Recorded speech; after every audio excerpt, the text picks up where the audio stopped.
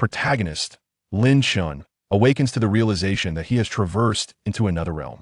Moreover, he has assumed the role of Naruto's twin brother and has become the complete Jinchūriki of the Nine-Tails. Chapter 1.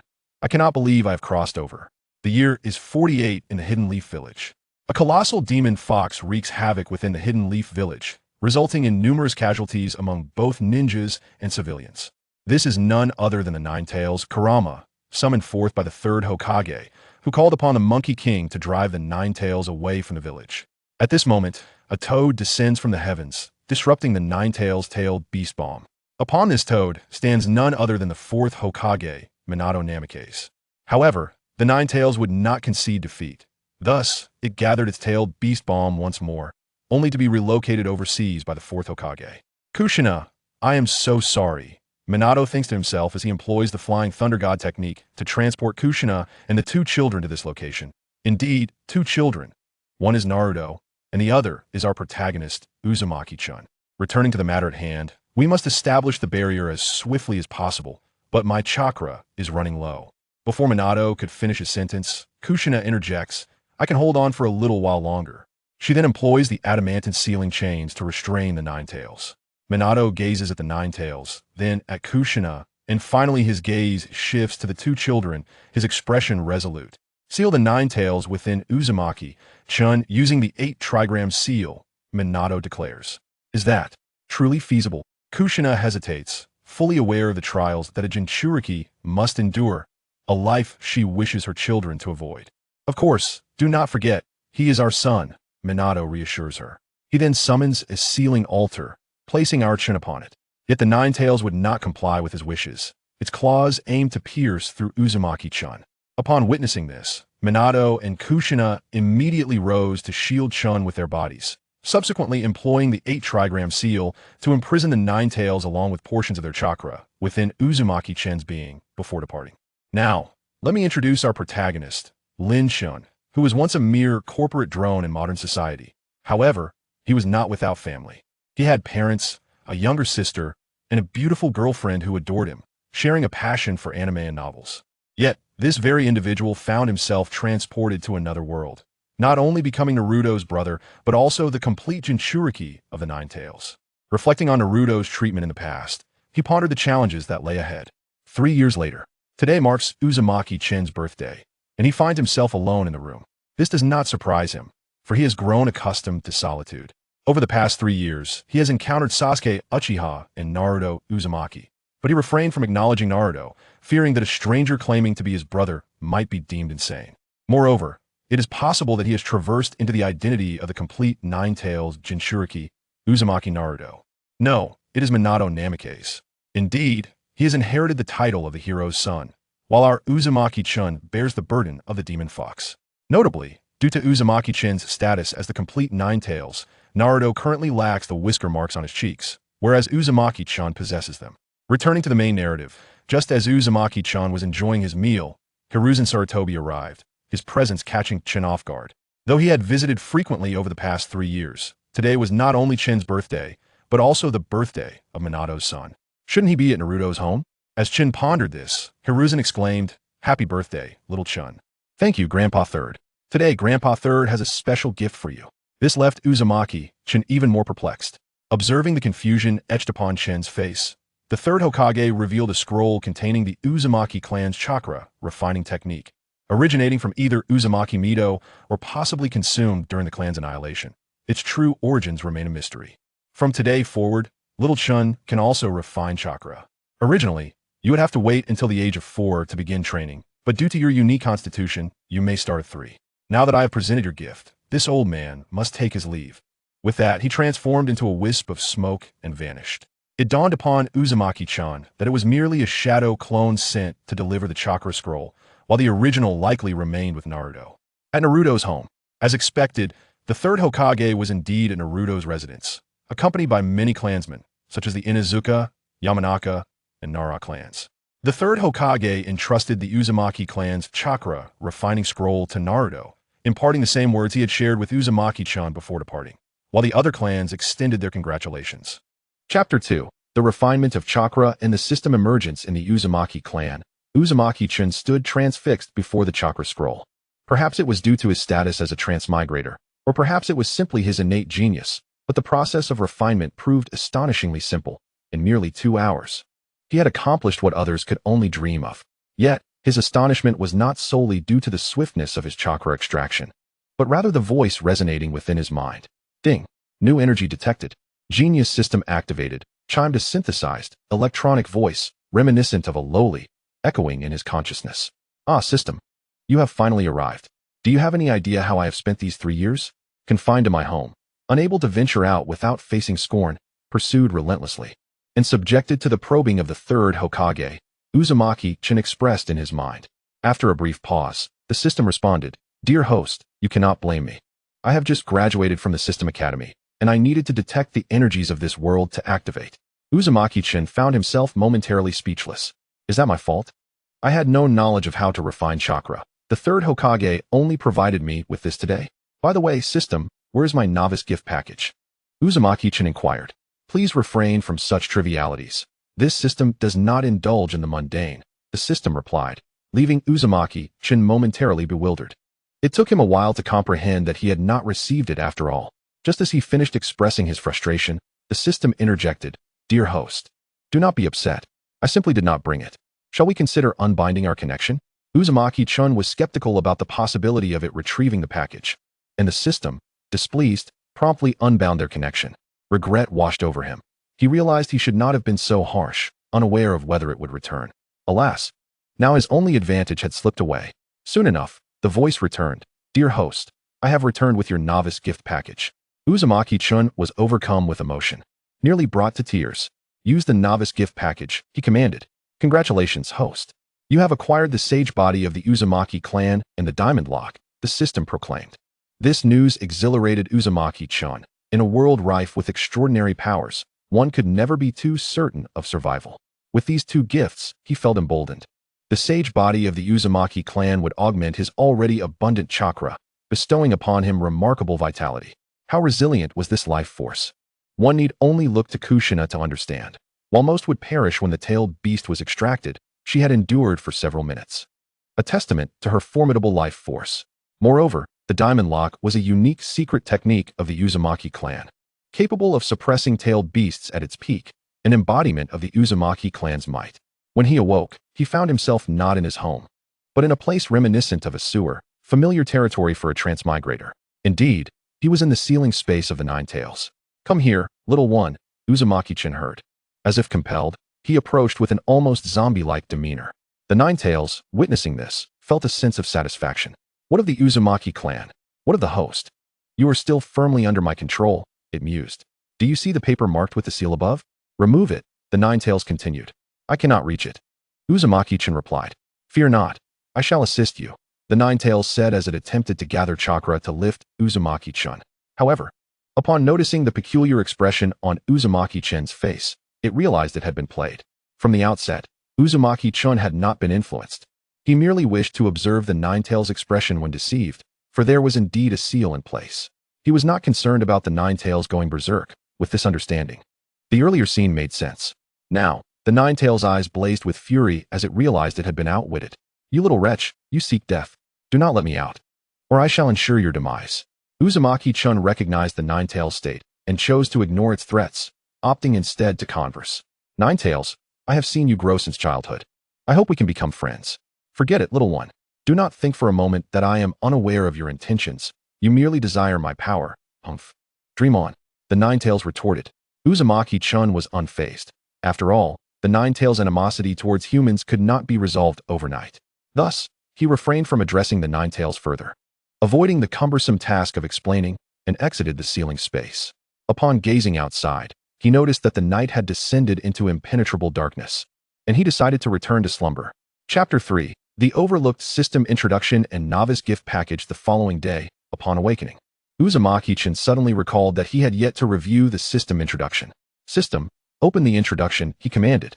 The system replied with a hint of melancholy. Dear host, you have finally remembered me. At that moment, had the system been capable of assuming a human form, Uzumaki Chen would have undoubtedly seen a look of wistfulness in its eyes. The system proceeded to unveil its introduction. This system is the genius system, dedicated to assisting the host in becoming a super genius. The host can complete system tasks to earn rewards in ninjutsu. This system features only a task interface and a system space, with no additional interfaces. The system space is exclusively for storing system rewards and cannot accommodate other items. The rank of ninjutsu is determined by the difficulty of tasks completed. While most tasks incur no penalties for failure or refusal, some do carry consequences, albeit not fatal. Please be prepared, host. Furthermore, this system encompasses numerous hidden tasks. Completion will yield rewards in ninjutsu or various talents, such as culinary skills, among others. Note: rewards for hidden tasks are distributed randomly. Upon finishing the introduction, Uzumaki-chan fell into deep contemplation. The system introduction was surprisingly straightforward, emphasizing the necessity of completing tasks. Yet he was left wondering what tasks the system might issue and when. After much thought, he decided to set aside these queries. Then, a sudden realization struck him. He had yet to claim his novice gift package. Yesterday, he had merely glanced at it without integrating it. System, merge the novice gift package, Uzumaki-chan commanded. Contemplating the options before him, two choices appeared, one for immediate fusion and the other for gradual integration. He opted for gradual integration. An immediate fusion would undoubtedly attract the attention of the ANBU, who would promptly report to the third Hokage. The third would certainly come, and that would lead to complications. Gradual fusion would not take long, as he had inherited Kushina's sage body. This reward merely aimed to purify the sage body further. Thus, he proceeded to merge the diamond lock, which required no elaborate process, and fused it directly. In the ensuing days, he dedicated himself to training, and his chakra soon rivaled that of any genin. Each evening, he would enter the ceiling space to engage with the Nine-Tails.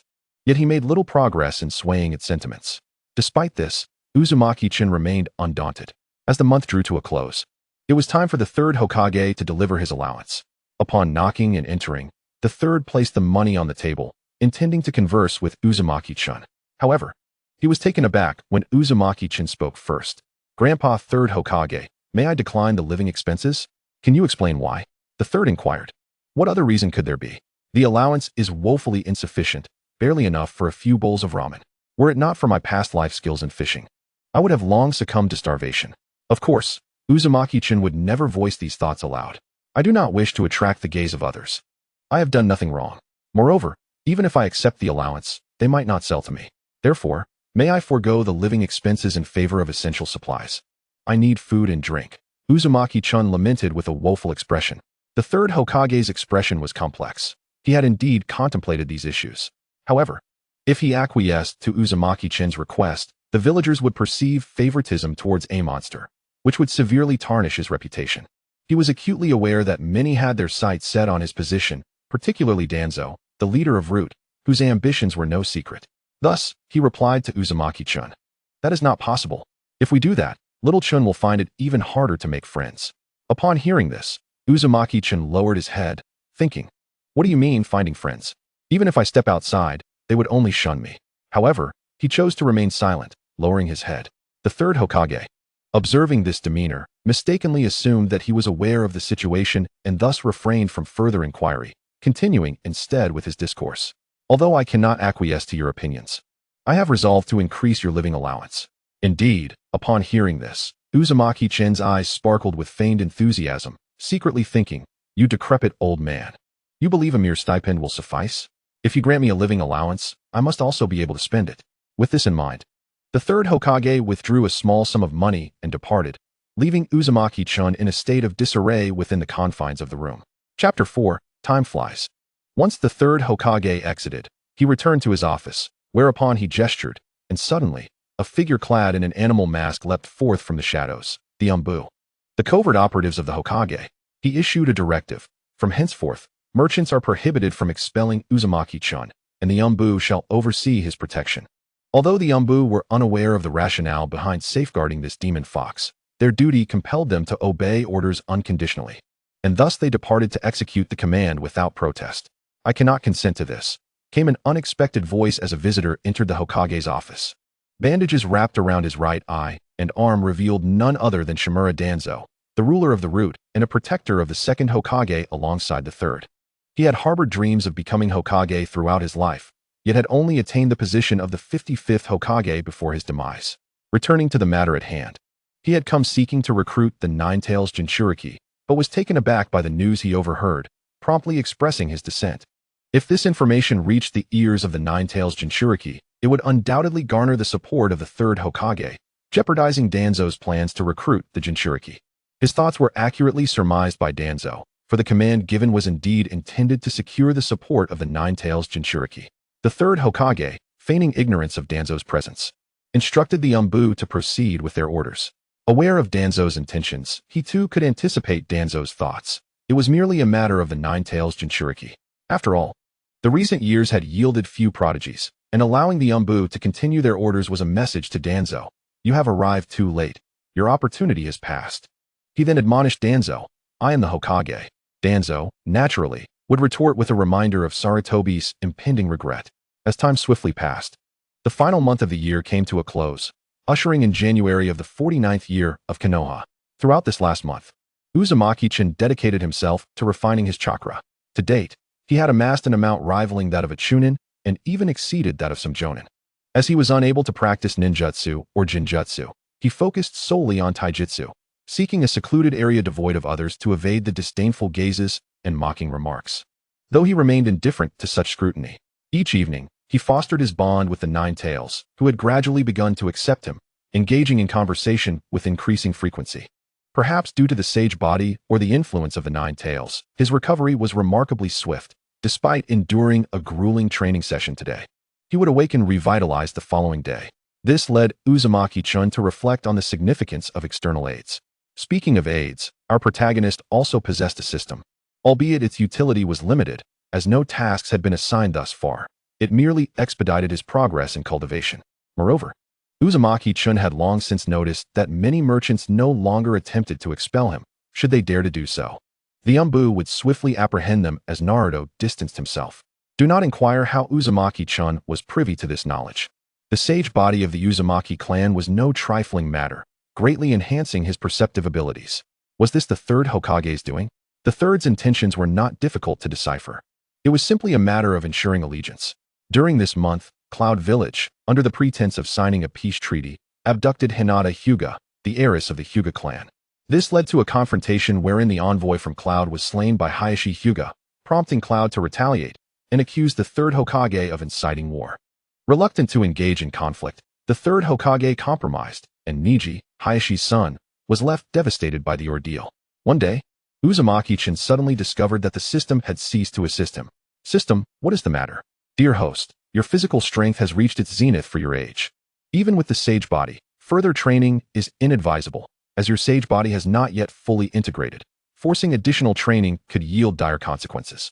Understanding dawned upon Uzumaki-chan. His physical strength, combined with his proficiency in taijutsu, now matched that of any chunin and could even contend with some jonin for several minutes. With his physical strength at its limit, he resolved to pause his taijutsu training, for his chakra was comparable to that of ordinary jonin, and with the Nine-Tails' assistance, he suspected he could rival even the peak members of the Senju clan. Hence, he decided to refrain from further training for the time being. Chapter 5. The Person in the Grass. Abruptly, Uzumaki-chan called out, "Who is there?" as he cast a stone into the thicket. Although he had sensed the identity of the individual, he sought confirmation.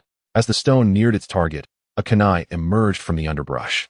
The individual, realizing they had been exposed, discarded their pretense and revealed their true self. A figure with yellow hair, clad in an orange jacket and pants, complemented by blue ninja sandals.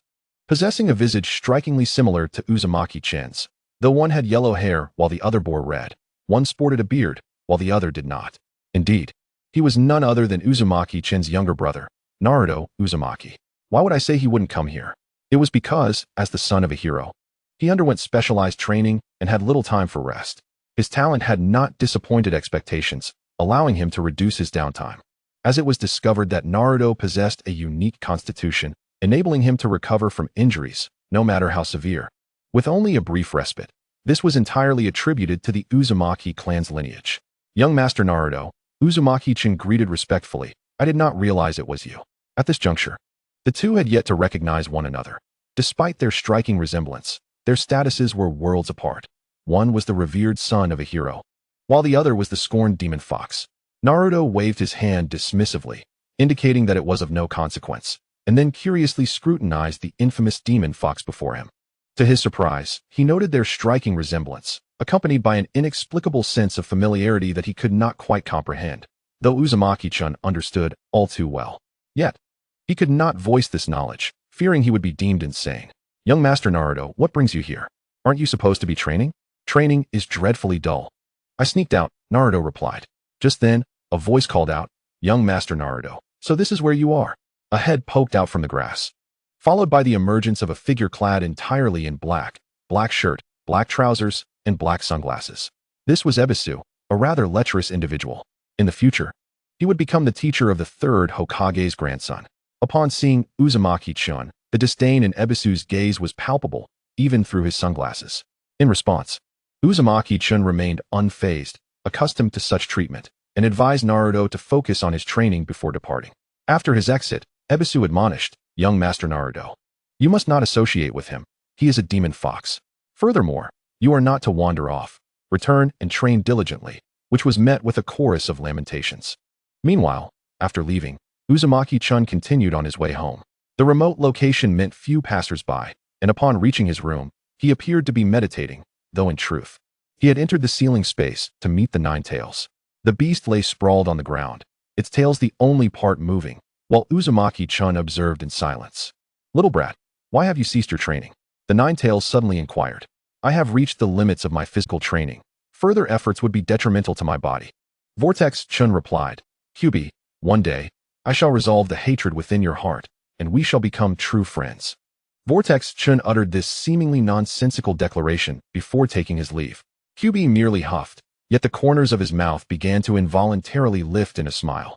Upon emerging from the ceiling space, Vortex-chun heard a voice resonating in his mind. Congratulations, host, on completing the hidden task and advancing your relationship with Kyubi.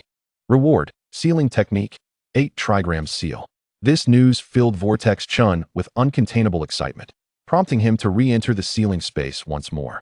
Kyubi regarded him with a puzzled expression. Little brat, why have you returned? I've come to change your living conditions, Chun replied. At these words, Kyubi's confusion deepened. Vortex-chun formed hand seals, transforming the dank, sewer-like surroundings into a fragrant meadow filled with the melodies of birds. How did you accomplish this? Kyubi inquired, eyes wide with disbelief. It's merely a matter of channeling chakra into the space and altering it according to my will. Upon hearing this, Kyubi's mouth twitched. Do not trivialize such a complex matter, he retorted. Hey, well then, Kyubi, I have altered your living environment. You need not live in suppression any longer. However, this has taken quite a toll on me, so I must take my leave. Just as he stood, a wave of exhaustion washed over him, causing him to faint. As he began to fall, one of Kyubi's tails shot out, catching Vortex-chun and gently transporting him back to the confines of Kyubi's prison. You little rascal, Kyubi muttered before curling up and falling asleep. When Vortex-chun awoke, he found himself resting on Kyubi's tail, eliciting a joyous laugh from him. Observing this, Kyubi asked, Little brat, what are you laughing about? In response, Vortex-chun queried, Kyubi, do you consider us friends? Who said that? Kyubi retorted immediately. Vortex-chun did not take the words to heart, well aware of Kyubi's prideful nature. As he prepared to depart, Kyubi suddenly declared, From now on, call me Kurama. That is my name. Vortex-chun acknowledged this and exited the ceiling space, feeling exuberant, for he had finally earned Kyubi's recognition.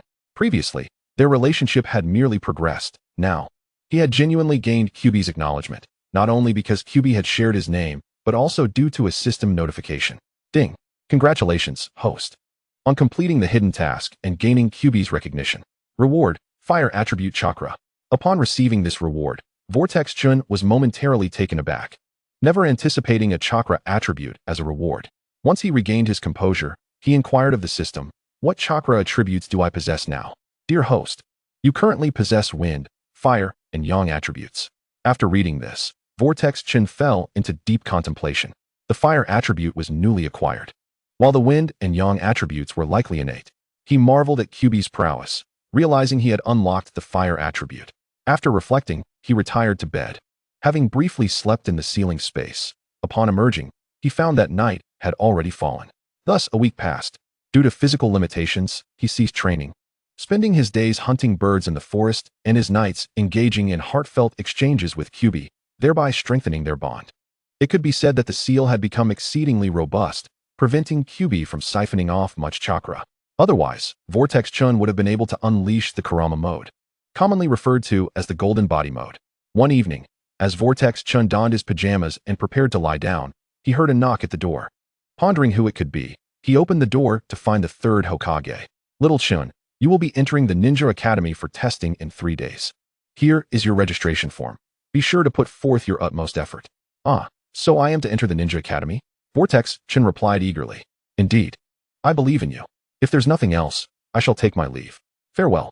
After the third Hokage departed, Vortex Chun was left in deep thought. Would he meet the Konoha 12? Perhaps he would even encounter Niji and his friends, as they were merely 1 year his senior, making it quite possible. 3 days later, at the Ninja Academy, the day of the entrance examination arrived. The venue was bustling with activity, yet in the midst of the throng, a vacuum of space emerged, where a red-haired boy stood clad in black, adorned with the Uchiha clan's crest on his back. He was alone, without parental supervision, and many dared not approach him, whispering fearful epithets like demon fox and monster. Indeed, he was our protagonist, Vortex Chun.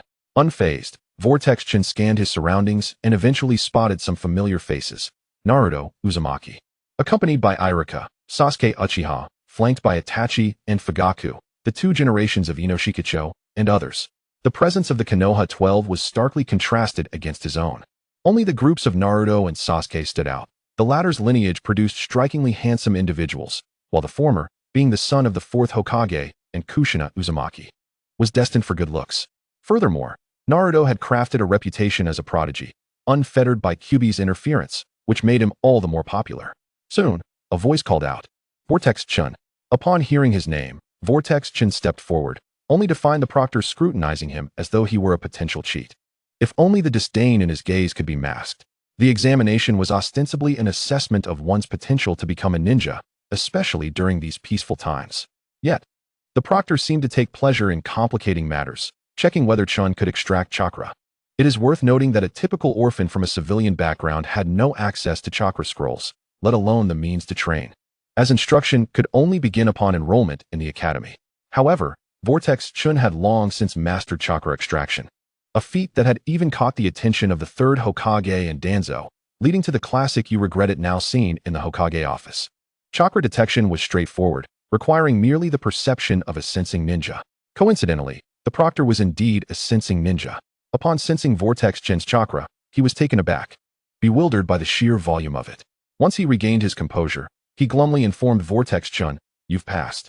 Hearing this, Vortex Chun seized his acceptance letter and departed. Chapter 6. A chance encounter at Ichiraku Ramen with Naruto.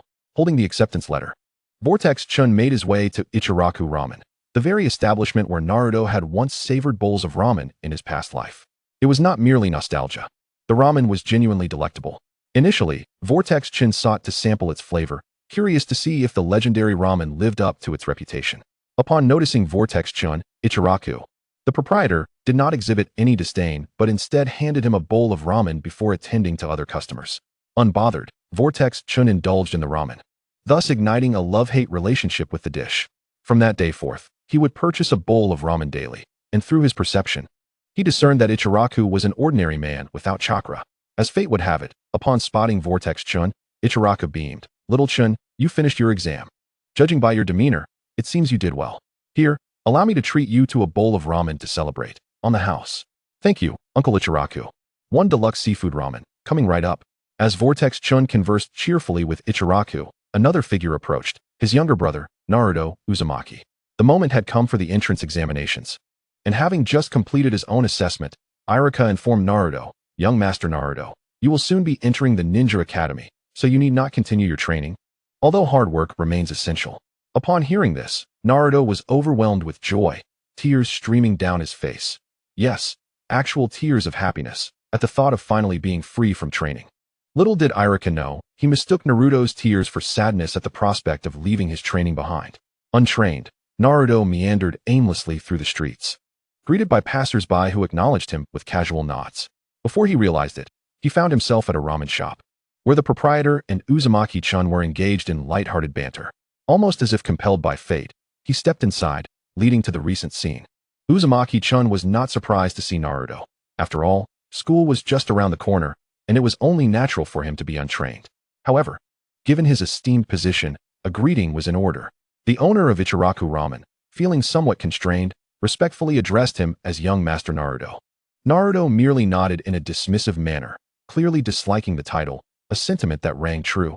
He was a remarkably self-reliant individual, unwilling to dwell in the shadow of his father. Uzumaki-chan, being his elder brother, understood him well despite their lack of shared living experiences. The bond they shared was profound, and as a time traveler, Uzumaki-chan was acutely aware of Naruto's thoughts. Upon hearing the title, Naruto visibly brightened. "I've had no training, found myself bored, and wandered here quite by accident. I just so happened to be hungry and decided to enjoy a bowl of ramen." After saying this, he began to scrutinize the kitsune before him, discovering that he did not harbor any animosity towards him. Yet, he pondered why the fox was often met with disdain. There were no notorious rumors regarding his mischievousness, and each encounter brought a sense of inexplicable familiarity, an uncanny resemblance that left Naruto baffled. "Oh, your response was anticipated, young Master Naruto. Here is your ramen," Uzumaki-chan said just as Naruto was lost in thought. The arrival of the delicious dish interrupted his musings, and his stomach began to rumble. "Let us dig in," he exclaimed before diving into his meal, marking the beginning of yet another tale of love and rivalry with ramen. Details that would be saved for another time. "Delicious. I've decided I shall frequent this place often." "Welcome, young Master Naruto," the owner of Ichiraku said with delight. If others knew that the hero's son enjoyed his ramen, business would surely flourish. "Naruto-kun, may I inquire why you seem to be gazing at me so intently? By the way, staring at someone is rather impolite," Uzumaki-chan remarked. Although he could surmise the reason, he sought confirmation. "It's nothing. I just noticed we bear some resemblance," Naruto replied. "Perhaps it's mere coincidence."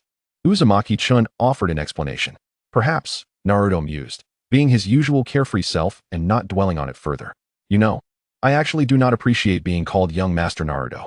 It makes me feel as though I am destined to live in my father's shadow, leading a life of mediocrity. Moreover, I dislike my current lifestyle, training incessantly, always being scrutinized, unable to relax."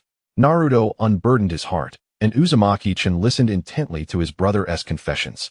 Once Naruto finished, he realized his own unease. Previously, he would have kept such thoughts to himself, but today he had shared them with a stranger, which perplexed him. Choosing to dismiss it, he engaged in conversation with Uzumaki-chan for a while, learned his name, and then took his leave. As he walked along the path, he felt a significant weight lifted from his shoulders, surmising that perhaps the act of confiding in someone had brought him relief. He resumed his carefree demeanor and greeted Shikamaru and the others with enthusiasm. Chapter 7. Self-introductions at the Ninja Academy. Meanwhile, at the Nara household, two individuals sat at a table, one older and one younger, both sporting tied-back hair and adorned with the Nara clan's emblem. They were none other than Nara Shikaku, the clan leader, and his son, Nara Shikamaru, seemingly engaged in a game of chess. "Dad, why does everyone avoid Uzumaki-chan? Has he committed some wrongdoing?" "Yet, I've heard of no shocking incidents in the village, and he resembles Naruto-kun quite a bit," young Shikamaru inquired. "Is that so? What do you think of him?" Nara Shikaku retorted, diverting the question. "I haven't interacted much with him, but I noticed Naruto-kun seems quite happy in his company. So I deduce he is likely not a bad person," Shikamaru thoughtfully responded. "Then, let us respect your judgment," Shikaku replied, just as Shikamaru realized he had lost the game. Today marked the third day following the entrance examination and the opening ceremony of the Ninja Academy. Uzumaki-chan donned his customary black attire. The surroundings were still devoid of any company, prompting the third Hokage to grow anxious from afar. If this continued, it would only be a matter of time before Uzumaki-chan would defect. He needed to forge connections. Soon, it was time for the third Hokage to address the gathering, delivering the familiar rhetoric of the Will of Fire, which Uzumaki-chan had heard since childhood. Yet, in an effort to blend in, he feigned excitement. Knowing that aside from the Nine-Tails, he possessed no real strength, he couldn't rely on the beast indefinitely. Furthermore, the Nine-Tails was his trump card. Could one afford to expose such a secret? The answer was a resounding no. Hence, he needed to conceal himself, diminishing his presence rather than amplifying it as Naruto had done in the original narrative, perhaps due to age or some other reason. The third Hokage spoke for over 2 hours, reminiscent of a modern leader's lengthy address. The teachers beside him appeared drowsy until he finally concluded. Next came the class assignments. And without question, Uzumaki-chan was placed in the elite class. As he entered the classroom, the previously raucous atmosphere fell silent, with all but 8 of the so-called little strong ones displaying expressions of disdain. They could not fathom why this kitsune had passed the examination and was now in the elite class. Even Haruno Sakura, despite being one of the little strong ones, could not escape the complexities of her background as an ordinary citizen without any clan. Navigating through the sea of complicated gazes, Uzumaki-chan approached the back, where, oddly enough, no one occupied the seats. Gradually, the remaining students arrived, yet the back remained empty, clearly indicating their reluctance to sit alongside the kitsune. Shortly thereafter, a teacher entered, sporting a scar on his nose and clad in a chunin vest, writing his name on the blackboard. I am Irika Yumino. You may call me Teacher Irika. I enjoy eating ramen. Now that I've introduced myself, it's your turn. Is there anyone willing to go first? Upon hearing this, not a single hand was raised, leading to an awkward silence for Irika. Observing this, Uzumaki-chan thought it unacceptable for his mentor to feel uncomfortable and raised his hand. Irika was about to instruct that they take turns, but paused upon noticing the kitsune had volunteered, his brow furrowing slightly, yet he refrained from commenting. Since this student has raised his hand, let us begin with him, Irika declared. The class turned to see who had volunteered, and upon recognizing Uzumaki-chan, their expressions grew even more complex: surprise, fear, and predominantly, disdain. Uzumaki-chan approached the podium and addressed the class. Hello everyone, my name is Uzumaki-chan. I enjoy eating ramen because Uncle Ichiraku does not shun me. My dream is to gain everyone's approval. Whether or not I become Hokage is inconsequential. That concludes my introduction. Thank you all. With heartfelt sincerity, he bowed to the class, prompting Irika to reflect. Uzumaki-chan did not seem to embody the malevolence attributed to him. Moreover, he realized he should not harbor hatred towards him. It was the Nine-Tails that had slain his parents, not Uzumaki-chan. He was merely a 4-year-old child. Coming to this realization, Irika's gaze softened significantly towards Uzumaki-chan. When Uzumaki-chan noticed Irika's change in demeanor, he understood his plan had succeeded. Indeed, from the outset, Uzumaki-chan intended to reshape Irika's perception of him. For Irika was a chunin and undoubtedly skilled in ninjutsu. Seeking his guidance would be far more convenient. Furthermore, as the host of the Nine-Tails, he would undoubtedly attract the third Hokage's attention. Now, he held every reason to believe that the third Hokage was observing his introduction through a telescope. With the arrival of Uzumaki-chan, everyone mustered their courage. Finally, after the introductions were completed and mutual acquaintance was established, they dispersed. Interestingly, Uzumaki-chan noticed that Naruto Uzumaki and Sasuke Uchiha seemed to have known each other for quite some time, yet for reasons unknown, they regarded each other with disdain. This led Uzumaki-chan to muse that the wheels of fate had already begun to turn. Moreover, during Naruto and Sasuke's self-introductions, they garnered quite a few admirers. It was inevitable. The former was the child of the fourth Hokage and Kushina, and he lacked any facial hair that might detract from his looks. As for the latter, the Uchiha clan was renowned for producing strikingly handsome individuals. Among their aspirations, Naruto dreamed of surpassing his father, the fourth Hokage, while Sasuke aimed to outshine his older brother. Itachi Uchiha. Chapter 8. The First Class at Ninja School. In the Hokage's office, as Uzumaki-chan had anticipated, the third Hokage was employing a telescope technique to observe Irika's class, primarily focusing on Uzumaki-chan. Upon hearing Chen's aspirations, he instinctively assumed that the child was deliberately performing for his benefit. However, he dismissed this notion, realizing that a 4-year-old could hardly comprehend such complexities. Thus, he did not dwell on it, and summoned the Umbu operatives. Withdraw a portion of the Umbu from Uzumaki-chan's side, but do not relax your observation. The third Hokage instructed. After all, they are now in school, and any matters should be manageable within that environment. The Umbu operatives accepted their command and departed. At the ninja school, a notification chimed. Congratulations, host, for completing the hidden task of altering Irika's perception of you. Reward, mastery of culinary arts. This was a surprise for Uzumaki-chan. He had not anticipated triggering a hidden task, albeit the reward seemed rather trivial. Better than nothing, at least. The next day, after a day of mingling, the classmates found Uzumaki-chan to be quite amiable and not a monster as they had presumed. Coupled with his boldness during the self-introduction, they accepted him as one of their own.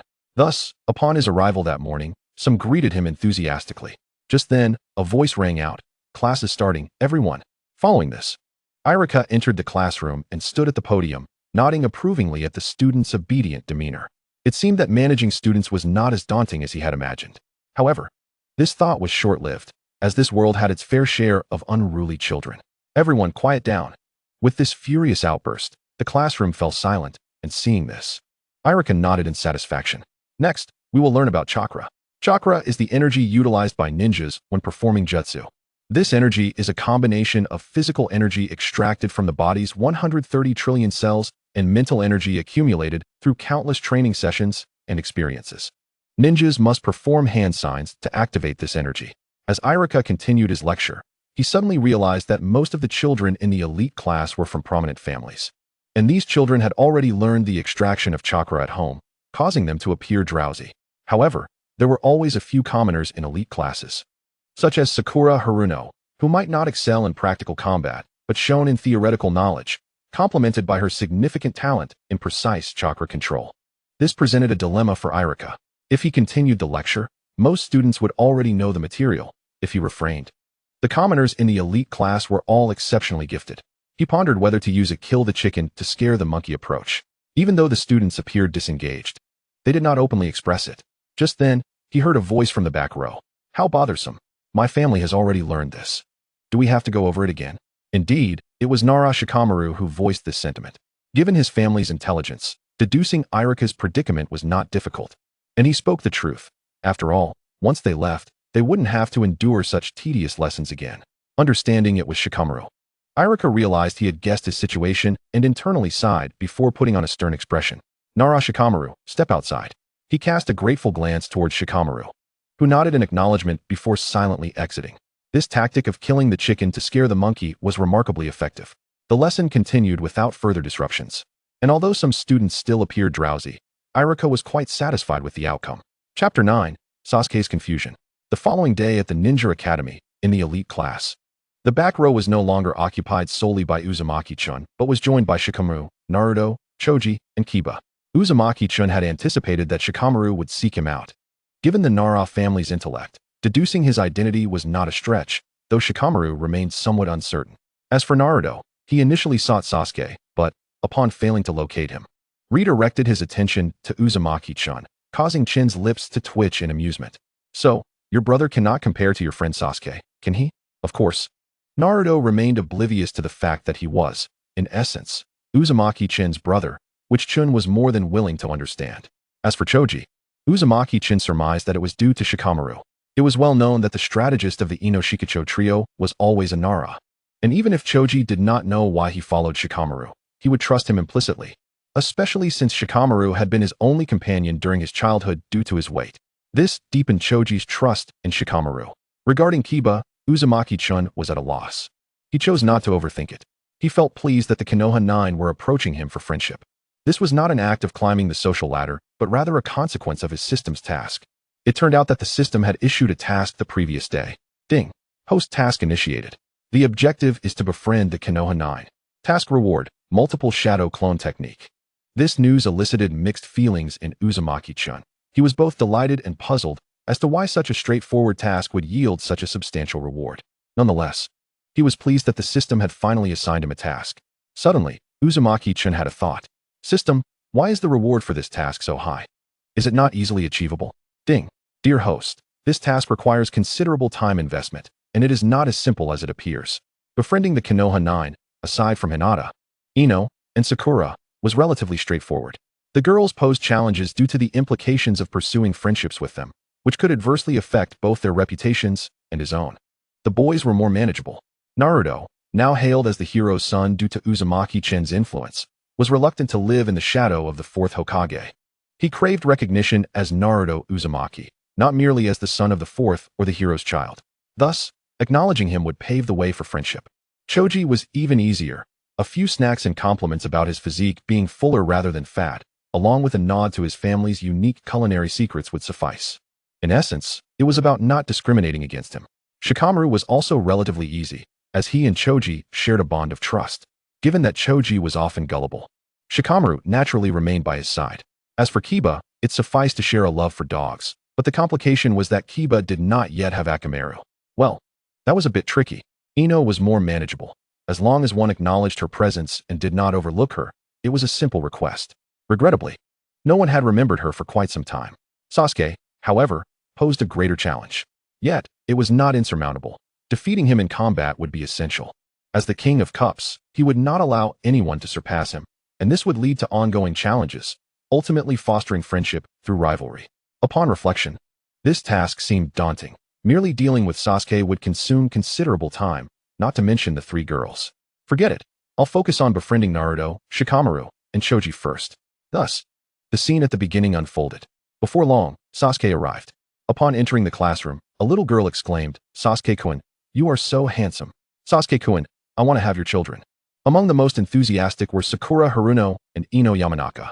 Upon witnessing this scene, Uzumaki-chan couldn't help but marvel at the precocity of the children, realizing that they were already conversing about procreation at such a tender age. The offspring of the Hokage truly exhibit remarkable maturity. As Sasuke noticed Naruto nearby, he approached, immediately engaging in banter. "Isn't this our esteemed Naruto? After just a few days, you've really let yourself go." Naruto, not one to tolerate such insults, swiftly retorted, "And you are Sasuke, I presume? Where's your brother Itachi?" Both were seasoned practitioners of verbal sparring. Sasuke merely snorted, clearly accustomed to such exchanges. "Naruto, come over here." With that, Sasuke led Naruto away, leaving the others in a state of bewilderment, while only Uzumaki-chan appeared to be lost in contemplation, pondering the intricacies of the situation. "Sasuke, did you truly not recognize Uzumaki-chan from the outset? I feel there is an uncanny resemblance between you two," Sasuke remarked. Having kept a keen eye on Uzumaki-chan, the more he observed, the more astonished he became. As the similarities between Uzumaki-chan and Naruto were striking, barring the differences in facial hair and hair color, they were nearly identical. "I genuinely didn't know him. I only became acquainted with him when he caught me sneaking out to play instead of training that day, and we shared a bowl of ramen once. Our interactions have been limited to those 2 occasions. Perhaps it is all mere coincidence," Naruto responded earnestly. "Very well." Upon hearing this, Sasuke chose not to press further and departed. Chapter 10. The upcoming outdoor classes. After leaving, Sasuke was not one to abandon his inquiry into Uzumaki-chan. He resolved to return home and consult his father, Uchiha Fugaku.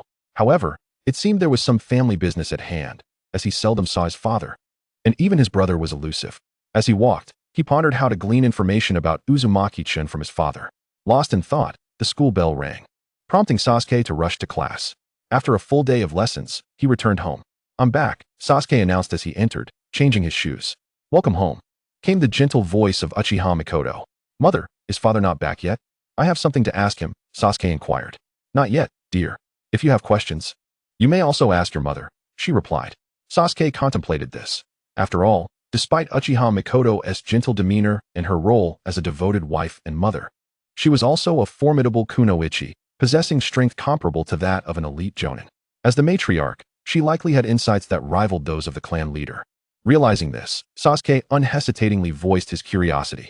"Why do Uzumaki-chan and Naruto resemble each other so closely? Is there some connection between them?" Upon hearing this question, Uchiha Mikoto paused momentarily. Did she know the answer? Of course, she did. Uzumaki Kushina was her dear friend. When Kushina discovered she was expecting twins, she had even boasted about it to her. However, the 3rd Hokage had publicly declared that Kushina had only one child, leaving no doubt that the other child was Uzumaki-chan. Due to the turmoil of the Nine-Tails incident, the Uchiha clan had relocated to the village's outskirts, as proximity to the Jinchūriki of the Nine-Tails would complicate their situation further. Thus, both Uchiha Fugaku and Uchiha Mikoto had maintained a pretense of unfamiliarity with Uzumaki-chan. Seeing his mother's momentary lapse, Sasuke knew she must possess the answer and pressed her further. "Mother, could you please tell me?" "Sasuke, it is perhaps best that you remain unaware of the answer to this question. It pertains to the fate of the Uchiha clan, and discussing others in private is considered impolite," she admonished. At her words, Sasuke dutifully suppressed his curiosity, choosing not to pursue the matter further. After all, as one who took pride in being an Uchiha, he understood the weight of the clan's legacy. Moreover, Mikoto was correct. It was indeed disrespectful to speculate about others in secret. The next day at the Ninja Academy, in the elite class, Irika announced, "Students, starting next week, we will have outdoor classes, including shuriken throwing, combat practice, and extracurricular activities. Please prepare the necessary items at home." Instantly, the classroom buzzed with excitement, as no one wished to remain cooped up indoors. Thus, Uzumaki-chan spent another day at the Ninja Academy. However, he had not been idle at home. He had been diligently practicing taijutsu, and with the integration of the sage body of the Uzumaki clan, he resumed his pre-enrollment routine, merely shifting his daytime training to after school. Following his physical training, he refined his chakra, thanks to the sage body of the Uzumaki, coupled with the Nine-Tails. He felt no concern about overexerting himself. Notably, Uzumaki-chan had forged friendships with Naruto, Shikamaru, Choji, Kiba, and Shino. Sasuke had no worries, as there would soon be combat classes. The ones feeling anxious were Sakura and the other two girls. As always, Uzumaki-chun was a young man. Despite nearing 30 in total from both lives, he had yet to develop a boldness that would allow him to approach girls freely, especially not 3 of them, lest he be labeled a scoundrel. Chapter 11. The upcoming combat class and the third Hokage's gift of ninja tools the following day. Uzumaki-chun resumed playing with Shikamaru and the others. Since Shino had been touched that Uzumaki-chun had acknowledged him when he arrived yesterday, he joined the group. Thus, during the last period of the afternoon, as tomorrow was the weekend, Iruka reiterated the plans for next week's outdoor classes before dismissing the class. It was then that Uzumaki-chun recalled that he had yet to purchase kunai, shuriken, and other equipment. Despite the third Hokage having supplemented his living expenses, it was insufficient for such purchases. However, upon reflection, he recalled that Naruto in the original story seemed to fare worse. He could only afford expired food due to his limited budget, yet he never appeared to lack kunai or shuriken. Thus, Uzumaki-chun speculated that either the school provided kunai and shuriken, or the third Hokage was at home awaiting his return to bestow such items upon him. With this thought settled, Uzumaki-chun sauntered home. Due to a prohibition issued by the third Hokage, he did not hear any disparaging remarks from villagers. Although their disdainful glares were unmistakable, he paid them no mind. Upon returning home and calling out, "I'm back," he was met with silence, confirming his first assumption. However, it seemed unlikely that the academy could be so extravagant. After all, the entire ninja academy had not only the elite class, but several others, with each class containing at least 30 students. Providing each student with a full set of equipment would surely deplete the school's resources. Yet, one must not forget that kunai and shuriken were subject to wear and tear, so it was improbable that each student would receive only one set. While pondering this, the doorbell rang. Uzumaki-chun opened the door to find the third Hokage standing there. Seeing the third Hokage, Uzumaki-chun was not surprised. Instead, he wore an expression of expected delight. "Ah, I knew it. It's the third Hokage bringing ninja tools. Little Chun, I heard that your ninja academy is starting outdoor classes, so I've come to deliver your ninja tools," the third Hokage stated. Even though Uzumaki-chun had anticipated this, he feigned surprise, for after years of serving as Hokage, the third possessed considerable strength. Otherwise, he would have been overthrown long ago. After seeing the third off, Uzumaki-chun began his training. Soon, night fell, and Uzumaki-chun lay in bed, entering the ceiling space. "Kurama, I've come to see you again," Uzumaki-chun said with a smile. "Humph," Kurama grunted in acknowledgement. "Why do you always come at night?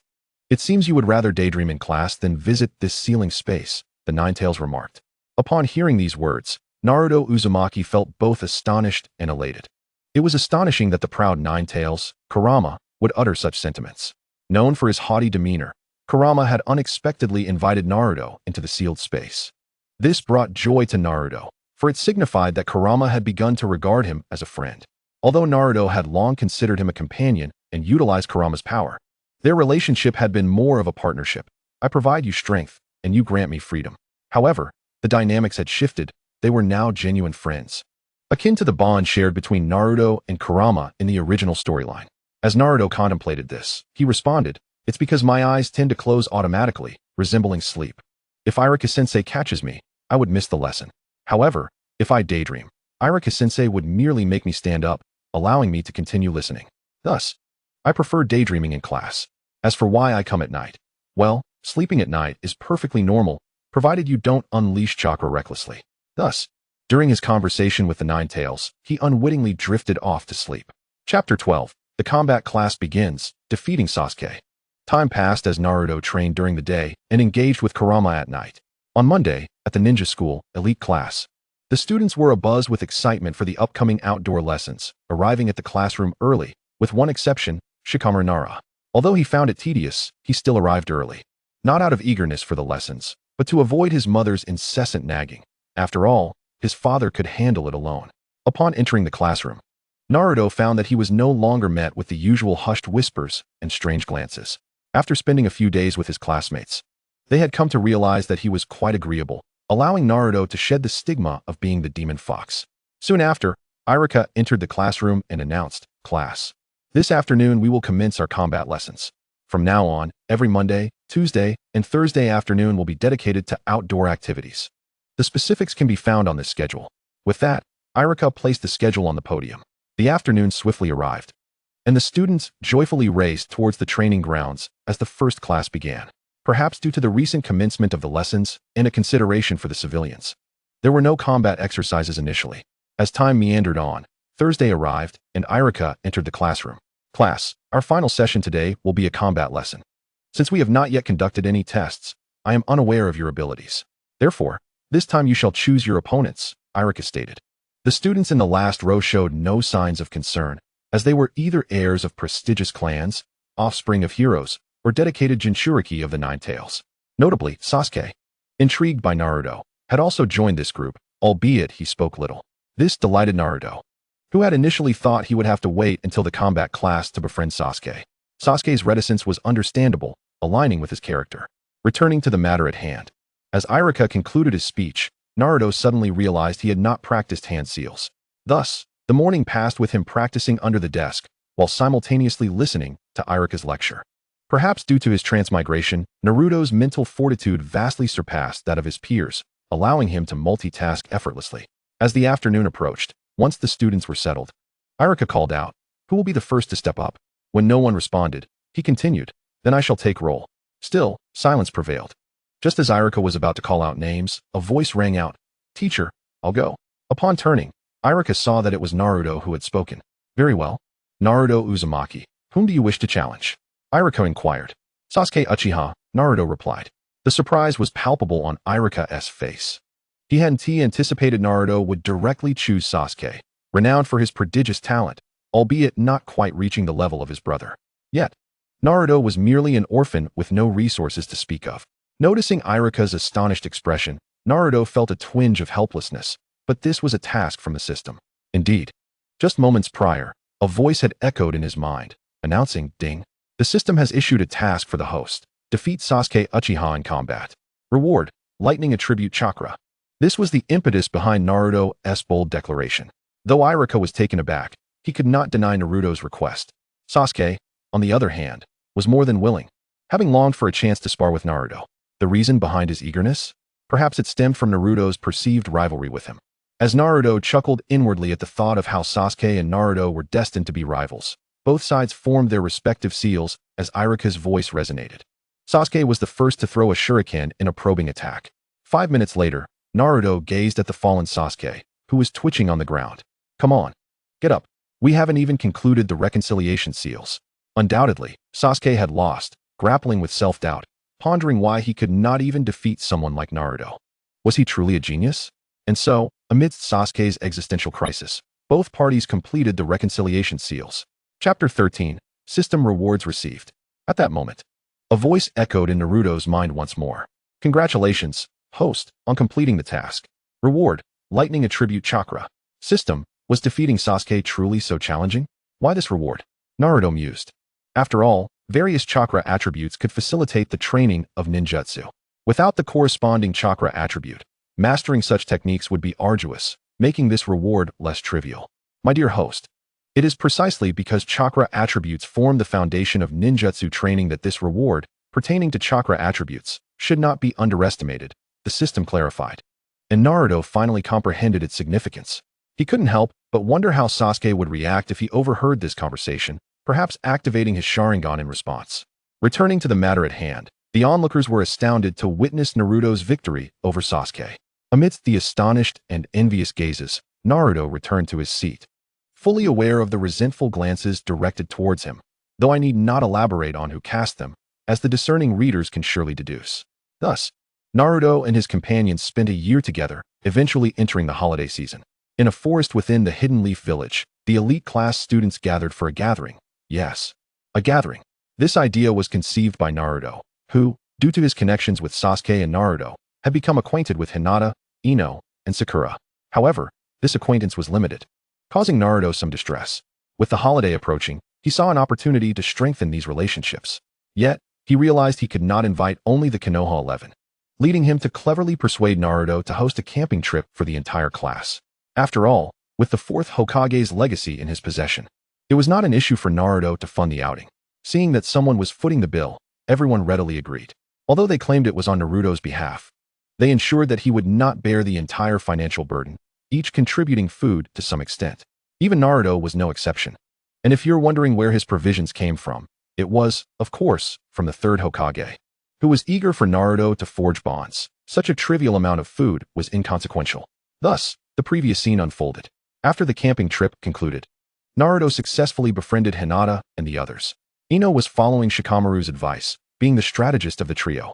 As for Hinata and Sakura, their thoughts were nearly identical. Merely with different characters. Naruto-kun, help me pursue Naruto-kun. But why does Naruto-kun resemble him so much? Regardless, it was clear to them that Naruto was worth nurturing a deeper friendship. Morning, please help me pursue Sasuke. He is worth befriending. Thus, Uzumaki Morning successfully accomplished his first task. Upon returning home, the familiar voice of the system resonated as anticipated. Congratulations, host. You have completed the system's first task. Your reward is the shadow clone technique, and considering this is your inaugural task, you are also granted the supreme talent for learning. System. What does this supreme talent for learning entail? Uzumaki Morning inquired. The system proceeded to elucidate the benefits of the supreme learning talent. As the name suggests, this talent enables Uzumaki Morning to immediately comprehend the technique, albeit without proficiency. Mastery would require gradual practice. This talent could even extend to bloodline limits, provided he integrates chakra himself. Upon hearing the explanation, Uzumaki Morning's eyes sparkled with excitement. System. Integrate the supreme learning talent with the shadow clone technique. Instantly, a refreshing clarity enveloped his mind.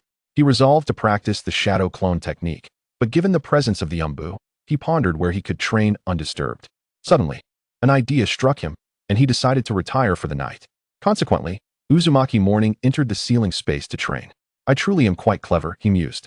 Kyubi, may I borrow your living room? Yes, your living room. Uzumaki Morning had previously constructed a dedicated space for Kyubi within that fragrant sanctuary. Although Kyubi was perplexed by Morning's request, he refrained from voicing any objections. Shadow clone technique. Soon, the living room was filled with numerous clones of Uzumaki Morning. He felt quite satisfied. After all, he was a member of the Uzumaki clan. Notably, the Sage Mode had already been fully integrated, so despite the room being filled, Uzumaki Morning remarked that it was somewhat pressuring but not overwhelming, as it was, after all, Kyubi's living space and could not be too small. Chapter 14. The final grades have arrived. Uzumaki Morning practiced the shadow clone technique until he achieved remarkable proficiency, ensuring no chakra was wasted. It is worth mentioning that by the time he realized he could practice ninjutsu in the ceiling space, he had already mastered tree climbing and walking on water, which led to Kyubi's lengthy complaints. However, there was little he could do. It was his own body, and he could modify it as he pleased. As his chakra increased, controlling it became increasingly challenging, but fortunately, with the supreme learning talent, it was much easier than before. Uzumaki Morning couldn't help but marvel at how advantageous having talent could be. While his innate talent was commendable, being the child of the fourth Hokage and Kushina Uzumaki, it was undeniably remarkable. Nevertheless, Uzumaki Morning did not intend to utilize the shadow clone technique extensively just yet. He would only create a single clone, as explaining it would be cumbersome. Moreover, if he recalled correctly, Mizuki would attempt to manipulate him into stealing the Sealing Book, a tome containing numerous ninjutsu, albeit with many likely to be redacted by the third Hokage. Thus, he resolved to create at most one clone, and if questioned, he would attribute it to Naruto's teachings. After all, it was common knowledge that Uzumaki Morning was well acquainted with certain clan heirs, and the shadow clone technique was merely a B-rank ninjutsu. So it wouldn't raise too many eyebrows. Uchiha Clan District. Uchiha Fugaku's residence. Sasuke, your final grades have been released. You placed second overall. Not bad. But do not become complacent. This time, you merely triumphed over Naruto momentarily. Strive to outshine him for a lifetime, Uchiha Fugaku remarked. Sasuke was momentarily taken aback. Why did his father seem relieved upon hearing he placed second? In truth, Fugaku did not wish to feel this way. But having two geniuses in the Uchiha clan was already quite sufficient, especially with one being his own son. If the other son turned out to be an extraordinary talent as well, the hawkish elders within the clan would undoubtedly become even more inflated with pride.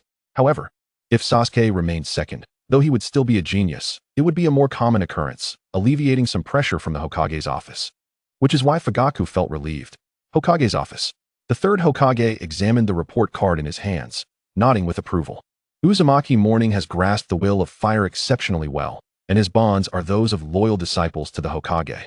However, this Uchiha Sasuke poses a potential threat.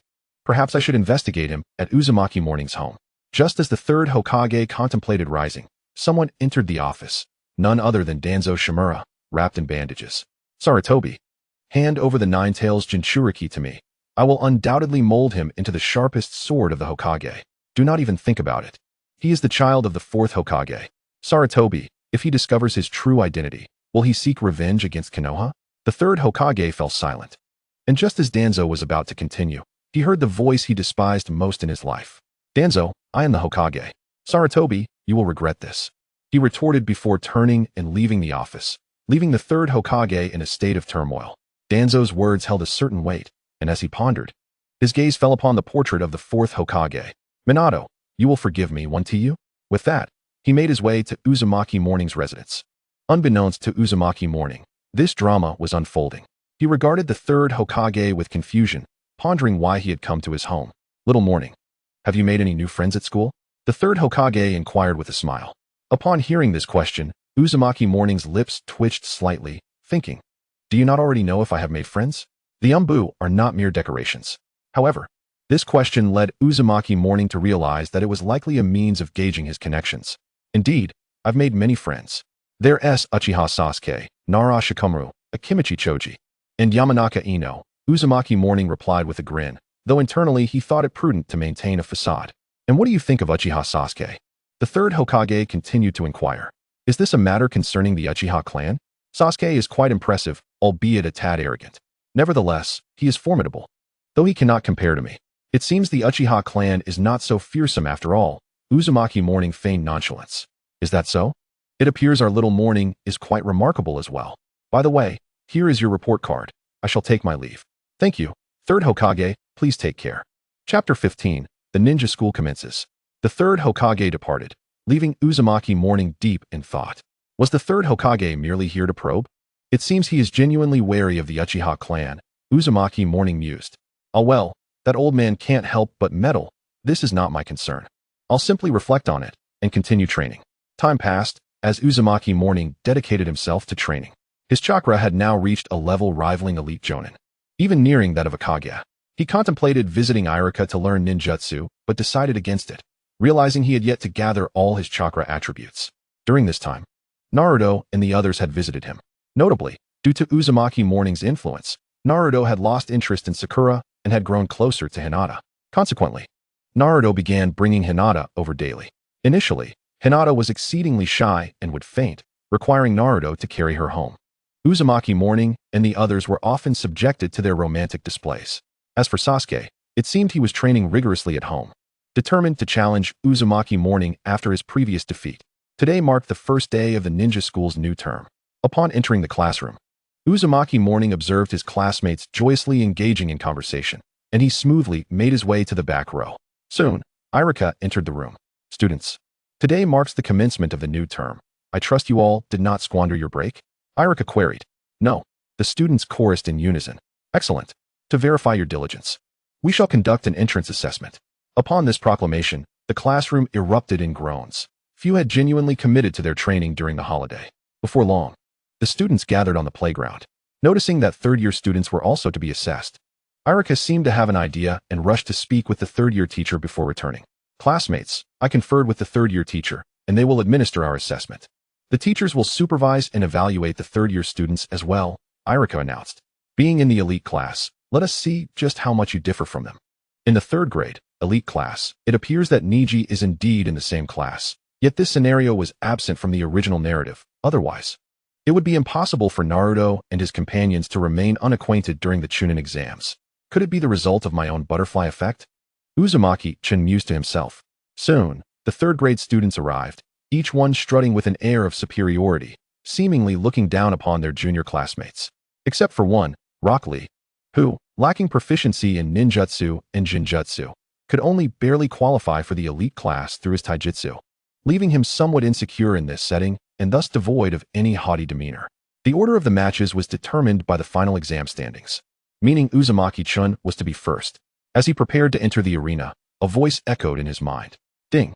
The host has received a mission. Defeat Hyuga Niji and receive Water Affinity Chakra as a reward. Defeating Niji? Simple enough. At that moment, the two stood at the center of their respective classes. In this first match, Uzumaki-chun versus Hyuga Niji, they declared, forming their hand seals. As the prodigy of the Hyuga clan, just how formidable are you? Uzumaki-chan taunted, watching Niji with a smirk. It was curious how he could utter such words. Niji's intent was to provoke Uzumaki-chan by emphasizing the term demon fox, but inadvertently, he offended the entire second year, inciting their ire. Naruto even urged Uzumaki-chan to defeat him, assuring that he would take the blame for any repercussions, except for Hinata, of course, as she was his sister. Once Naruto learned of their relationship, he instantly became obedient, but that is a tale for another time. The atmosphere grew tense, thick with anticipation. No more idle chatter. Let our skills speak for themselves, Uzumaki-chan declared.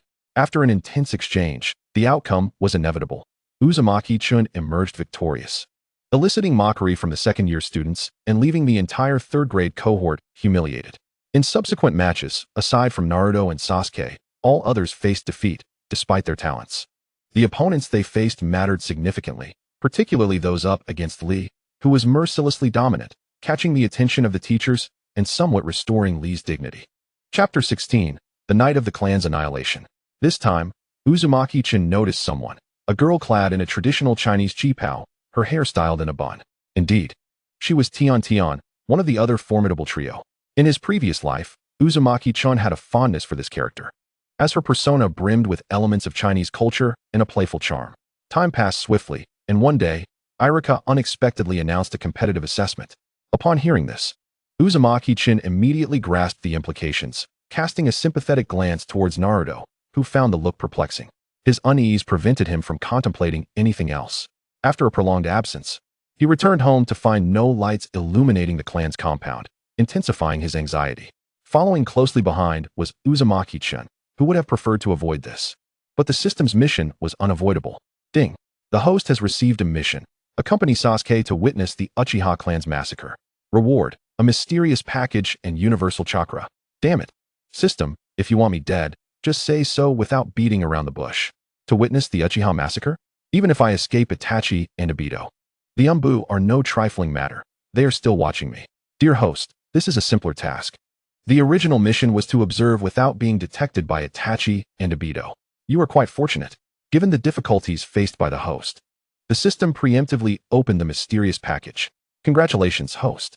You have acquired the Flying Thunder God technique, mastery of the entire series of Rasengan, an enhanced Sharingan, and a Kusanagi sword.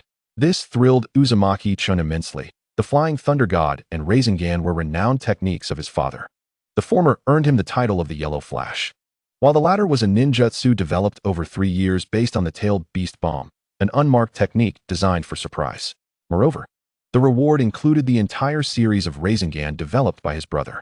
As for the enhanced Sharingan, the system provided its explanation. The enhanced Sharingan possesses all capabilities of the Sharingan, but cannot evolve to utilize the Mangekyo's abilities. Nonetheless, its Jinjutsu and other skills are not inferior to the Mangekyo and may even surpass them. Currently, the Sharingan appeared somewhat redundant for Uzumaki-chan, as his learning aptitude was already exceptional. As for the Kusanagi sword, he would simply find it when leaving the village. Thus, the previous scene unfolded, with Uzumaki-chan using the Sharingan to hypnotize the Umbu, making them believe he was asleep. He dispatched the Umbu encountered along the way, all through mere Jinjutsu. Following Sasuke, he witnessed the grim aftermath, forcing himself to suppress his discomfort and continue tracking. Eventually, he found himself in a pivotal moment. Sasuke, enraged, activated his single Tomo Sharingan and collapsed. Well, you've seen enough. It's time for you to reveal yourself, Itachi Uchiha stated. Uzumaki-chan was taken aback, but did not reveal himself, uncertain whether Itachi referred to him or Obito. Noticing no one emerged, Itachi threw a shuriken towards Uzumaki-chan, who quickly utilized the Flying Thunder God to flee. Though he did not return home, as the system had yet to signal completion, Uzumaki-chan's escape could not elude Itachi's keen perception. It is time for you to show yourself. Only then did Uzumaki-chan step forward. Itachi Uchiha, the prodigious youth of the Uchiha clan, has personally annihilated his own kin. Uzumaki-chan quipped. You must be one of Sasuke's classmates to have ventured this far, Itachi remarked, disregarding Chen's taunt. Allow me to introduce myself. I am Uzumaki-chan, a classmate of Uchiha Sasuke. Itachi Uchiha, aren't you concerned? Your companions must be growing anxious. Itachi's expression shifted. How do you know this? Quite simple, even if you, Itachi Uchiha, are formidable. With the assistance of the Umbu, you cannot surpass the Uchiha clan. In times of crisis, Your clan is capable of ultimate sacrifices, indicating you must have companions lurking nearby, yet they have yet to appear. They are likely waiting for you. Itachi's demeanor grew wary. Why are you following Sasuke? Shall I tell you that the system sent me? Sasuke was clearly distracted during the last class. My presence here is merely indicative of my own strength. Itachi fell silent for a moment. Then, I entrust Sasuke to you. From this day forward, I am a rogue ninja, Itachi suddenly declared, bowing. This caught Uzumaki-chan off guard. Wasn't he supposed to entrust Sasuke to Naruto? Why was he placing him in my care? Though he thought this, he could not refuse Itachi's request, ultimately agreeing. The rationale behind Itachi's choice of Uzumaki-chan was clear. First, Chun possessed strength. Second, he was astute. Third, he bore a striking resemblance to Naruto. When Kushina boasted to Mikoto about her son, Itachi had overheard some details and combined with the Uzumaki surname. He could not help but wonder if Uzumaki-chan and Naruto were siblings. Chapter 17, Mastering Ninjutsu. Upon hearing Uzumaki-chan's response, Itachi expressed his gratitude and departed. Uzumaki-chan followed suit, and after their departure, a figure emerged from the ground, though not quite human. Surrounded by towering reeds, its body was marked in black and white. Indeed, it was Zetsu. Has the Nine-Tails Jinchūriki already gained considerable strength? After speaking, it burrowed into the earth, vanishing completely. Once Itachi was gone, Uzumaki-chan heard the system's voice once more. Ding! Congratulations, host, on completing your task. The rewards have been dispensed. At this moment, Uzumaki-chan has acquired an entire spectrum of chakra attributes and promptly resolved to seek his teacher to learn ninjutsu. Thus, on the following day, after attending his classes, Uzumaki-chan hurried to the office to find Irika. Irika-sensei, I wish to learn ninjutsu. Uzumaki-chan, you wish to learn ninjutsu? Yes. Very well. Please wait a moment while I consult with Lord Hokage. Return tomorrow. Irika pondered for a moment before stating. Oh, with that, Uzumaki-chan returned home. He did not engage in training today and instead sought out the Nine-Tails. QB, I've come. Kid, why are you here so early today? Nothing much. I simply do not wish to train. Subsequently, the boy and the fox played for quite a while. Exhausted, Uzumaki-chan fell asleep atop QB's tail. Although he could conjure a house, nothing could compare to the softness of a fox's tail. This was something Uzumaki-chan had discovered previously. Initially, QB had protested, but upon realizing that his objections were futile, he allowed it to continue. The next day, after class, Uzumaki-chan returned to Irika as promised. Irika-sensei, I have arrived. Uzumaki-chan, first tell me your purpose for wanting to learn ninjutsu. Taken aback by this question, Uzumaki-chan wondered if this was a test from the third Hokage. Irika-sensei, do you remember my dream? I seek the acknowledgement of others. With strength, I can protect the village, and by protecting the village, I will naturally earn their recognition. However, earning recognition does not necessarily equate to protecting the village, Irika instinctively replied. I understand, but I cannot prove myself to the villagers through other means, Uzumaki-chan stated. Gazing at Irika as if he were a fool, Irika felt somewhat embarrassed under such scrutiny. Indeed, as a demon fox, he had little opportunity to engage with the villagers, who regarded him with the same fear as a plague. Though there had been slight improvements over the past 2 years, they were negligible. Very well, I understand. Before I teach you ninjutsu, let me first assess your chakra attributes. This is a chakra test paper. Infuse your chakra into it. After Uzumaki-chan performed the task, he observed the test paper divide into 4 sections. One crumpled, one shattered, one ignited, and one became damp. At this moment, Irika was genuinely astonished. For typically only high-ranking ninjas possess 2 chakra attributes. Although stunned, he quickly composed himself. Today, I will teach you fire-style ninjutsu, fire release, great fireball technique. Thus, Irika witnessed what true talent looked like, as Uzumaki-chan executed the technique flawlessly at first glance. Irika was left in disbelief. I haven't even explained it yet. Is this what genius looks like? Undeterred by this, Irika demonstrated several ninjutsu techniques, all of which Uzumaki-chan effortlessly mastered. Irika, still unconvinced, showcased various ninjutsu, only to find Uzumaki-chan learning them all with remarkable ease. After some contemplation, Irika pondered if there were any other ninjutsu to teach, perhaps the shadow clone technique? However, it seemed futile to instruct him now, as the next class would cover that very technique, and all other ninjutsu had been learned. Ultimately, it mattered little, as most of the class was already proficient in the shadow clone technique, so one more wouldn't make a difference. Subsequently, to Irika's astonishment, Uzumaki-chan adeptly employed the shadow clone technique, even executing it in combination with other techniques, which greatly demoralized Irika. Meanwhile, in the Hokage office, The third Hokage observed this scene, so astonished that he forgot to smoke his pipe, taking a moment to collect himself. It seemed he would need to visit Uzumaki-chan's home. Thus, when Uzumaki-chan found the third Hokage at his home, he felt somewhat speechless. You could have simply come without bringing anything, and while that is acceptable, you could at least inform me of your purpose. But can you refrain from eating my provisions? The esteemed Hokage, consuming the food of an orphan. Xiao-chun, I have heard about your progress in learning ninjutsu. The school teachers have little knowledge of ninjutsu. Allow me to teach you. Upon hearing this, Uzumaki-chan fell into deep thought. He had anticipated the third Hokage's visit, recognizing that individuals with talent like his were rare. However, he never expected the third Hokage would offer to teach him. In truth, the third Hokage was a man of both virtue and vice. However, Uzumaki-chan was indifferent to this, understanding that his tenure would not last long, and as Hokage, he undoubtedly wielded countless political maneuvers. Additionally, enticing him was likely more effective than anything else, was it not? Uzumaki-chan had no intention of being coerced into serving the third Hokage in pursuit of ninjutsu. So his response was a firm refusal. Thank you for your guidance, Lord Third Hokage, but please allow me to contemplate the matter of apprenticeship. Implying he was not yet ready to take on a master, and stating he would consider it was merely to show respect.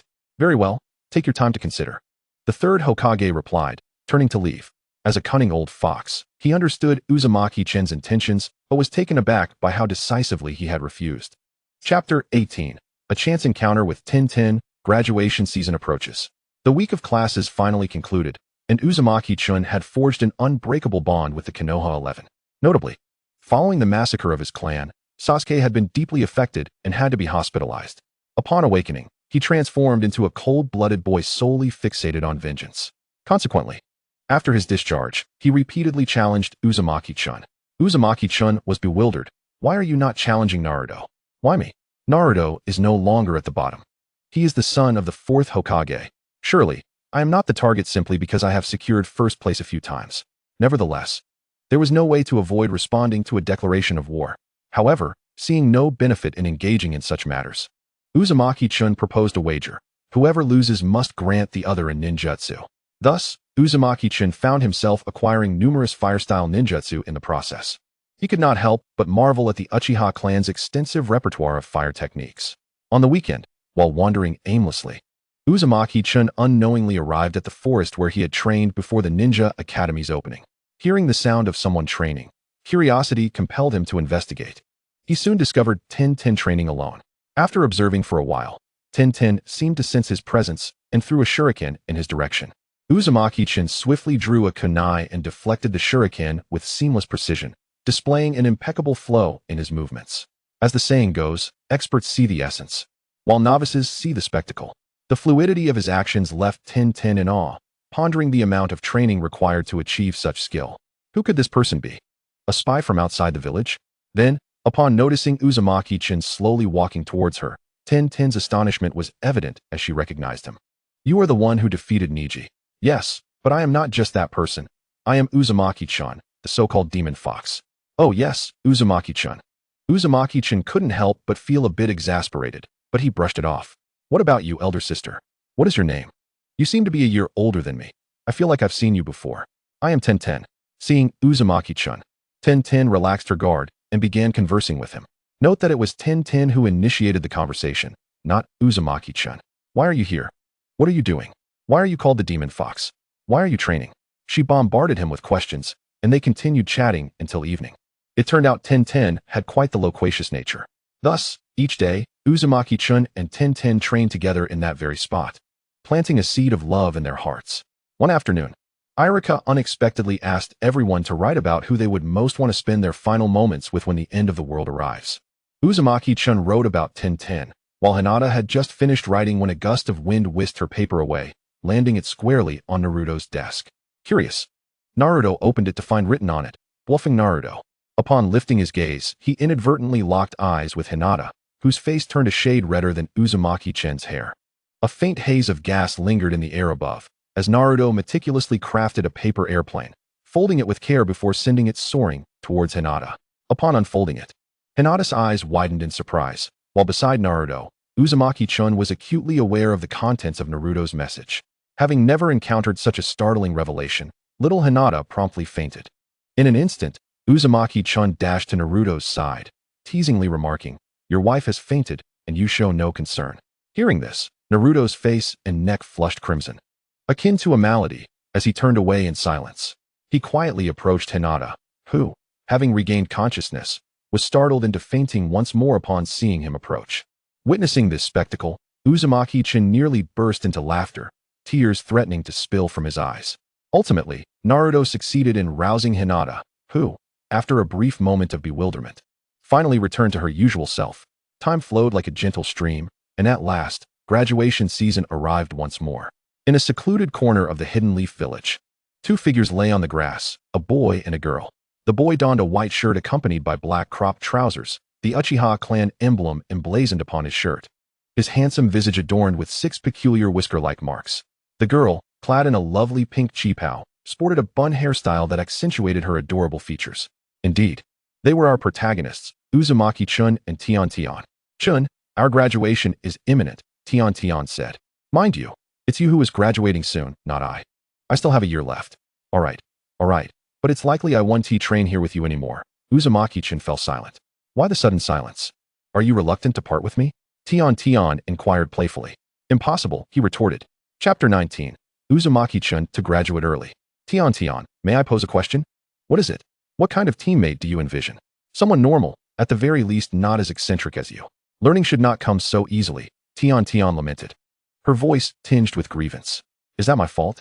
Must I apologize for having a bit more talent?" Uzumaki-chun responded, puzzled at her earlier comment. "I'm certainly better than your future teacher and one of your teammates," he thought, finally comprehending her sentiments. "But this cannot all be laid at my feet. Do you have any idea how hard I've worked to keep pace with you?" As Chen spoke, Tian began to cry, leaving him utterly bewildered. "Why are you crying when we were having such a good conversation?"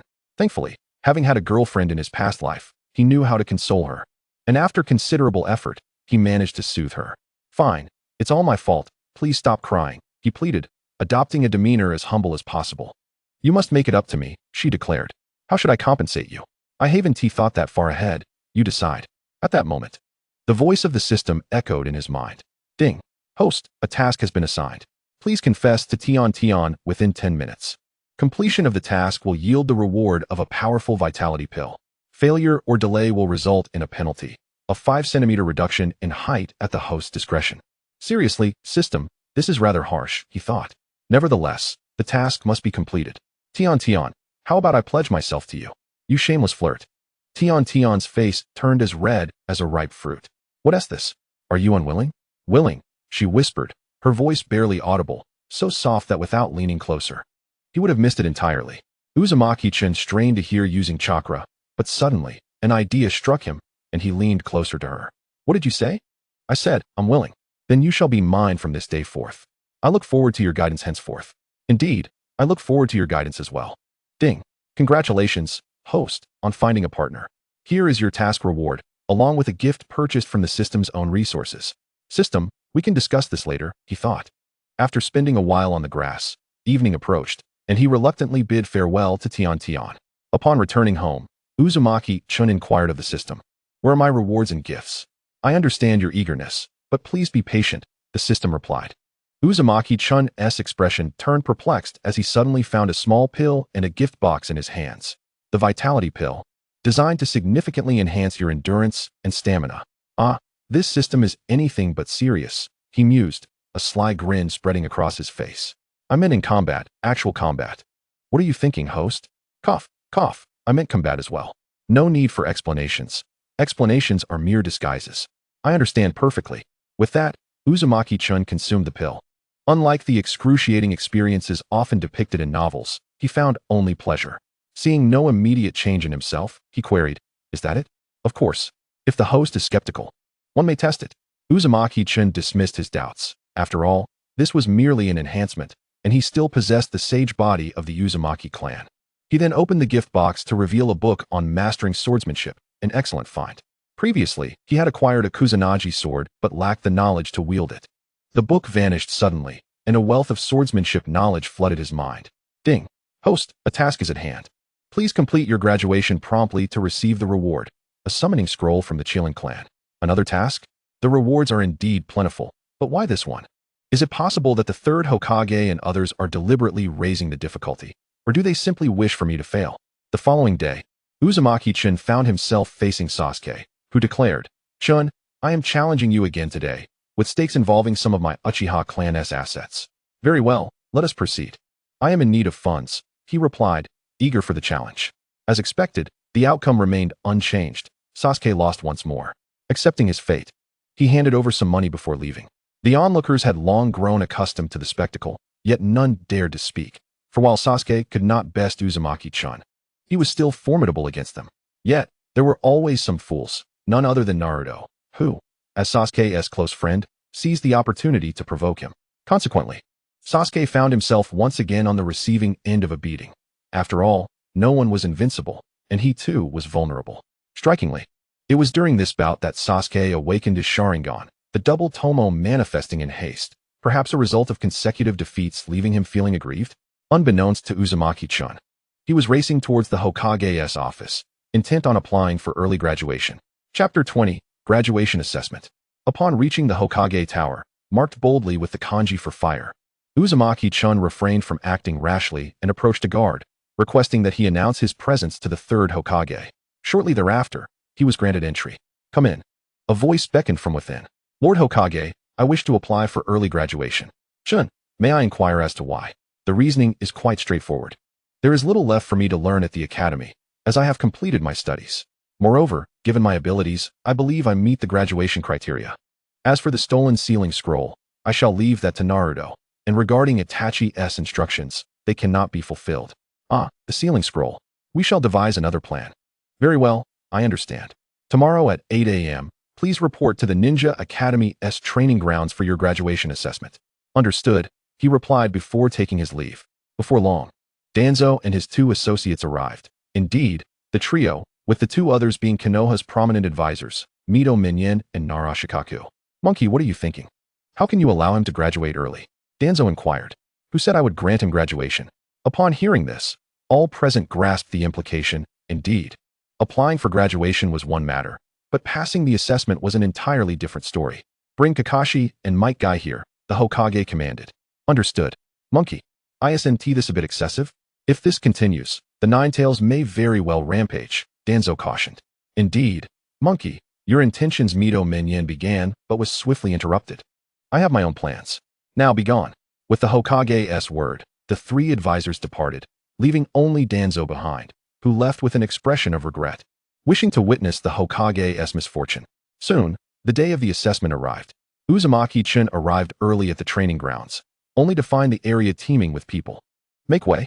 With the commanding voice of a chunin, the crowd obediently parted, allowing Naruto Uzumaki to advance swiftly to the playground. Cheers erupted. "Go, Naruto! You are the pride of our class." Over the years, Naruto had cultivated an impressive network of friendships. Yet, his gaze was not on the crowd, but rather on Tintin, who had just confirmed their relationship. When their eyes met, Tintin quickly averted her gaze, seemingly expressing her displeasure, as if to say, "You didn't tell me about this. And now I'm upset." Naruto chuckled softly before his opponents made their entrance. Kakashi Hitaki and Might Guy, both elite jonin of Konohagakure, stood before him. Naruto instinctively called out their names, but regretted it immediately. "You know us?" Kakashi inquired. "Of course. I had inquired about you two back when I was learning the transformation technique. You were my goals." Naruto replied enthusiastically. "Ah, this is the essence of youth." Might Guy exclaimed, tears of joy streaming down his face. "Enough of the pleasantries. For this assessment, Naruto must endure against both of you for 10 minutes. The third Hokage announced. The shadow clone technique was employed, and a cloud of white smoke enveloped the area. Naruto hurled shuriken towards Kakashi and Guy, but as elite jonin, they effortlessly deflected the projectiles. Kakashi casually brushed them aside while Guy took a more earnest approach, knocking them away.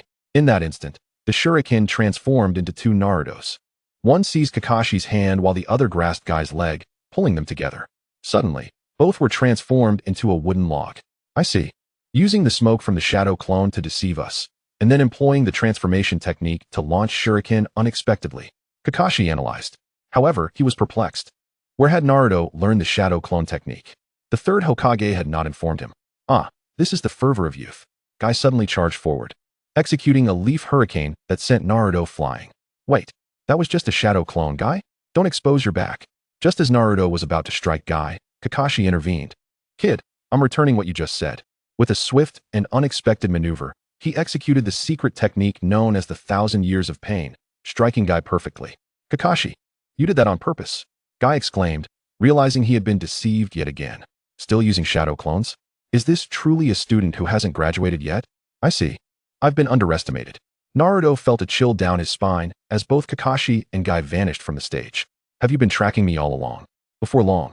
10 minutes elapsed, and Naruto successfully passed the test. This young fox indeed possesses considerable prowess. Indeed. I never anticipated he could withstand the might of 2 elite Jonin for 10 minutes. They murmured, though the third Hokage and others below wore expressions of concern, having not expected Naruto to succeed. Nevertheless, regardless of their displeasure, the headbands must still be awarded, the third Hokage stated. As he approached, Naruto quietly remarked, Third Hokage, I am now a Genin. It's time to dismiss those individuals. The third Hokage's expression shifted dramatically. You are aware of their presence? Do not forget my surname, Naruto replied, implying both his lineage as a member of the Uzumaki clan and his understanding of his mother, which also implied knowledge of his father. Chapter 21. Naruto's mentor, the third Hokage, comprehended the underlying meaning, his expression shifting again, though he felt solace in the fact that Naruto had yet to disclose everything. Furthermore, he had ties here, and according to the Umbu, he seemed to be growing close to a girl who sold weapons. Tomorrow, come to see me. I will arrange for your mentor, he instructed before departing. As for Naruto, his immediate concern was to find Tenten. However, before that, he needed to address the gathering of classmates before him, all of whom were devoid of gifts. Understandably, the situation had unfolded in less than 24 hours. Applications submitted yesterday afternoon. Assessments conducted this morning, leaving everyone oblivious until today when the third Hokage visited the school. Naruto, why did you graduate early? You're amazing. When will we see each other again? After maneuvering through the crowd, he scanned for Tenten but found no sign of her, likely attending class. Just as he turned away, a voice called out. What are you looking for? A beautiful girl, Naruto instinctively replied, only to feel a sudden chill as he turned around and confirmed his suspicion. There she stood, Tenten, gazing at him with an intense expression. If he failed to explain himself soon, he might be in trouble. Tenten, please let me explain, Naruto exclaimed hurriedly. I was looking for you. To me, you are the very definition of beauty. I didn't realize it at first. Is that so? Tenten replied, her tone softening slightly. Really, trust me, you are the most beautiful girl in my eyes. All right, I won't tease you anymore. Honestly, I'm older than you. Yet you graduated first. Just go home for now. We'll meet at our usual place this afternoon. With Tenten appeased, Naruto let out a sigh of relief. Kids are so easy to please, he mused. What? You say you won't spare even children? But this body is still that of a child. Albeit with a hint of guilt. Upon returning home, he inquired, System, where is my summoning scroll? I worked incredibly hard for that. Dear host, your reward has been placed on the table, the system replied. Naruto discovered a scroll waiting for him and promptly unfurled it, inscribing his name upon it. Following that, he hurried to meet Tenten at their designated spot. After a lengthy wait, she finally arrived, and they spent some time together before commencing their training. Naruto insisted on training. But Tenten protested, if we train any longer, I want to be able to catch up to you. Seeing Tenten on the verge of tears, Naruto relented. After their training session, they both returned home. The following day, at the Hokage's office, Naruto declared, Hokage-sama, I'm here. Naruto, before I discuss your teacher, I wish to hear your perspective on the village, the third Hokage began. Regarding my view of the village, it's all right. But perhaps my father would want me to protect it, Naruto stated, gazing at the portrait of the fourth Hokage. The third Hokage sighed in relief. The village had not yet forced Naruto into a corner. Yet, Naruto's voice rose again. However, I cannot forego some form of compensation to rectify the wrongs committed against me. What do you desire? I seek nothing extravagant, merely the jutsu that earned my father the title of Yellow Flash. I don't know its name, and also, I request a sum of 1 million ryo. Additionally, please ensure my brother is cared for. I'm uncertain who my teacher will be, but I am aware that I will eventually leave the village, regardless of whether he agrees or not. You should also be aware of my learning speed, and you know the wager I have with Sasuke Uchiha. Very well. The third Hokage acquiesced, acknowledging Naruto's reasonable demands. His talent was indeed formidable, and as the Jinchūriki of the Nine-Tails, he should not leave the village. Yet, it depended on who would be leading the team. As fate would have it, Jiraiya was set to leave tomorrow. Who could take Naruto along? Jiraiya, please come in. The third Hokage called. A figure leaped through the window. Is it you, old man? Indeed, Jiraiya replied. Seeing Jiraiya ignited excitement within Naruto. If asked who his favorite character from his past life was, it would undoubtedly be Jiraiya. His carefree demeanor had always captivated him. You are one of the legendary three. Jiraiya. Oh, you know me? Of course. Who hasn't heard of the legendary three? Haha. Kid, you have good taste. Indeed, I am the Toad Sage. Known to the world. There is nothing to conceal. I am one of the legendary three, the invincible, the white-haired youth. The Toad Sage, so charming that even crying children fall silent in my presence. The third Hokage expressed his reluctance, saying, May I not have this apprentice? Uzumaki-chan questioned. Is it truly wise to follow him? I must ponder this carefully. All right, old man, I shall take my leave for now. I need to let him stay for a couple of days to bid farewell to his comrades. With that, Jiraiya leaped away. Chapter 22. Bidding farewell to comrades and commencing training. Upon returning home, Uzumaki-chan was brimming with excitement. Today's gains were plentiful, albeit his finances had dwindled. Yet, this mattered little compared to the fact that he could now openly employ the Flying Thunder God technique. Although he had possessed the technique before, he had refrained from utilizing it. Moreover, his guiding mentor was none other than Jiraiya himself. Contemplating the grim fate that awaited Jiraiya, Chen resolved that as long as he remained here, his mentor would not meet a tragic end. As he was lost in thought, a knock echoed at the door. Uzumaki-chan, here are the ninjutsu and the money you requested. The figure vanished into a wisp of shadow as soon as he spoke. At last, my Flying Thunder God Kanai has arrived. Yet, one must possess strength. Otherwise, one would still have to resort to covertly employing ninjutsu. After confirming everything was in order, he proceeded to customize some kanai. Ordinary kanai lacked the robustness to withstand the usage of the Flying Thunder God technique. After a few uses, they would shatter. However, with only 2 days remaining before his departure, time was of the essence. Never mind, he thought, I shall customize them whilst on the move. After all, there are many blacksmiths within the ninja world. With this resolve, Uzumaki-chan stepped outside and made his way to Tion's residence, the foremost weapon supplier in Konoha.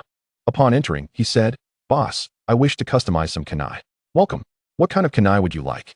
Tion's father inquired, showing no bias against the fox demon. To him, as long as one was a customer, it mattered not. I desire extremely durable kanai that can withstand the frequent use of space ninjutsu. I understand. My esteemed customer, how many would you like? I depart in 2 days, so please make as many as possible within that time. Do not let my request hinder your regular work. Very well, you may collect them when they are ready. Afterward, Uzumaki-chan waited by the school gate until the end of classes. He found the 9 little strong and informed them of his impending departure. After a brief period of playful banter, he took his leave. Instead of heading home, he went to the training ground. Chen, where have you been? I thought you had forgotten me. Tion exclaimed. Forgive me, Tion, but I must leave for a year, he replied. Where are you going? I am undertaking a mission. Due to my unique circumstances, my teacher is the legendary Jiraiya. You need not worry for my safety. However, you should train diligently but refrain from attempting to surpass me. My physique is special, and you must exercise caution to avoid overexertion. I understand, she replied, sounding somewhat exasperated. Reminiscent of his mother, if one were to disregard the tears. That day, neither chose to train, instead indulging in each other's company until they ultimately returned home. 2 days later. Kid, it's time to depart. Wait a moment. I need to retrieve something, Chen said, dashing towards the weapon shop. Boss, where are my items? Here they are, esteemed customer. These are your goods. Due to the time constraint, there is a limited quantity. Altogether, it amounts to 750,000 Ryo. Upon hearing the price, Uzumaki-chan felt a pang of regret. He had initially possessed 1,000,000 Ryo, and now a significant portion was gone. Alas, I've spent too much. He stowed the Flying Thunder God Kanai in his backpack. Although the quantity was modest, it was still considerable. Uzumaki-chan harbored serious doubts that the shop owner had attended solely to his order, neglecting all others. All right, I am off, you lecherous sage. Wait, what did you call me? Lecherous sage. Who permitted you to address me in such a manner? After all, you are my apprentice. I am like a grandfather to you. Even your father would not dare to call me that. And do not slander me. Oh, then I must inquire about the peeping Tom in the women's bathhouse the other day. That was merely for research purposes. I am a great literary master, you know. Indeed, I could write novels. The captivating tales from my previous life do not exist here. If Jiraiya's books can sell like hotcakes, mine would undoubtedly be a bestseller. Uzumaki-chan mused, realizing that Jiraiya had opened a lucrative path for him, and now was the time to make use of his funds. What are you pondering? Are you in awe of Lord Jiraiya? And so, the two continued their banter as they walked. Kid, it's time to commence today's training. I will first teach you the ninjutsu that your father developed, the Rasengan. With that, Jiraiya formed a sphere in his hand, about to explain. Only to find Uzumaki-chun had already created a Rasengan of his own. How did you accomplish that? Jiraiya inquired, astonished. I merely needed to glance at it once. Chun replied, and I can even enlarge it. Jiraiya was taken aback. This technique had taken the fourth Hokage 3 years to develop, yet this boy had mastered it instantaneously. Your learning ability is quite extraordinary. The old man merely mentioned your talent was somewhat above average, but this is far beyond that. Since you have already mastered this, I shall teach you something else, Jiraiya declared. He led Shin to a secluded area, pristine and ideal for training. Now, let us practice the summoning technique. Suddenly, a cloud of white mist enveloped them, revealing a large red toad, one hand wielding a shield and the other a massive fork. Indeed, it was the foolish toad, Gamaken. Ah, Gamaken, long time no see. Indeed, long time no see. What do you require of me? Though I may be foolish, I shall do my utmost. Nothing much. I have taken on a new disciple, and this is Minato's child. I want him to witness the summoning technique. Very well, though I am inept, this task is manageable. If there is nothing else, I shall take my leave. With a resounding thud, Gamaken vanished, and Jiraiya boasted, how impressive, is it not? In truth, Uzumaki-chan also possessed a summoning beast. Let us not forget the Kirin. Initially puzzled about the existence of the Kirin, he soon realized that he had traversed worlds and questioned the need for curiosity. Chapter 22. 6 months later. Jiraiya wasted no time and handed the summoning scroll to Uzumaki-chan. Little Chun, use your blood to inscribe your name upon the scroll. Jiraiya instructed him on the seal and said, practice this for now. I must gather materials. Once Chun inscribed his name, he ignored Jiraiya and began forming hand seals. Seeing Chun create the seals, Jiraiya exclaimed, Little Chun, what are you doing? You haven't already mastered it, have you? Lecherous sage. I secretly learned it while you were summoning. Chun replied. At that moment, a loud bang resonated. Jiraiya, why have you summoned me? It was not me. It was you, the one above your head. Jiraiya said in astonishment. Indeed, it was the toad boss, Gamabunta. Chun was equally surprised to summon Bunta. Are you jesting, Jiraiya? This one? Indeed, he is Minato's son. We are currently practicing the summoning technique, and unexpectedly, you were summoned. Ah, I see. Kid, for your father's sake, I shall overlook this incident. However, do not summon me again unless absolutely necessary. With that, Gamabunta departed. All right, that will suffice for today. You should return to your room while I gather materials. Uzumaki-chan felt somewhat bemused. Thus, Uzumaki-chun and Jiraiya traveled and trained together for 6 months. Notably, Chun had secretly summoned a young Kirin, feigning injury, which fortuitously led to him and Jiraiya discovering it. Consequently, the summoning technique of the Kirin clan became available for use. Uzumaki-chun did not pursue sage techniques. Firstly, the Kirin clan possessed their own specialized sage techniques, which left him astounded for quite some time. Secondly, the learning duration was extensive. He estimated that even with his sage body and top-tier learning aptitude, mastering the Kirin clan sage techniques would require 2 years. Throughout those 6 months, Uzumaki-chan found himself frequently visiting the black market due to insufficient funds for crafting the Flying Thunder God Kanai. He perused wanted posters, engaged in combat, and inadvertently earned the notorious title of the Red-Haired Demon, for he relished tormenting his adversaries to death during one-on-one confrontations. In the past 6 months, Naruto Uzumaki, also known as Vortex Chun, has not released any new novels. He has just completed Journey to the West. Indeed, he intends to write the 4 great classic novels before embarking on other works. Upon its release, the book was quickly snatched up, leaving bookstores in short supply. Consequently, Vortex Chun has profited handsomely, although this money has either gone to Jiraiya or been spent on necessities, such as food. As for why Jiraiya does not take the money, in his own words, it's your use of the Flying Thunder God technique, not mine.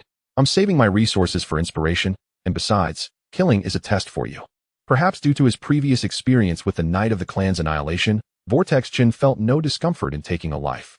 One day, he suddenly said to the perverted sage, I believe the time has come to release him. Are you certain? Yes. They then ventured into a forest, which was less a forest and more a desolate wasteland, devoid of trees. Summoning technique. What happens when you summon the toad, Jiraiya? This is the Nine-Tails Jinchūriki, Watergate's son. He now possesses the ability to tame the Nine-Tails. Nonsense. The seal on the Nine-Tails cannot be simply undone. The risks involved are immense. I understand. But I have the capability to make him obey, Vortex Chun interjected. Kid, are you sure? This could be life-threatening. Toad Sage squinted. I am certain. With that, Toad Sage elongated his body into a scroll, unfolding it to reveal a multitude of sealing symbols. Following Toad Sage's instructions, Vortex Chin placed his hand within the designated square. He successfully unsealed the Nine-Tails, but there was no surge of chakra, and Vortex Chin entered the sealing space. Kurama, at least put on a show. Soon, a layer of chakra cloaked Vortex Chin, revealing a single tail. Well, you are indeed putting on a performance, Vortex Chin said, somewhat exasperated. He then opened his eyes and addressed the bewildered Jiraiya and Toad Sage. You two should step back. Once again entering the sealing space, Vortex Chin exclaimed, Kurama, you will soon be free. Let me first see what this tailed beast cloak looks like. Immediately, the tail behind Vortex Chin multiplied to 8. In response, Vortex Chin could only exclaim, Kurama, you are truly impressive. Now, it is time to unveil the seal. Just as he was about to proceed, a hand interrupted him. Upon looking, he saw it was none other than his father. The fourth Hokage, Minato Namikaze, was beside the Nine-Tails, who roared in anger. This environment is too chaotic. We need to change locations. No need. Dad, this place is quite suitable. Kurama, hold your tongue for now. Kurama? Is that the name of the Nine-Tails? It seems entrusting the Nine-Tails to you was the right decision. Dad, don't say that. One day, I will exact revenge on Konoha. Though I want to destroy it. I will ensure it falls behind for a few years. Why? The Nine-Tails chuckled beside them. Isn't it obvious? Fourth Hokage, you sealed me within this child. Just look at the immense suffering he has endured. As Minato observed Vortex Chin's journey from anger to astonishment, culminating in a sense of pride. He felt a mix of emotions. His son's talent was astonishing, and he was pleased to have a daughter-in-law already. All right then, your mother and I have preserved some chakra. I will summon her as well.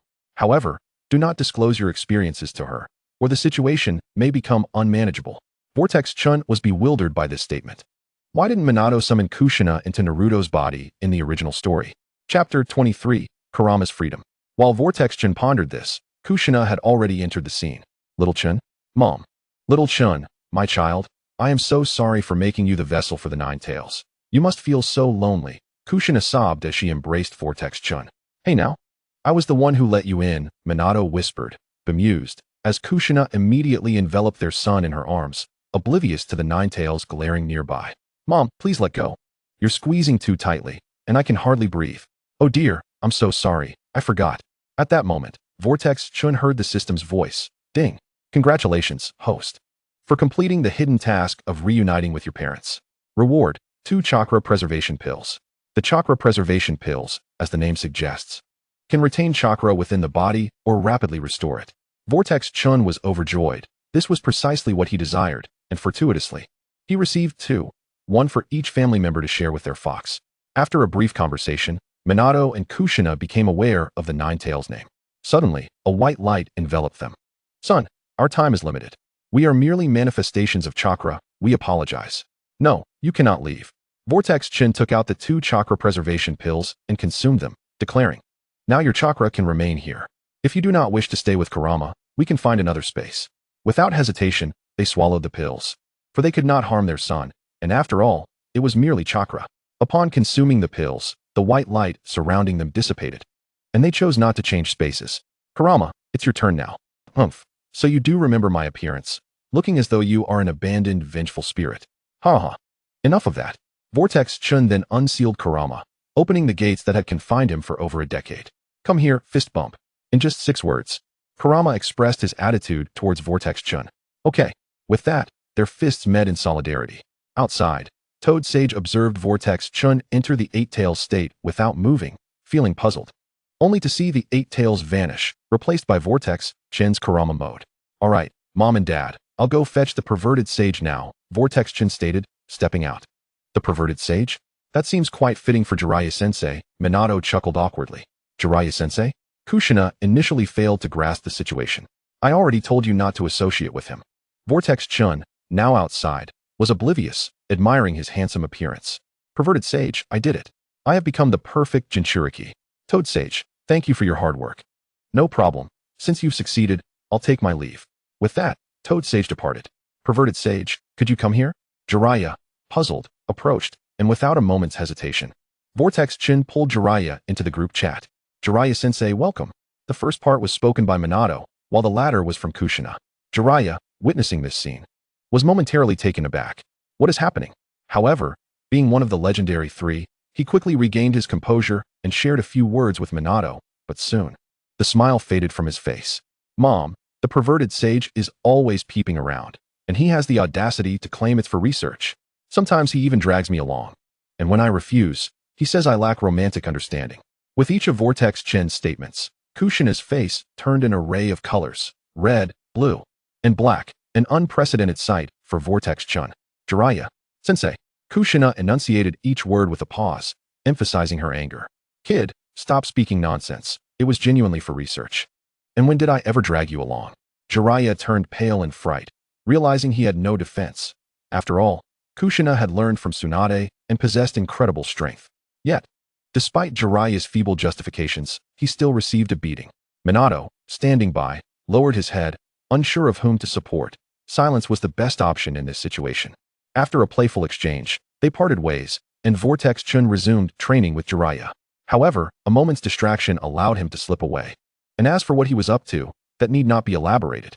There was no remedy. His disciple was simply too clever. A mere scroll was all it took. Inside Vortex Chen, Kushina marveled at her son's remarkable talent, exclaiming in astonishment. Chapter 24. Half a year later, returning to Konoha. Thus, another 6 months have passed. And today marks the day of our return to Konoha. Our protagonist, Naruto Uzumaki, has become renowned throughout the ninja world as the red-haired demon. Meanwhile, Kagaya's black Zetsu lurks in the shadows, continually seeking opportunities to eliminate Naruto, entrusting this task to Obito. However, the Nine-Tails is not to be trifled with. Each attempt at proximity results in Naruto fortuitously striking back, thus thwarting their efforts time and again. Today, it is time to return to Konoha. After packing his belongings, Naruto sets forth. Notably, his flying thunder god kunai have accumulated to fill an entire room, a fortunate circumstance given that within him resides a master of sealing techniques. Otherwise, he would be at a loss for where to store them. Convinced that this is sufficient, Naruto refrains from further customization.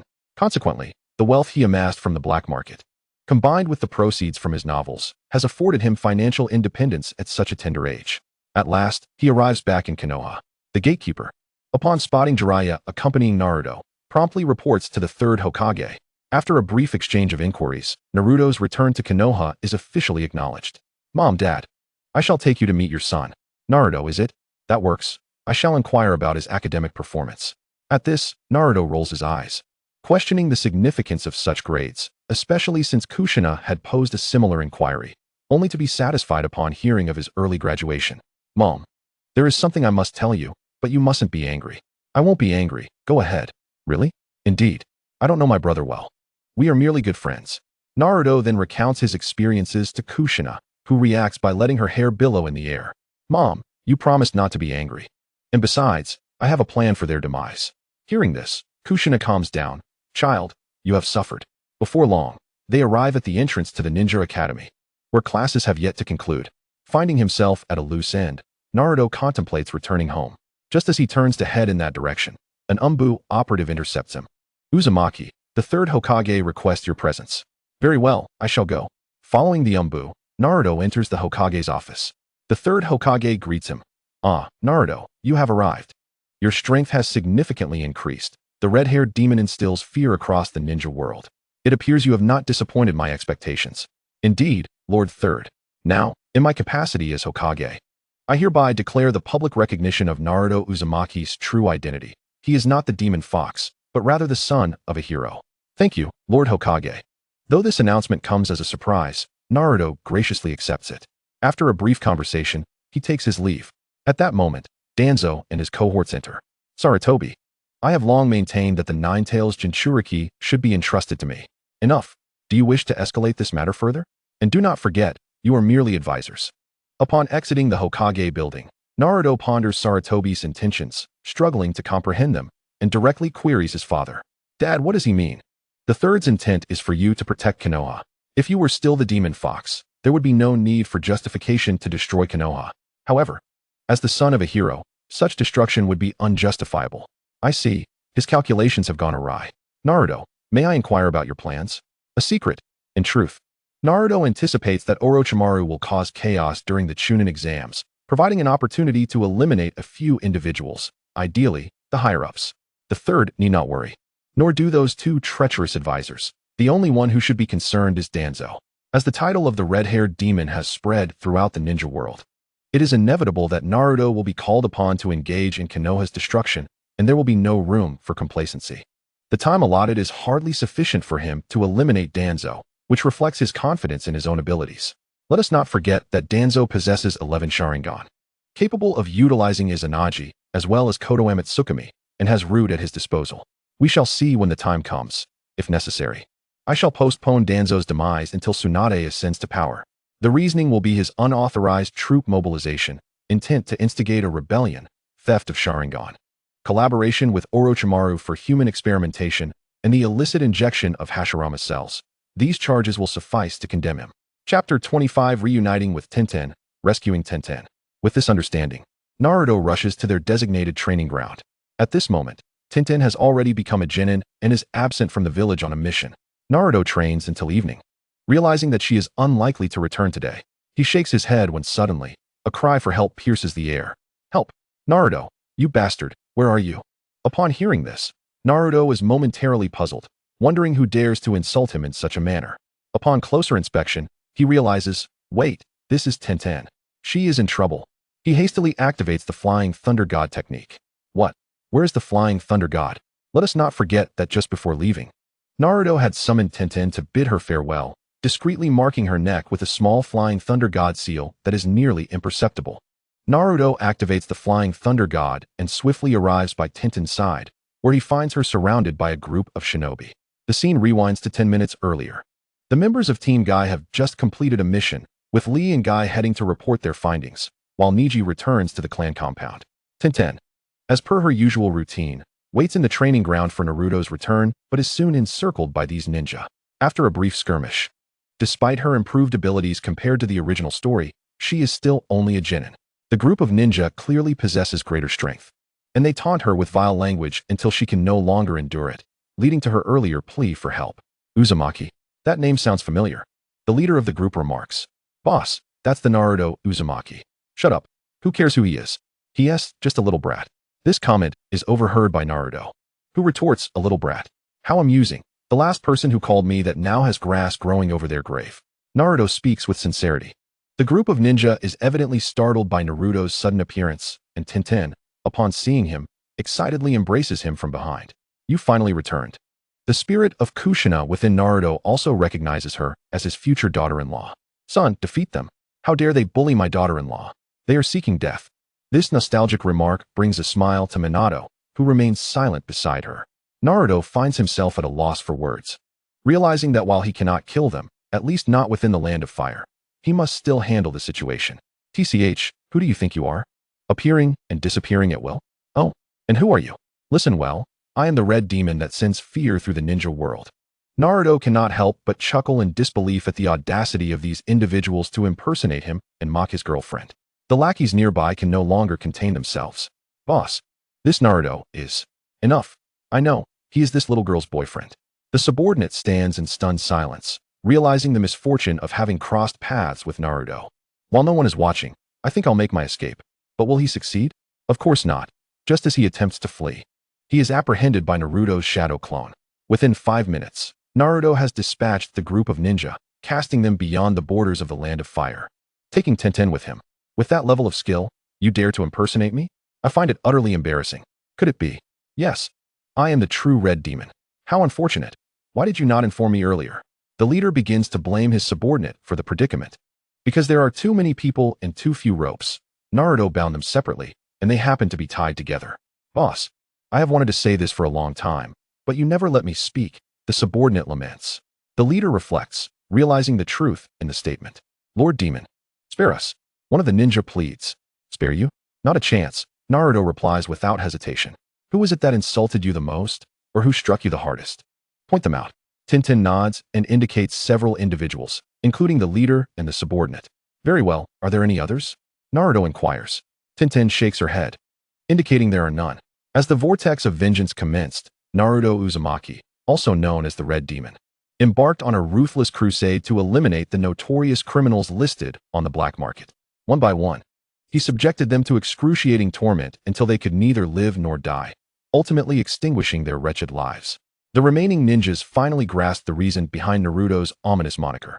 He was a demon more fearsome than the very concept of evil itself.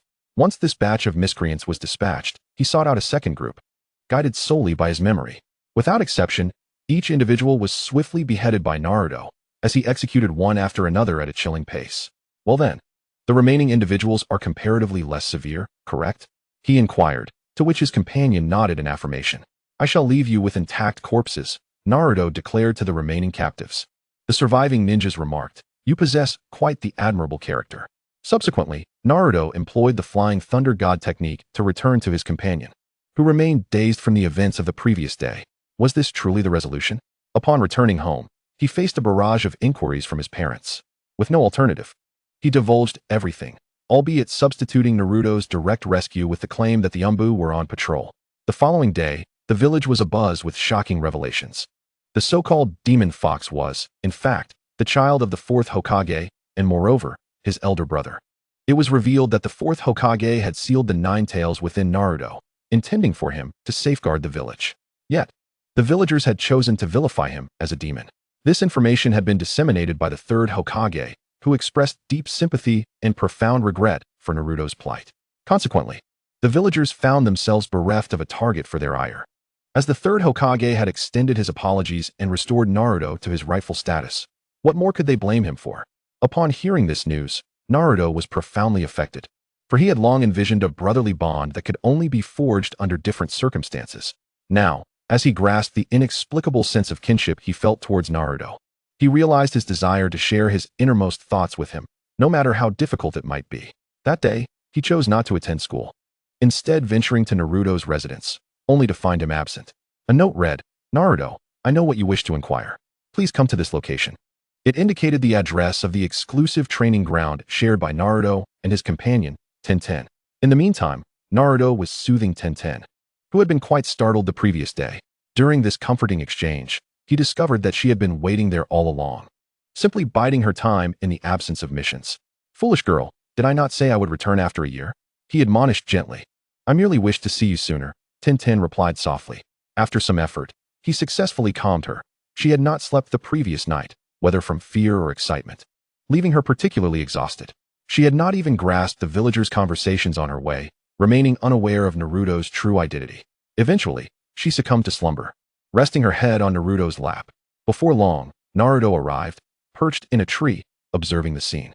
Naruto, you should come down, he called, carefully placing Tenten on the grass. Did you already know I am your brother? He questioned. This is not an appropriate place. Your sister-in-law is sleeping, Naruto replied, leading him to the edge of the lawn.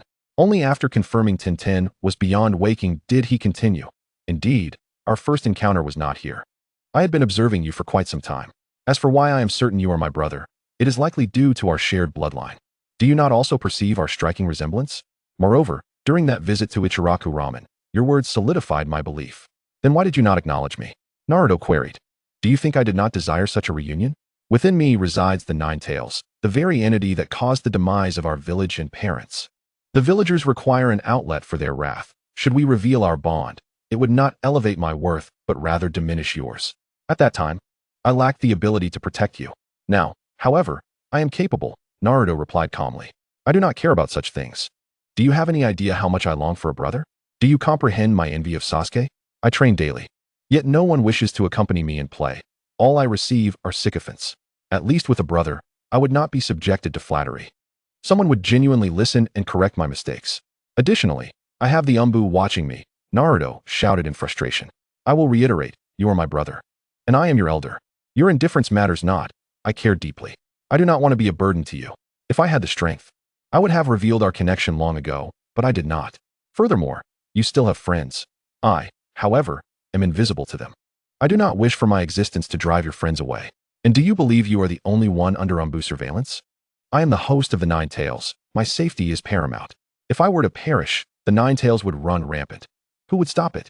Do you expect the elderly Sarutobi to intervene? And regarding your claims, what have I failed to accomplish in not acknowledging our bond? Naruto retorted angrily. Yet. Naruto stammered, tears brimming in his eyes. There are no buts, Naruto. I understand the burdens of being the son of a hero. We share similar struggles. However, despite their flattery, They are still your friends, are they not? I have met our parents. Their sole desire is for us to live healthily and make friends. You have fulfilled their wish. Have you not? Brother, you say you have seen our parents. May I meet them? Naruto wiped his eyes. Certainly, but do not be alarmed, Naruto warned. At this, Naruto's countenance darkened. My own parents? How could I possibly be afraid? All right then, our little Naruto is fearless, Naruto chuckled.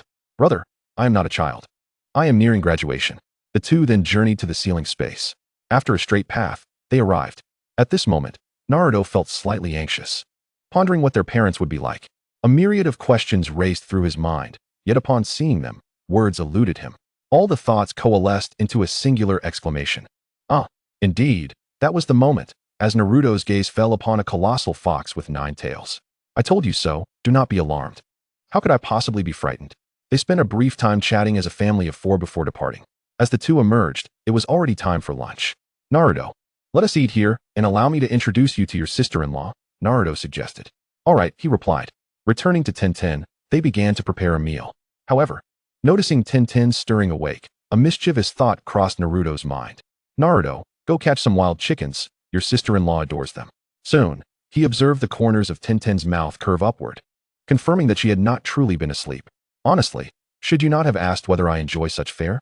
He teased, casting her a knowing glance. I do enjoy them. Tenten responded begrudgingly. With Naruto having wandered off, Naruto set his plan into motion. The atmosphere grew increasingly intimate, and at last, he could no longer resist. He leaned in and kissed her. Tenten's eyes widened in surprise. She had not anticipated Naruto daring to kiss her. Well, if it is to be, then let it be, she thought, responding fervently as his hands roamed. 5 minutes later, their kiss was interrupted by Naruto's voice. Brother, the chickens have arrived.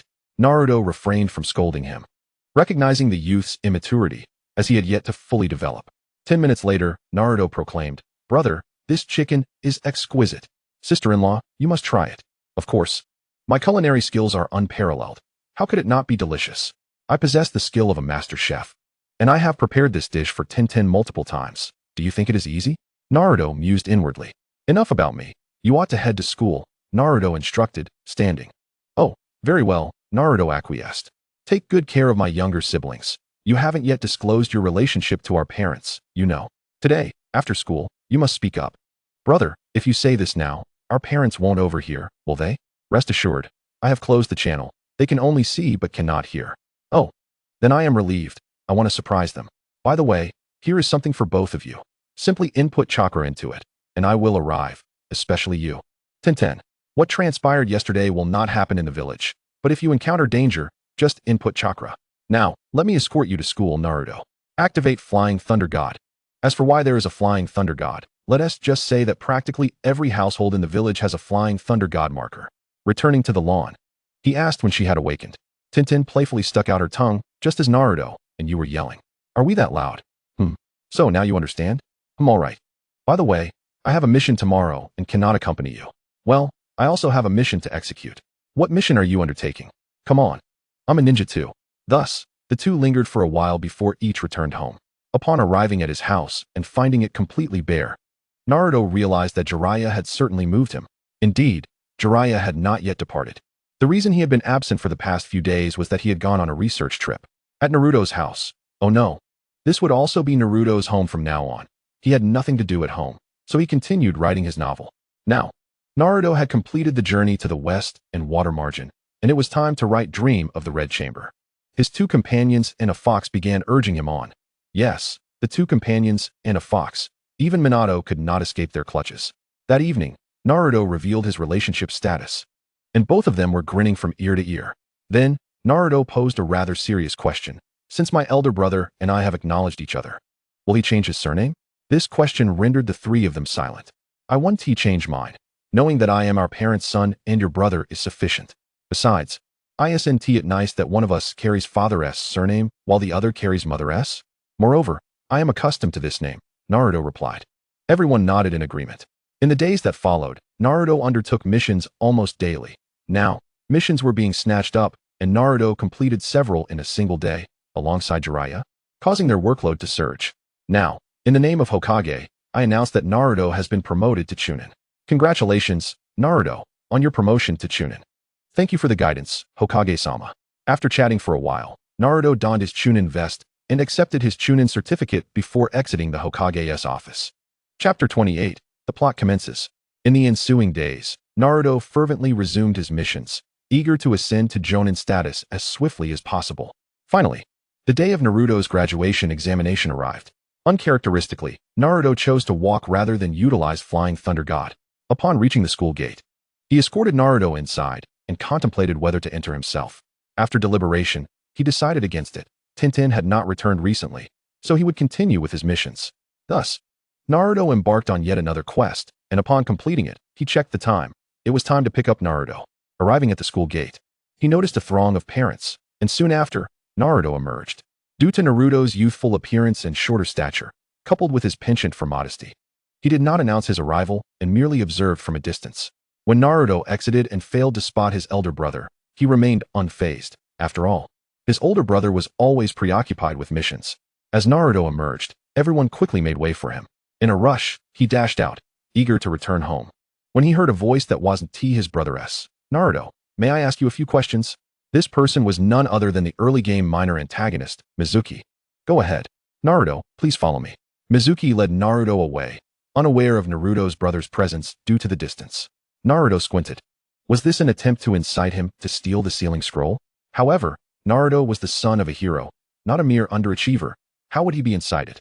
The two arrived at the school rooftop. Naruto, do you wish to become stronger than your brother? I do, but can I actually achieve that? Of course, just learn ninjutsu. But I don't possess enough ninjutsu to counter my brother. I know. There's a large scroll in the Hokage's office containing all sorts of ninjutsu that can stand against your brother. Really? Then I'll go fetch it. Go tonight. You cannot go now, and you must sneak out. All right, Naruto replied, albeit unsure of the reasons behind it. Naruto squinted. Was this an attempt to tempt him? Nonetheless, if he wished to revive his parents, he would need to learn the Edo Tensei technique. The issue was that Edo Tensei would eventually be undone and could not exist indefinitely, rendering it meaningless. To resurrect, one would need the Rinnegan or a forbidden technique akin to Chiyo's. The latter being out of the question due to its fatal nature unless one could find two sacrifices like with Edo Tensei. The former was exceedingly difficult to obtain. Even Uchiha Madara only awakened the Rinnegan in his later years. The only quick method for Naruto was the system. But acquiring the Rinnegan as a reward from the system was exceedingly challenging. How vexing. System, is there any quest that can swiftly unlock the Rinnegan? Yes. What is it? Ding. Dear host, your side quest has arrived. Please complete 10 S-rank missions or 100 A-rank missions. As expected, it was not simple. Alright, I accept. How many A-rank missions have I completed? Ding. The host has completed 10 A-rank missions. Only 1/10 done. I need to complete more missions. That night, Naruto stealthily got out of bed and quietly slipped out the door. Naruto, wide awake, quickly dressed and chased after him. At that moment, Naruto arrived at the Hokage building, entered the Hokage's office, and seized the sealing scroll before fleeing. Naruto observed in mild disbelief. Such a large scroll was simply left on the desk, and Naruto, without suspicion, snatched it and ran off. How is it going? The third Hokage's voice suddenly resonated. Not well, Hokage-sama. No offense, but given the size of this scroll, shouldn't you at least have someone protect it? It's hard to believe there's nothing within it. Naruto had long since noticed the third Hokage. The sensory abilities of the Uzumaki clan were not to be underestimated, especially since he had a teacher within him. Ha ha ha, today, I'm going to catch a fish. Besides, as long as Naruto believes me, that is sufficient, the third Hokage remarked. I understand, Naruto replied. Time is almost up, I need to head out. If you dare deceive my little brother, you're asking for death, Naruto said with narrowed eyes, exuding a menacing aura. He then activated Flying Thunder God to pursue Naruto. Witnessing him practicing ninjutsu, Shadow Clone Technique, I know how to do that. Naruto began memorizing the hand signs for the Shadow Clone Technique. Just as he was about to move on to the next ninjutsu, Naruto, came Naruto's voice suddenly. Brother, how did you find me? Naruto was startled. Did you forget? I have Flying Thunder God. Now, this is the sealing scroll, an important document of the village. The third Hokage has already ordered your capture. Otherwise, I would still be asleep, Naruto said, feigning seriousness. Ah, this was told to me by Mizuki-sensei. Really? Really? I knew it. My little brother is not that kind of person. As for Mizuki, Naruto gestured, revealing Mizuki standing beside him. Naruto had spared him, after all, as he still had some utility. It's him. Brother, what happened to you? What changed? This is the result of my practice with Flying Thunder God. In truth, I just disappeared for a brief moment. You simply didn't notice, Naruto replied. All right, you head home first. I'll handle the third Hokage, Naruto stated. Okay. And he handed the sealing scroll to Naruto. Hey, you brat. Are you really not afraid that I might be a bad person? Uzumaki-chan teased with a laugh. Hee. Well, I'll be heading home first, Naruto replied. Chapter 29, Encountering Danger Daily. With that, Naruto turned and left. This kid, so reckless, just like his mother. Uzumaki-chan chuckled. Who are you calling reckless? The voice of Kushina, his mother, echoed from within. Unable to contain her anger, she scolded him. Oh no. I forgot to close the channel, Uzumaki-chan realized, recalling Kushina's outburst. Never mind, let us just go. The third Hokage probably only wrote this one jutsu. As he thought this, Uzumaki-chan opened the scroll to check, and indeed, it contained only the shadow clone technique. Sigh, this old man is rather cautious. With that thought, Uzumaki-chan slung the scroll over his shoulder and dashed towards the Hokage building. Hokage-sama, I've retrieved the scroll. Oh, didn't you look at it? I did. But it only contained one jutsu, Uzumaki-chan replied honestly, knowing the third was surely watching the two brothers. The telescope technique was no joke. Since he was aware of it, concealing the truth would merely be self-deception. All right, you may go, the third Hokage nodded. With that, Uzumaki-chan left. At Naruto's residence, Uzumaki-chan called out, Naruto, come here for a moment.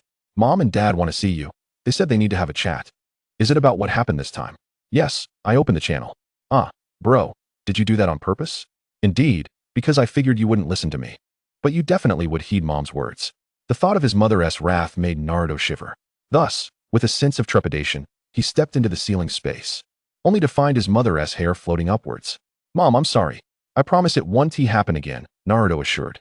While Uzumaki-chan could barely suppress his laughter behind him. Naruto, step aside, Kushina said. This left Naruto momentarily bewildered, but he complied. Uzumaki-chan, who are you calling reckless? Oh no, I forgot about that, Uzumaki-chan thought to himself. Mom, I'm sorry. I promise it won't happen again, he echoed, causing Naruto to stifle a chuckle. The two brothers were indeed quite similar in their actions and speech. Upon hearing the apologies, Kushina's hair settled down. She wasn't truly angry but merely wanted to intimidate him. After all, being called reckless by her son would be quite embarrassing if it spread. Kushina then switched into lecture mode, while Minato, standing by, remarked, I'm just here reading a novel. You two carry on, it's none of my concern. Eventually, Kushina grew tired, and dawn approached. Fortunately, these two had unique physiques, recovering quickly after a brief rest. Uzumaki-chan escorted Naruto to the classroom, but didn't leave.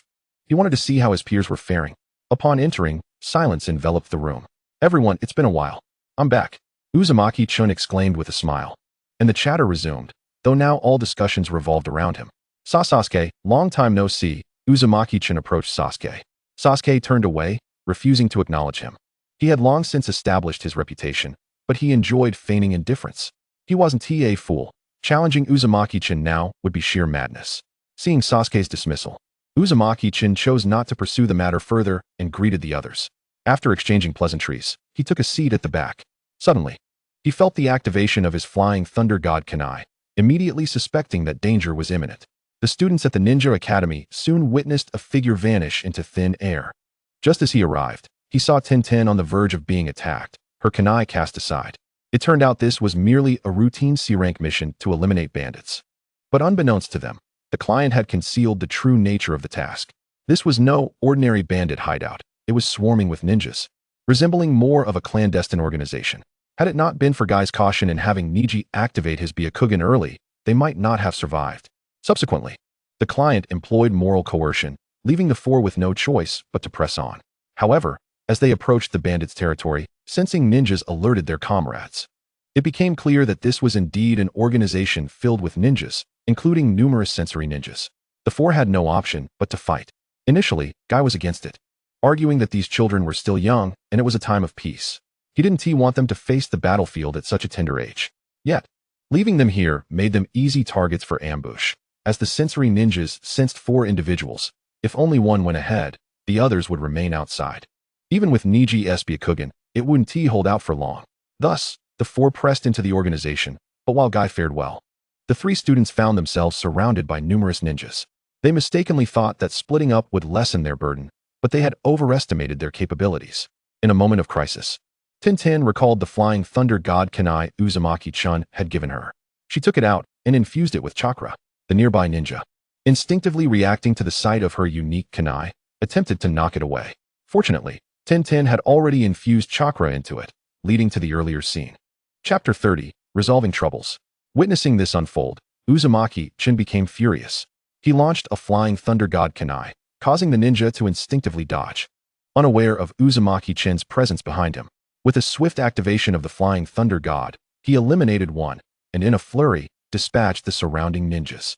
Finally, you've arrived, Tintin exclaimed, feigning a pout, though she was merely teasing and not truly upset about his tardiness. In his presence, she resembled a young girl, whereas in front of others, she was more of a strong, independent woman. I'm here now.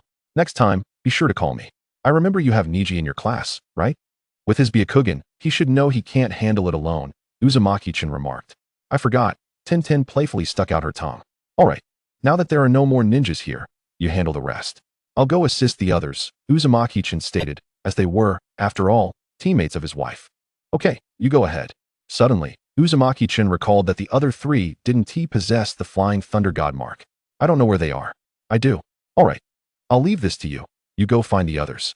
Take this. Uzumaki-chun handed Tintin the flying thunder god kunai. Thus, Tintin went to locate Niji and the others. Soon, the flying thunder god activated. Tintin first found Niji, and after Uzumaki-chun and Niji eliminated the enemies, they instructed Tintin to search for the others. Without knowing their exact locations, this was the only option. Uzumaki-chun considered sending shadow clones, but the numerous paths here would confuse them quickly. How Tintin found them, however, remained a mystery. Before long, the flying thunder god activated again, revealing Li and Guy standing together. Uzumaki-chun realized that with Guy present, the azure beast of Konoha, who had nearly kicked the ending out of existence, there was no need to worry. He had merely been entangled by those ninjas for a short while. Finally catching up, Uzumaki-chun rushed to support Li. Who are you? Guy scrutinized Uzumaki-chun, finding him familiar. I'm Uzumaki-chun, the eldest son of the 4th Hokage. I graduated early under your and Kakashi and I's assessment, Uzumaki-chun explained. Having already acknowledged Naruto, referring to Kakashi as an I was no issue, as it was Kakashi's own request. Indeed, the day after Uzumaki-chun and Naruto recognized each other, Kakashi sought him out, specifically suggesting to call him Big Brother. Oh, I remember now, the eldest son of the 4th Hokage. Uzumaki-chun, that's me. Beside him, Niji cast a complex gaze at Naruto, as if ever since his father sacrificed himself for his uncle, he had harbored animosity towards those in high positions, excluding the Hokage and Danzo, whom he could not yet hope to meet due to his own limitations. He initially despised Naruto as well. However, now that Naruto had saved him, he held his tongue. His resentment was particularly evident within the Hyuga clan. Morning. Why are you here? I recall this was merely a C-rank mission, he remarked. Ask her. Naruto gestured towards Tintin, standing beside him, causing her face to flush crimson. At this, the three of them were taken aback, unaware that their teammate was in a romantic relationship. I called for her, Tintin said softly, pulling out a kunai marked with the flying thunder god technique. Recognizing it immediately as identical to the kunai used by the 4th Hokage, Guy realized the identity of Naruto's companion. Indeed, it is he, Naruto thought, refraining from revealing his name to Guy, as the three young ones were not yet strong enough to handle the truth. Unexpectedly, you have even mastered this technique. Truly, you are worthy of being the son of the 4th. Your talent is remarkable, Guy exclaimed in admiration. It's nothing special, Naruto humbly replied. Well then, I shall take my leave. I need to inform the 3rd about the actual nature of the mission, as this is no ordinary C-rank task. Additional funds are required. Agreed. But what about your share? Guy inquired, noting that his 3 students had hardly contributed, with Li's share managed by Guy himself, while Niji and Tintin's were resolved by Naruto. Thus, Naruto's payment was non-negotiable. My share? Just give it to Tintin. After all, any earnings from now on will be turned in, so it's better to hand it over directly, Naruto conceded, not wishing to refuse what was rightfully hers. Understood. The 3 were begrudgingly forced to swallow their discomfort. Teacher Guy, perhaps it would be best not to mention my existence, given my sensitive identity. Naruto hinted at his status as the Nine-Tails Jinchūriki. I comprehend, but I cannot comply with your request, as my students would feel uneasy about receiving payment without having put in the effort. Very well. Upon returning to the classroom, Naruto found it empty save for the 3 members of Team 7. Bro, where did you wander off to just now? I was attending to a matter. Has your teacher not arrived yet? No, only he could be this late. Who? Just as Naruto was about to respond, a figure entered the room, a man around 8 meters tall, holding a book, his mask lending an air of mystery. Yes, it was Kakashi. Little Naruto, it is impolite to discuss others in private, Kakashi remarked. I know, so I will leave my little brother in your care. Please do not go easy on him just because of my father. I understand. All right. I must take my leave and attend to my duties. Do you really enjoy undertaking missions that much? Kakashi inquired. What else am I supposed to do? By the way, the perverted sage asked me to give this to you. I believe you will appreciate it, Naruto said as he handed Kakashi the book Jiraiya had given him. Oh, this is the signed collector's edition by Lord Jiraiya, Kakashi exclaimed in surprise. The three young ones stood frozen, wondering if anyone was aware of their conversation, and why Naruto was giving away gifts. Having delivered the item, Naruto proceeded to undertake his mission, eager to complete it swiftly and revive his parents. All right, you three. Gather on the rooftop, Kakashi instructed before vanishing using the body flicker technique. Upon reaching the rooftop, Team 7 found Kakashi seated above. All right, you three, please introduce yourselves. Shouldn't the teacher go first? Sakura retorted. Well then, let me begin. I am Kakashi Hitaki, and I do not wish to share my dreams with you. Great. So apart from your name, we still know nothing about you. Sakura continued to grumble. Kakashi-sensei, do I need to introduce myself too? Naruto asked. Having known Kakashi for some time and feeling indifferent about the introduction. Yes, you must. Okay then. I am Naruto Uzumaki. I love Ichiraku ramen. And my dream is to surpass my brother and become Hokage so that everyone recognizes me, rather than just being known as Naruto the Brat. I am Sasuke Uchiha. I have no particular likes. I am a man driven by revenge, and my dream is to kill that man and restore the Uchiha clan. I am Sakura. My dream is Sakura stammered, glancing at Sasuke and blushing. All right, starting tomorrow, we will commence our first mission, a survival exercise. An exercise? We've done many of those in school, Sakura questioned. This is not an ordinary exercise. Out of the 27 graduates, only 9 can become Genin, meaning at least one person will be eliminated from each team. Moreover, your opponent this time is me. Just so you know, none of my students have ever qualified thus far. A chill ran through them at this revelation. All right, arrive here by 6 a.m. tomorrow. Remember, do not eat breakfast, otherwise you may vomit, Kakashi warned before disappearing. Okay, Sasuke, Sakura, let us head back, Naruto suggested. You two go on ahead. I'd like to be alone for a bit, Sakura said, feeling anxious about her prospects, as Kakashi's words echoed in her mind. She was the least likely to succeed, especially with companions like Naruto, the son of the 4th Hokage, and Sasuke, the genius of the Uchiha clan. She was merely an ordinary girl, excelling only in theory, which felt utterly futile in comparison. Very well, we'll take our leave, Naruto said, noticing her forlorn expression, unsure of what she was truly afraid of. Meanwhile, Naruto had just received an A-rank mission to eliminate a group of rogue ninjas and bandits, akin to the one Tenten had encountered. This group had even robbed Konoha's merchant convoy, albeit for trivial amounts, which Konoha had overlooked. However, these rogue ninjas had grown too bold, provoking Konoha's ire, leading to Naruto snatching the mission away. Elated with the assignment, Naruto activated the Flying Thunder God technique to return home, where he found Naruto preparing for something. Naruto, what are you up to? Kakashi-sensei said we will have a survival exercise tomorrow, and I must showcase my skills. Ah, I see, Naruto replied. Tomorrow. Should I leave a shadow clone here? If Kakashi sees you being too friendly with the clone, he might report it to Mom, and I can pretend to be oblivious. Yes, that's the plan, he thought to himself. The following day, after finishing breakfast, Naruto called out, Bro, I'm off. Initially, he hesitated to eat breakfast. But at Naruto's insistence, he chose to do so, reassuring himself that skipping breakfast would be detrimental to his health. Once Naruto had departed, Naruto created a shadow clone, ready to implement yesterday's plan. Upon arriving at the designated location, he spotted Sasuke and Sakura waiting beneath a tree. Hey everyone, I'm not late, am I? Naruto asked. Nope. An hour later. Where is Kakashi-sensei? Why is he still not here? Sakura complained. At that moment, perched in a tree, Kakashi asked. Aren't you concerned about your brother? Kind of. That Naruto kid is as reckless as my mom, Naruto thought. All right, Kakashi-sensei, you are an hour late, he remarked. Well, time is relative, Kakashi replied casually as he descended. Hello, everyone.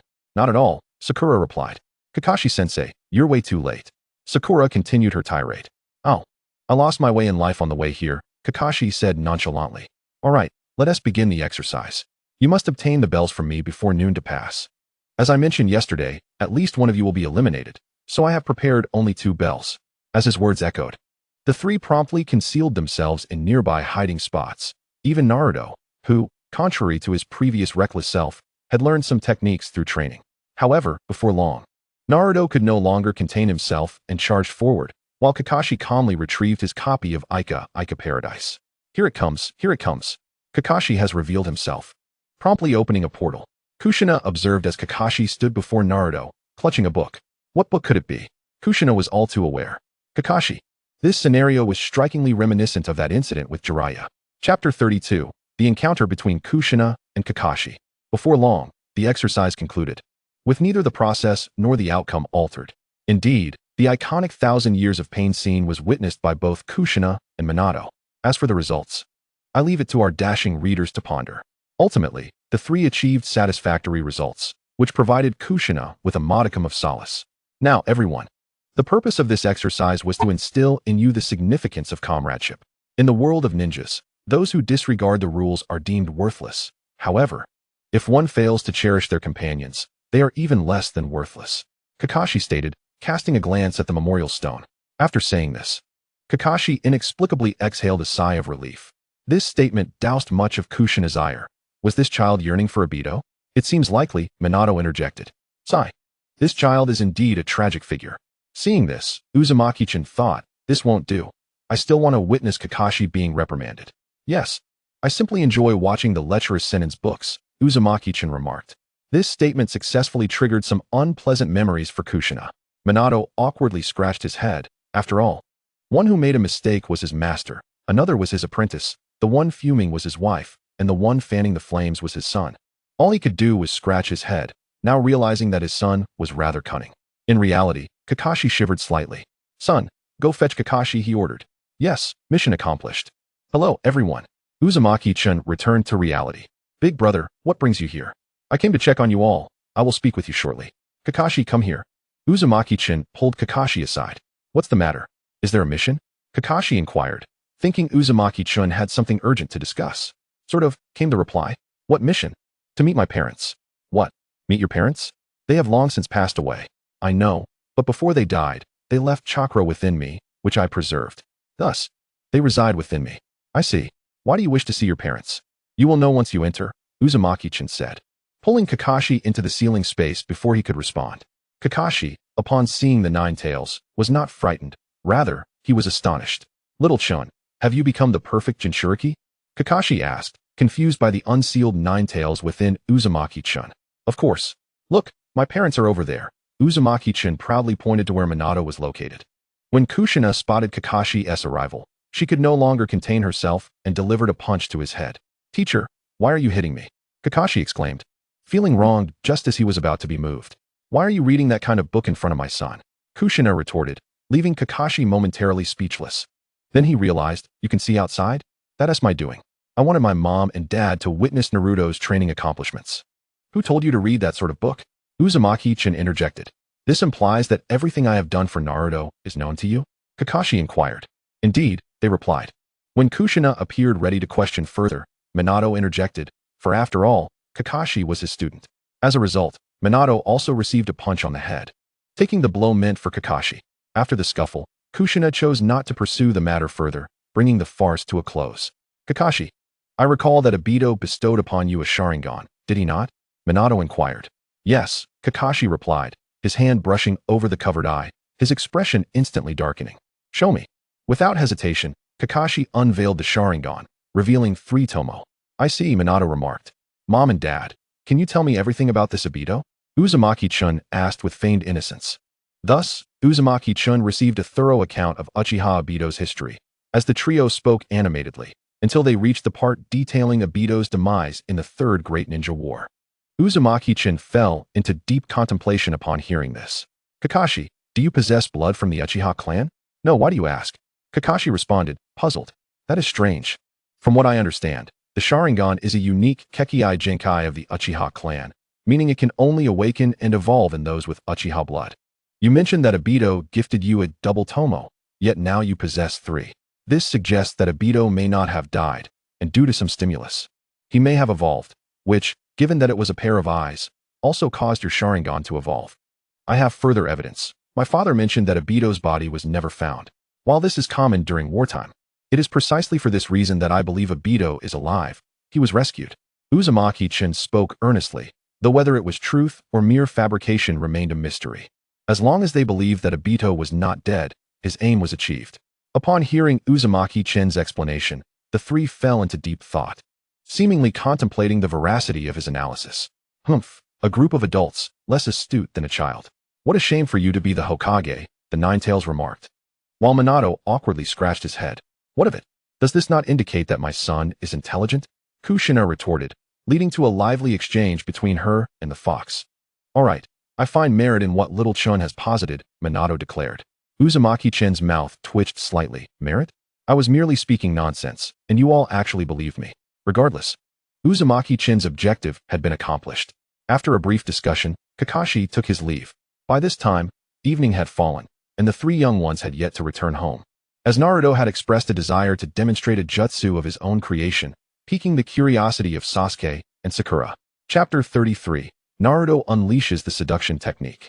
Just then, the two returned. Kakashi-sensei, where have you been? Sakura inquired.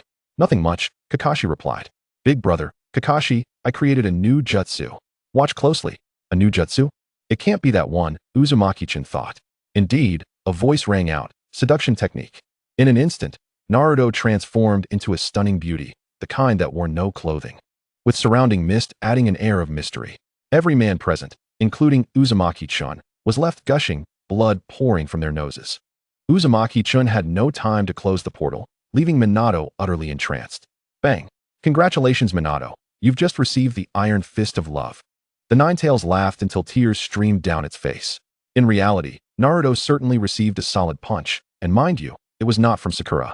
Just as Sakura was about to lose her composure, Uzumaki-chan intervened. What are you doing? This is a public space. Besides, what purpose does this serve? It can stupefy enemies. You were all just like that, Naruto retorted, pointing out Minato's ongoing nosebleed. Cough, cough. Regardless, you must never practice this again. Oh, fine. Well done. Shinkuin, Sakura praised. By this time, evening had indeed arrived, and Tenten had returned. It was time to seek her out. Upon reaching the training ground, they discovered Tenten had already left. Instantly, Uzumaki-chan dispelled his shadow clone. Now Uzumaki-chan could transfer Minato and Kushina into the shadow clone's body, a skill he had honed after a night of practice. Uzumaki-chan soon found himself at the bandit hideout. Although the hideout lacked a flying thunder god mark, there were plenty along the way. The year spent walking with Jiraiya was not in vain. Numerous marks had been left behind, allowing them to arrive swiftly. Before long, night fell, shrouded in darkness and the perfect cover for nefarious deeds. Without hesitation, Uzumaki-chan sprang into action, swiftly eliminating the guards. Only after clearing the area did the enemies finally react. The enemy ambush. Would the Whirlwind Morning let him go? Clearly not. 10 minutes later, Whirlwind Morning had finished off all the assailants and turned his gaze towards the spoils seized by the mountain bandits. Goodness, not a single item here is of trivial worth. Only a few are of lesser quality from the 5 great nations, yet they are still substantial enough to provoke the wrath of Konoha. Thus, these bandits are indeed of the type that prey on the weak but cower before the strong. After meticulously counting the loot, he sealed it within 3 scrolls, a testament to the considerable fortune amassed. Subsequently, he activated the Flying Thunder God technique to arrive at the gates of Konoha, entering only after undergoing the necessary checks. He could have reported his mission directly to the Hokage's office, yet he opted to enter through the main gate, a small gesture of respect towards the 3rd Hokage. By this time, the Hokage would already be asleep. He could report tomorrow. Upon returning home, he found Naruto still awake. What are you doing up at this hour? He inquired. Naruto, subconsciously answering while studying the seduction technique, quickly realized something was amiss. Speaking of which, Mom wants to have a word with you, he said, not waiting for Naruto to react. Mother, I brought you the author of the seduction technique. In an instant, Naruto felt a chill run down his spine. Bibaruto. Oh, that hurts. Whirlwind Morning pondered something, while Minato noticed the unusual behavior of his son. What's troubling you, little Morning? Deep in thought. I was contemplating how my father's master is a lecher, my father's disciple is a lecher, even my father's advisor is a lecher. And now Naruto has developed the seduction technique. So, the question arises, is my father a lecher as well? At this, Whirlwind Morning received a jab, not from Kushina, but from Minato. Father, why did you hit me? My analysis is not incorrect. Besides, isn't it said that one becomes like the company they keep? Whirlwind Morning retorted. Ahem. Perhaps you should refrain from such inquiries in the future, Minato replied, gesturing towards Kushina. Oh, I understand now. Father, you fear mother, hence you dare not indulge in lechery. Whirlwind Morning whispered. Minato was taken aback. Was that truly his implication? Upon reflection, it seemed to hold a grain of truth. Alas, his little secret had been uncovered by his son. What should he do now? The urgency was palpable. What are you two whispering about? Kushina inquired. Thus, the family shared a conversation before retiring for the night. Chapter 34. The story of the Land of Waves begins. And so, 2 months later, in a certain woodland, Team 7 was engaged in a task to catch a cat. Indeed, it was merely a task of that nature, as they were freshly graduated Genin, relegated to such D-rank missions. This was somewhat of a hardship for Kakashi, a formidable elite jonin, yet he had no choice but to accompany them. The mission concluded successfully. When can we leave the village? I possess considerable strength. Naruto complained. You are newly graduated Genin. You're not eligible for missions outside the village, Kakashi replied. Didn't T-Irika teach you that? Naruto scratched his head awkwardly. What did he not teach me? I simply didn't T-listen. And what about my older brother? Naruto retorted defiantly. Your brother is not on a mission. He is training under Lord Jiraiya. What? That old man is quite the character, Naruto muttered. Having met Jiraiya when he helped Whirlwind Morning move, he often heard his brother refer to him as the pervy sage. Though he was baffled by why Jiraiya had left the village despite Whirlwind Morning's attempts to dissuade him.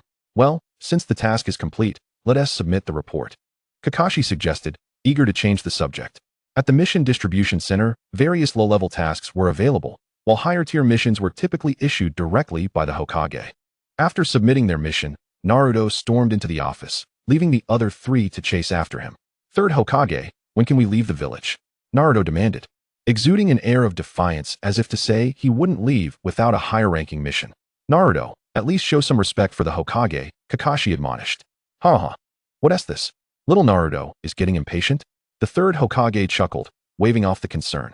Upon hearing this, Naruto's eyes brightened, and the 2 younger members of the team, though silent, exhibited expressions that betrayed their thoughts. After all, who would want to spend each day on mundane tasks? Very well, I shall assign you a C-rank mission. Tazuna, please step forward. What? Just a bunch of kids? Tazuna stumbled forth, grumbling. Don't underestimate us. Naruto protested loudly. This is the person you are to escort. Tazuna was about to say more when a sudden knock interrupted him. Come in, the third Hokage called, and in walked Whirlwind Morning. Hokage-sama, I have come to submit my mission. Whirlwind Morning began, having completed an A-rank mission, which he was required to report directly to the Hokage. Technically, a Chunin would not be assigned an A-rank mission, yet due to Whirlwind Morning's exceptional prowess, he was an exception. I understand, the Hokage replied. Brother, I'm leaving the village. Naruto exclaimed, eager to boast upon witnessing his brother submit his report. Is that so? What is your mission? Whirlwind Morning inquired. Already suspecting the nature of the task, but wary of creating a butterfly effect. To escort that old man home, Whirlwind Morning said, glancing at Tazuna. Indeed. It was the mission for the Land of Waves. Very well, I will prepare your things at home. Be cautious on the journey. Seeing this, Sasuke felt a surge of inspiration, recalling his brother, Itachi Uchiha. Itachi, wait for me. One day, I will kill you, Sasuke thought to himself. Thus, Team 7 departed. And upon seeing that the ninja were determined, Tazuna decided to return to the inn to gather his belongings. In the Hokage's office, only Whirlwind Morning and the third Hokage remained. Hokage-sama, I have a request. What is it? Is it regarding the previous mission? Yes, after all, he is my younger brother. I must protect him. Rest assured, I understand that a flower in a greenhouse cannot thrive, so I will not intervene unless absolutely necessary. I only need to observe from the shadows, especially since there are issues with this mission. What kind of issues? I recently passed through the Land of Waves while on a mission and learned that it is under the control of the Kaido Group. The Kaido Group? That is a conglomerate wealthy enough to rival nations, yet its reputation has always been pristine. However, according to the locals, Kaido is a hypocrite, a man of malice. This is why the people of the Land of Waves wish to construct a bridge to connect with the great nations. I suspect Tazuna has sneaked out, but Kaido will not allow such a prize to slip away. Hence, I surmise that Kaido has indeed hired ninjas, and they are likely formidable rogue ninjas, Whirlwind Morning articulated. As for how Whirlwind Morning had arrived, the Flying Thunder God technique was no trifling matter. He had merely been curious on that occasion, not on a mission. Very well. I approve, the third Hokage concluded. With that, Whirlwind Morning took his leave. What? You're wondering why I'm taking on this mission? My side quest hasn't been completed yet, and an A-rank mission just dropped into my lap. How could I let that pass? As it stood, Whirlwind Morning had completed a total of 37 A-rank missions. With this one, it would become 38. Why would he pass up an A-rank mission that presented itself so readily? Chapter 35, Encountering Zabuza. The following day, Team 7 had set off, followed closely by Whirlwind Morning, though only Kakashi was aware of his presence. Is he so worried about his younger brother? Or does he think I'm unreliable? Kakashi pondered. Suddenly, he spotted a puddle and seemed to comprehend something. Continuing to walk forward nonchalantly, out of the puddle sprang two figures, cleaving Kakashi in two. It was the Demon Brothers. Naruto and the others were taken aback, still processing the scene when the Demon Brothers declared, "One down, the rest are up next." Hearing this, Naruto was the first to react, turning to Sasuke. From a tender age, the two had been inseparable, developing an extraordinary bond that transcended the ordinary. The moment Naruto spoke, Sasuke instinctively understood his intentions. Thus, when they perceived the ghostly brothers advancing towards them, they remained unfazed, swiftly forming hand seals. Fire release, great fireball technique. Wind release, great breakthrough. The wind intensified the flames, and the ghostly brothers met their swift demise. Well done, Naruto and Sasuke, came Kakashi's voice, and Sakura. At least you understand the importance of protecting the client during critical moments. Kakashi-sensei, you're alive, Naruto exclaimed boisterously. Kakashi's lips twitched slightly at the remark, as if implying he had been dead, which, from Naruto's perspective moments ago, was indeed the case. I used the body replacement technique at a crucial moment, Kakashi explained. In such situations, we must leave a survivor to gather intelligence. Naruto chuckled at this, while Sasuke remained silent, and Sakura felt a profound sense of inadequacy. For as a civilian, she had been at a loss in that perilous moment, only able to protect their client. Now, Mr. Tazuna, can you enlighten us about the real situation? Kakashi prompted. What do you mean? What if they are here for you? Tazuna retorted, still attempting to deflect. I am a renowned ninja in the shinobi world. It's impossible for them to seek me out, and they are merely newly graduated students without enemies, Kakashi stated. Tazuna fell silent. If you do not clarify the situation, I have grounds to unilaterally withdraw from the mission on behalf of Konoha. Without any compensation, Kakashi pressed. All right, I will speak. Tazuna finally relented. He then recounted the events leading up to their current predicament, and sensing Kakashi's resolve to abandon the mission, he resorted to emotional manipulation. Just as I suspected, Kakashi murmured. Indeed, he said upon encountering Naruto Uzumaki. After using the body replacement technique, he had arrived beside Naruto. Are you worried about your brother, or have you discovered something? Kakashi inquired. Both, for Naruto is my dear brother, Naruto replied. Tazuna recounted his conversation with the third Hokage. I see, Kakashi acknowledged. Brother Kakashi, they have finished their battle, but Sakura may feel a bit self-conscious, as she could contribute nothing, being a civilian, Naruto added. I understand. Kakashi replied. Time progressed to the present. You must decide, shall we continue the mission or return home? Kakashi asked the trio. Of course, we shall continue. This poor old man deserves our help. I must defeat that villain named Kato, Naruto declared with enthusiasm. I, too, wish to press on, Sakura affirmed. Humph, Sasuke scoffed, seemingly in agreement. Very well, let us proceed. Silence enveloped them as they disembarked from the vessel and reached solid ground. The seventh squad maintained a vigilant stance when, suddenly, get down, Kakashi commanded as a massive blade hurtled towards them. As Kakashi raised his head, he beheld a figure standing atop the blade, completely wrapped in bandages, most notably lacking eyebrows. Zabuza Momochi, Kakashi gasped in astonishment. While he anticipated encountering a formidable foe, he had not expected it to be Zabuza. Ah, the copy ninja Kakashi. No wonder the ghostly brothers have met their end, Zabuza taunted. Brother Kakashi, who is this Zabuza? Naruto inquired. He is a notorious rogue ninja. During that infamous exam, he was the sole survivor, Kakashi explained. Oh, so you are aware of that exam? Zabuza remarked, taken aback. This revelation left Naruto in a state of confusion. What transpired? That exam required participants to eliminate their comrades to graduate, and he was the only one who survived, Kakashi clarified. Eliminate comrades? Naruto echoed, astonished. Enough with the pleasantries, Kakashi. Will you surrender the old man behind you? Zabuza demanded. Regrettably, that is not possible. He is our mission's client, Kakashi replied. Then let us fight, Zabuza declared, leaping onto the water's surface. With a flourish, he unleashed the mist technique, enveloping the area in a dense fog. Kakashi, revealing his Sharingan, prepared to engage. Sasuke gasped at the sight. How fortuitous that we have someone skilled in wind release among us, he remarked, turning to Naruto. I know what to do. Wind release, great breakthrough. The mist dissipated instantly, thwarting Zabuza's ambush. Realizing the mist technique was ineffective, Zabuza shifted his target to Kakashi. What followed was an exhilarating display of taijutsu between the elite ninjas. Zabuza soon found himself on the water's surface, forming hand seals, while Kakashi, relying on his Sharingan, matched his movements. Meanwhile, atop a tree, Naruto's brother, the Vortex Sage, had grown weary of waiting and finally witnessed the climactic showdown. Due to the Vortex Sage's deliberate concealment, Zabuza and Haku remained oblivious to his presence, for his strength far surpassed theirs.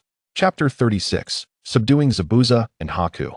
Thus, events unfolded as scripted, yet the singular distinction lay in Naruto's newfound proficiency in ninjutsu, which proved formidable. However, would the elite rogue ninja Zabuza be vanquished so easily? The answer was a resounding no. As an elite rogue ninja, Zabuza could easily handle a few children with water clones. Kakashi, trapped within the water prison, was unable to provide assistance. Consequently, the two younger ninjas were left to fend for themselves, while Sakura remained silently guarding Tazuna. Naruto and Sasuke employed a strategy reminiscent of the original narrative and ultimately rescued Kakashi. The battle then resumed as a fierce taijutsu exchange between elite ninjas, culminating in Zabuza's fall, struck down by Haku's Sunban to the neck, feigning death. Thank you for your assistance. We have pursued him for days, Haku expressed. That mask, are you from the Mist Village's pursuit team? Kakashi inquired. I will take Zabuza's body, Haku declared. Wait, let me confirm if he is truly dead, Kakashi said, placing his fingers on Zabuza's neck to check for a pulse, only releasing Haku once he confirmed the absence of life signs. Hold on, I have not agreed to anything yet, the Vortex Sage interjected suddenly. You are the Red Demon? What is your purpose here? Haku questioned. Oh, you are familiar with me? Indeed, the legend of the Red Demon resonates throughout the shinobi world, Haku replied. You flatter me. As for your initial inquiry, my motivation is to protect my brother, the Vortex Sage stated. Your brother? Ah, the one with the blonde hair. Enough of this chatter. You are not part of the Mist's pursuit team, are you? At this, Haku's expression shifted dramatically, though the mask concealed his features. What are you insinuating? Do not play coy. I recall the Mist's pursuit team only needed to return with the head. Moreover, the location of your Sunban strike would merely induce a state of suspended animation in Zabuza, the Vortex Sage asserted. Upon hearing this, Haku dropped the charade. Truly, you are the Red Demon. Very well, do not be alarmed. I shall take you to a certain location, the Vortex Sage declared, and without waiting for Haku's response, he transported them both, leaving the 7th squad in a state of bewilderment. Now that the enemy has departed, let us take a moment to rest. Yet, as Kakashi took but a few steps, he collapsed, utterly exhausted. Though Naruto had lost the Nine Tails, the resilience of the Uzumaki clan was undeniable, and he dragged Kakashi into Tazuna's home, step by arduous step. Sakura remained silent throughout, her mind plagued with uncertainty. What could she do? Was it not better to have never become a ninja? Such thoughts haunted her relentlessly. Meanwhile, the Vortex Sage had transported Zabuza and Haku to a secluded cavern, free from interruptions. Zabuza had regained consciousness. Zabuza, Haku, let us collaborate, the Vortex Sage proposed. How do you envision this collaboration? Zabuza questioned. I am aware of your monetary constraints. Otherwise, you would not be aiding Kato.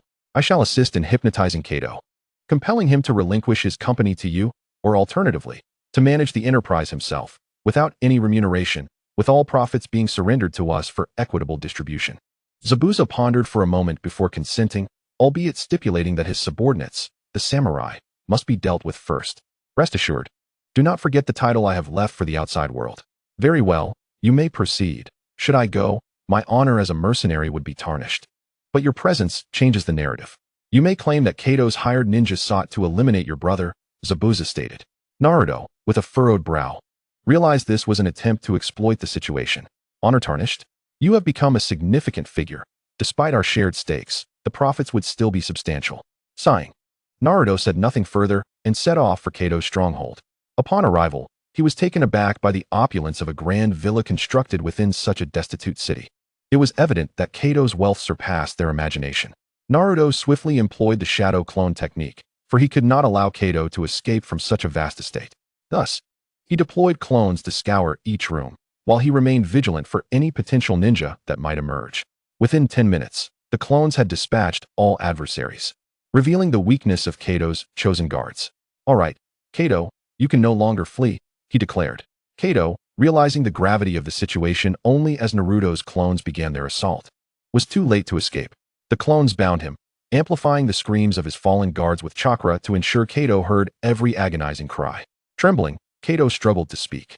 However, Naruto wasted no time engaging in idle chatter and activated his Sharingan Jinjutsu, subduing Kato effortlessly, for he was merely an affluent ordinary man. "Now, reveal the whereabouts of your assets," Naruto commanded. Kato divulged the locations of his wealth, acknowledging several places not present at the villa. Next came the matter of contracts. He summoned Zabuza and Haku, casting Jinjutsu to ensnare them as well. Now, with Zabuza and Haku as his allies, this enhanced Jinjutsu, a testament to Naruto's superior Sharingan, could ensnare even powerful foes, albeit for a fleeting moment. It mattered not. As long as he could control Zabuza and Haku, they remained oblivious to their enchantment, an effect rivaling that of the legendary Kotoame Tsukumi. Initially, Naruto had no intention of ensnaring them, but since Zabuza sought to exploit the situation, he had no choice but to take everything. "Lord Naruto, is there anything you require?" Zabuza and Haku inquired simultaneously. "Nothing of great importance. I have subdued Kato. You shall assist in collecting the funds. By the way, here is a record of his assets," he replied, handing over the details. "You will manage the company in his stead, utilizing transformation techniques to inform others that Kato has been eliminated and that this individual will oversee the operations." With that, Zabuza and Haku began to tally the assets present. Chapter 37. The Strength of Naruto. Once the affairs were settled, Naruto approached Naruto, who had been tending to the exhausted Kakashi. As he arrived, the trio was startled by his sudden appearance. "Brother, could you refrain from startling us in the future?" Naruto complained. My apologies. Has Kakashi overexerted his Sharingan?" "Indeed," came the reply. "Do you know the origin of Kakashi's Sharingan, Naruto?" Sasuke suddenly interjected. "You might as well ask him yourself. But he isn't conscious yet." "Hey, Kakashi, it's time to wake up. Your use of the Sharingan should not warrant this prolonged slumber." Naruto addressed him directly. "Ah, you saw through my ruse." Kakashi opened his eyes, feigning disappointment. "I was hoping to seize this opportunity for some much-needed rest." "Ah, Kakashi, you're all right. I was worried as I supported you all the way here," Naruto exclaimed. Naruto gently patted his head in consolation. "You've worked hard, Naruto," Kakashi remarked with a squint. "Well, will you answer your student's question?" Naruto pressed. Well, let's discuss that later," Kakashi stammered, causing Sasuke to grow increasingly impatient. However, his aloof demeanor prevented him from pressing Kakashi for answers. He merely turned away with a huff, signaling the end of the farce. "Sigh, you still cannot let go of your old friend, can you?" Kakashi mused, his fingers brushing over his Sharingan, his expression darkening. The atmosphere grew somber until Naruto, the self-proclaimed atmosphere destroyer, chimed in. "Who? And how do you know about Kakashi's friend?" "Be quiet. You're still young. Don't ask so many questions," Naruto replied, ruffling Naruto's hair.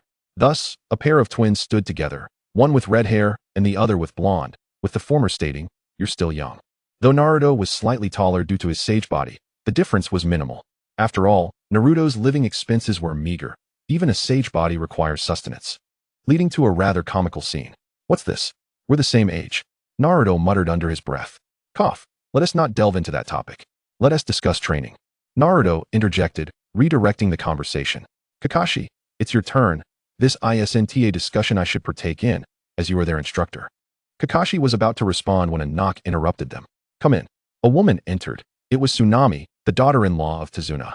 Upon seeing Naruto, she paused, clearly taken aback by his presence. "My apologies for intruding," Tsunami said, recovering quickly. Naruto, noticing her surprise, offered an explanation. "It appears my sudden arrival startled you." Tsunami quickly replied, "Not at all. It's merely that this esteemed ninja arrived unexpectedly, and we were unprepared with meals. That's quite all right." "I'm not here for a meal. I merely have some matters to attend to," Naruto clarified. "I have secured lodging elsewhere." "Very well. By the way, what brings you here?" Kakashi asked. "Oh, the meal is ready. I came to invite the esteemed ninjas to dine." "Ah, I see. In that case, I shall take my leave. I may return tomorrow, and I might appear unexpectedly again.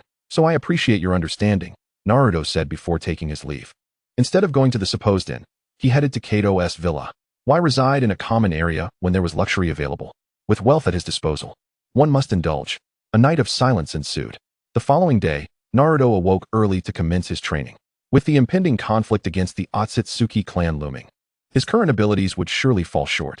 Though he had been preoccupied with missions over the years, he had not neglected his training. Now, Naruto's prowess had become unfathomable, having consistently undertaken A-rank missions and absorbing a plethora of jutsu. Let us not forget, Naruto possessed an exceptional aptitude for learning and an enhanced Sharingan. Thus, Naruto had been learning ninjutsu while fulfilling missions, and he had also mastered the Flying Thunder God technique, along with a series of jutsu based on the Rasengan. In terms of taijutsu, he had replicated several techniques using the Sharingan, and he had even sought out Guy to learn a few moves. However, due to the need to remain prepared for missions, he had foregone the 8 Gates technique, deeming it too time-consuming to master. Even in the realm of swordsmanship, Uzumaki-chun possesses an unparalleled mastery, complemented by his proficiency in Jinjutsu. With the Sharingan activated, he is virtually unrivaled, even if ensnared in an illusion. He has no cause for concern, for within him resides the mighty Nine-Tails. Thus, in the ninja world, Uzumaki-chun faces minimal opposition, though he may find the Otsutsuki clan's elite a different matter entirely. Therefore, it is imperative for Uzumaki-chun to dedicate himself to rigorous training. If my intuition serves me correctly, following this mission to the Land of Waves, the Chunin exams will commence soon, coinciding with Uncle Snake's plan to bring Konoha to its knees. After this, the Shippuden arc will truly begin. Chapter 38, Conclusion of the Mission in the Land of Waves. Thus, Uzumaki-chun trained diligently throughout the morning, deeming the time ripe to activate the Flying Thunder God technique and teleport to Naruto's side. At that moment, Kakashi was preparing to instruct them on tree climbing, only to be surprised by Uzumaki-chun's sudden arrival. "Ah, little Chun, you've made it," Kakashi greeted. "No need to pay me any mind, Kakashi. What are you training on?" Uzumaki-chun replied. "Tree climbing," Kakashi answered with a hint of exasperation. "How could I possibly overlook you at your age?" "Ah, I see. You continue your training while I observe," Uzumaki-chun remarked, finding a patch of ground to recline upon. A blade of grass held between his lips. The members of Team 7 looked on in disbelief. Enough of that. Let us proceed. Next, it's the showdown between Naruto and Sasuke. As for Sakura, she grasped the technique effortlessly, while Naruto and Sasuke are a different story. Although both have trained significantly in their youth, Naruto is renowned for his abundant chakra, and Sasuke, due to his father Fugaka's negligence and his brother's lack of instruction, finds himself lacking. It must be said, however, that both possess extraordinarily frightening talent. After consulting Sakura for guidance, the two swiftly reached the top of the tree. Yet, by this time, darkness had enveloped the surroundings, with only Uzumaki-chun awaiting their return. But do not be mistaken, he was merely asleep. Kakashi and Sakura could not rouse him, leading them to abandon him. Naruto and Sasuke, upon seeing Uzumaki-chun still waiting, felt a surge of gratitude, only to be interrupted by the sound of Uzumaki-chun's snoring. "Hey, big brother, wake up," Naruto shouted, perhaps having had his fill of slumber. Uzumaki-chun groggily stirred at Naruto's call, muttering, "What are you yelling about?"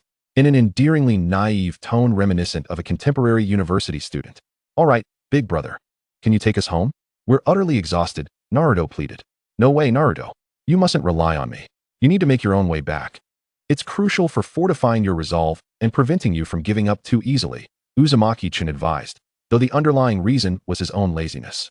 Despite knowing Uzumaki-chun was being unmotivated, Naruto found it difficult to argue, and ultimately, it was Sasuke who declared he would return alone, prompting Naruto to resolve to do the same, casting a resentful glance at Uzumaki-chun as they departed. Uzumaki-chun, unperturbed, activated the Flying Thunder God once more, returning to his luxurious estate for a peaceful night's rest. Upon completing his training, Uzumaki-chun activated the Flying Thunder God again. "Kakashi, I forgot to mention something. I eliminated Kato, and Zabuza is now at liberty," he addressed Kakashi, disregarding Naruto entirely. "I understand," Kakashi replied, falling silent. "What? Big brother, you actually killed that villain?" Naruto exclaimed in surprise. Is that so strange?" Uzumaki-chun queried. "Not strange, merely surprising," Kakashi responded. "Kakashi, I've disseminated the news of Kato's demise under the banner of Team 7, as it was our mission," Uzumaki-chun stated. "Understood," Kakashi acknowledged. Soon, the news of Kato's death spread throughout the Land of Waves, prompting 3 days of celebration. With Kato's interference no longer a concern, the bridge was swiftly constructed, retaining its name as the Naruto Bridge. Thus concluded the mission in the Land of Waves, and Naruto and his companions were granted a month-long respite. On this day, Uzumaki-chan had just returned from the Hokage's office after completing his task when he noticed an eagle soaring towards the intelligence department. It dawned on him that the Chunin exams were imminent. It was time for his plans to unfold. In this scheme, Uzumaki-chan intended not only to eliminate the upper echelons, but also to ensure the populace paid dearly, though extermination was not the objective. He aimed to make them pay the price, particularly those who had once insulted him viciously, pursued him relentlessly, or incited children to throw stones at him. While their numbers were few, their impact would be profound, gradually eroding Konoha's stability over the years, all while remaining undetected, with Orochimaru bearing the brunt of the blame. As Uzumaki-chan strolled through the streets, he witnessed a confrontation between Naruto and Kanjiro, instantly realizing that he was about to encounter Gaara. Moments earlier, Naruto. Let us have a duel. Sexy jutsu, Konohamaru exclaimed. Indeed, Naruto remained a big brother figure to Konohamaru, having known each other since childhood. One being the grandson of the third Hokage, and the other the son of the fourth Hokage. Most importantly, Naruto had taught Konohamaru the sexy jutsu. Thus, their dueling content revolved around this technique. This scene was fortuitously witnessed by Sakura, who, without hesitation, struck Naruto away and sought to continue her assault. Stop! Let go of my big brother. The fierce Konohamaru interjected. Hearing this, Sakura turned, regarding him with a perplexed expression, while Konohamaru appeared frightened. Big brother, I'll come to your rescue shortly. Realizing the gravity of the situation, Naruto felt compelled to protect Konohamaru. Ultimately, Konohamaru, failing to pay attention, collided with Kanjiro, followed closely by Naruto and Sakura. Chapter 39, The Chunin Exams Commence. You little brat, you hurt me, Kanjiro exclaimed, lifting Konohamaru. Apologies. We didn't mean to bump into you. You jerk. Both Naruto and Sakura retorted. TCH, I won let go. What are you going to do about it? You little brat? Kanjiro jeered. Suddenly, a stone flew through the air, striking Kanjiro's hand, causing him to release his grip. I told you to avoid trouble in Konoha. Be wary of being apprehended, Temari cautioned from nearby.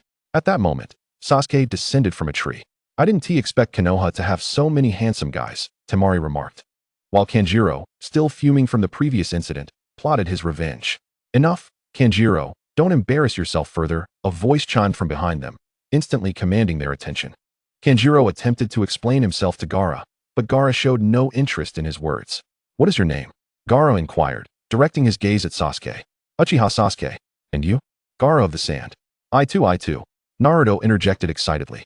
Not interested, Gaara replied dismissively, igniting Naruto's frustration.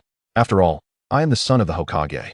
Meanwhile, Uzumaki-chan, witnessing his brother being slighted, decided to intervene, teleporting beside them.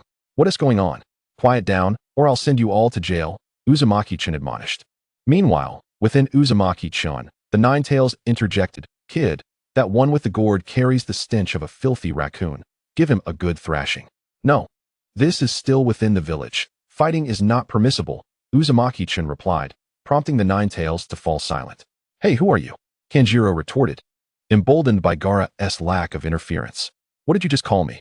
Uzumaki-chan asked with a smile, realizing he had uttered a forbidden term. Kanjiro understood he was in grave danger.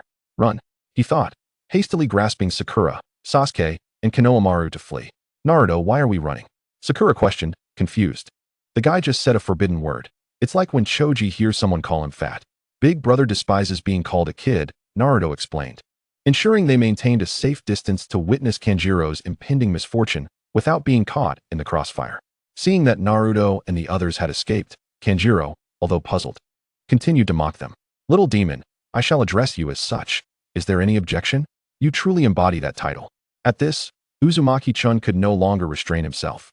Initially, he merely intended to exert a semblance of intimidation as an international friend, but now, he felt compelled to impart a lesson. In the blink of an eye, he appeared beside Kanjiro, realizing that mere swordsmanship was unnecessary. A few physical techniques would suffice in under 10 minutes. What now? Do you still dare to call me little demon? Uzumaki-chan taunted, his foot pressing down upon Kanjiro's face. I shall not. Kanjiro conceded. Do not entertain thoughts of seeking revenge during the Chunin exams. For I am already a Chunin and may very well be one of your examiners, Uzumaki-chan continued. What? Both Kanjiro and Temari were taken aback. Humph. What does that matter? This time, I merely intended to intimidate you once more. And do not underestimate the ferocity of a Chunin. I shall reveal to you that I am the Red Demon. To encounter me is indeed your misfortune. Their disbelief was palpable. For the fearsome reputation of the Red Demon had long permeated the ninja world. Anyone daring to impersonate him would be courting death.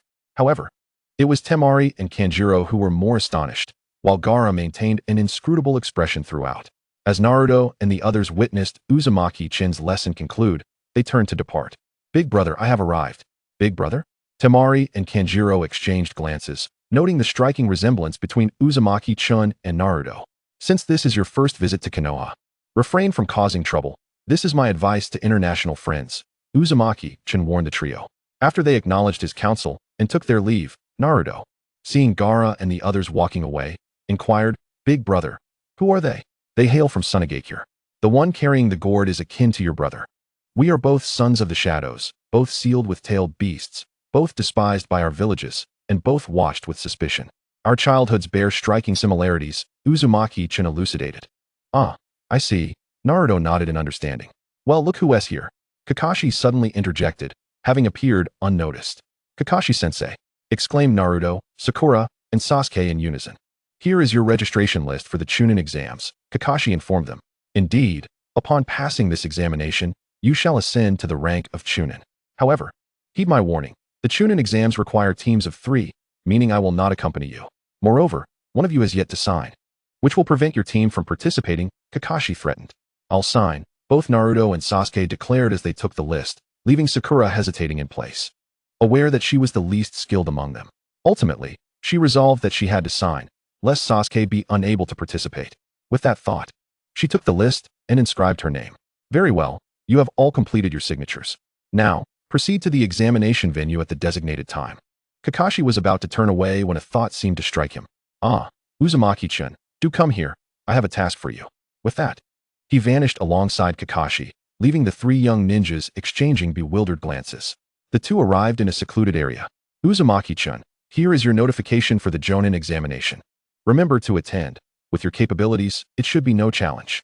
Uzumaki-chan glanced at the notice and replied, "Kakashi, surely this is a jest. Did you submit my name? I distinctly recall not registering." "It was not I, it was the Hokage. He recognized your exceptional abilities and could not abide your remaining at the Chunin level. Thus, he has summoned you for this Jonin assessment, though it is merely a formality." "That old man truly loves to meddle," Uzumaki-chan grumbled. Chapter 40. The duel between Lee and Sasuke. "It seems someone is poised to shatter my records," Kakashi remarked with a smile. Enrolled at 5, graduated the same year. Became a Chunin at 6, attained Jonin at 12, invented the lightning blade, and had Obito's Sharingan transplanted, all while accumulating numerous titles such as the Copy Ninja. "This is hardly by my own volition," Uzumaki-chan muttered under his breath. Upon returning home, Naruto eagerly questioned Uzumaki-chan, "Big brother, what mission have you received? Of course, if it's confidential, you needn't share." He was aware that a ninja's mission details were typically shrouded in secrecy. "Oh, there's nothing to keep from you. I am to become a Jonin." "Really? You're becoming a Jonin? Is that true?" Naruto exclaimed, initially taken aback, then bursting with excitement. "Just don't share this with anyone," Uzumaki-chan cautioned, making a shushing gesture. "Understood." Meanwhile, at Sakura's home, she pondered, "What should I do? At this rate, I will only be a burden. Will Sasuke come to resent me?" There's no time left to train. Feeling overwhelmed, she decided to take a walk. As she traversed the streets, lost in thought, a voice broke through. "Oh, Sakura, what brings you here?" Kakashi queried. "Kakashi-sensei, I'm contemplating how to train so as not to be a hindrance." "I see. Given your exceptional talent and chakra control, have you considered pursuing the path of a medical ninja? Is that truly feasible? But the exams are imminent, and there's no time to train." She lamented. "Is that so? In that case, I have no further advice. However, do not lose heart. You are a commoner, while they come from noble families. You begin the race already at a disadvantage, so do not compare yourself to them." "I understand, but regardless, I still feel like the one who will hold everyone back. I feel utterly useless." Sakura expressed her dejection. "Perhaps you could still practice some physical techniques. While they may seem trivial, it's the effort that counts." "Very well. That will have to suffice," she conceded before returning home. On the other side, Tintin was musing in the training grounds. With the Chunin exams approaching, what should I practice? An idea struck her. I could ask Chen to be my sparring partner. Without delay, she activated her Flying Thunder God technique. Uzumaki-chan, under the impression that danger had befallen her, assumed a battle stance upon arrival, only to be met with confusion. Whereas the danger? Unable to contain her laughter at Chun's stance, Tintin felt a surge of warmth. Who could resist someone willing to protect them? All is well. I summoned you to serve as my sparring partner. Raising an eyebrow, Uzumaki-chan replied, Are you not concerned I may inflict harm upon you? Do you dare? Tintin challenged playfully, though deep down, she was unconcerned. After all, it was Uzumaki-chan acting as her partner, merely teasing. Uzumaki-chan, well aware of her playful demeanor, merely shook his head slightly. Women truly are filled with contradictions. Thus began 2 hours of rigorous training, with Uzumaki-chan showing no mercy. This was a reflection of his combat style, as he had often faced female ninjas during missions, who were invariably adversaries. There was no room for gentleness. This marked his first time sparring with Tintin, and he struggled to regulate his strength. When sparring with Naruto, he fought with it as long as you don't die mentality. Minato and Kushina had reminded him of this more than once. Yet Uzumaki-chan had never heeded their warnings. Could you not allow me some leniency? Tintin pleaded with a hint of charm. Tintin, it is not that I refuse to relent. Rather, I cannot always be by your side. Only by growing stronger can you protect yourself, Uzumaki-chan sighed, unaware of the changes his presence would bring to the world. I understand. I too wish to grow stronger. But you cannot seriously treat me as your training subject. You are the Red Demon, and if you truly intend to strike me down, I fear I may not see tomorrow's sun, Tintin complained.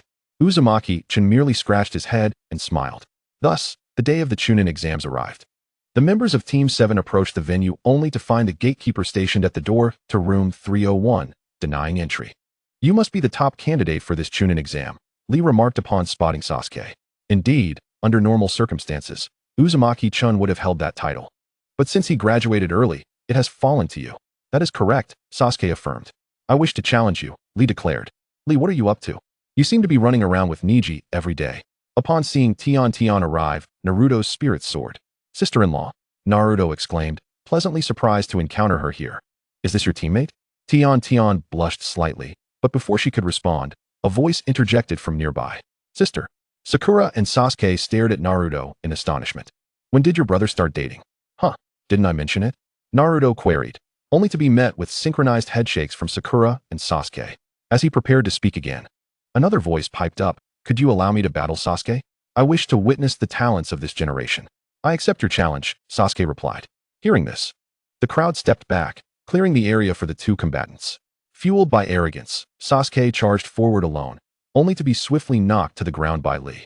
Refusing to concede, he activated his Sharingan, but although he could perceive Lee's movements, his body lagged behind. He was soon sent flying by a powerful kick from Lee. Attempting to regain control, he executed a shadow dance leaf technique, only to be thwarted. Suddenly, a turtle descended from the sky, upon which stood none other than Might Guy. Lee, the technique I taught you is not intended for use against comrades. As punishment, you shall run 500 laps around the playground. Yes, sensei. Wait. The exam time is about to conclude, Tian interjected. Is that so? Then we shall wait until the exam is over, Guy replied. Chapter 41, The First Exam. The gatekeeper continued to mock the lower ninjas, and Sasuke, Sakura, and Niji could no longer tolerate it. With such trivial genjutsu, who do you look down upon? Step aside. I am going up, Sasuke declared. Upon realizing that his genjutsu had been detected, the gatekeeper revealed his true nature with a knowing smile and dispelled the illusion. Only then did the others realize it was a genjutsu, leaving them feeling utterly embarrassed for not noticing sooner. As several of them ascended the stairs, Kamizuki Izumi remarked to Steel, these individuals appear to be Kakashi and Guy's students. This examination seems promising. Upon reaching the exam site, Team 7 encountered the imposing presence of the various lower ninjas from different countries. At that moment, Ino approached from behind and embraced Sasuke. Sasuke, did you miss me? Sasuke, taken aback, was about to respond when Sakura interjected, Ino, get off Sasuke's back. I won T. The two girls began to quarrel over Sasuke, while Naruto exclaimed, This is too crazy. At that moment, Hinata spotted Naruto. Albeit lacking Ino's boldness, she could only mutter, Naruto-kun. Once Ino finally released her hold, the 9 rookie ninjas had gathered. Listen up, you lot. You'd best keep your voices down. Are you new here? At that moment, Kabuto approached and spoke. Who do you think you are? Naruto retorted, feeling provoked by Kabuto's condescending tone. I am Kabuto. I have participated in the Chunin exams 7 times. So you could say I am your senior, Kabuto replied. 7 times. Are the Chunin exams really that difficult? This is becoming increasingly troublesome, Shikamaru remarked. Then surely you must know the contents of the Chunin exams, right? Sakura asked eagerly. Well, sort of. The Chunin exams do undergo slight changes each year. But for you adorable juniors, I'll share a few insights using this ninja identification card. What is this for? Naruto inquired. In simple terms, it transforms information into a mark using chakra, which can be activated when needed.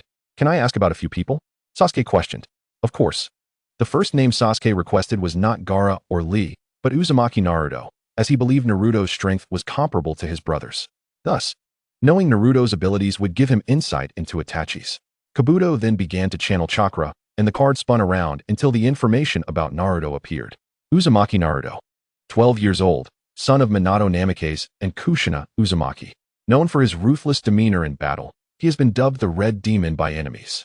He has completed very few D and C rank missions, totaling only a handful, but has undertaken numerous A rank missions, totaling 40, and has accomplished 2 S rank missions alone without sustaining any injuries. His strength is unfathomable, and he is currently a Chunin, Kabuto stated. Sasuke clenched his fists upon hearing this.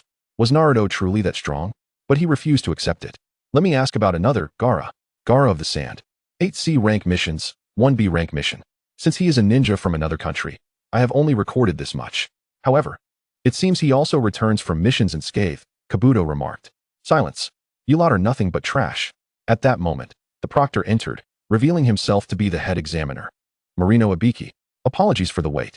I am Marino Ibiki, the head examiner for this round. Now, each of you will draw a number and take your seats according to it. Once everyone's settled, Ibiki began to explain the rules of the exam. First, each of you starts with 10 points. For every question answered incorrectly, you will lose 1 point. Second, whether you pass or fail will be determined by your team's collective score. If any member of your team scores 0, the entire team fails. Hearing this, Naruto felt a chill run down his spine, sensing 2 dangerous auras, as he was notorious for his poor written exam performance. Third, if the proctor catches you cheating, you will lose 2 points for each instance, and once your points reach 0, you will be disqualified from the exam entirely.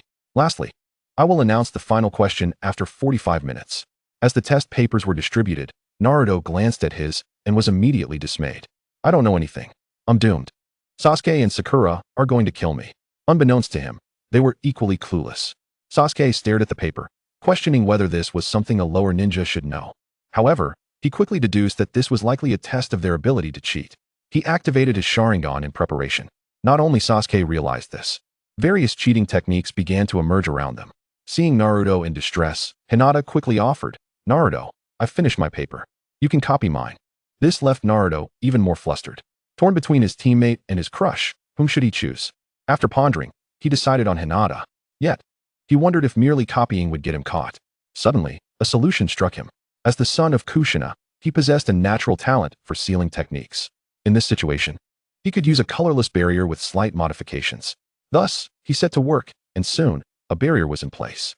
Naruto began copying frantically, and as Hinata found herself so close to him, she didn't faint but turned into a blushing maiden. Time's up. Next is the 10th question.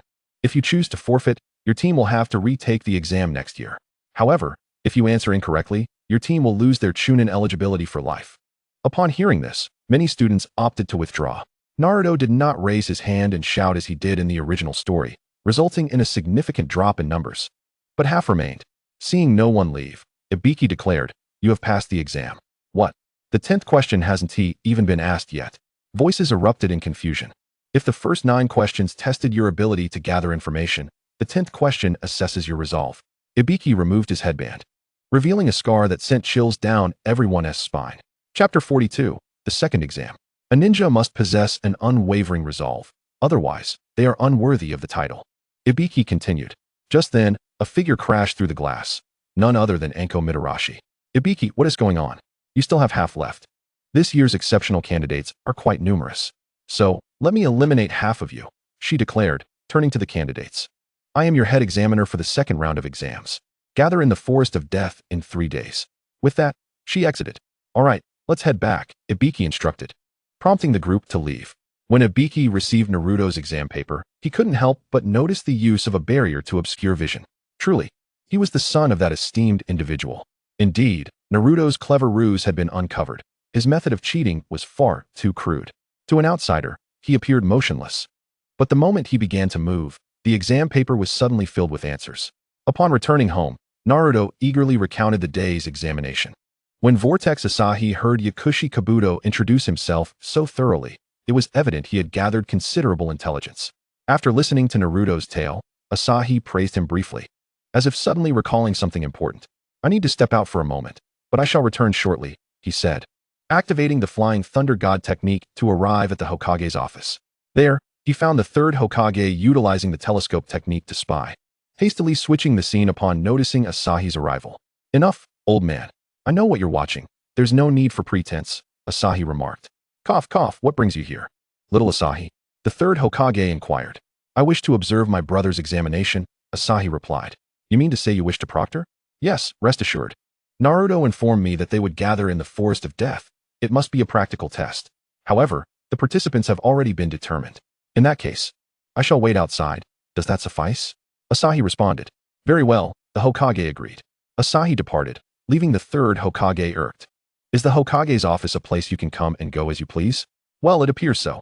In truth, Asahi was not particularly keen on observing Naruto's examination. He could have used that time to train. However, he had no choice. The system had issued a task. Just moments ago, the voice of the system resonated in Asahi's mind.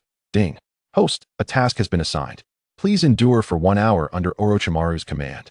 The reward is the perfect sage mode. Finally, you have a task, system. I thought you had severed our connection, Asahi mused. I apologize, host. There simply were no suitable tasks for you. 3 days later, at Training Ground 44 in Konoha, also known as the Forest of Death, the rules were laid out. You will soon receive either the Heaven or Earth Scroll. Your objective is to seize the opposing scroll within the Forest of Death. If you possess the Heaven Scroll, you must acquire the Earth Scroll, and vice versa. Additionally, sign this liability waiver. Konoha takes no responsibility for your lives. And one more thing. Do not open the scrolls prematurely. Anyone who does will be immediately disqualified. The participants nodded in understanding. All right, let the second exam commence. The proctor announced, initiating the second round of the examination. Are you so worried about your brother? Akamichi Karui asked Asahi.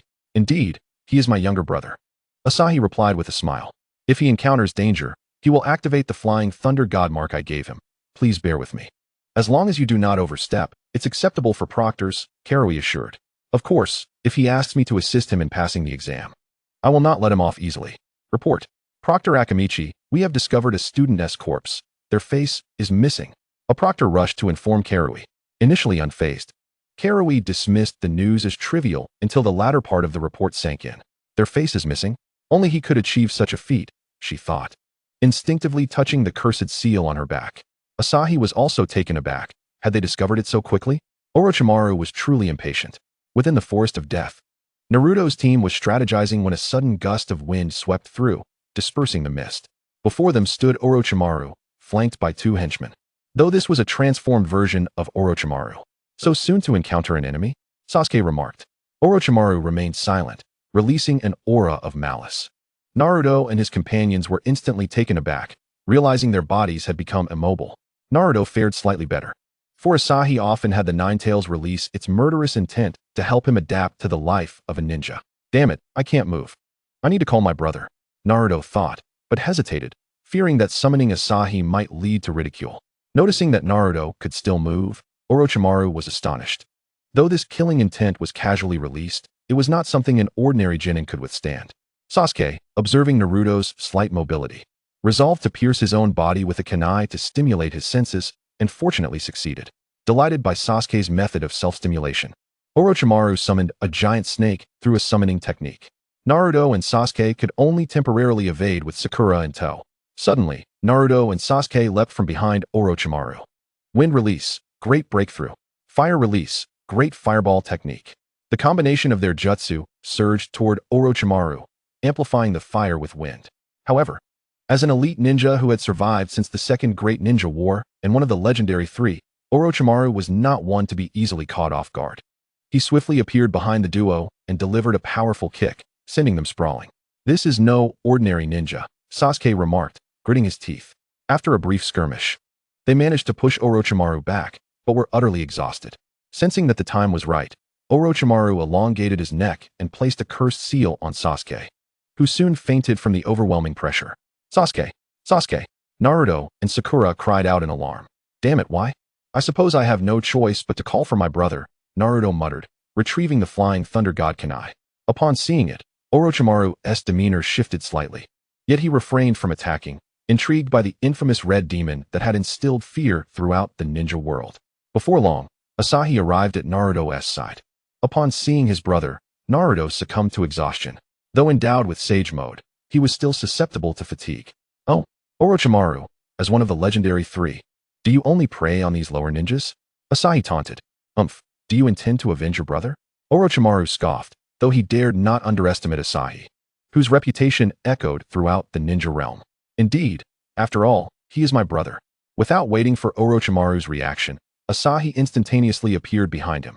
He refrained from throwing the flying thunder god kunai, knowing it resembled his father's kunai, which would make Orochimaru wary. Once positioned behind Orochimaru, he executed the leaf whirlwind, catching him off guard. Before Orochimaru could react, Asahi reappeared in front of him, this time using his hands instead of his feet.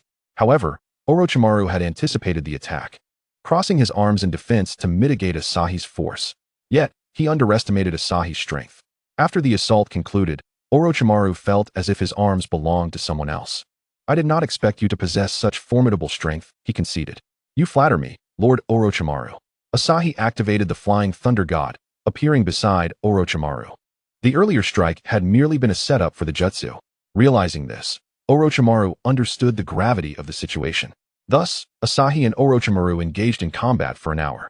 It was only when Asahi heard the system's voice that the farce came to an end. Noticing that Orochimaru had retreated, Asahi relaxed, finding it immensely challenging to battle him. It was nearly impossible to predict from where Orochimaru would emerge, especially since he could shed his skin even while using the flying thunder god technique. Consequently, Asahi switched to using kunai. However, upon seeing the flying thunder god kunai, Orochimaru grew increasingly cautious. Though he appeared somewhat disheveled, it was merely exhaustion. After an hour of intense focus, anyone would tire, even Asahi, albeit to a lesser degree. Well then, Orochimaru has departed. Please take good care of them, Asahi instructed Sakura. Hearing this, she merely lowered her head in silence, prompting Asahi to recognize her desire to rapidly enhance her skills to catch up with them. Thus, he addressed her directly. Sakura, there is no need for you to feel disheartened. You shall discover your own path. Do not rush to chase after them. With those words, Naruto Uzumaki departed. Instead of returning to the examination hall, Naruto returned home. System, where is my reward? Congratulations, host, for completing the task. You have been granted the perfect Sage Mode. Please select the type of Sage Mode you wish to acquire. What does this mean? Quite simply, dear host. You have 2 Sage techniques to choose from. One from the Toad clan of Mount Myaboku, and the other from the Chilin clan, which is a reward from the system. Without hesitation, adhering to the principle that system offerings are always of superior quality, Naruto chose the Chilin clan. It seems I must find time to practice Sage Mode. He mused, but there's no rush. I will do so after the Chunin exams. At present, Naruto was troubled by whether to continue training under Jiraiya. If he chose to follow him, he would be unable to accept missions for 3 years. Yet, if he refrained from doing so, his sage techniques would require practice within the Chilin clan's territory, rendering a return to the village impossible. The system's reward would merely allow him to enter Sage Mode perfectly, not enable him to utilize sage techniques. After much contemplation, he decided against following Jiraiya. Let him enter Naruto alone. It would not be beneficial for Naruto to remain sheltered at home. Experiencing the harsh realities of the ninja world could prove advantageous. Although Jiraiya might show some indulgence, it was certainly better than keeping Naruto confined within the village. Chapter 44. The Great Battle Against the Sound Ninja Squad in the Forest of Death. Sakura gazed pensively at Naruto and Sasuke, who remained unconscious. With no other options, she devotedly cared for them. Time passed swiftly, and as night fell, Sakura felt the weight of sleepiness but was reluctant to succumb, fearing a surprise attack. Thus, she resolved to set traps instead. As the night wore on, exhaustion overcame her, and she dozed off, fortunate to avoid any assaults from beasts or intruders. The night passed without incident. On the following day, a new dilemma arose: what to eat for breakfast and how to prepare it. While Sakura managed well, Naruto and Sasuke showed no signs of awakening. As Sakura grappled with her predicament, a rustling sound emerged from the bushes. Who goes there? Sakura immediately heightened her vigilance. At that moment, 3 figures emerged from the underbrush, members of the Sound Ninja Trio, Tails, Kin, and Sakon. Hey, the one lying over there must be Uchiha Sasuke. The one Lord Orochimaru desires, Sakon remarked to Tails. Indeed, Tails responded with a nonchalant grunt. their conversation reaching Sakura's ears without a hitch. This is bad. They are after Sasuke, Sakura thought anxiously. The trio swiftly fell into one of Sakura's traps, yet it bore no effect on them. They dismantled it with ease and advanced toward Sakura. Before she could react, one of them was intercepted, none other than Lee, clad in a green jumpsuit. You dare to bully our Konoha comrades? You must first get past me, Lee declared, launching into action against TOS with a leaf whirlwind. Sakon, sensing TOS in peril, instinctively thrust his hand into the earth, employing sound waves to rescue TOS. TOS then attempted to engage Lee in a taijutsu showdown, but his speed was woefully inadequate, allowing Lee to evade effortlessly. However, Lee soon realized something was amiss. The surroundings distorted, and his eardrums ruptured. It turned out TOS had activated a sound wave attack using a device on his arm, successfully dodging Lee's punch, but not the sound waves.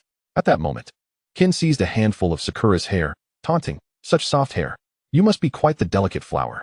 Why would a refined girl like you want to become a ninja? Wouldn't it be better to stay home and pamper yourself instead of dragging your teammates down?" Unable to endure the mockery, Sakura severed her own hair. Kin was taken aback by her decisiveness. Sakura, preparing to retaliate, found her efforts futile as she was swiftly thrown to the ground by Sakon. Just as Sakon intended to finish her off, 5 more individuals appeared: Ino, Shikamaru, Choji, Tenten, and Niji. Seeing the unfavorable situation, TOS contemplated retreating. Though his pride forbade him from doing so, he could only hope these 5 were not particularly strong. Yet fate had other plans.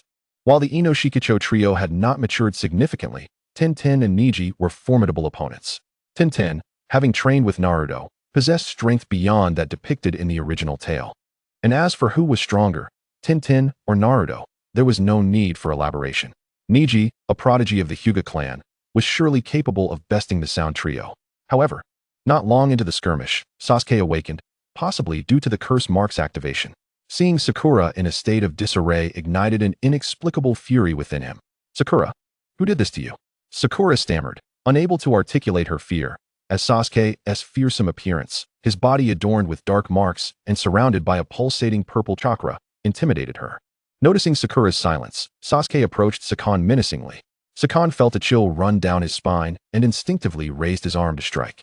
However, even at full strength, Sakon would not stand a chance against curse-marked Sasuke, let alone after having been beaten.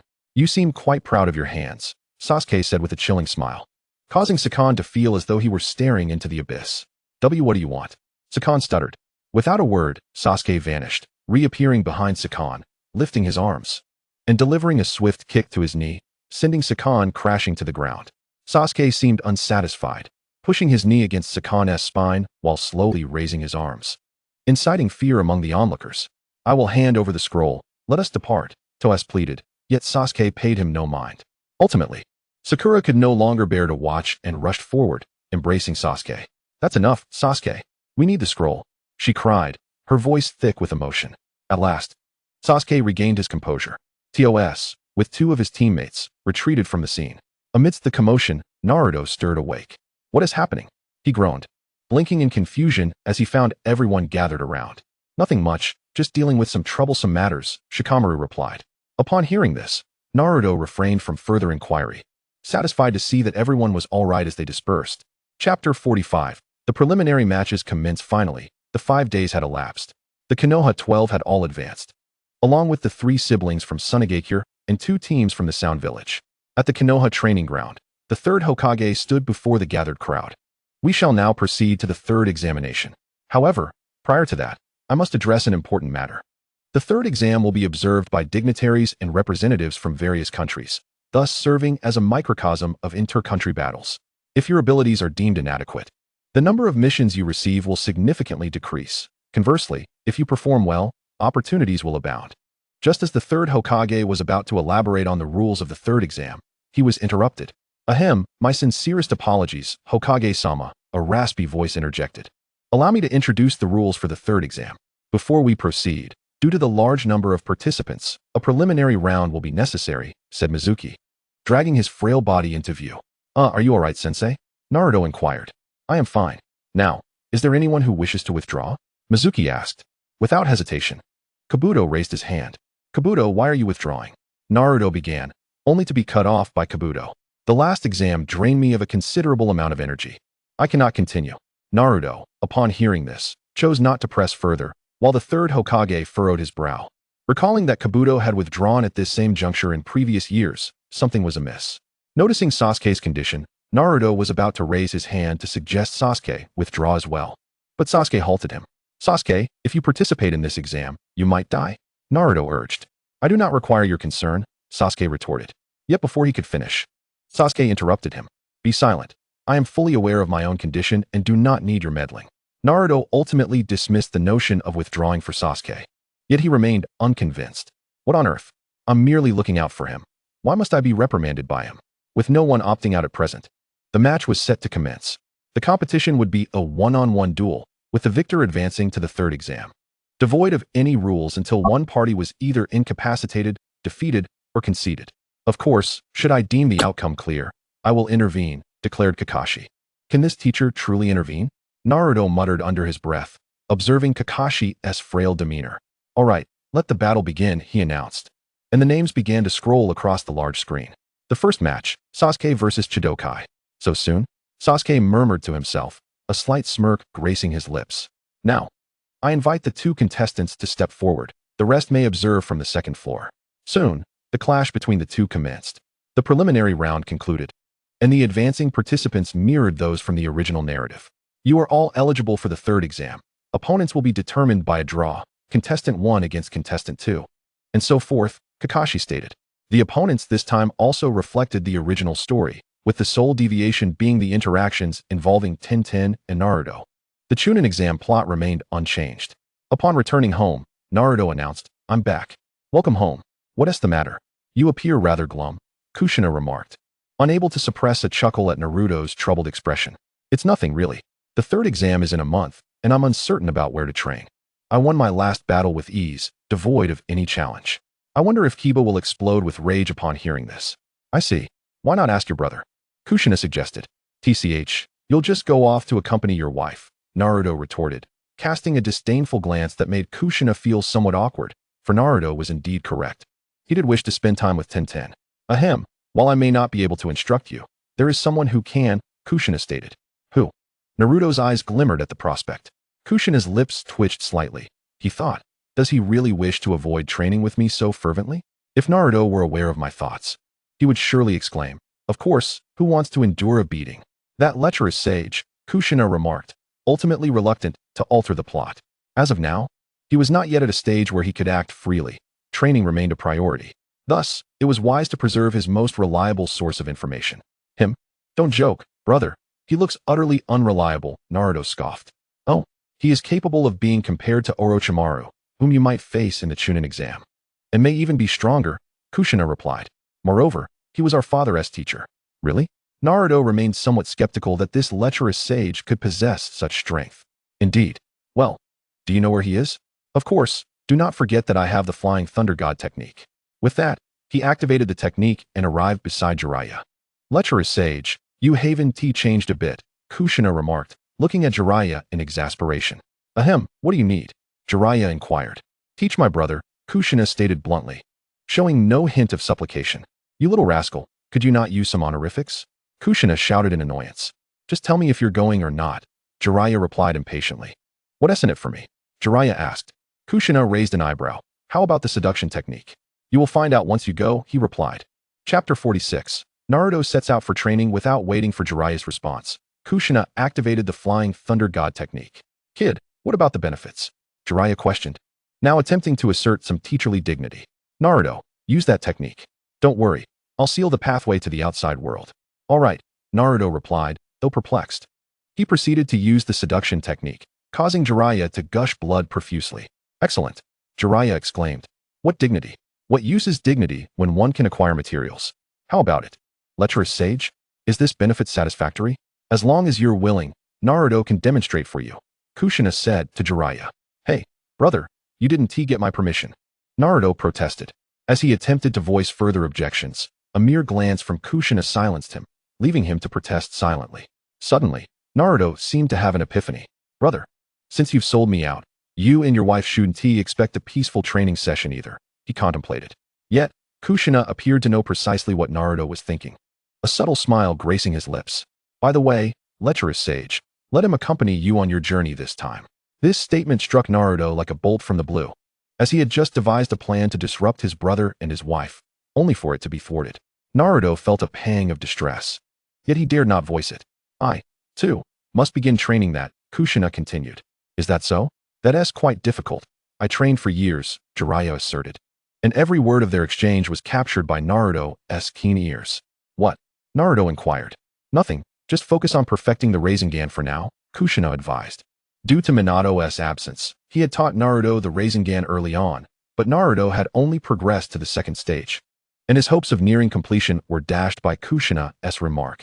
Using shadow clones for assistance is not permitted, as employing them would extend the preparation time excessively, transforming the originally non-hand-sealing ninjutsu into hand-sealing ninjutsu, which is why Naruto remains at the second stage. Oh, Naruto replied dejectedly, yet he would not concede easily. I will strive diligently. All right, go say your goodbyes to your companions. You'll depart in a couple of days, Jiraiya instructed. With that, Naruto took his leave. Well then, with Naruto gone, have you decided on your training for that sage technique? Jiraiya inquired, referring to the very subject they had just discussed. Yes. I will choose the Kirin clan. Why? If you had chosen Myaboku, I could have offered you some advice, Jiraiya asked. Nothing much. The Kirin feels almost like my exclusive path, guiding my cultivation, Kushina explained. He was not incorrect. The Kirin clan was granted by the system, indeed his own exclusive opportunity. I see, Jiraiya acknowledged, refraining from further inquiries. After all, everyone possesses their own unique opportunities. He was no exception. Had he not signed the contract and performed the summoning technique, he would not have trained in sage arts or sought the prophesied child. 2 days later today, Naruto was set to embark on his training journey with Jiraiya. I've finally sent Naruto off, now to find Tenten, Kushina exclaimed with delight. He intended to train in sage arts, but did not specify when, believing that pursuing Sasuke after the Chunin exam and honing his skills over 3 years would suffice. Upon arriving at the training grounds, Tenten was indeed there, immersed in her training. Tenten, I'm here, Kushina announced. Little Kushina, what brings you here? Aren't you supposed to be on a mission? Tenten queried, puzzled. I'm not going. I'll be with you for this month. What is more important? A mission or a girlfriend? Kushina said with a playful grin. That's not necessarily true. I recall someone who completed numerous A-rank missions in a short span and didn't return to accompany me, Tenten remarked sarcastically. That's not my fault. Kushina retorted defensively. Tenten simply smiled at him, her silence rendering Kushina speechless, who had intended to offer an explanation. Fine, it's my fault, Kushina conceded at last. Uft. Tenten couldn't contain her laughter. Since it's your fault, there must be a punishment, she declared. What do you want? Kushina inquired, arms crossed in front of him. You can't be thinking of that. I want you to accompany me in training, you idiot, Tenten clarified, her patience wearing thin. That's no problem. As long as you're not afraid of pain or exhaustion, Kushina readily agreed. I'm not afraid, Tenten affirmed resolutely. Chapter 47, the third exam a month later. In Kushina and Tenten's exclusive training ground, the past month had seen Kushina accompany Tenten in her training almost every day, resulting in her abilities surpassing those depicted in the original narrative. All right, Tian, Naruto is coming back today. Should we go and meet him? Asked Uzumaki-chan. Let us go? I get beaten up by you every day. If it weren't for those quick healing pills you gave me, I might not have survived. Today is a perfect opportunity to rest, Tian replied. Let us go. With that, he activated the Flying Thunder God technique and arrived at the village gates just as Naruto was finishing his inspection. Upon seeing Uzumaki-chan and Tian, he cheerfully exclaimed, Hello, sister-in-law. Uzumaki-chan, eager for a response, looked expectantly at Naruto, but he was ignored. Hey, you little brat. What about me? Aren't you going to greet me? I am your brother, after all. Naruto made a playful face at Uzumaki-chan and then remarked, So, who's in charge of your family now? Of course. It's my sister-in-law, Uzumaki-chan answered without hesitation. Well, that settles it then. From now on, if I need anything, I'll just go to your sister-in-law. What is the point of greeting you? This was Naruto's subtle revenge for Uzumaki-chan promising Jiraiya to use the seduction technique without his consent. The kid has a point, Uzumaki-chan mused, lowering his head in thought. Tian and Jiraiya watched the two bicker, stifling their laughter. When Tian heard Uzumaki-chan mention her being in charge, she blushed slightly. Cough, cough.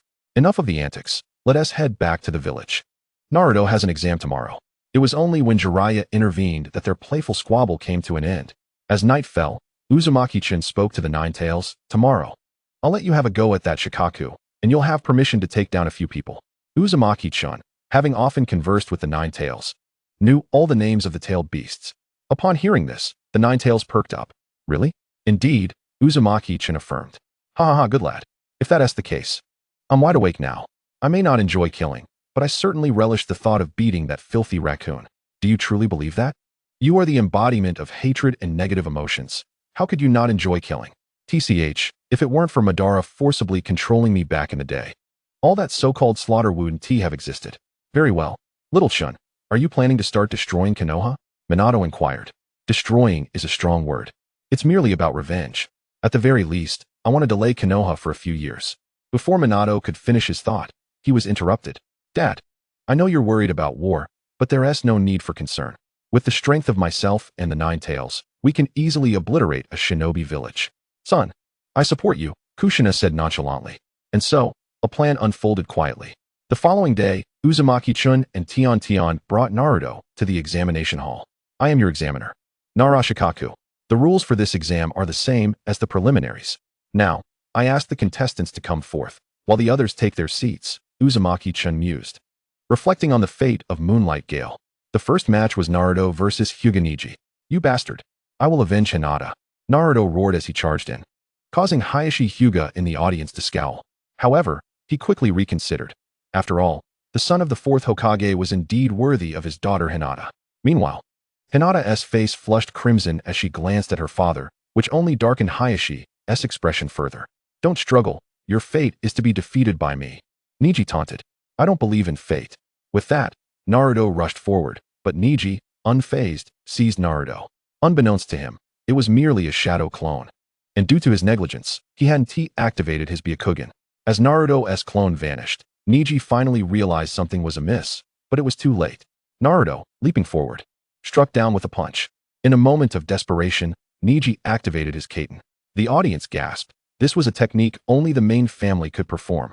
In that instant, Neji managed to counter Naruto's attack, and taking advantage of Naruto's momentary surprise, he moved in to unleash the 8 trigrams 64 palms, leaving Hayashi utterly astonished.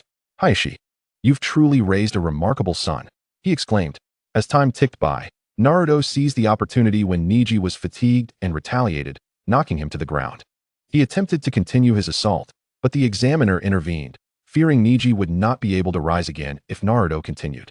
Thus, the second match concluded with Shikamaru winning through strategy, initiating a saga of love and rivalry with Temari, while in the third match, Kankuro forfeited. Finally, the last match arrived.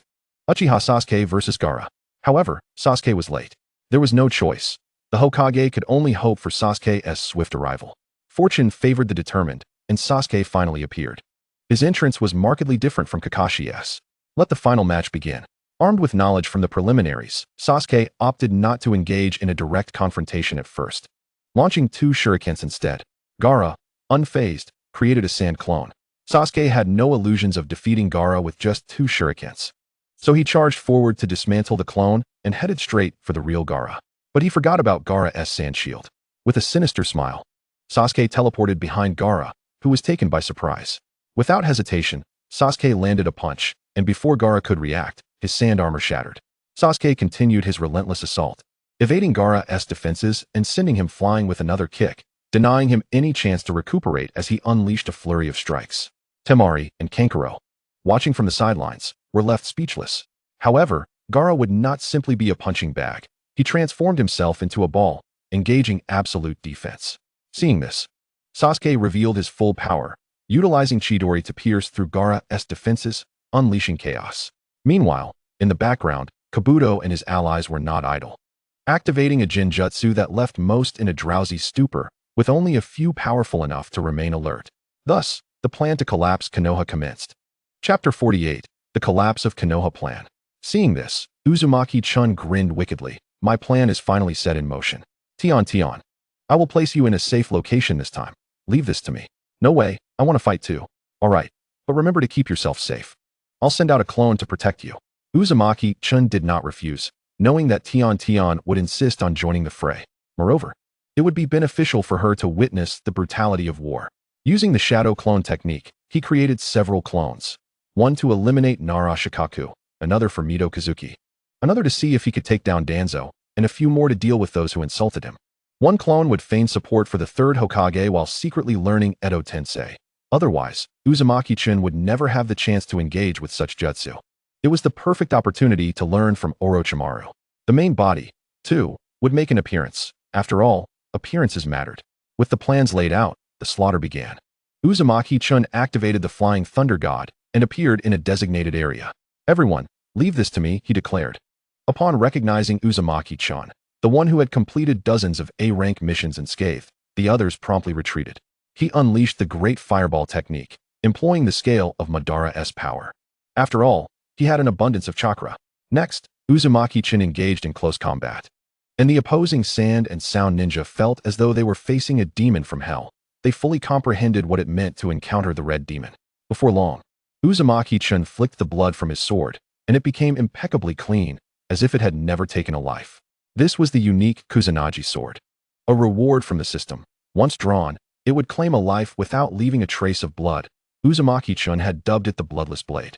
After completing the slaughter, he continued to eliminate others. The Shadow Clone had returned, and the two esteemed advisors had been dispatched. The roots of Danzo had also been thoroughly eradicated. Yet he remained oblivious to the identity of his assailant, Uzumaki Asahi, who was now in a furious rage. The clone that had learned the impure world reincarnation had yet to return, but it was likely that Uzumaki Asahi had nearly mastered the technique. Nearby, the Leaf Village ninja watched in disbelief as Uzumaki Asahi dispatched so many foes without sustaining a single scratch. "Lord Asahi, how formidable you are. You are our pillar of strength." Flattering remarks caused Uzumaki Asahi to feel somewhat elevated. However, he did not linger and proceeded to other battlefields, where the legendary Inoshikacho trio resided. Without hesitation, he engaged them, clearing the area in mere minutes. Just as the trio prepared to praise Uzumaki Asahi, he spoke first. This was not a voluntary act on Uzumaki Asahi's part. He had been summoned by Naruto. It turned out that Shikaku had emerged, and Naruto and the others were unable to contend with it, prompting them to call upon Uzumaki Asahi for assistance. "Damn, I forgot about Shikaku. No wonder Kurama has been ignoring me," Uzumaki Asahi thought to himself. "Step back," Uzumaki Asahi instructed. "Hey, Kurama, stop sulking. I admit my mistake. Let us go take down Shikaku," he declared within the ceiling space. "Humph," Kurama scoffed in response. "All right, let us do this," Uzumaki Asahi said as he activated the Nine-Tails mode. "Kid, relinquish control of your body to me," Kurama commanded, and the Minato couple offered no objections, as they had grown accustomed to this arrangement. "Understood," Uzumaki Asahi replied, and his eyes transformed into those of a fox. "You foul fox. I didn't expect you to have a Jinchūriki too," Shikaku taunted. "You foul Tanuki, aren't you the same?" Kurama retorted. "Moreover, my Jinchūriki is far superior to yours." "Foul fox, isn't it all about fighting for titles?" Shikaku countered. "Foul Tanuki, your tail count is fewer than mine, hence your strength is naturally inferior. Now you've even lost the Jinchūriki contest to me. It's quite embarrassing," Kurama quipped. Shikaku seethed in anger. "Don't measure strength by tail count." The two-tailed beasts were increasingly engaged in their battle, with Kurama relishing the fight while Shikaku could only endure the blows. Below, Naruto and Sasuke were left in awe. Was this the power a human should possess? Sasuke's desire for strength intensified as he touched the cursed seal's location. It seemed Orochimaru had spoken the truth. Before long, possibly due to fatigue, Kurama relinquished control back to Uzumaki Asahi. Upon witnessing Shikaku's pitiful state, Asahi's lips twitched slightly. What a fierce grudge to result in such a beating. "If I remember correctly, I just need to wake Gaara up, right?" Without hesitation, Uzumaki Asahi struck Shikaku, who was unable to resist and could only allow Asahi to wake Gaara while he returned to his own place. As Uzumaki Asahi roused Gaara, the latter, still reluctant, attempted to retaliate. However, Uzumaki Asahi swiftly utilized the Flying Thunder God technique to appear before him, landing another punch before Gaara could react. Gaara toppled to the ground, while Uzumaki Asahi appeared unscathed, as if the earlier encounter had not involved him at all. "Why do you wish to save them?" Gaara questioned Uzumaki Asahi. "You too are a Jinchūriki, sharing a childhood akin to mine. Why do you still wish to save them?" "Ha ha ha, our childhoods may be similar. But what of it? Naruto never looked down on me. He bore no hatred towards me. Moreover, he is my brother," Uzumaki Asahi replied. "Nonsense. Individuals like us can never experience love. We are mere weapons for the village. You are the one talking nonsense. Recall your older siblings. Did they harbor hatred towards you?" Those who despise themselves, it matters not whether you kill or ignore them, Uzumaki Asahi asserted. By the way, I must thank you for this. Had it not been for you, I would have struggled to find the right moment to eliminate those individuals. Gaara was taken aback by Uzumaki Asahi's words. If you desire friends, that is possible. We can indeed be friends, for as you have stated, we are both Jinchūriki, sharing the same childhood. Uzumaki Asahi attempted to persuade Gaara further. After all, this was a Jinchūriki, potentially the future Kazekage. Establishing a foundation now would allow for direct assistance in the future, which was a delightful thought. Upon hearing this, Gaara felt his worldview shatter. He stood momentarily stunned before excitedly asking, "Can you truly be my friend?" Indeed, he was still a child, especially one as lonely as he. The prospect of friendship brought him unparalleled joy. Uzumaki Asahi remained silent. Naruto, arriving on the scene, declared, "I do not know what you have endured, but I am well aware of what my brother has faced. I am willing to heed my brother's words. If you are my brother's friend, then you are also my friend, and of course, his friend." Naruto gestured towards Sasuke, who merely huffed and turned away. Upon hearing Naruto's words, Gaara broke into tears. Gradually, he composed himself and expressed his gratitude. "Thank you." Chapter 49. Uzumaki Asahi becomes acting Hokage. Uzumaki Asahi's lips twitched slightly. For some reason, he still held a fondness for the rebellious Gaara. This unexpected gratitude left him somewhat flustered. "Well then, it's settled. You all should take your leave. Otherwise, the village will grow concerned." This statement was directed at Gaara as well as Naruto and Sasuke. "Everyone gather before me and prepare to mark yourselves for the Flying Thunder God technique." Once they departed, a head emerged from underground. It was Zetsu. The Nine-Tails Jinchūriki is exceedingly powerful, and it appears to be a perfect Jinchūriki as well. It seems I must inform Obito to expedite his efforts. Upon returning to the village, in the prison, Temari and Kankuro began to examine Gaara's condition. They had been watching him closely, and even after his defeat, their hearts were at ease now that he was unharmed. Gaara felt warmth in his heart and finally spoke. "Sister, brother, I am all right." His words left Temari and Kankuro momentarily speechless. "Gaara, what did you just call us?" Temari exclaimed excitedly. "Sister, brother." Upon saying this, Gaara's face flushed unexpectedly. "Hey!" Both Kankuro and Temari exclaimed simultaneously, and the trio embraced one another. "All right, the three of you, though I do not wish to interrupt your reunion. I must address a matter," Uzumaki Asahi interjected. "What is it?" Temari inquired, noticing the success of their emotional breakthrough as she even used honorifics. "Follow me to the Intelligence Interrogation Department. You must disclose the details of your plan and prepare for reparations, as well as your own bounties," Uzumaki Asahi stated sternly. Given their status, they would be worth a significant sum. There was no way they could simply walk away unscathed. "We understand. Now, let us proceed. You can catch up later. Please stand before me," Uzumaki Asahi instructed as he inscribed the Flying Thunder God marks upon Kankuro and Temari.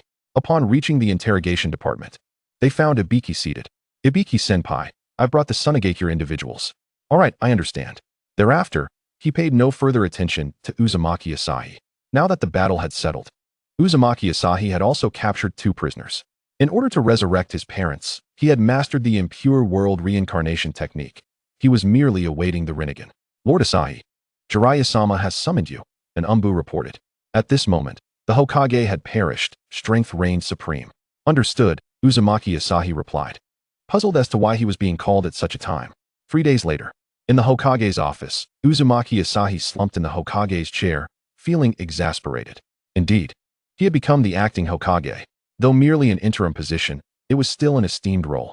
This elevation was due to Naruto employing the multiple shadow clone technique, followed by a transformation technique, which significantly boosted Uzumaki Asahi's reputation, leading to his current status. Naturally, there were dissenting voices, notably from Danzo, who objected, claiming Uzumaki Asahi was too young. "Unless it's Jiraiya or Tsunade," Danzo stated bluntly, convinced that neither would assume the role, thus leaving the Hokage position open for himself. "Very well, in my capacity as acting Hokage, I hereby declare that Jiraiya and Naruto shall depart in search of Tsunade," Uzumaki Asahi proclaimed. Jiraiya remarked, "Since Uzumaki-chun has assumed the role of acting Hokage, there is no need for honorifics. Simply issue commands. The sole advantage of becoming the acting Hokage is this. Come, follow me to the route," Uzumaki-chun declared. Subsequently, he departed adorned with the Hokage hat, trailed by a multitude of Umbu. Upon reaching the route, Danzo appeared as if he had been anticipating their arrival. "Acting Hokage, what brings you here?" Danzo emphasized the word acting, as though to remind Uzumaki-chan that he was merely a temporary figure, destined to wield power for only a fleeting moment. Nothing of consequence. Merely a thorough investigation of all organizations to pave the way for the future Hokage. Uzumaki-chan casually fabricated an excuse, observing that Danzo had maintained the route in immaculate order, devoid of any illicit activities. Danzo, you have unlawfully transplanted Hashirama's cells. What punishment do you deserve for such an act? Uzumaki-chan suddenly stated. What are you talking about? I have no idea what you mean. Danzo's expression shifted dramatically, and he hastily replied. Humph, do you think my Uzumaki clan's sensory ninjutsu is mere decoration? You possess chakra comparable to the Senju clan. How do you explain that? I am exceptionally gifted, Danzo retorted, defiantly raising his chin. Clapping his hands, Uzumaki-chan smirked. Dare you remove your bandages? I can sense that the cellular activity in your arm is exceedingly vigorous. This is for the good of Konoha. Danzo maintained his stubbornness. Is it for Konoha? Or for your own ambition to become Hokage? Uzumaki-chan shot back. In an instant, Uzumaki-chan appeared before Danzo, striking forward. Danzo, caught off guard, did not anticipate that Uzumaki-chan would dare to assault him publicly. Reacting instinctively, he crossed his arms to deflect the attack. Yet, with a wicked grin, Uzumaki-chan commanded the Umbu to secure the route. I shall return shortly, he stated before activating the Flying Thunder God technique to teleport outside the village. It was not an assault on Danzo, but rather a strategic placement of the Flying Thunder God marker. 20 minutes later, Danzo was killed before he could even employ the four-symbol seal technique. In truth, Uzumaki-chan had intentionally delayed, as the individuals he had brought along were primarily loyal to the third Hokage, belonging exclusively to the third Umbu, rather than the Hokages. After prolonging the confrontation, most of the Umbu and root had been subdued, allowing Uzumaki-chan to return with Danzo's lifeless body.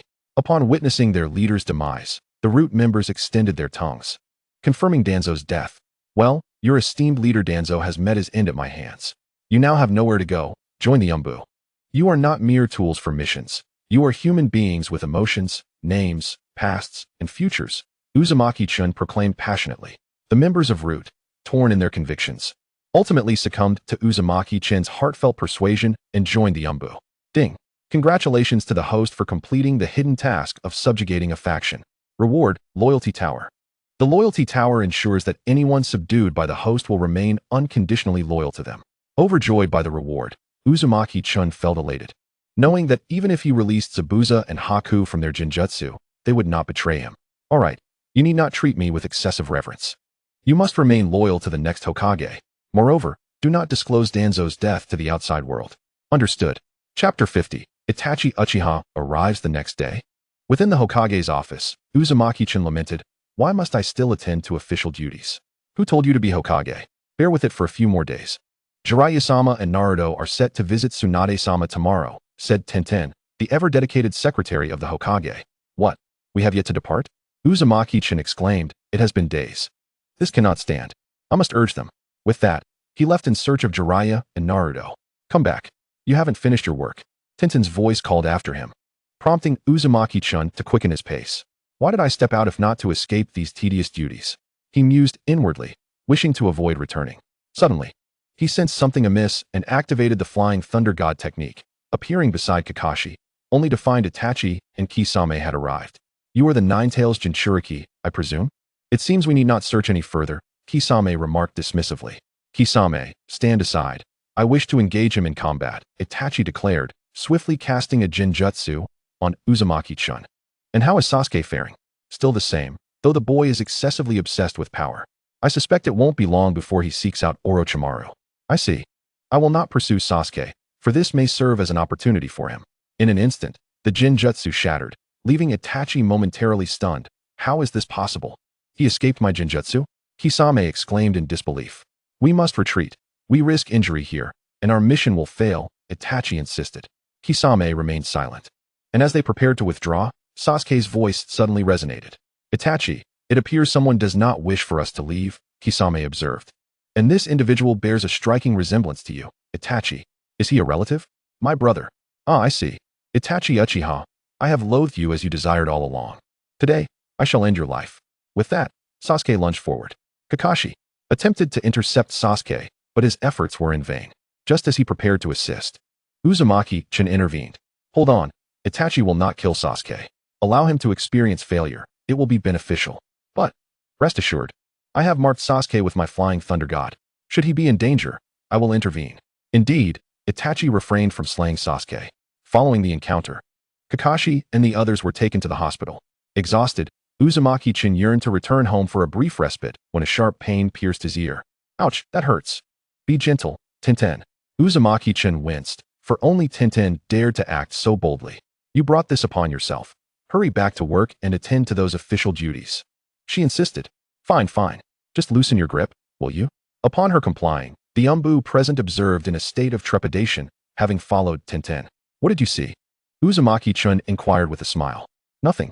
We saw nothing at all, one Umbu quickly affirmed, while the others nodded vigorously in agreement.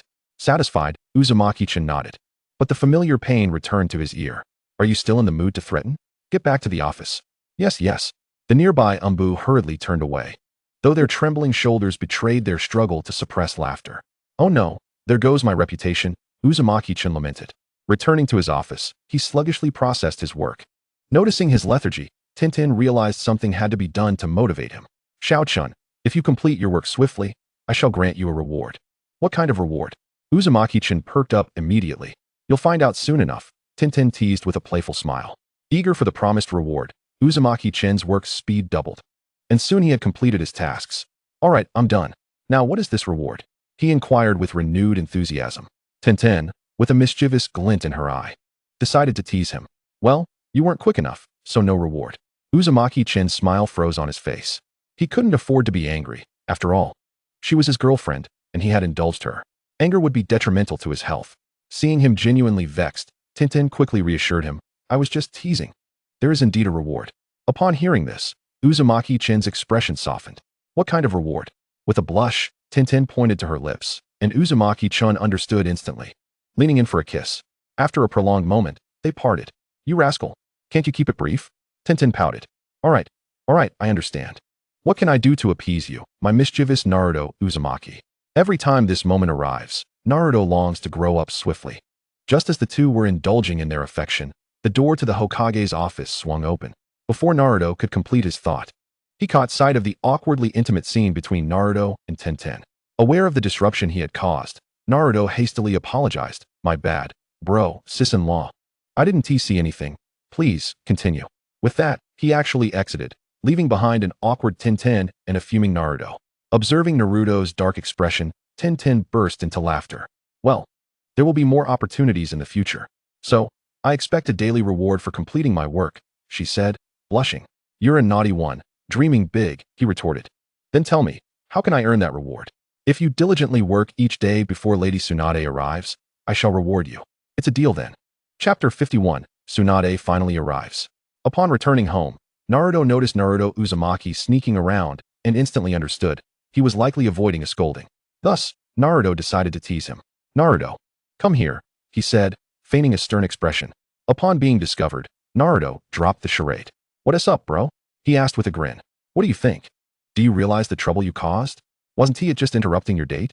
No need to be so fierce, Naruto muttered. In short, you've disrupted my blissful life. Naruto replied. If you hadn't been flaunting your affection in the office, I wouldn't have stumbled upon it, would I? Naruto continued to grumble. And you still think you're in the right? No, bro, you misunderstood, Naruto insisted.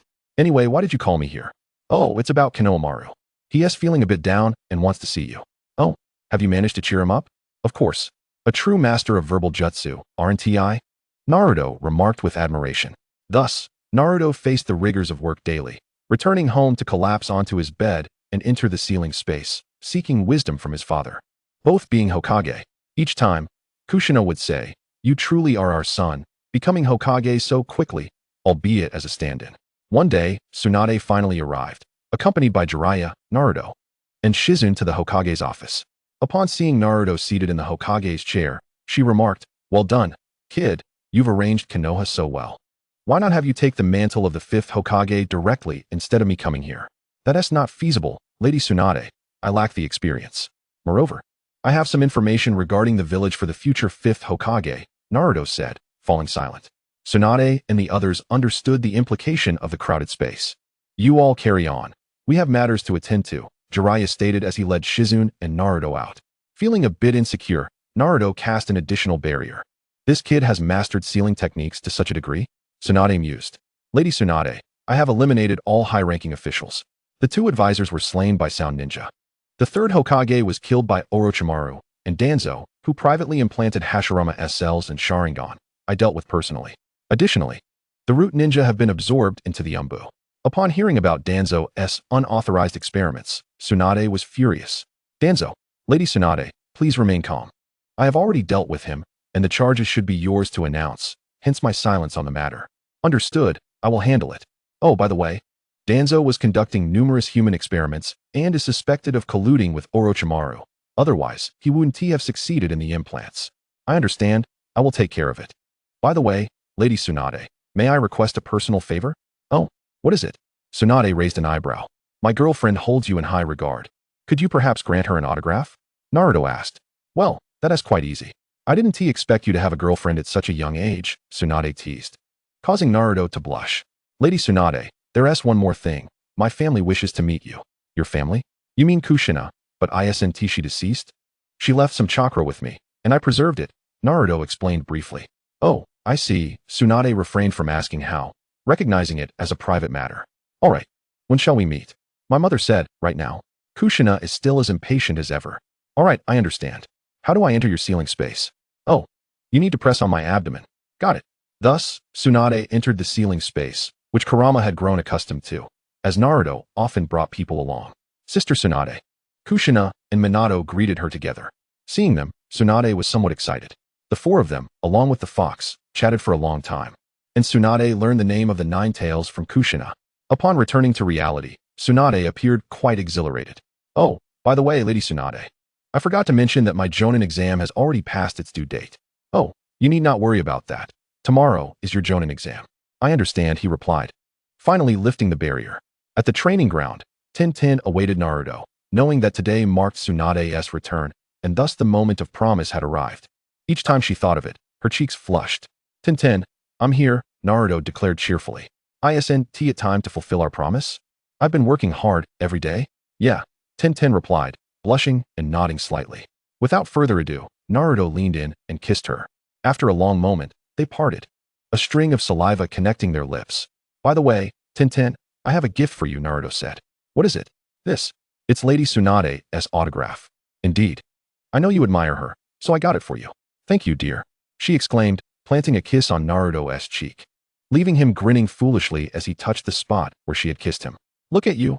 All silly, Tintin laughed, while Naruto continued to beam. Thus, the 2 returned home only by evening, overhearing townsfolk discussing Danzo's downfall, indicating that Tsunade had indeed taken action. This fierce woman is quite impatient, he remarked. Chapter 52, The Sound 4. Consequently, Danzo's reputation in Konoha had been thoroughly tarnished. As for the many lives lost in Konoha, other nations were stirring, contemplating war. To be honest, Naruto was unfazed. With the Nine-Tails at his side, he felt there was little to fear. Inside the Hokage's office, Lady Tsunade, please save Lee, Guy implored. Oh, what happened? Tsunade inquired. For someone of his medical prowess wouldn't intervene for trivial ailments unless the individual was of great importance. He was injured during the Chunin exams, but the medical ninjas are at a loss, so I sought your assistance. Very well, let us take a look, Tsunade decided, keen to assess the severity of the injury. If the injuries were minor, then the medical department needed restructuring. Really? Thank you, Lady Tsunade. Thus, Guy led Tsunade to Lee's hospital room. After a thorough examination, Tsunade's expression grew serious. Even she was uncertain, estimating a mere 50% success rate for surgery. Moreover, he might never be able to return to being a ninja, which explained the medical department's helplessness. Your condition requires surgery, with a maximum success rate of 50%. And the likelihood of continuing as a ninja afterward is quite bleak. Upon hearing this, Lee was struck as if by lightning. Lady Tsunade, is there truly no other way? Guy pleaded. There's no rush. You can decide when to undergo the surgery on your own. The sooner, the better. With that, Tsunade rose, intending to take her leave. Understood. Thank you, Lady Tsunade, Kai replied, before continuing to counsel Lee. It must be said, Kai truly understood Lee, and it wasn't long before he managed to uplift him. Though the sun had already set, the following day marked the time for Uzumaki Chen's Jonin examination, a mere formality, which he navigated with ease. The news of Uzumaki Chen's promotion swiftly spread throughout Konoha, and the multitude of accolades overwhelmed him. 2 days later, Sasuke was discharged from the hospital, demanding to spar with Naruto. "I've been itching for a fight with you," Naruto declared, and the two made their way to the hospital rooftop. Initially, they restricted themselves to taijutsu, considering their location. However, it was not long before someone initiated ninjutsu. Fortunately, the techniques were not of a large scale, allowing them to maintain control of the situation. Neither could claim victory. It was a stalemate. Frustrated, Sasuke unleashed Chidori, prompting Naruto to retaliate with Rasengan. Indeed, Naruto had mastered the Rasengan. Upon meeting Tsunade, he had wagered against her regarding his ability to perform the technique, spurred by the disdain towards his aspirations. The outcome was predictable. Tsunade, known for her losing streak in bets, faltered yet again. Moreover, during the Great Ninja War, Naruto had successfully employed the Rasengan to repel Kabuto.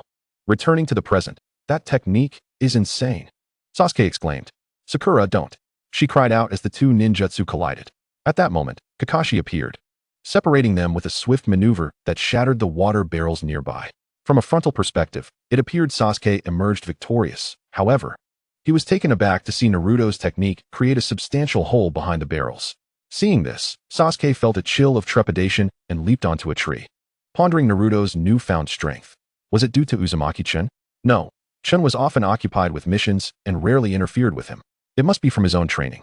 The more he thought, the more anxious he became, but he felt a sense of unwillingness. His dream was to kill Itachi, and if he couldn't even defeat Naruto, how could he ever confront his brother?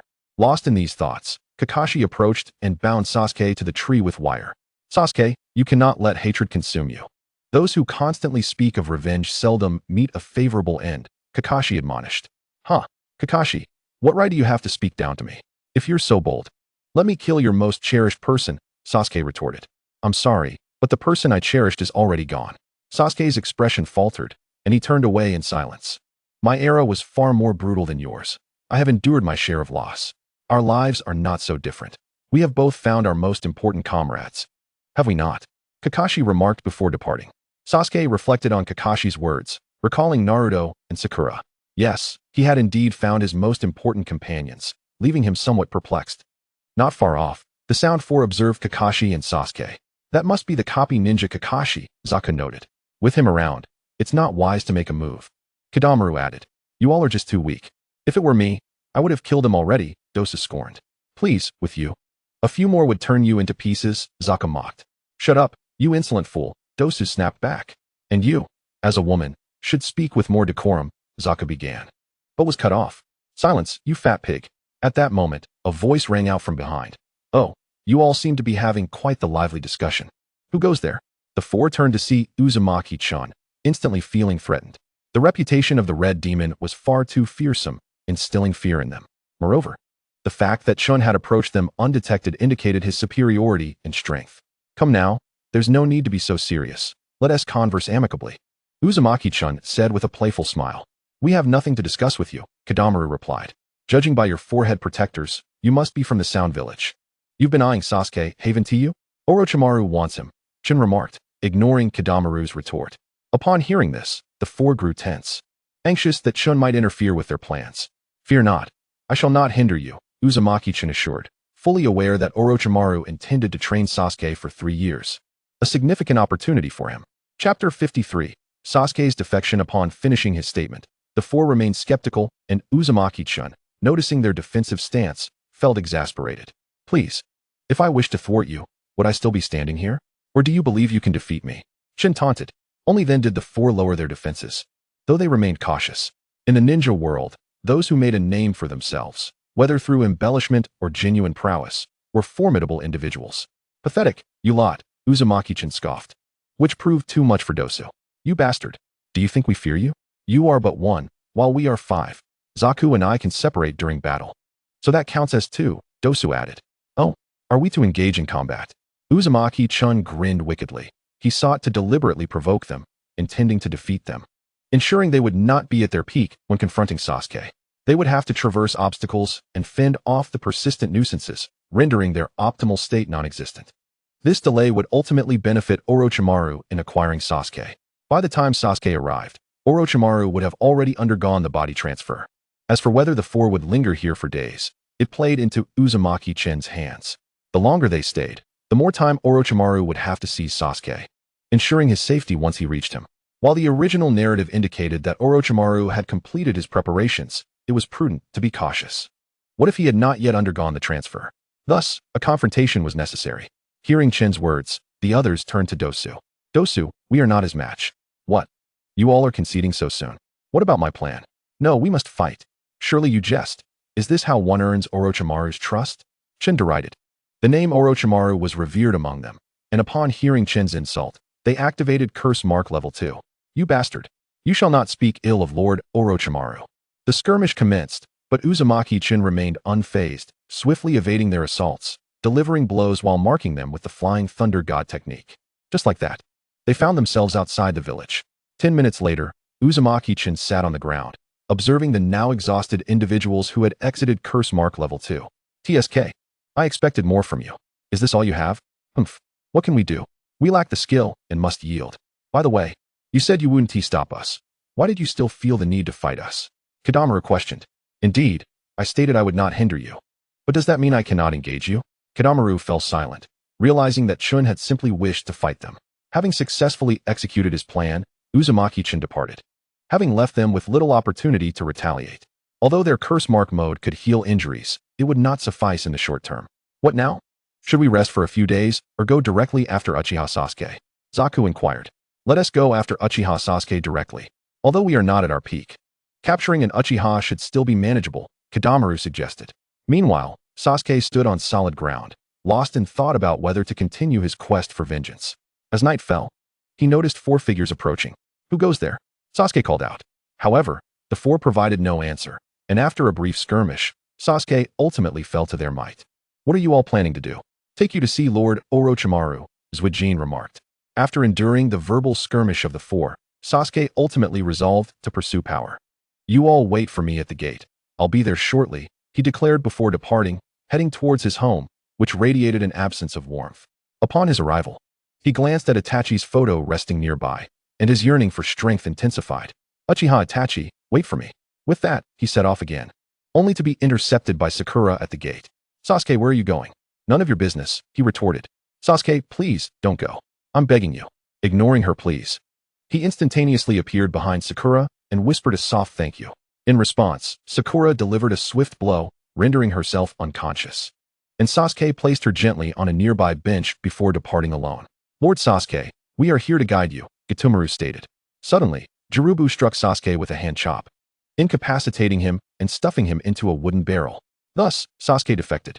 Chapter 54. Tsunade's intentions inside the Hokage's office. Tsunade inquired. Shikamaru, do you know why I called you here? Yes. To be honest, I was unaware of the circumstances at that time, but the other Jonin and Daimyo recommended you. Therefore, in my capacity as Hokage, I declare Nara Shikamaru officially a Chunin. I understand. Now, take your Chunin vest and appointment letter and make your exit.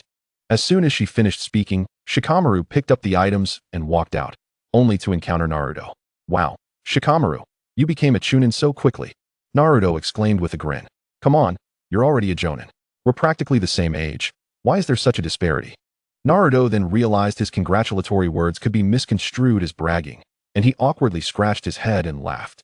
Shikamaru, don't misunderstand me. I genuinely want to congratulate you. He hurriedly clarified. I know, it's just a hassle, Shikamaru replied. As they were chatting, an Umbu passed by them. It seems Sasuke's situation has been discovered, Naruto thought. It appears this timeline has been disrupted. In the original story, Shikamaru became a Chunin first and at least had a few days of rest. Now, it seems he won't even get a moment to relax before being assigned a mission. Indeed, shortly thereafter, an Umbu arrived. Lord Naruto, Nara Shikamaru, the Hokage requests your presence. I just got out. What a nuisance. Me? Naruto queried, puzzled. Yes, Lord Naruto, the Umbu affirmed. The disparity in the status between Naruto and Shikamaru was evident from the Umbu's address, especially since Naruto had briefly served as acting Hokage, earning himself a loyal following during that time. Thus the title was entirely warranted. Entering the Hokage's office once again, Tsunade stated, Nara Shikamaru, today you will embark on your first mission as a Chunin. Upon receiving the news that Sasuke had defected, she instructed, I need you to accompany Naruto, along with Neji, Choji, and Kiba, to apprehend him. Why? Naruto asked. Because this is likely to be led by Orochimaru's subordinates, so your guidance as a Jonin is essential. Upon hearing this, Shikamaru was taken aback. No, I meant why me? What about the other Jonin? In truth, Naruto was reluctant to go, as his abilities would make defeating them relatively easy. But failing to bring Sasuke back could lead to suspicion. Although Naruto was not afraid, it was indeed bothersome. Do you not understand the current state of the village? You must have served as acting Hokage for a while, right? The Jonin are all preoccupied with missions, and you're the only one available. Who else could I turn to? He almost forgot that due to the Leaf's collapse plan, the village was in a state of disarray. I understand. So, is this mission rated as A-class? Naruto queried. Indeed. Just then, Naruto burst in. Tsunade Baba, I heard Sasuke defected. Yes, your brother is in charge of this mission. Older brother? He turned to find Naruto and Shikamaru standing right behind him, startling him. Oh, older brother, I didn't realize you were here. Naruto sighed. I've been standing here for ages. You only care about your precious Sasuke? All right, Naruto. I presume you're here to ask to join the mission, Shikamaru suggested. Truly, you're my older brother, Naruto replied. Now, Shikamaru was torn. If he went, Sasuke's opportunities would vanish since Orochimaru's mentorship might be more beneficial for Sasuke than Kakashi's. As Orochimaru sought Sasuke's body and would undoubtedly invest in teaching him how to become as powerful as possible. However, if he chose not to go, Naruto's safety was a concern. He understood Naruto's nature. He would only activate the Flying Thunder God technique in dire situations. Suddenly, a thought struck Shikamaru, and he glanced at Tsunade. When their eyes met, it seemed she understood his thoughts and nodded, acknowledging his reasoning. At that moment, Shikamaru comprehended Tsunade's true intentions. She was aware of his capabilities and did not require him solely to pursue Sasuke. Instead, she aimed to train Shikamaru and the others. Shikamaru's role was merely to provide covert protection, and even if they failed to retrieve Sasuke, it wouldn't be a burden for him. Shikamaru had already detected the anomaly. Surmising the true purpose of the mission through the recent exchange of glances between Shikamaru and Tsunade. With a wry smile, he thought, Tsunade truly has noble intentions. What merit do I possess to warrant Orochimaru's subordinates training with me? All right, Naruto, since you wish to join, then go ahead. But remember to follow orders, Tsunade instructed. I understand. Chapter 55, Pursuing Sasuke 30 minutes later, at the gates of Konoha. Everyone, don't look at me. I can fight, but thinking is beyond my capabilities. Naruto said helplessly as the group gazed at him. Who would handle a task without compensation? If not for you being here, I wouldn't take on this mess. Since my role is minimal, I'm handling an A-class mission for D-class pay, the lowest tier. Even capitalists would weep. Ahem, let us now commence strategizing. Kiba, you and Akamaru will take the lead in reconnaissance. Since you often roam the land of fire, you are familiar with the terrain and your keen senses will help detect traps while pursuing Sasuke. I will position myself here to relay commands and signal the rear. Choji and Naruto, you will flank from either side and deliver a decisive blow to the enemy. Neji, you will take the second to last position to assist me. Lastly, I entrust the final position to you, Lord Naruto. I understand, Naruto affirmed. However, let me check your ninja tools first. I want to clarify that this mission serves as a test for you. I will not intervene unless absolutely necessary. The others exchanged glances. Shikamaru, as the newly appointed Chunin with the sharpest mind, you shall issue the commands, Naruto declared, effectively removing himself from the leadership role, relegating himself to the role of a mere bodyguard. Understood, Shikamaru inhaled deeply. Initially, he had expected Naruto to offer some guidance, hoping it would alleviate the burden. But it appeared he would have to shoulder the responsibility alone. Let us move out, Shikamaru commanded. Wait a moment, a voice echoed. It was Sakura's plea to Naruto. Please bring Sasuke back. This is my lifelong request. I cannot convince Sasuke alone. I beg you. Yes, I will definitely do that, Naruto replied earnestly. All right, everyone. It's time to set off, Shikamaru announced, prompting the group to swiftly depart in the formation they had previously discussed.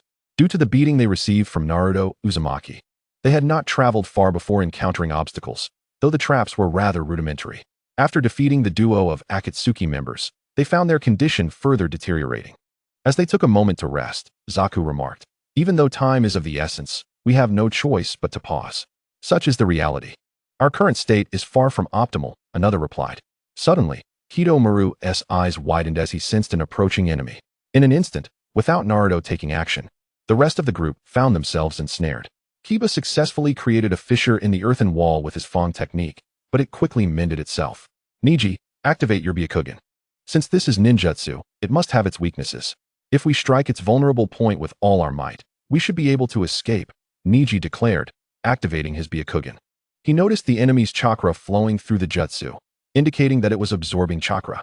Niji shared his findings with the group, which left Shikamaru feeling exasperated as he glanced at Naruto, who seemed oblivious and continued to idle. What should we do now, Naruto? Zaku inquired softly. Naruto furrowed his brow.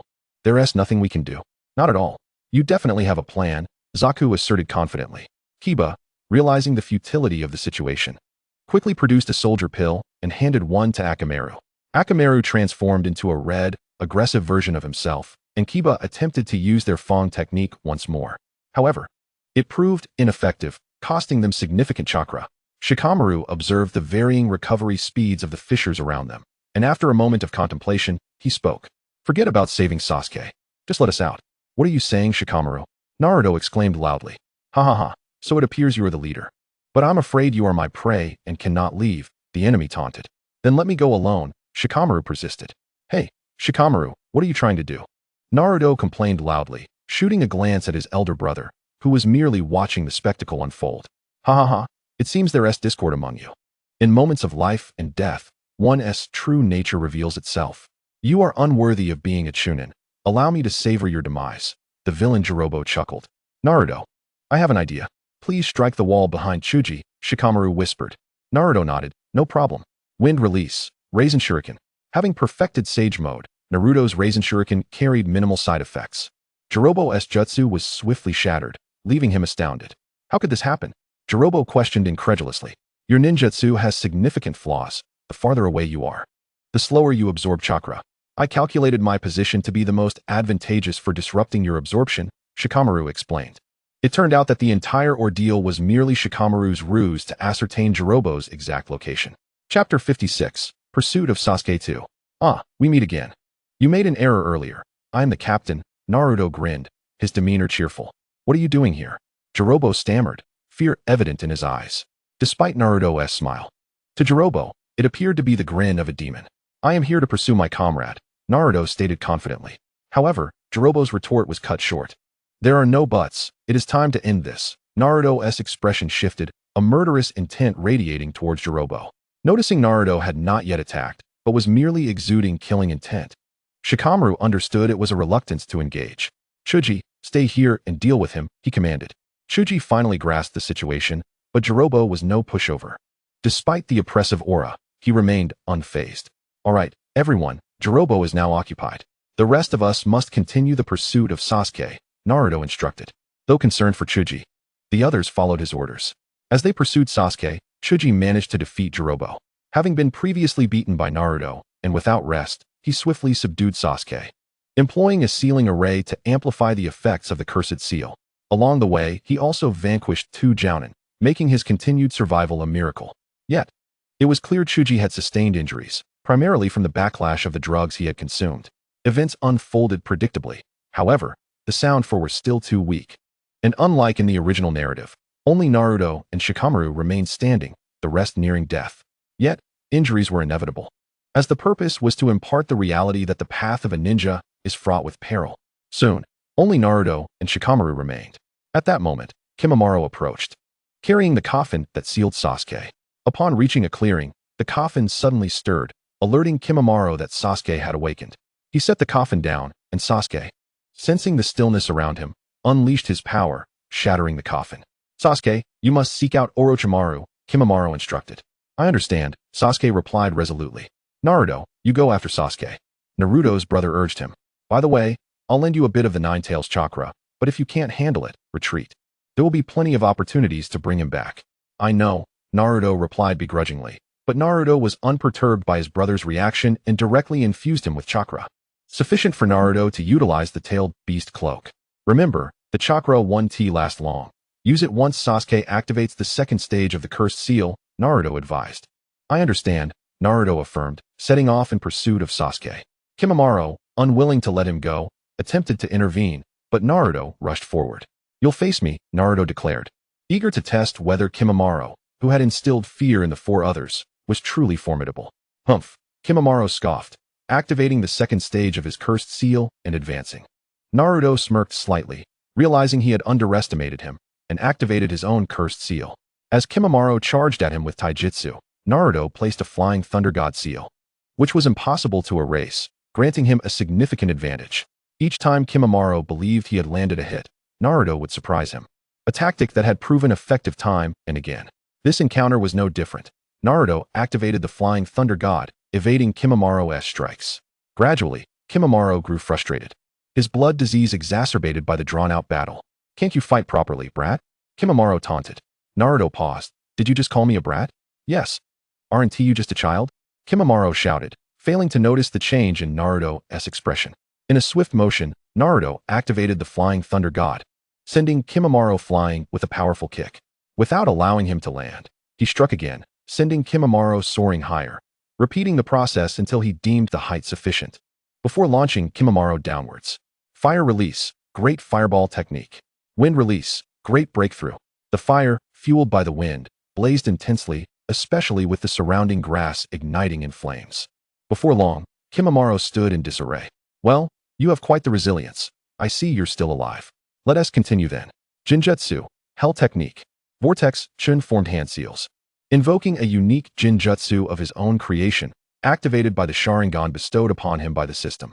This illusion could ensnare adversaries in a terrifying hellish landscape, where they would be relentlessly assaulted by numerous malevolent spirits, rendered immobile and at the mercy of their attackers. Moreover, this Jinjutsu would persist indefinitely as long as the caster chose not to dissolve it. Even after the caster's demise, the jutsu would remain active.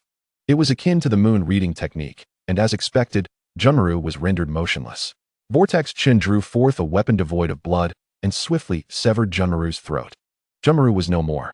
Above, Gaara was left in a state of astonishment, contemplating the immense strength of Chen-kun, realizing the necessity of diligent training. "I must work harder," he mused. "Gaara, have you seen enough?" Vortex Chin's voice echoed, revealing that he had long been aware of Gaara's presence but had chosen not to expose him. "I was considering providing support, but it appears that won't be necessary," Gaara replied. "Of course. Do you not realize who I am?" Vortex Chin boasted. "By the way, since you are here, I presume your brother and sister have accompanied you as well?" "Yes, Tamari went to assist Shikamaru, but I am uncertain about Kankuro," Gaara responded. "Understood," Chin acknowledged.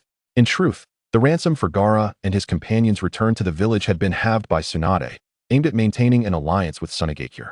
And it seemed to be a wise decision. Meanwhile, Naruto was engaged in a battle with Sasuke. As anticipated, Naruto suffered defeat due to his unfamiliarity with the power of the Nine-Tails, leaving him severely injured. Fortunately, he could receive medical attention, otherwise, Vortex Chin would have confronted Sasuke directly. Ultimately, the mission ended in failure, yet it bore no implications for Vortex Chin, as his involvement would not be disclosed to the outside world. Chapter 57. The day of anger. Upon returning to the village, Naruto was engulfed in despondency, loathing his own inadequacies for failing to bring Sasuke back. Soon after, Vortex Chin entered the room. "Enough of this sorrow. Seize this opportunity to train earnestly. You have yet to master the sealing techniques left by your mother and the multitude of jutsu passed down from your father," Vortex Chin encouraged. "I understand, brother. I will strive to improve," Naruto replied, his spirits lifted by Chin's words. Noticing Naruto's newfound enthusiasm, Vortex Chin withheld his initial intention to discuss the principles of elemental interactions. Just then, a knock echoed at the door. "Naruto, Chin, are you both here?" Sakura inquired. "I'm sorry, Sakura. I couldn't uphold my promise to bring Sasuke back." Naruto lamented upon seeing her, his disappointment resurfacing. "It's all right, Naruto. You've done enough. Remember, I vowed this is my lifelong request, and I will not give up." "I hope you won't either," Sakura reassured him. "Understood. Step outside for a moment, Sakura," Vortex Chin called. Puzzled, Sakura complied. "What is it?" she asked. "Though I am reluctant to say this, I must admit you are the weakest member of our team." Upon hearing this, Sakura felt a wave of despair wash over her. On the verge of tears, she was aware of her shortcomings but felt powerless, having been advised by Kakashi to become a medical ninja, yet lacking the resources to do so as a commoner. "You could seek out Lady Tsunade," Vortex Chin suggested, seemingly reading her thoughts. "Really? But I can't even enter the Hokage's office," Sakura initially exclaimed, excitement blooming, only to be shadowed by doubt. "That can be easily resolved. You can ask Kakashi to accompany you inside." "Is that truly possible?" "Rest assured, but be warned, Lady Tsunade's training is quite rigorous. If you find it overwhelming, just think of your beloved Sasuke." Sakura's expression shifted as she recalled something, her cheeks flushing crimson.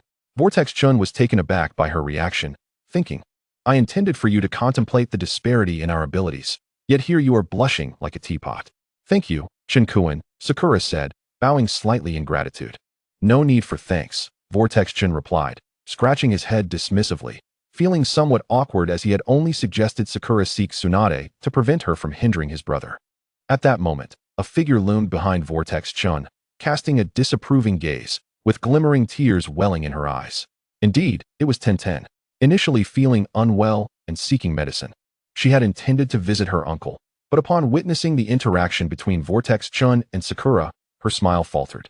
She noticed Sakura shyly lowering her head, a sight all too familiar, conjuring unsettling images in her mind. The sight of Vortex Chen rendered speechless only intensified her suspicions. Thus, Tenten chose to shift her position.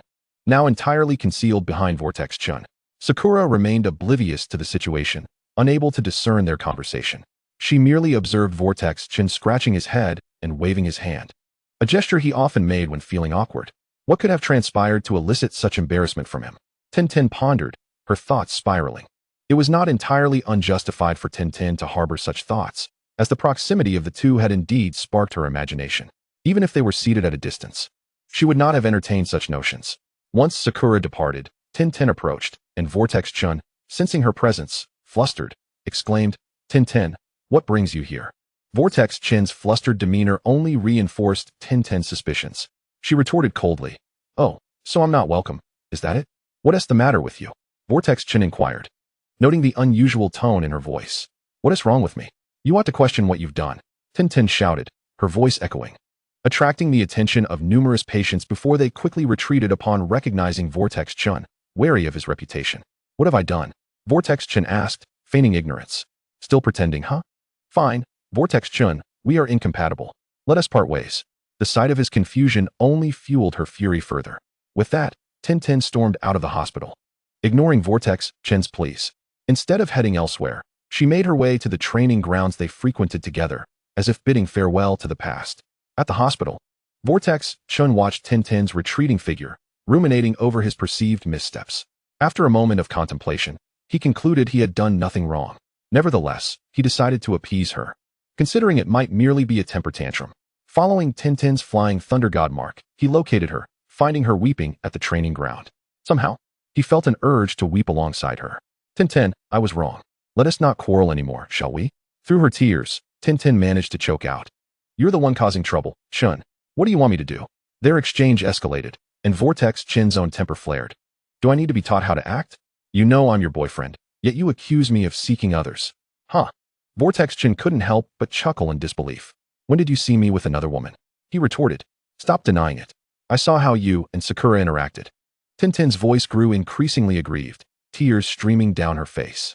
It was then that Vortex Chen recalled sensing a chakra signature behind him earlier, though he had dismissed it amidst the crowd.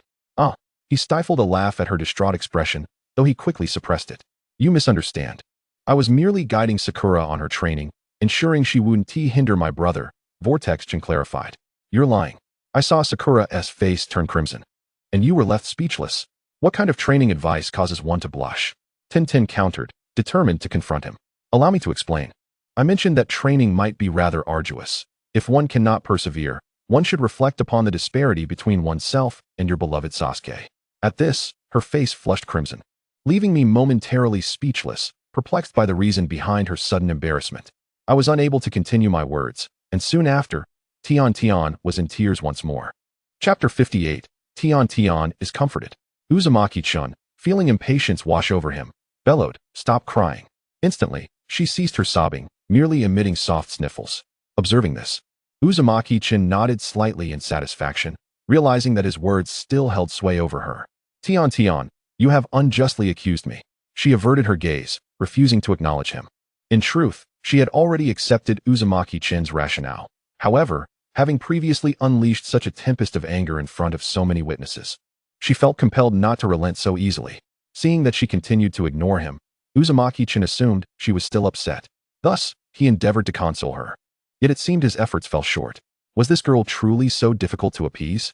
He reflected, recalling that in both their past lives and before, making Tian smile had never proven this challenging. Suddenly struck by inspiration, he rose from his seat, appearing to search for something. After a considerable while, he returned. Arms laden with firewood, a pot, and wild game such as chickens and rabbits. Since words seem ineffective, perhaps a delightful meal will suffice, he thought. With his culinary expertise, he prepared a feast that was nothing short of delectable. Tian watched, saliva pooling at the corners of her mouth, and Uzumaki-chan couldn't resist teasing her, taking a bite of the leg and exclaiming how delightful it was. Having scarcely eaten, Tian's hunger intensified, and she swallowed hard. Would you care for some? Uzumaki-chan inquired. No, she replied stubbornly, yet her growling stomach betrayed her, as if to proclaim, you may not be hungry, but I am. Her cheeks blushed deeply. Do indulge a little. Look at how famished you are, Uzumaki-chan chuckled. Well, fine, but remember, it is my stomach that is hungry, not me. And I shall not forgive you, Tian insisted, maintaining her last shred of obstinacy. Uzumaki-chan burst into laughter, unable to contain himself. You still jest? No more laughing. Please, she retorted angrily, though her vexation appeared utterly charming to him. Very well, I shall refrain from laughter. After a hearty meal, he asked, do you still doubt me? Seeing her reaction, Uzumaki-chan sighed in relief. He had finally placated this little tyrant. Yet, he couldn't help but ponder the consequences of tomorrow's rumors. After Tian's outburst, the entire village was now aware of their romantic involvement. Initially, Uzumaki-chan had wished to keep it under wraps, believing they were too young, not wanting to appear as a cad. However, after her commotion, the village now labeled him a scoundrel, and he feared he might be summoned for questioning the following day. Once a rumor takes flight, it is difficult to halt. Fortunately, Uzumaki-chan had already deployed shadow clones, which could utilize transformation techniques, thereby stifling the rumors from the outset. It seemed he would have to pay a visit to the Hokage Tower and trouble Tsunade. Noticing the troubled expression on Uzumaki-chan's face, Tian asked with concern. What's the matter? Is something wrong? He replied with a smile. Are you worried about me? Only then did she realize, her face reddening as she stammered. And no, I'm not worried about you. I am merely just what? Uzumaki-chan interjected suddenly. Fine, I am indeed concerned about you. Now tell me, what is actually going on? Huh? Does your concern imply that you have forgiven me? Tian exclaimed, her anxiety causing Uzumaki-chan to relish in her fluster. Yes. Just tell me what is wrong. If you don't, I swear I shall ignore you. She threatened. Isn't it obvious? You were shouting in the hospital so loudly that now the entire village is aware. I suppose I shall be waiting for your parents to summon me tomorrow. Moreover, your words have painted me as a complete cad, and it seems Sakura has become the other woman, he lamented. How could this happen? I never intended for it to be this way. Tian fretted. What should we do, Xiao-Chun? I was merely anxious. Let us think of a solution. Fool. Do you think I haven't devised a plan? After you left, I began spreading favorable rumors about us. With public opinion on our side. We just need Tsunade to corroborate our story, he reassured her. You are quite certain I can assist you? She inquired. Of course. If necessary. I can merely assist that old hag Tsunade with a few extra tasks, he replied, but suddenly felt a chill run down his spine as Tian pointed behind him. To his surprise, Tsunade had silently approached, having overheard his last remark. Old hag. Tsunade-sama, allow me to explain. Before he could finish, he found himself swiftly ejected from the scene, only to return moments later. Tsunade-sama, what brings you here? You two have stirred up quite a commotion. How could I not be aware? Now, tell me precisely what transpired, she inquired. Though she had heard whispers from the Umbu, she preferred to hear the details directly from the source. Uzumaki-chan recounted the entire ordeal, eliciting hearty laughter from Tsunade. However, the more she laughed, the more embarrassed Tian felt. Tsunade-sama, how did you enter? Uzumaki-chan asked curiously. This barrier? I learned it from your mother, she replied. You little rascal. Have you forgotten my status? Your mother's sealing techniques originated from my lineage. Of course, I would have mastered them, she added, glaring at him. Yet, you are hardly the type to study sealing techniques quietly, Uzumaki-chan muttered under his breath. Ahem, that is unimportant, Tsunade stated.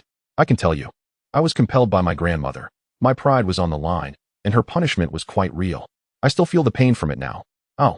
Uzumaki-chan realized he had exhausted his inquiries and ceased to press further. Well then, Tsunade-sama, I have shared our situation with you. Can you testify on our behalf? Of course, but you must quickly complete the required number of tasks to become Hokage, she stipulated. Just as Uzumaki-chan was about to refuse, he caught the threatening glint in Tsunade's eyes and resignedly acquiesced. Chapter 59, Meeting Tian's Parents. Having returned home, Uzumaki-chan found Jiraiya and Naruto waiting for him. Bro, what happened between you and your wife today? Why were you arguing? Moreover, it seems the whole village is now aware of your romance. Oh, Did they speak ill of me? Not at all. I merely overheard others saying that you had a quarrel with your wife, and that the fault lies with you. What that fault is, I cannot say. Oh, that is a relief. However, you still haven't answered my question. What exactly caused the argument between you and your wife? Nothing much. It's just that your sister is quite suspicious, worried that I might have someone else. Well, in that case, the fault does indeed lie with you. With you constantly taking on missions, her suspicions are entirely justified. But I trust my brother, Naruto replied. By the way, pervy sage. I've noticed you've been coming back often. Why not just stay here? You could see the one you adore, Uzumaki-chan teased. Jiraiya's face flushed crimson as he stammered. This is a discussion for another time. The night passed without incident. The following day, Tsunade issued a statement regarding the rumors surrounding Uzumaki-chun and Tian, clarifying that they were indeed in a relationship, but Uzumaki-chun had been preoccupied with missions, leading to a series of misunderstandings. She urged the villagers not to propagate baseless rumors.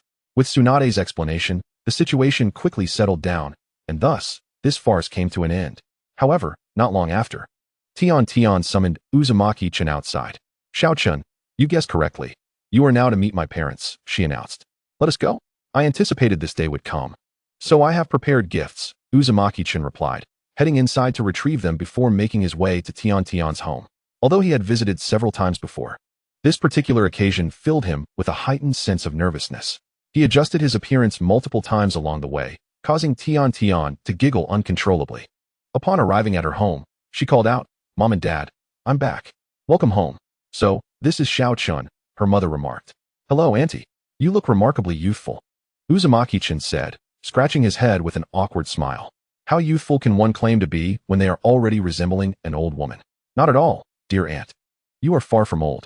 As Xuanzhua-chun candidly stated, due to the family's affluent lifestyle, Tianma's skincare products are of superior quality. A woman in her 30s could easily be mistaken for someone in their 20s.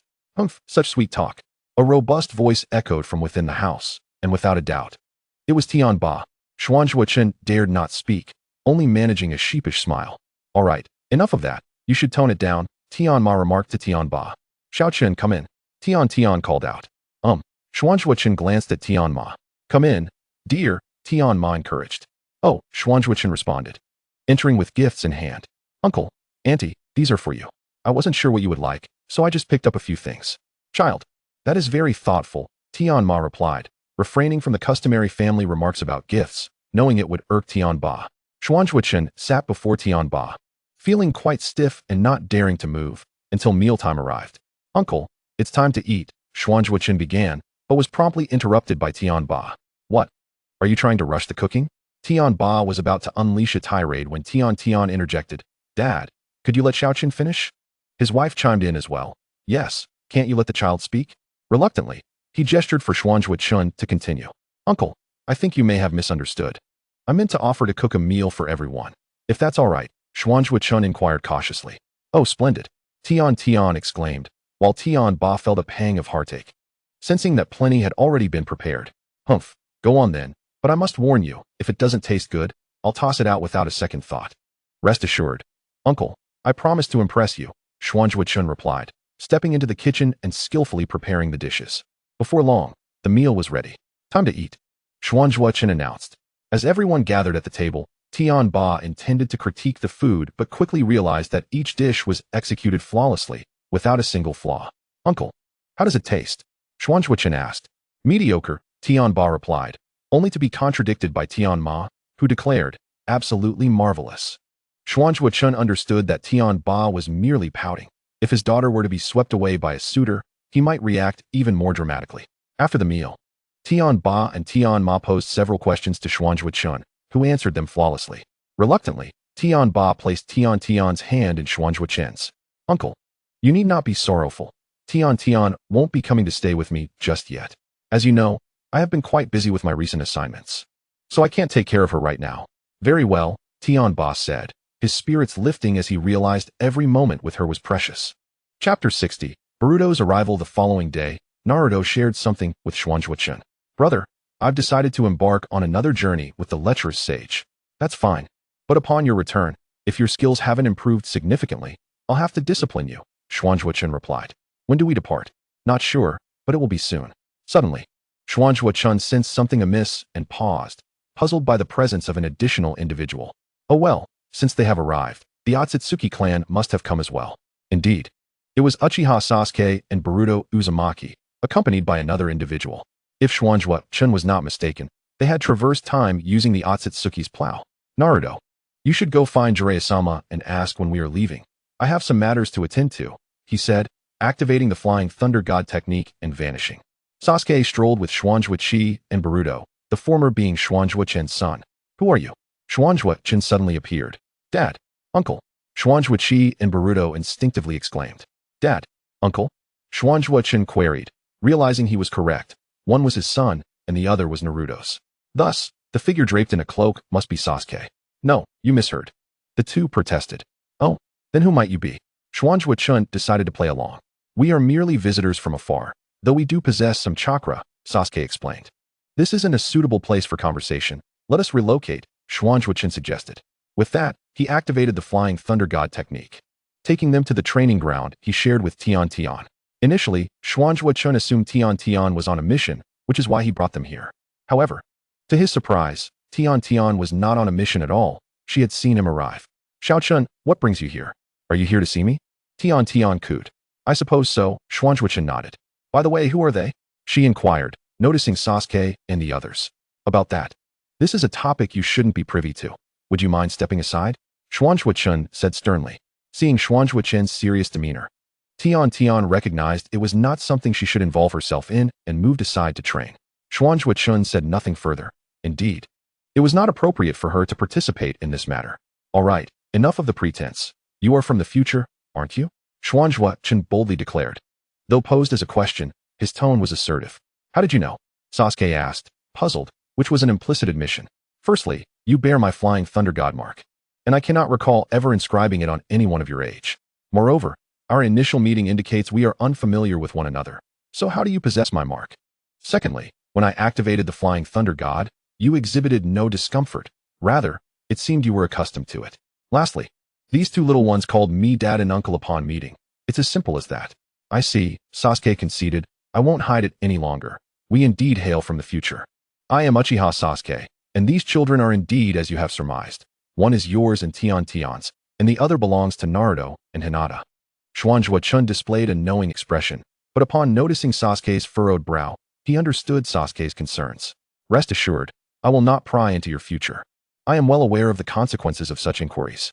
Agreed, Chen suddenly called out, Tian, you know what's going on, don't you? Come out.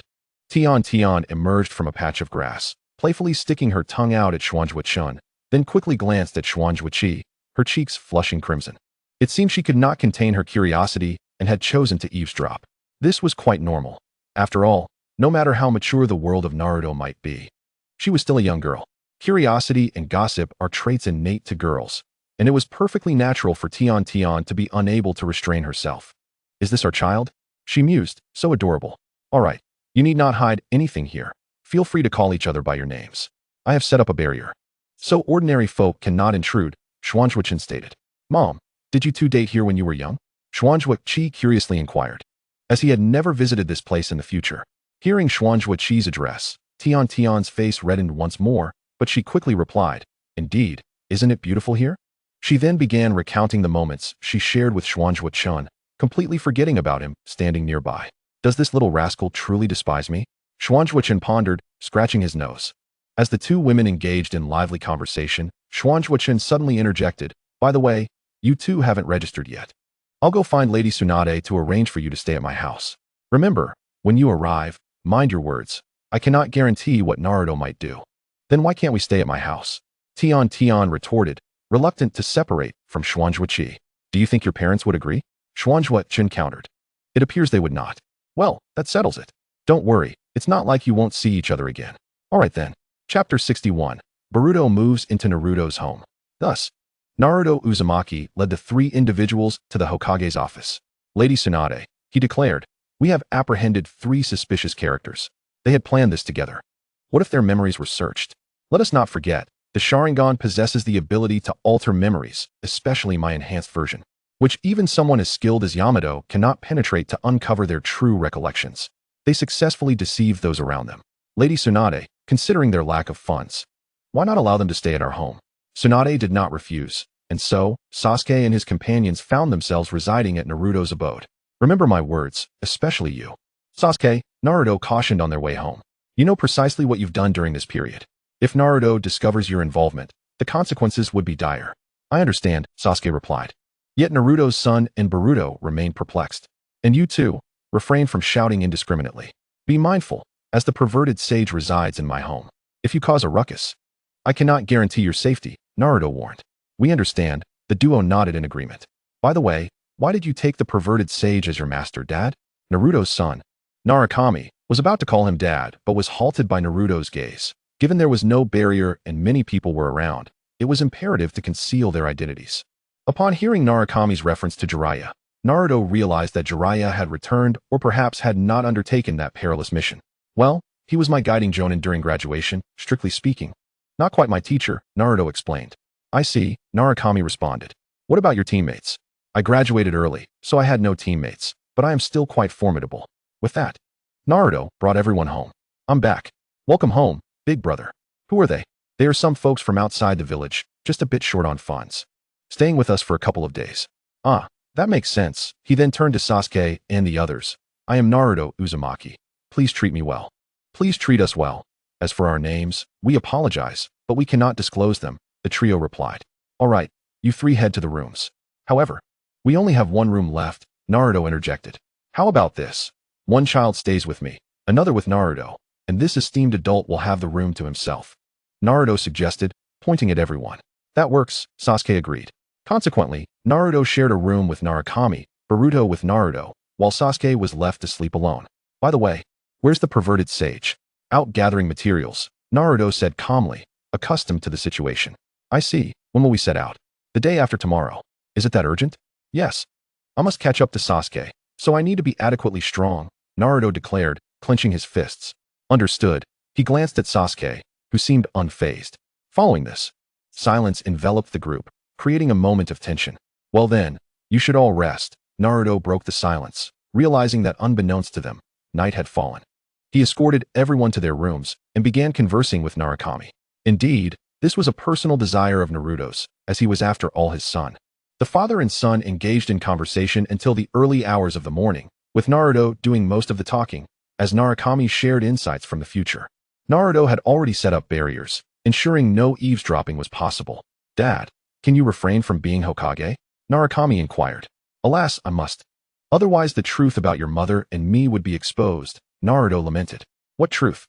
Narukami asked, puzzled. Naruto recounted the misunderstandings that had transpired with Tenten. Haha, I knew it. When I asked Mom why Dad became Hokage, she never looked me in the eye, Narukami laughed. By the way, do you have any siblings? Naruto awkwardly queried, not out of shyness, but because it felt intrusive to pry into the future. Well, yes, I have a younger sister named Narukaran. We are fraternal twins. Narukami replied nonchalantly. Ah, now I understand where my inspiration for the name came from. What do you mean? Narukami asked. You know I possess a summoning beast from the Kirin clan, right? I see. By the way, can you show me something? What would you like to see? The perverted sage's paradise of intimacy. And why do you all call him the perverted sage? Upon hearing the phrase paradise of intimacy, Naruto's expression darkened. No, you're still too young for that. TSK, just like the excuse from the future, Narukami muttered under his breath. All right, that book isn't worth it. Have you read the few I wrote? Naruto asked. Of course, I read them all. That's good. Dad, you still haven't answered me. Why do you and Uncle refer to Jiraiya as the perverted sage? He doesn't seem perverted to me. Then answer me this. Were you raised by your grandparents? Yes. But what does that have to do with anything? It's because the perverted sage fears your grandmother, considering she was trained by Tsunade, who possesses immense strength. Moreover, your grandmother was quite rebellious in her youth, earning the nickname Blood Red Chili Pepper at school. I see.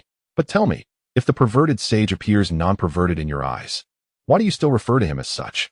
Isn't it obvious? When I was young, you said to me to avoid becoming like the perverted sage. How could I not learn from that? Narukami stated. Ha.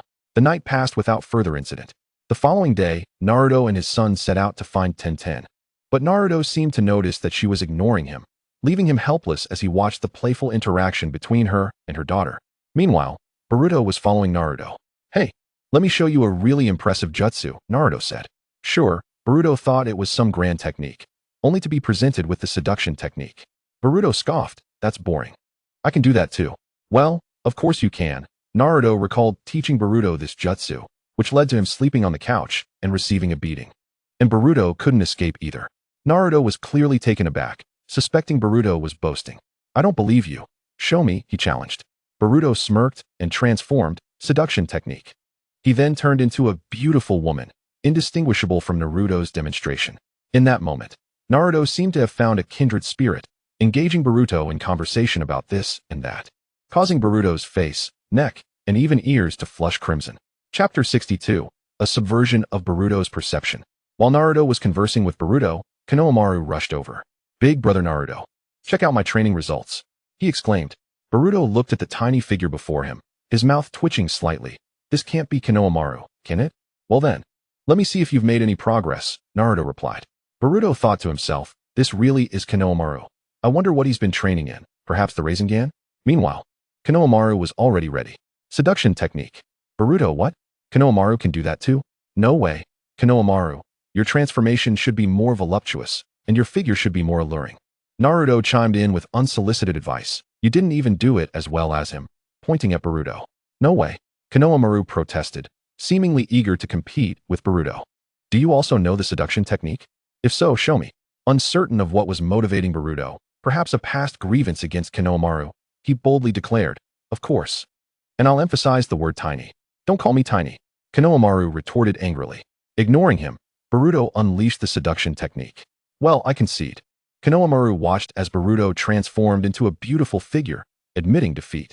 However, I have not surrendered, he chuckled. This ignited Naruto's competitive spirit as he engaged in the seductive jutsu. Naruto.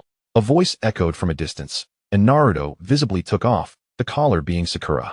Just as he intended to greet Naruto, he caught sight of him practicing the seductive technique. Upon spotting Sakura, Boruto mused to himself, this must be Aunt Sakura. It seems Sarada has completely inherited her traits.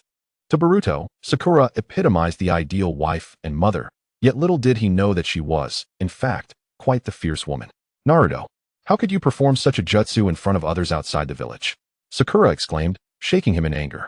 Having recently become Tsunade's apprentice, she was well aware of the antics involving Boruto and his companions. Ah, violent woman, let go of my brother Naruto, Konohamaru shouted. What did you say? Sakura retorted, directing her gaze at Konohamaru. Naruto, just wait. I will come to rescue you. With that, Konohamaru dashed away. Another figure approached. It was Hinata. Could you let Naruto go? She timidly inquired. Yet, her bashful demeanor left Boruto utterly astonished. Hinata, since you've spoken up, why not let him off the hook? Sakura teased, her words causing Hinata's cheeks to flush an even deeper shade of crimson. Is this really my mother? Her personality seems so different from what I know. Is it due to marriage? Boruto could hardly believe his eyes. In his perspective, Hinata had always been the timid, gentle type, while his father could hardly manage her. However, witnessing her gentleness today made Boruto reflect on how marriage could transform a once shy woman into a fierce matriarch. Thank you, Hinata, Naruto said. No need for thanks. Hinata replied shyly. By the way, I need to tell you something. I'm going out to train and might not be able to spend much time with you, Naruto mentioned. Aware that he and Hinata had long been together due to their mutual connection, he understood Hinata's shy nature, so he merely held her hand for now. Oh, I see. Please be careful on your journey, Hinata said. I'm fine, but you take good care of yourself. You shouldn't always be so shy, Naruto advised. The gentle words learned from his own experiences. Otherwise, would you think Naruto, the typically oblivious man, would express such sentiments? All right, I will, Hinata said bashfully. Thus, the two showcased their affection, oblivious to the world around them, while Sakura had already slipped away to avoid witnessing their display of affection. As for Boruto, he felt trapped, unable to escape. After all, this place was not the same as the future he knew. Thus, Boruto found himself metaphorically choking on dog food, yet dared not interrupt. Thankfully, it wasn't long before Hinata fainted from shyness, bringing their exchange to a halt. Afterward, Naruto took Boruto to bid farewell to each of their companions, every single one, including Shino. Although it was only during their passing of the Yamanaka clan that Naruto remembered Shino. Upon returning home, only Naruto and Boruto's father, Minato, were present. Both were training enthusiasts. Even when alone, Sasuke, on the other hand, had been summoned by Jiraiya, likely having discovered something significant. Chapter 63, The Arrival of Urashiki. The following day, Naruto set off with Jiraiya for training. I'll tag along, and while I'm at it, deal with the rat, Boruto said. No, These individuals require supervision, Jiraiya replied.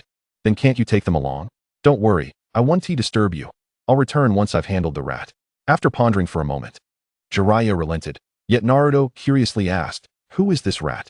On the road, Boruto pulled his father aside, speaking in hushed tones. Dad, are you confident? Rest assured. I'm not as weak as you think. Have I not faced Urashiki before? Boruto's father reassured him, then inquired. This is a crucial question, as Urashiki's target is quite evidently the Nine-Tails. I must first defeat him. If I have previously battled Urashiki, it indicates that I possess some skills. He would be on guard. Then hasn't he encountered your techniques? Boruto quickly grasped the purpose of his father's inquiry. Since I haven't fought him, it simplifies matters. You guessed correctly. Otsutsuki has yet to uncover my hidden abilities, Boruto's father stated confidently. Seeing his father so self-assured, Boruto chose to remain silent and continued walking ahead. At that moment, a voice echoed in Boruto's mind. Mission assigned to host. Eliminate Otsutsuki Urashiki. Reward. Senjutsu of the Senju clan. System. Can this Senjutsu of the Senju clan utilize would release? Boruto excitedly asked. No, the system replied succinctly. Oh. Then what use is this Senjutsu of the Senju clan to me? Boruto inquired, feeling somewhat deflated. It enables you to maintain Sage Mode for an extended duration. That is indeed a benefit, but is there anything else? Boruto pondered, realizing that while it was an advantage, it was merely supplementary. There's more, but... The system hesitated. Is that all? Of course not. Then tell me what else. Well, it can enhance your physique, transform you into a top-tier sage body, increase your chakra capacity, and significantly reduce the time required to learn sage techniques. Stop. All of those are mere enhancements. Is there anything that could be considered a lifesaver? Boruto pressed. Well, perhaps not. The system stammered after a moment of contemplation. Fine, at least it's a reward. And one should not refuse such an offer. Suddenly, Boruto had a thought. System, for a task of this difficulty, wouldn't a Rinnegan reward be reasonable? That is not permissible. Host, you have already accepted a side quest, thus there will be no Rinnegan reward. Alright then. Shortly thereafter, Boruto and his companions encountered Otsutsuki Urashiki ahead of them. Jiraiya, you take Naruto and these three ahead. This individual's target is me, Boruto instructed. Boruto, are you sure you can handle this? Do you want us to assist? Jiraiya asked with concern. His words warmed Boruto's heart. Rest easy, Jiraiya. I would never undertake a task I am unsure of, he assured. Very well, Jiraiya. Seeing Boruto's resolute demeanor, refrained from further comment. Is this truly the Nine-Tails Jinchūriki from his youth? Otsutsuki Urashiki muttered to himself. With that, he charged forward. Fortunately, Boruto had prepared in advance, summoning a shadow clone to probe the situation. If Boruto remembered correctly, this Urashiki possessed the ability to reverse time. Indeed, just as the clone was about to strike Urashiki, he evaded effortlessly. It would not be so simple to land a hit on him.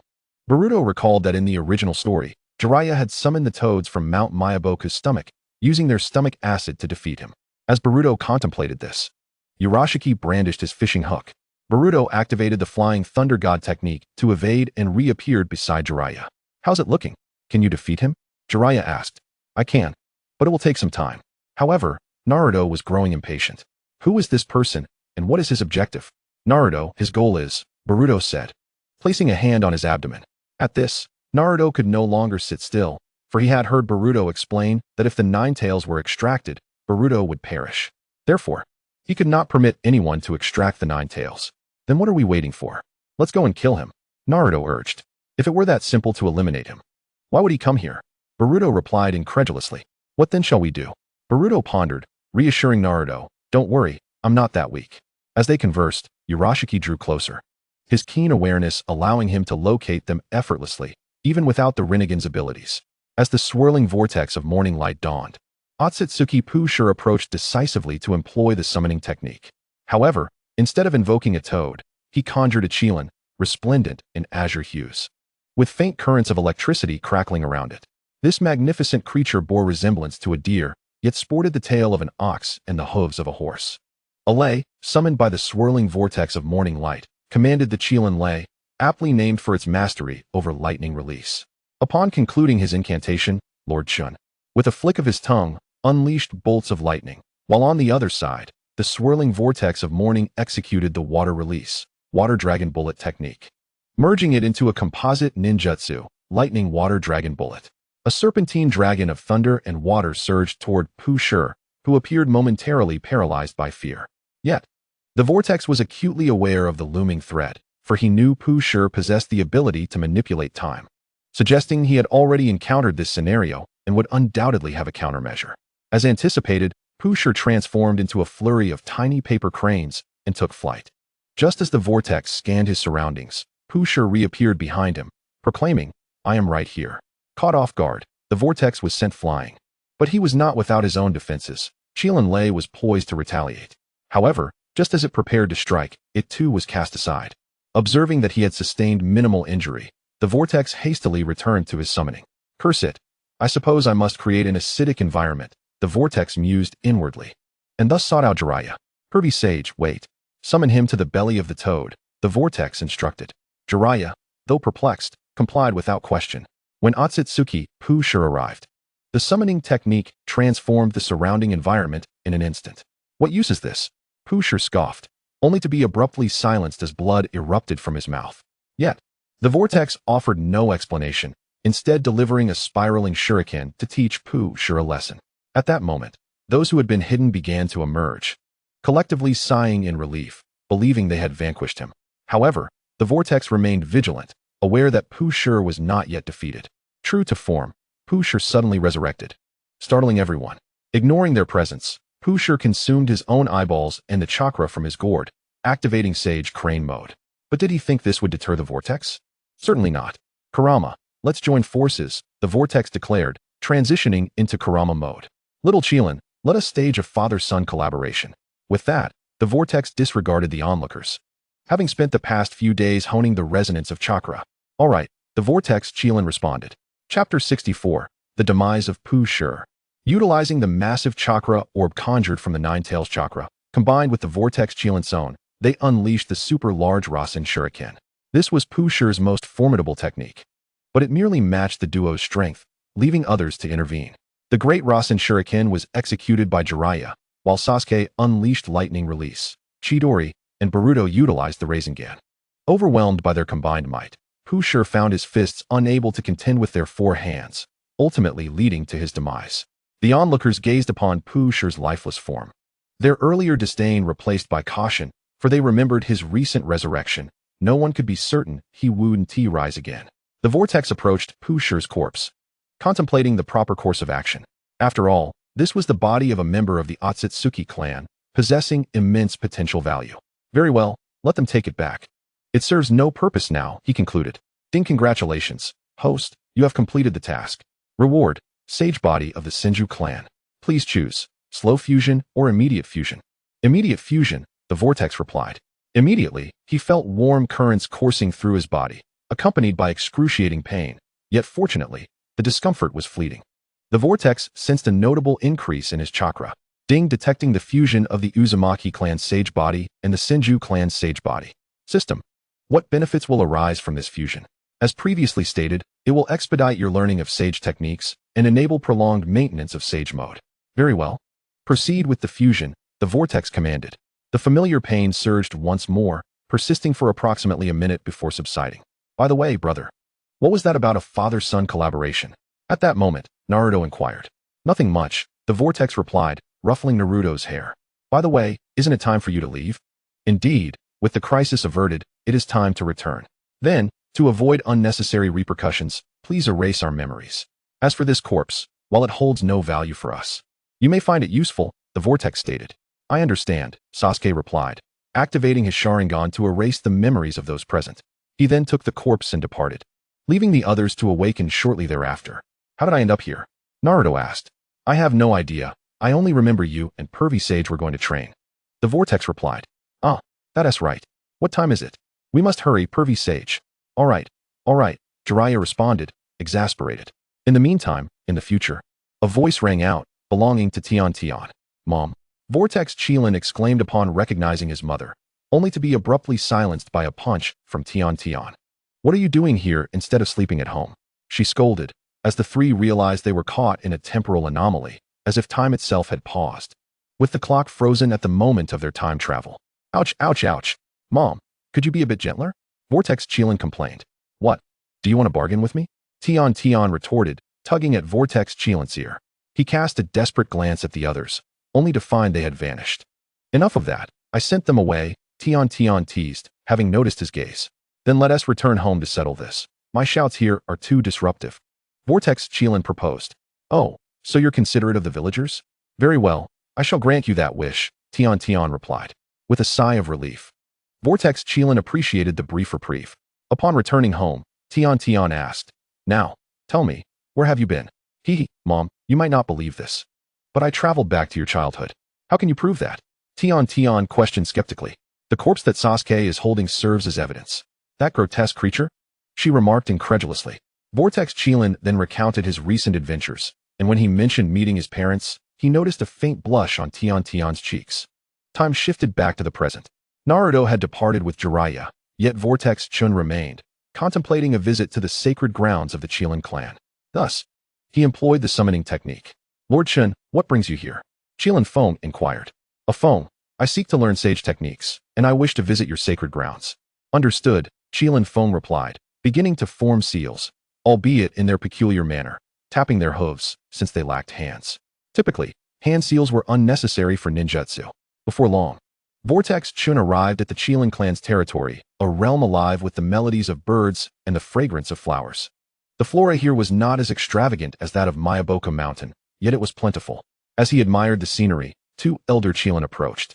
One was named Yu Qilin, and the other, Imo Qilin, akin to the revered sage Shima and sage Fukusaku of Mayaboka Mountain. Xiao Chen, you have arrived just in time. Lord Shi Qilin wishes to see you, Imo Qilin stated.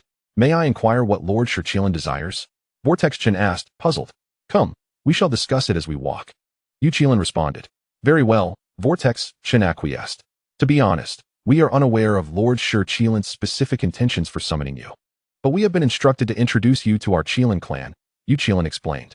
Our esteemed Kirin clan possesses a myriad of chakra attributes: Kirin Wind, Kirin Lightning, Kirin Fire, Kirin Water, and Kirin Earth, each reigning supreme in their respective domains, akin to captains.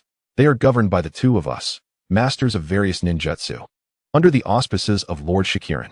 Not only does Lord Shikirin excel in diverse ninjutsu, but he is also proficient in yin-yang techniques, sealing arts, and possesses the uncanny ability to foresee the future, remarked Imo Kirin. Moreover, our Kirin clan can effortlessly manipulate the size of our bodies.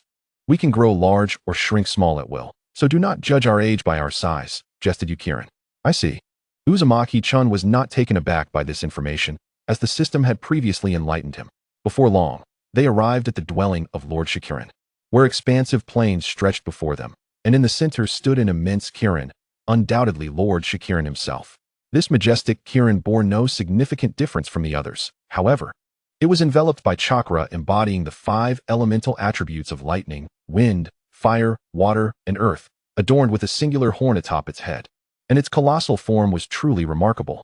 Xiao Chun, you have arrived. A resonant voice boomed as Uzumaki-chan surveyed Shikirin. He hastily averted his gaze. Lord Shikirin, Uzumaki-chan called out. Indeed, I summoned you for a purpose, Lord Shikirin replied. What is it that you wish to discuss, my lord? Uzumaki-chan inquired directly. I have glimpsed your future, declared Lord Shikirin. What could possibly perplex you regarding my future, Lord Shikirin? Uzumaki-chan questioned. There is little in this world that confounds me. However, your future entails immense power, enabling you to vanquish the beings from beyond. That is all I can reveal for now. Chapter 65, Cultivating Senjutsu. Very well, I have a query. Can Lord Shikirin provide an answer? Uzumaki-chan ventured. I am aware of your inquiry. You should know that I can utilize sealing arts, and I have severed the connections to the outside world, thus rendering our clan's existence a mystery to them. However, I do not comprehend why you possess a scroll of the Kirin clan, nor do I wish to. Lord Shikirin elucidated. Uzumaki-chan nodded in understanding, yet his gaze shifted as he contemplated another question. However, before he could voice it, Lord Shikirin interrupted. Enough. I know what else you wish to ask. I am acquainted with those frogs, snakes, and slugs, though not intimately, and they are aware of the Kirin clan's renown. Lord Shikirin, how could you possibly discern my thoughts? Uzumaki-chan expressed his exasperation, feeling irked by being so easily read. You little rascal. As the mightiest of the Kirin clan, I naturally grasp your intentions, Lord Shikirin chuckled. Now, you are here to learn Senjutsu, correct? Embarrassed, Uzumaki-chan nodded and requested. Please allow Lord Imo Kirin and Lord Yu Kirin to assist me in my cultivation of Senjutsu. Granted. With that, the the two great Kirins escorted Uzumaki-chan onward. Xiao-chun, our clan Senjutsu is not as formidable as you might envision, and it is exceedingly arduous to master. Are you certain you wish to proceed? Mo Kirin stated with a grave demeanor. I am certain, Uzumaki-chan affirmed. Oh, do not be so solemn. A smile would do you good, Yu Kirin chimed in cheerfully. Silence, Mo Kirin retorted. Umph, Yu Kirin scoffed, then resumed conversing with Uzumaki-chan. Do not let him affect you. He walks around with a face as if the world owes him something. Uzumaki-chan merely chuckled, while Yu Kirin continued. Indeed, laughter is essential. Do not remain perpetually grave. Uzumaki-chan found himself at a loss, as Yu Kirin dominated the conversation, with Uzumaki-chan occasionally chiming in, while Mo Kirin remained uncharacteristically silent. Before long, the two Kirins brought Uzumaki-chan to a particular location. This is the place where the natural energy of our Kirin clan is most concentrated. Here, you may cultivate to your heart's content. If you absorb too much natural energy, I shall deliver a kick with my foreleg. It may be quite painful. Mo Kirin maintained his serious expression. I understand, Uzumaki-chan acknowledged, though internally, he remained skeptical, thinking to himself, please, I have long been capable of entering sage mode. Had I not come here merely for formality, you might never have laid eyes on me. Seated upon the ground, Uzumaki-chan seamlessly entered sage mode. The Kirin clan sage mode was not as simple as merely applying eyeshadow. It transformed the entire being. Uzumaki-chan's attire morphed into a cloak adorned with dragon scales. His eyes turned crimson, a horn sprouted from his forehead, and his physique became remarkably robust. At that moment, Uzumaki-chan felt an overwhelming sense of strength, believing he could now defeat 10 versions of his former self. Remarkably, he can instantaneously enter sage mode, and in its perfected form. Mo Kirin was taken aback. Oh, Xiao-chun is truly formidable. His senjutsu must be equally impressive. Yu Kirin exclaimed with excitement. Very well, Xiao-chun. Since you can achieve perfect sage mode in an environment rich in natural energy, let us see how you fare in a less saturated area, Mo Kirin declared skeptically. All right. Uzumaki-chun responded nonchalantly, finding Mo Kirin's reaction quite ordinary. Umph, you are merely envious, so spare me the pretense about the richness of natural energy, Yu Kirin teased. Silence. Mo Kirin commanded. Umph, I shall not be silenced. What will you do about it? Yu Kirin replied playfully, causing veins to bulge upon Mo Kirin's forehead. Be silent. Thus, the valley of Kirin echoed with cries of despair. Fine, if silence is what you desire, then why strike so harshly? Yu Kirin muttered under his breath. At your age, acting like a child is unbecoming, Mo Kirin admonished, while Yu Kirin lowered his head in silence. Alas, you are incorrigible. Now, the pressing matter is to facilitate Xiao-chun's training. Understood, Yu Kirin reluctantly conceded. Xiao-chun, why not ride upon my back? It must be said, Yu Kirin's disposition was truly commendable. Moments ago, he wore a wounded expression, yet now he exuded the spirit of an exuberant Kirin. Very well, Uzumaki-chan acquiesced. Subsequently, Uzumaki-chan discovered the true meaning of speed and exhilaration. In less than 10 minutes, when he dismounted from Yu Kirin's back, his eyes spun in circles. My apologies. It has been ages since I flew so freely, and I had forgotten you were a novice, Yu Kirin said sheepishly. Uzumaki-chan waved his hand dismissively, indicating he was unperturbed. After a moment, he asked, have you never flown freely here? Never. Lord Shikirin forbids us from flying recklessly, Yu Kirin replied. Why is that? Uzumaki-chan inquired. Because. Yu Kirin's voice trailed off. Because initially, his reckless flying disturbed Lord Shikirin's rest and caused damage to some things. Thus Lord Shikirin issued a decree against frivolous flying, Mo Kirin elucidated. Ah, I see, Uzumaki-chan stifled a laugh. However, his suppressed laughter only intensified Yu Kirin's embarrassment. Damn you, Mo Kirin. Why did you have to reveal that? He seethed in frustration. You brought it upon yourself. Why should I remain silent? Mo Kirin countered matter-of-factly. Ugh. Yu Kirin huffed, searching for a retort but finding none, resorting only to a disdainful grunt. Now, shall we proceed to teach me senjutsu? Uzumaki-chan timidly addressed the two great Kirins. Certainly. First, you must enter sage mode, Mo Kirin instructed. Uzumaki-chan exited sage mode before complying. Very well, he said, swiftly entering sage mode once more. This time, Yu Kirin's demeanor shifted from playful to serious, as he scrutinized Uzumaki-chan intently. He had initially believed that the rich natural energy of their previous location was what enabled Uzumaki-chan to attain sage mode so rapidly. However, in this instance, where the natural energy was significantly sparse, Uzumaki-chan's ability to instantaneously enter sage mode marked him as a true prodigy. even verging on the monstrous. I shall inform Lord Shikirin, Kirin declared, taking flight. All right, Xiao Chun, let us begin with the Kirin chant. Mo Kirin stated as he observed Uzumaki-chun in sage mode. Kirin chant. Vortex-chun, feeling somewhat perplexed, listened as Mo Qilin began to elucidate the essence of Qilin chant.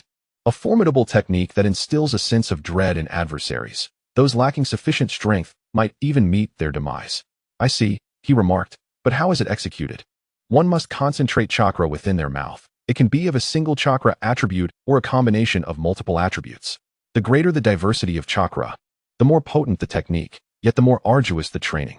You may choose to commence your training now or take a brief respite first. I think I shall return home for a moment. I neglected to bid farewell to my friends when I arrived, and it would be rather unpleasant if they mistakenly believed I had vanished. Very well, you may return. I too must take the time to assimilate the astonishing revelations you have brought me, Mo Qilin replied. Chapter 66. Learning Sage Techniques.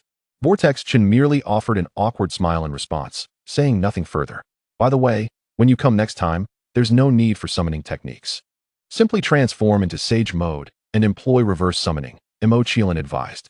I understand, Vortex-chun affirmed, activating the reverse summoning technique to return to his abode. Upon entering his home, Vortex-chun surveyed the immaculate interior with profound self-doubt. When did I even clean this place? Wait, do I even clean at all? He pondered. Regardless. It is dark now. I shall sleep first. The training can wait until tomorrow. With that thought, he made his way to his bedroom, only to find Tian ensconced upon his bed, and he instantly comprehended the situation. It appears I have a daughter of the rice field here. Vortex-chun mused while leaning against the doorframe. Observing Tian's peaceful slumber, he couldn't help but smile. Disregarding any reservations, he lay beside her and fell into a deep slumber, devoid of any misunderstandings. It was merely innocent sleep. After all, Vortex-chun was still in his teenage years and thus limited in his pursuits. The night passed in silence. Ah, how did you end up in my home? Tian exclaimed. Wait, sister, this is my house, Vortex-chun replied, exasperated. Only then did Tian realize that she had fallen asleep after exhausting herself tidying Vortex-chun's room. Indeed, this was his home. Upon waking, she discovered herself sprawled across Vortex-chun, who greeted her with a smile. Awake? You should get up quickly. I can barely contain myself any longer. My apologies. It wasn't intentional, Tian said in a feigned pout. You, Vortex-chun remarked, playfully pinching her nose. I had intended to seek you out. But since you are here, I shall inform you that I am heading out and may not return for some time. Take care of yourself. Oh, Tian replied, feeling a wave of disappointment wash over her. All right, you two should focus on your training. I prefer not to have my partner labeled as a mere ornament. Understood. I shall ensure the task is completed. I am off to find Lady Tsunade. Farewell, Vortex-chun stated before departing. Lady Tsunade was startled when Vortex-chun suddenly appeared in the Hokage's office. Next time, please refrain from entering the Hokage's office unannounced. You might frighten someone, Tsunade admonished. Very well, but I shan't change my ways, Vortex-chun thought to himself. Speak, what is it? I wish to train in sage techniques, Vortex-chun articulated. At that moment, the office was solely occupied by Tsunade and Vortex-chun, thus there was no cause for concern. Understood. How long will it take? Tsunade queried, instantly grasping the implications. I do not know, Vortex-chun replied. Tsunade pondered for a moment. Given the current state of the village, Vortex-chun was undoubtedly an exceptional talent among the Jonin, possessing formidable strength and a high task completion rate. Allowing him to pursue training would mean a gradual decline in the village's economy. Yet, if Vortex-chun were to succeed in his training in a short span, the village's progress could accelerate. After deliberation, she ultimately granted him permission to train. Very well. You may proceed, Tsunade acquiesced. Thank you. Vortex-chun returned home, activated sage mode, and employed reverse summoning, arriving at Qilin Valley. Tian had already departed. Thus there was no cause for worry. Without further ado, Vortex-chun sought out Mo Qilin and Yu Qilin, exchanging greetings with the Qilins he encountered along the way. Upon arriving at the previous location where natural energy was scarce, he awaited the arrival of Mo Qilin and Yu Qilin. Presently, the two Qilins appeared. Xiao Chun, your performance yesterday left us utterly astounded. However, sage techniques are significantly more challenging than sage mode. I shall ask you once more, have you firmly resolved to train? Mo Qilin inquired. Yes, Vortex-chun responded with unwavering determination. Very well, we shall first teach you the Qilin chant, the simplest of sage techniques. We hope you can master it swiftly, Mo Qilin instructed. Understood. Time flew by, and in the blink of an eye, 2 years had elapsed.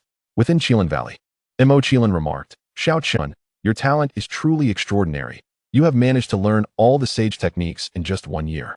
Yet, I am curious as to why you took an additional year to master them. How should I put it? There is currently no one in the outside world who can rival me, and the power of sage techniques is immense. Thus I prefer to practice here, Vortex Chen explained. Moreover, I am not keen on undertaking missions. I am well aware of Tsunade's hesitation before I departed. I understood the purpose behind eliminating those few individuals. It was merely to hinder the economy of Konoha. Xiao Chen, have you finished your training? Let us go play. A voice called out from afar. It was Yu Qilin. While initially serious about teaching Vortex Chen, Yu Qilin had since relished the opportunity to unwind, insisting on playful escapades once Vortex Chen completed his training. All right, I'm coming, Vortex Chen replied, then extended an invitation to Mo Qilin. Mo Qilin, would you like to join us? Over the course of 2 years, they had forged a genuine friendship, transcending age barriers. I shall pass, Mo Qilin replied, shaking his head. Very well, Vortex Chen responded without a hint of disappointment, for he was accustomed to such refusals. With that, he sought out Yu Qilin to engage in merriment.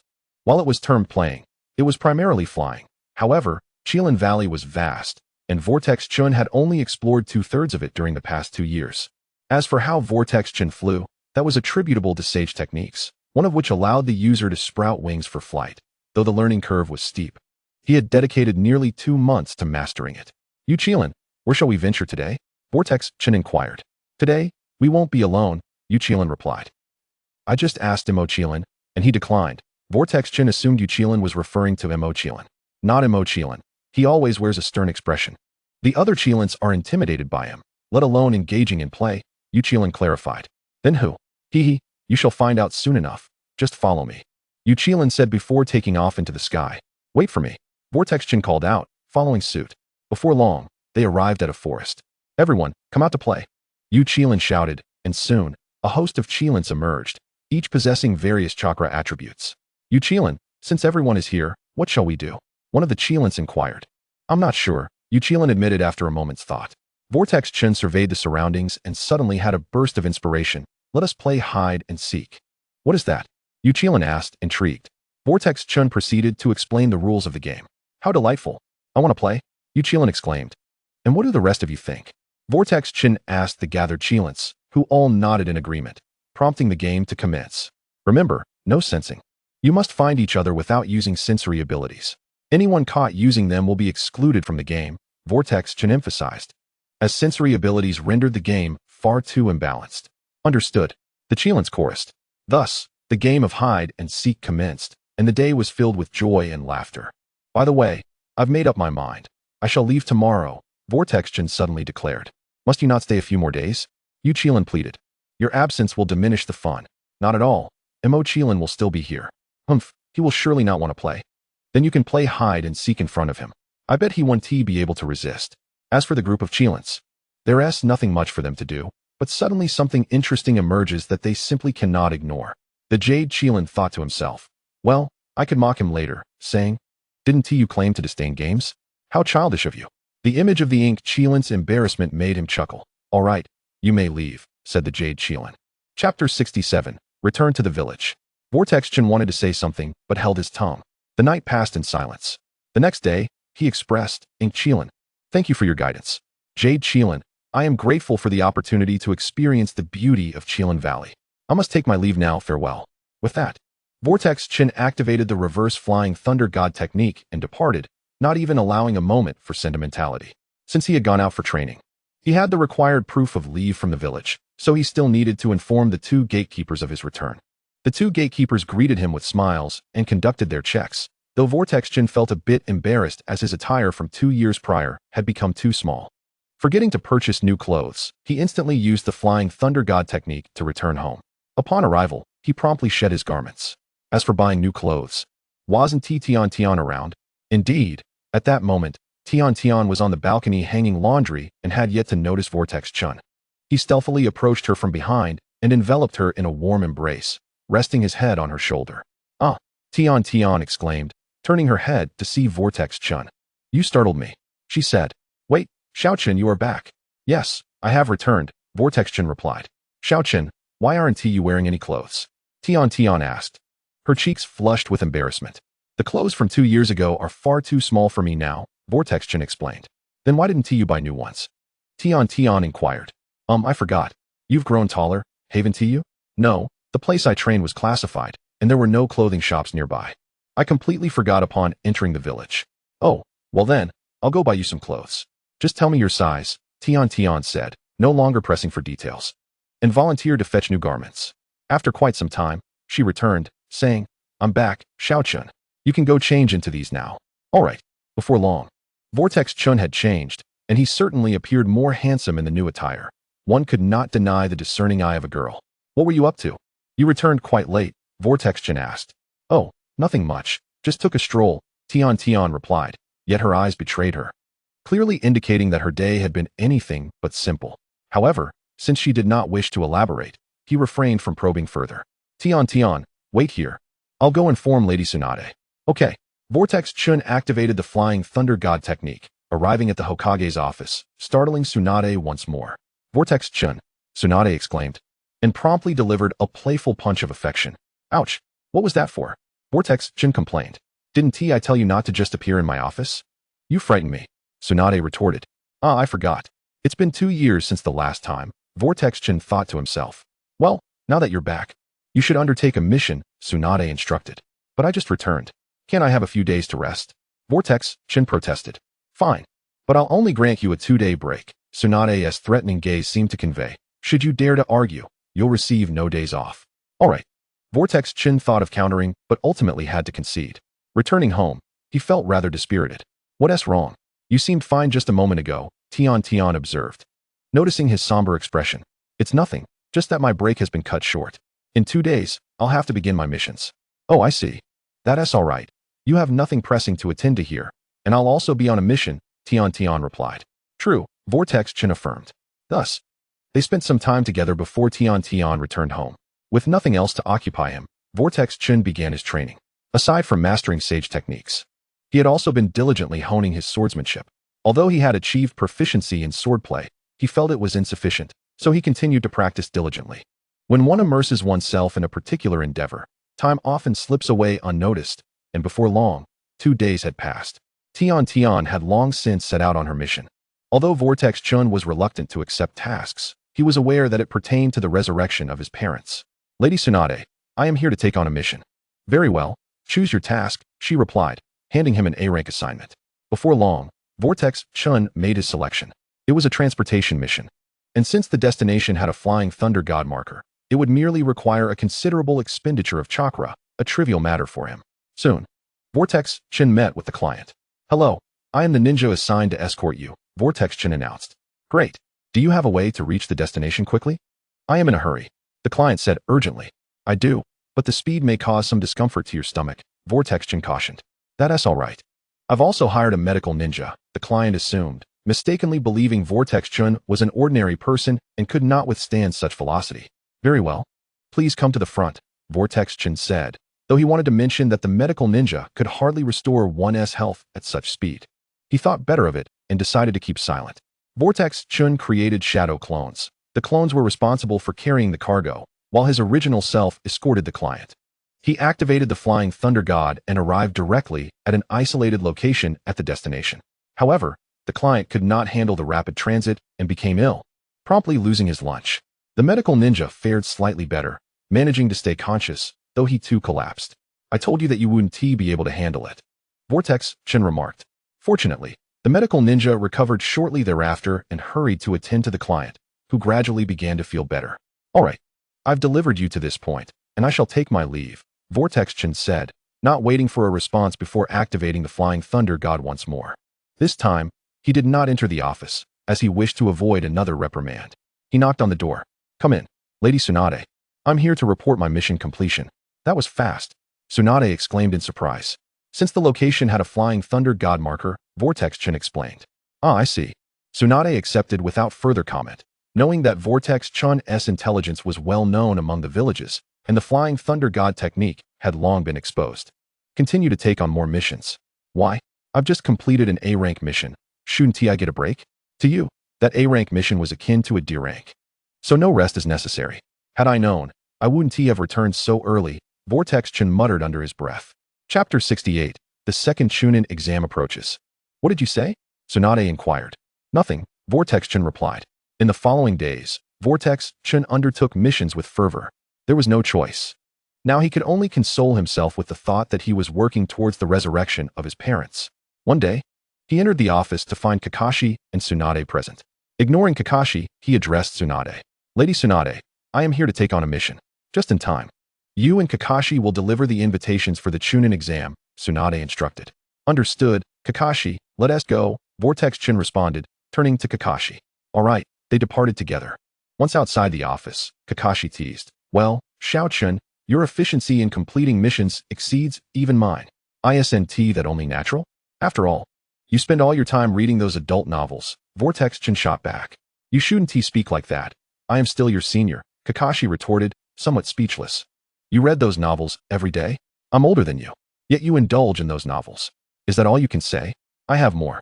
Not only do you read those novels, but you also lack the essentials. Kakashi chose to ignore him. All right, we should set off. Aren't you going to use the Flying Thunder God? I am not you. You have holidays after completing your missions, whereas I do not. It would be better if I didn't even use the Flying Thunder God technique. Why not complain to the master? Do you think what my mother says holds any weight? Kakashi pondered for a moment and realized that indeed, Tsunade would never heed Kushina's words. As for Minato, they both chose to conveniently overlook him. After all, if he disregards Kushina's words, would he listen to Minato? Thus, the two continued their conversation while walking. Swiftly arriving at the land of wind. Stop. Who goes there? A voice called out upon their arrival at the line of heaven in Sunagakure. We are from Konoha. Sent by the Hokage to request Sunagakure's participation in the Chunin exam, Kakashi stated candidly, knowing full well that this matter would inevitably spread throughout the ninja world. Present your credentials, the Sand Ninja commanded. Kakashi handed over the credentials to the Sand Ninja, and soon they were allowed entry into the village. Their intentions were clear as they made their way directly to the Kazekage's office, guided by the towering presence of the Kazekage building, which was unmistakable from afar. I recall that in the original story, Gaara agreed to participate in this exam to eliminate those who posed a threat to him. Uzumaki-chun mused quietly. As he contemplated, the two entered the Kazekage's office. Greetings, Kazekage-dano, they acknowledged. Despite the amicable relationship between Uzumaki-chun and Gaara, it was prudent to show Gaara some respect in such a significant venue. I am already aware of your purpose. We from Sunagakure shall participate in this exam, Gaara declared. I understand, Kazekage-dano. Here is the invitation, Kakashi replied, even though Gaara had already acknowledged their request. It was a matter of protocol. Bring in someone to attend to the Konoha envoys, he instructed, knowing that this invitation was more for surveillance than hospitality. Although Uzumaki-chun and Kakashi were unlikely to stir trouble, appearances had to be maintained, especially with several individuals who were discontent with Gaara's position as Kazekage. An umbu entered the room. Very well, Kazekage-dano, we shall take our leave. They followed the umbu out and soon arrived at their quarters. Kakashi and I. Why not head straight to another location? Uzumaki-chan inquired. Do you think everyone is as carefree as you? I too can tire, Kakashi replied. Casting a glance at Uzumaki-chan. Look at you, still indulging in those frivolous books. How pitiful, Uzumaki-chan scoffed. Uzumaki-chan, Kakashi exclaimed, unable to contain his frustration. Ah. A wail echoed from the room. The umbu outside remained unfazed, having overheard Uzumaki-chan's remarks. As a man, how could he be insulted so? Thus, the beating he received was not unwarranted. TCH, can't even speak the truth, Uzumaki-chan muttered under his breath. What did you say? Kakashi squinted at him. Nothing. Uzumaki-chan hastily shook his head, fearing another round of punishment. Wait a moment, I have the Flying Thunder God technique. Why should I fear him? Uzumaki-chan thought. A mischievous idea resurfacing in his mind. Kakashi and I've realized you are indeed quite pathetic, Uzumaki-chan remarked. Kakashi said nothing, merely stretching his joints. Seeing Kakashi's readiness to retaliate, Uzumaki-chan immediately activated the Flying Thunder God, only to discover there was no mark present. He could only begrudgingly say, no hitting in the face, please. That is not permissible, Kakashi said with a smile. Ah, another wail resounded. After the scuffle, Kakashi dusted off his hands. Just wait. I'll tell my mother when we return, Uzumaki-chan thought gloomily. Kakashi suddenly felt a chill run down his back. Kakashi and when shall we depart? Uzumaki-chan asked. Tomorrow, I suppose. Oh, thus, the two successfully completed their mission. Each time Uzumaki-chan requested a break from Kakashi, he would be met with mockery. Yet he would invariably receive a beating. Upon returning to the village, Uzumaki-chun reported, "Tsunade-sama, the mission is complete." "How many countries returned?" Tsunade inquired. "Only Sunagakure among the 5 great nations. As for the smaller countries, I cannot say," Kakashi replied. "I see. If there is nothing else, we shall take our leave." With that, Kakashi led Uzumaki-chun away. Uzumaki-chun found it peculiar. Given Tsunade's nature, she typically would have immediately assigned a new mission to him. But this time she did not. Clearly, there were other matters at hand, such as the impending Chunin exam. Sighing inwardly, Uzumaki-chun lamented. It seems that great strength does not always equate to good fortune. Upon returning home, Uzumaki-chun asked the system, "How many A-rank missions have I completed thus far?" Beep. "Dear host, you have now completed 58 A-rank missions." Uzumaki-chun felt conflicted. Refraining from undertaking missions would not revive his parents. Yet completing them often led to bouts of laziness. After much contemplation, he ultimately decided to expedite the revival of his parents, even if they would remain indifferent to the affairs of the ninja world. Although he could see them at any time within the ceiling space, it still felt lacking. With these thoughts in mind, Uzumaki-chun made his way back to the Hokage Tower. "Tsunade-sama, I wish to accept a mission," Uzumaki-chun declared resolutely. "Really?" Tsunade asked, perplexed. "Indeed. Had you said this earlier, I would have been overjoyed, but I have more pressing matters to attend to." "That is fine. I can utilize shadow clones." "I believe very few can defeat my shadow clones," Uzumaki-chun stated confidently. "Very well, what mission do you desire?" Tsunade pondered for a moment. "All of them." "Can your shadow clones handle that?" Tsunade immediately questioned. "Rest assured, it's not a problem," Uzumaki-chun replied with self-assurance. "All right, but if you take on all these missions, other jonin might raise a fuss," Tsunade remarked with a smile. "If they lack the strength to undertake all the missions, can they blame me?" Thus, Uzumaki-chun accepted all the A-rank missions. The jonin who later learned of this could only seethe in silence, for as the saying goes, if one's strength falls short, they have only themselves to blame, certainly not others. The primary reason, of course, was that they could not compete. With the task settled, Uzumaki-chun now only needed to locate his parents' graves. Exiting the Hokage's office, he contemplated, "This should be simple. I have frequently paid respects to my parents, so finding the grave should be easy. The only uncertainty lies in whether the gravesite contains the remains of the 4th Hokage and his wife, or if they were interred elsewhere." It was well known that Minato possessed immense power and held a uniquely significant status. Generally, the remains of the 4th Hokage and his wife would be among the most guarded secrets. It would not be easy for Uzumaki-chun to locate them, even as their son. After much contemplation, Uzumaki-chun could not devise a plan until he returned home. He then thought of a possible solution: to ask his parents. Even if it was unlikely they would know, it was worth inquiring. With this resolution, Uzumaki-chun entered the ceiling space, only to find the Nine-Tails present, but not his parents. "Oh, wait, it's just a fox," he corrected himself. "Nine-Tails, where are Dad and Mom? Perhaps they are busy creating a little brother for you." The Nine-Tails teased. "Cough, cough. Enough of that. Besides, they are merely chakra. It's impossible for them to do so. Creating is more about enjoying the process." The Nine-Tails remarked, startling Uzumaki-chun. "Cough. I'm just curious. How do you, a mere collection of chakra, know these things? Did you think I was merely watching your life unfold for the past few years? Wait, wouldn't you be sealed from that? TCH. You humans are unaware that sealing techniques can weaken over time. I know, especially during childbirth, etc. Are you implying that the seal loosens during such events?" The Nine-Tails nodded without speaking. "Then wouldn't you have escaped?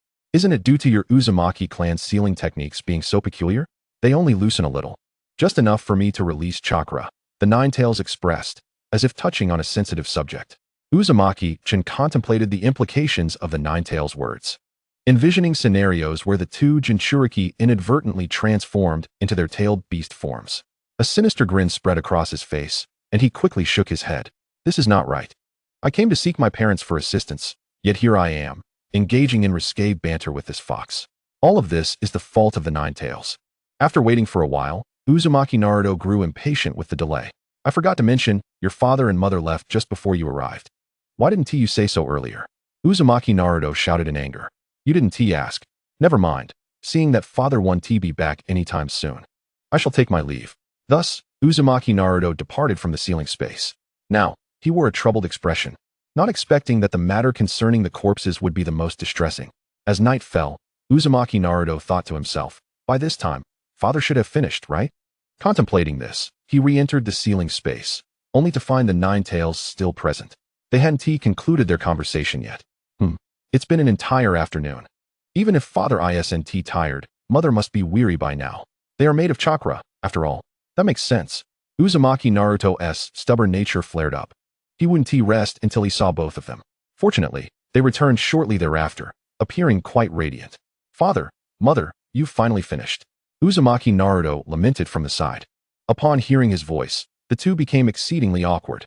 Even Kushina, with her boisterous personality, couldn't help but blush, making her already rosy cheeks appear even more vibrant. The color of her hair complemented her complexion so perfectly that one could hardly distinguish where her hair ended and her face began. As for Minato, it was needless to say, he looked like a classic dish of scrambled eggs and tomatoes. His face was the tomato, and his hair the egg. Ahem. What is it you need from us? Minato was the first to regain his composure. Father, Mother, do you know where your grave is? The two exchanged glances. Why do you ask that? Minato pondered. To resurrect you both. Father, you are the Hokage. Surely you must be aware. You mean Edo Tensei, right? Indeed. So, what will you use as a sacrifice? Uzumaki Naruto sneered, using the villagers of Konoha. Minato was taken aback by Uzumaki Naruto's suggestion. While he might accept the idea of using death row inmates, sacrificing the villagers was something he couldn't easily come to terms with. However, weren't you finished with your revenge during the Chunin exams? Who said that? Uzumaki Naruto blinked innocently. But during your Chunin exams, Minato began, only to be interrupted by Uzumaki Naruto. Those targets haven't all been eliminated yet. Sigh, do as you wish. I have no choice, Minato said helplessly. Just as he was about to reveal the location of the grave, he was interrupted again by Uzumaki Naruto. Father, I have an idea. I wonder if you would support it. What is it? I propose that everyone should only have one child. Any additional children would be utilized for Edo Tensei to resurrect the formidable. That is not permissible. Why not? We in Konoha do not require an abundance of fools. But how will those parents explain it? Father, have you forgotten about the existence of Jinjutsu? Minato fell silent, but Uzumaki Naruto continued his fervent discourse. We could abduct one child, allowing them to continue procreating. For every child born, one could be taken. This would not only diminish the number of fools, but also bolster Konoha's strength. Moreover, there are numerous young couples in the village, with a little Jinjutsu. They could be made to return home after work to have children, and they wouldn't feel burdened by exhaustion. Since I can resurrect you, I can certainly resurrect them as well. Furthermore, while casting the Jinjutsu, I might even extract information from spies. This way, my reputation would also soar. It's a win-win situation. Uzumaki Naruto's ideas were somewhat radical, causing both parents to worry about his mental state. No. What if there are no children in the future? Minato still refused. No children would be better. Let them be labeled as monsters. Barren monsters who can't produce offspring. It's a blessing that I haven't destroyed their reproductive organs. Making their children sacrifices is my greatest concession. But what if there are those with exceptional talents, like your father? No matter how talented they may be, they cannot surpass the strong. The reason they are called strong is that their talents can't be that subpar, and they possess abundant battle experience, which is far more reliable than those children who would require bloodshed for their missions. Wouldn't you agree? Minato found himself at a loss for words, merely waving his hand in resignation. By the way, Father, you haven't told me where your grave is located. The place beneath the Hokage building. That's where the Hokage's bodies are stored, Minato replied without hesitation, knowing that Tsunade would eventually find out, so it was better to inform Uzumaki Naruto directly. And Mother-S? I wouldn't know. Your Mother-S identity is far more complex than mine. Finally, have I been mentioned? Kushina interjected with a hint of melancholy, as the two had been engrossed in their conversation and had momentarily forgotten her. Kushina didn't know what to say, and only spoke up when they finally addressed her. So, Mother, do you know? I do not, Kushina Uzumaki replied defiantly. Very well, I shall find a way myself. Thus, Uzumaki Naruto exited once more. Chapter 70. Preparing for Resurrection, Tsunade's Demand. Uzumaki Naruto lay in bed, tossing and turning, ultimately arriving at the conclusion that he needed to seek Tsunade's assistance. Surely, she would help, he mused. Unbeknownst to him, he soon fell asleep. The night passed without incident. The following day, Uzumaki Naruto awoke early, completed his morning routine, and headed straight to the Hokage's office without even having breakfast. After all, with Sage Mode, missing a meal was no consequence. Upon arriving at the Hokage's office, he found Tsunade slumped over her desk, seemingly asleep, drooling slightly. Seeing this, Uzumaki Naruto devised a plan and shouted, "Lady Tsunade, Breakfast is ready. Tsunade awakened at an astonishing speed, shaking her head as if searching for food. However, upon realizing there was no food, she spotted Uzumaki Naruto's mischievous grin, only to see Tsunade taking deep breaths, presumably to calm herself. Don't ask how he knew. It was simply a turbulent sea ahead. Lady Tsunade, don't be impulsive. Uzumaki Naruto quickly attempted to console her. This only reignited Tsunade's anger, prompting her to rise and approach him. Uzumaki Naruto, ever quick on his feet, utilized the Flying Thunder God technique to teleport home. Uzumaki Naruto. Tsunade's voice echoed throughout Konoha. But Uzumaki Naruto couldn't comprehend why she was so upset over just a shout. With a mindset of trying again, Uzumaki Naruto re-entered the Hokage's office, only to witness Shizune addressing the shattered desk. It turned out that due to Uzumaki Naruto's escape, Tsunade had vented her frustrations by smashing the desk, rivaling even the Reikage. Shizune, having heard Tsunade's furious outburst, rushed over only to find the desk in ruins. With no other option, she had to replace it. Upon seeing Uzumaki Naruto return, Shizune poked him on the forehead and sighed. What have you done to provoke Lady Tsunade this time? How would I know? She just suddenly went mad. Uzumaki Naruto murmured, scratching his head. Fortunately, after a short while, Tsunade's mood seemed to improve slightly. Uzumaki Naruto thought to make amends and comfort her, hoping she would agree to help. Lady Tsunade, please don't be angry. Anger is bad for your health. Tsunade nodded, thinking to herself that this boy knew how to speak well and showed concern for her. Perhaps she could forgive him this time. But she quickly regretted it, as Uzumaki Naruto continued, especially at your age. Being angry too much is even worse, leading to various health issues. Uzumaki Naruto was about to say more when Shizune facepalmed and shook her head, realizing this child was beyond saving. Sure enough, Tsunade shouted, Uzumaki Naruto, I'm going to kill you. Huh. Before Uzumaki Naruto could react, Tsunade punched him, sending him flying. Afterward, she dusted off her hands, snorted, and paid him no further mind. Shizune knew the chaos was just beginning and quickly called for someone to repair the wall. What did I do now? Uzumaki Naruto murmured to himself. That really hurt. As Uzumaki-chan slowly entered the office, Tsunade couldn't help but chuckle at his disheveled appearance. You really should refrain from disturbing my beautiful dreams, especially at your age, she teased. Unable to bear Tsunade's laughter any longer, Uzumaki-chan retorted. If you don't grant me one request right now, I shall refuse to leave this place. He adopted a mischievous demeanor. Very well. Then you may remain here and assist me with my official duties, Tsunade replied. Chen was taken aback, wondering if she was serious, and quickly dropped his playful facade. Lady Tsunade, considering my significant contributions to the economy of Konoha, I implore you to grant me one request, he said, with a hint of flattery. Speak. What is it that you require from me? Tsunade prompted. Chen fell silent, and Tsunade understood. He was either concerned about the presence of others or the request was of a confidential nature. Shizune, you may step outside, she instructed, and Shizune complied without hesitation. Lady Tsunade, I wish to resurrect my parents, Uzumaki-chan stated directly, assured that their conversation would remain unheard. Tsunade's eyes widened in shock before she composed herself and asked, Are you referring to the impure world reincarnation? Indeed, he affirmed. However, you must understand that the technique only lasts a few days. That is of no concern. I possess my own clever strategies, Chen replied confidently. Tsunade sat in contemplative silence, and Chen patiently awaited her response. All right, what do you need me to do? But first, you must agree to one condition. All right, Chen thought he had deciphered her intent. Help me revive my brother and my beloved. Tsunade hesitated. I can assist with your brother, but not with your beloved. What would Jiraiya do if I brought her back? Chen pondered how to persuade Tsunade, but found himself at an impasse, contemplating his next move. Seeing Chen shake his head, Tsunade sighed. If it cannot be done, then so be it. Chen's heart leapt at this opening. No, Lady Tsunade. What I meant was that I can only resurrect one of them. Reviving both would be a stretch. As for the potential repercussions of resurrecting powerful figures, he thought. Why concern himself with that now? Really? Tsunade's expression brightened. Really, he confirmed. Then I wish to resurrect my brother, she declared without hesitation. Already contemplating how to use the impure world reincarnation on her brother without the need for a revival. Excellent, Lady Tsunade. What you need to do now is bring the graves or remains of my parents and your brother, and then we shall wait. However, do not expect a lengthy wait, as I have yet to master that power and fear a potential failure in resurrection. Chen spoke with a serious tone, though he knew he had not yet completed his task nor obtained the Rinnegan. I understand, Tsunade replied. Oh, and to avoid drawing attention, I have chosen the ruins of the land of whirlpools as our resurrection site. Why not another location? Tsunade inquired.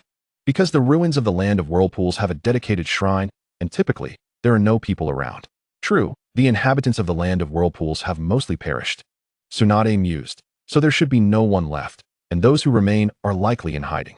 After this, Tsunade returned to her paperwork, concealing her excitement. Uzumaki-chan smiled faintly and was about to leave when Tsunade called out, "For this Chunin exam, you and Shikamaru will oversee it." "Why?" "No reasons. It's an order." "Can we discuss this further?" "Not a chance." The abruptness of her refusal surprised Chun, who then departed without another word. Rather than using the flying thunder god technique, Chun leisurely strolled through the streets and encountered the 11 young ninjas. With the second Chunin exam approaching, their respective teams had ceased undertaking missions. "Hey, long time no see." "Everyone," Uzumaki-chan greeted, noting that they rarely gathered due to their busy schedules. Even Tintin had not been seen in quite a while. "Indeed, it's been a while." "What is everyone up to?" Chun inquired. "Not much. We were all busy with missions, so we rarely met. At least now we can chat a bit during this exam." Shikamaru replied lazily. "Speaking of which, Lady Tsunade just ordered that Shikamaru and I will be the main examiners." Before anyone could respond, Shikamaru remarked, "That's great. Then you can handle all the troublesome matters." "Why's that?" "I dislike complications." "No, this is a test for you." "Ugh, what a hassle." The others exchanged glances, suspecting that their banter was intentionally playful. Chapter 71. Uzumaki-chan invites Konohamaru. "By the way, Chin-kun, you've been quite the sensation lately," Ino remarked. Uzumaki-chan wore a puzzled expression. "You don't know?" Ino asked, noticing Chin's confusion. "Could it be because I completed my tasks?" Chin pondered, realizing that was the only recent notable event. "It seems you're aware. This matter has stirred quite a bit of resentment among the village's jonin." In truth, Uzumaki-chan understood their frustration, as he had unintentionally cut off their sources of income. With only the elite jonin capable of tackling S-rank missions, the others were left with no choice but to accept A-rank tasks, which had now been claimed as well, forcing them down to B rank or lower. In that sense, Chin had indeed impacted their livelihoods. Nonetheless, Chin remained indifferent, thinking, "What does it matter to me? If they disagree, they are welcome to confront me." Pathetic bunch that shies away from S-rank missions, Uzumaki-chan scoffed. As the others began to respond, a voice rang out in the distance. "Big Brother Chun." Turning his head, Uzumaki-chan spotted Konohamaru running towards him, accompanied by two friends, Moegi and Udon. "Konohamaru, would you be interested in participating in the Chunin exam?" Chin inquired, his eyes glimmering with intrigue. "Really? Can I?" Konohamaru's face lit up with excitement. "Of course." Shikamaru frowned but remained silent, sensing a hint of mischief in Chin's expression. "What do I need to do?" Konohamaru eagerly asked. Chin looked at Konohamaru's innocent face, feeling a twinge of guilt for potentially misleading him, but the thought was fleeting. He couldn't let free labor slip away. "Ahem, let me clarify. This isn't a mission, and there won't be any rewards," Chin cautioned. "Don't worry. I won't ask for any rewards. Also, your companions cannot join," Chin added. Konohamaru hesitated, glancing at his friends, who assured him it was fine. "All right," Konohamaru agreed. "Excellent. I'll instruct you on what to do later," Chin said, a triumphant smile gracing his face. Konohamaru couldn't shake a sense of foreboding. "Now that we've settled that, go enjoy yourselves." Chin dismissed the trio. "What is your true intention?" Shikamaru asked bluntly. "To have you oversee the exam in my stead," Chin replied, shocking everyone. "Come on. That's easily traceable. Who would dare investigate me? The only one who could is Tsunade, and would she? Even if she might, she wouldn't expose Konohamaru's disguise. As it concerns the reputation of the village, what about the other leaders?" Ino questioned. "They wouldn't expose it either. If questioned, they could simply say it's because Tsunade would never allow outsiders to approach me," Chin explained, remaining composed. Jino spoke up. "Huh? When did you arrive? And how did you walk so silently?" "I've been here the whole time, and I was right beside you," Jino replied. This left Ino feeling awkward, forcing a couple of nervous laughs before lapsing into silence. "Ahem, as Jino mentioned, I am a valuable asset to Konoha. Tsunade would never permit anyone to approach me." Uzumaki-chan interjected, attempting to ease the awkward atmosphere. "Are you saying that during the Chunin exams, I was sitting next to Konohamaru?" Shikamaru inquired. "Indeed. You have grasped it perfectly," Naruto affirmed with certainty. "Hey, what about Konohamaru's studies?" Ino interjected. "Did you forget that school is on break during the Chunin exams?" Naruto replied, somewhat exasperated. "You're quite thorough in your considerations. Well then, let the questions for this round be on you," Shikamaru suggested. "That won't do. I'm not good at thinking." Naruto promptly declined, waving his hands dismissively. "So you're not contributing at all?" Shikamaru remarked. Hey, what do you mean by that? I'm conserving my energy to complete the mission and strive to restore the prosperity of Konoha as swiftly as possible, Naruto declared earnestly. The group exchanged glances. Their expressions filled with incredulity. It sounded as if he were making a grand statement, while the underlying meaning was merely a desire to lounge at home. Oh. The daily sigh, Ino lamented. Why are you sighing, Ino? My boyfriend is truly magnificent. Naruto exclaimed upon noticing her sigh. Ino stepped forward, delivering a punch to him. It seemed she wasn't finished, as she then tugged on Naruto's ear, admonishing him. What are you acting all lofty for? If you want to rest, just say so. Don't make it sound so grand. Ouch, ouch, there are people around. Give me some face, Naruto protested. At that moment, the others exchanged glances. As if reaching a silent consensus. It's about time for lunch at our place, Shikamaru announced, taking the lead. Ah, right. Ino quickly chimed in. If I'm late, my family will scold me. I also need to train with Hinata, Niji stated before departing with her. One by one, the rest expressed their intention to have lunch and turned to leave. All right, now that everyone is gone, Ino remarked. Hey, you guys are lacking in martial ethics, Naruto lamented. It's only 10 a.m. Those two training are one thing, but what about the rest of you? Stop complaining, Ino retorted impatiently. Oh, Naruto immediately complied. Fortunately, Ino knew a few were watching from a distance, so she let go. As the others realized there was no show to watch, they revealed themselves. All right, so this is how it's going to be, huh? Naruto said, addressing the group. However, they seemed uninterested in him, each engrossed in their own conversations. Hee. Ino chuckled softly at the sight, prompting Naruto to gaze at her with an expression of deep melancholy. Why are you looking at me like that? You are the one acting odd, Ino responded, feeling a bit sheepish under his gaze. Fine, let me massage your ears, Ino said while rubbing Naruto's ears, though amusingly. Her height was insufficient, and she had to stand on tiptoe to grasp them earlier. Bend down. Ino, tiring from her tiptoeing, exclaimed. Naruto, feeling helpless, had no choice but to bend down submissively. Why do you have to grow so tall? And look at me, always on tiptoe. Yet you won't bend down unless I ask, Ino continued. Could Naruto dare to say anything? He certainly did not. Now, the others had ceased their conversations, merely observing Ino as she rubbed Naruto's ears, saying nothing. It's amusing how people can sometimes be rather petty, claiming to resist the sweetness of romance while indulging in it with delight. Noticing the collective gaze upon him, Naruto cheekily remarked, You don't have this kind of service. Do you? I do, and it's driving you mad. At that, Ino ceased her ministrations and gently patted Naruto, saying, All right, enough of that, stand up straight. Naruto-kun. You're so afraid of Ino now. Your future family status is in jeopardy, Shikamaru teased. Are you joking? Why would I be afraid of her? This is just in front of you all, Naruto replied. But before he could finish, he felt a chill at his waist. What about behind you? Ino asked. I'm rather afraid, even from behind, Naruto admitted. Ino nodded in satisfaction, releasing him, while the others looked on with disdain. What are you all looking down on? I have a girlfriend, do any of you? Naruto shot back at their expressions of contempt. Chapter 72. Ino and Naruto's sparring. As expected, upon hearing this, everyone except Hinata expressed, That hit hard, my friend. At that moment, a voice echoed in Naruto's mind. Ding. Congratulations, host, for completing the side quest. Reward, the Byakugan. Wait a moment, system. Let's fuse it at home, Naruto replied. Is the task complete? It seems that utilizing shadow clones accelerates the task progress, he mused internally. Is it that time already? It seems I really need to head home to train, Ino suddenly stated. Oh, it does seem so. Well then, farewell, everyone. Youth does not allow me to linger in conversation, Lee announced. Seeing this, the others also indicated their intention to train. Let us disperse then. I still need to contemplate the Chunin exam matters. What a hassle, Shikamaru remarked. Good luck with that, Naruto replied. I don't want to deal with it. Why do you have to pass this troublesome task on to me? You just said it yourself. Of course, it's troublesome, Naruto justified. Shikamaru was left speechless. Ignoring him, Naruto turned to Ino, saying, Ino, let us go. I'll take you to train. With that, he activated the Flying Thunder God, and they arrived at the training ground. Old rules.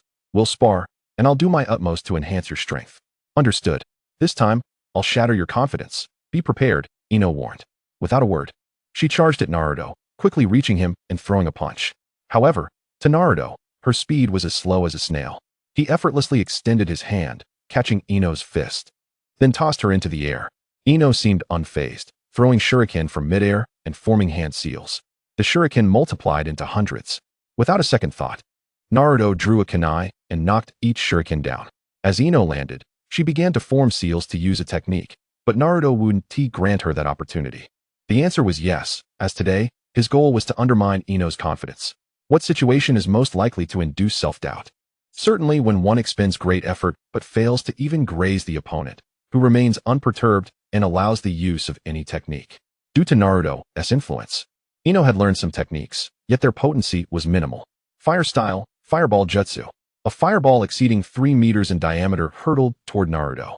Faced with the oncoming heat wave, Naruto merely smiled, drawing a sword he had prepared in advance, cleaving the fireball in half. Indeed, ninjutsu doesn't suit me. I should stick to weaponry. Ino thought to herself. Having made up her mind, Ino produced 2 scrolls and leaped into the air. Ninjutsu, twin rising dragons. The ninja tools from the scrolls surged outward. Ino, you realize you're benefiting me with this, Naruto chuckled. Ino's weapons posed no threat to him. He could handle them with ease. After blocking the incoming tools, Naruto sheathed his sword. Ino wished to continue her assault, but Naruto would not afford her another chance. Utilizing the flying thunder god, he closed the distance and struck Ino squarely in the face, sending her flying and raising a cloud of dust. Standing up, Ino appeared disheveled, her face visibly swollen. Wiping the blood from her mouth, she pressed forward, seemingly intent on avenging that punch. This time, Ino did not charge head-on. Instead, she maneuvered behind Naruto and struck out again. Why do you never learn? Naruto remarked, turning to ensnare her. Yet, Ino smirked as she vanished with a puff of smoke. Using shadow clones amidst the dust? Naruto pondered. Behind him, Ino wasted no time, lunging toward him with a kunai. But how could Naruto be caught off guard? He simply crouched down, effortlessly evading the attack. Taking advantage of Ino's momentary confusion, he turned and seized her arm, standing tall. However, as he rose, Ino's other hand moved. Her fist clenched and aimed at Naruto. Vortex Chin found the situation with Tion to be rather childish. He swiftly pulled her hand, clutching the kunai, causing their faces to draw near. Seizing the opportunity, Vortex Chun grasped Tion's neck. The moment he did, a palpable aura of menace emanated from him, leaving Tion feeling as though she had plunged into an icy abyss. Displaying an air of disdain, Vortex Chun discarded her as if she were refuse. Tion rolled several times before laboriously managing to stand, employing the shadow clone technique. A cloud of smoke enveloped her, from which a shuriken was launched. Vortex Chun raised an eyebrow, perceiving the chakra within the shuriken, and instantly recognized it as a transformation technique. As the shuriken hurtled toward him, Vortex Chun seemingly toyed with her, drawing out his kunai as if intending to block the projectile. Upon witnessing this, Tion felt a surge of excitement and immediately dispelled her transformation, brandishing her kunai in an attempt to strike Vortex Chun. A slight smirk played on Vortex Chin's lips as he once again reached out to seize Tion, releasing an intimidating aura, yet refraining from throwing her away. Tion, your strength is far too feeble, he declared, before flinging her aside. Tion struggled to regain her footing, eliciting a pang of concern from Vortex Chun, who began to ponder whether he had been too harsh. Tion, can you endure? He inquired softly. She remained silent, merely nodding. Very well. Though Vortex Chun felt a twinge of sympathy, he chose not to voice his thoughts. Thus, the two engaged in combat for an extended period, with Tion primarily on the offensive while Vortex Chun adopted a defensive stance. However, even in her prime, Tion was unable to overcome Vortex Chun's prowess, and ultimately, it was her exhaustion that marked the conclusion of their spar. Upon witnessing her collapse, Vortex Chun wasted no time in transporting her to the hospital. A medical ninja, noticing Vortex Chun carrying Tion, hurriedly approached. Lord Chun, what has happened to Lady Tion? She sustained some injuries during our battle and has exhausted her stamina. I would appreciate your assistance in treating her. I see, it's no trouble at all. Please, allow us to take Lady Tion, said the ninja, guiding her into the operating room. Soon after, Tion was treated successfully. As Vortex Chun inquired about her condition upon the ninja's emergence, he learned, fortunately, her injuries were superficial and easily addressed, but she is currently unconscious due to fatigue. I understand. May I see her? Not just yet. We need to transfer Lady Tion to her ward, but you may accompany us. All right. As Tion was wheeled to her room, Vortex Chun remained silent throughout the journey. Inside the ward, he murmured, Tion, do not blame me. You are on the verge of becoming a Chunin. These trials are essential for you. You cannot remain in my shadow forever. As noon approached, Vortex Chun felt hunger pangs, having skipped breakfast and exerted himself during their spar. He activated the Flying Thunder God technique, and moments later, a meal was prepared. However, instead of eating, he packed it into a bento box and continued to the hospital to check on Tian Tian while enjoying his meal. After finishing, as he gazed at Tian Tian's visage, he couldn't resist planting a gentle kiss on her cheek. She furrowed her brows momentarily before relaxing again. Chapter 73, The Fusion of the Rinnegan. Time slipped away unnoticed until evening. Where am I? Tian Tian exclaimed as her eyes fluttered open. You are in the hospital. How did I end up here? Vortex Chen pondered, confused. Had he truly knocked her unconscious? That couldn't be. The doctors had assured him her injuries were merely superficial. Ah, I remember now. You hospitalized me. You must take responsibility. She feigned anger. Very well, but first, let us eat. Vortex Chen replied with resignation. As expected, upon hearing this, Tian Tian eagerly approached. Before long, she had finished her meal. Tian Tian, though I am reluctant to admit it, your physical condition is severely lacking. Even with a teacher like Guy, you struggle. Vortex Chen stated. Upon hearing this, Tian Tian's expression turned anxious. She feared Vortex Chen would prevent her from participating in the upcoming exam or from becoming a ninja altogether. So what do you mean? She asked, her eyes searching his. I will not hinder your dreams, but I hope you will strive to enhance your abilities. Vortex Chen disowned her worries. The following may be difficult to hear, but it is the truth. Are you prepared to listen? Tian Tian, curiosity piqued, nodded. Currently, you are the weakest link in your class. Little Li, having mastered Guy's advanced physical techniques, can even shatter the sand armor of the Nine-Tails Jinchūriki while in the 8th gate. As for Niji, despite being from the branch family, his talent is undeniable. He can utilize the techniques exclusive to the main family. And your teacher, Guy, need I say more? He is the blue beast of Konoha. If he claims second in taijutsu, who would dare claim first? Tian Tian was momentarily taken aback by the first statement, ready to retort, but found herself at a loss against the subsequent reasoning. But I have been training diligently. Why am I still so weak? She protested. Perhaps you have focused too much on utilizing ninja tools, neglecting your physical and jinjutsu training, Vortex Chen explained. That is not entirely true. You know, the techniques and illusions you taught me. I haven't mastered many, she countered. Have you considered focusing on taijutsu? He suggested. Can I really? But Guy's training methods are too intense for me to handle. What if you sought Tsunade as your mentor? Besides, aren't you her biggest fan?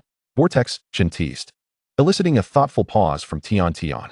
She concluded it was a viable option, for while Tsunade was a medical ninja, she was also formidable in taijutsu, as Jiraiya could attest. But would Lady Tsunade even want me? She wondered aloud. Do not worry. I have my ways to convince her. Just wait for the news. He assured her. Okay, Tian Tian replied, her spirits lifted. By the way, since I've offered to assist you, could I receive a little reward? Vortex Chen asked with a grin. Tian Tian tilted her head, responding directly. Let us discuss that once we hear from Lady Tsunade. And what if you refuse to honor your promise? He inquired playfully. Am I that kind of person? Tian Tian exclaimed, as if he had struck a nerve.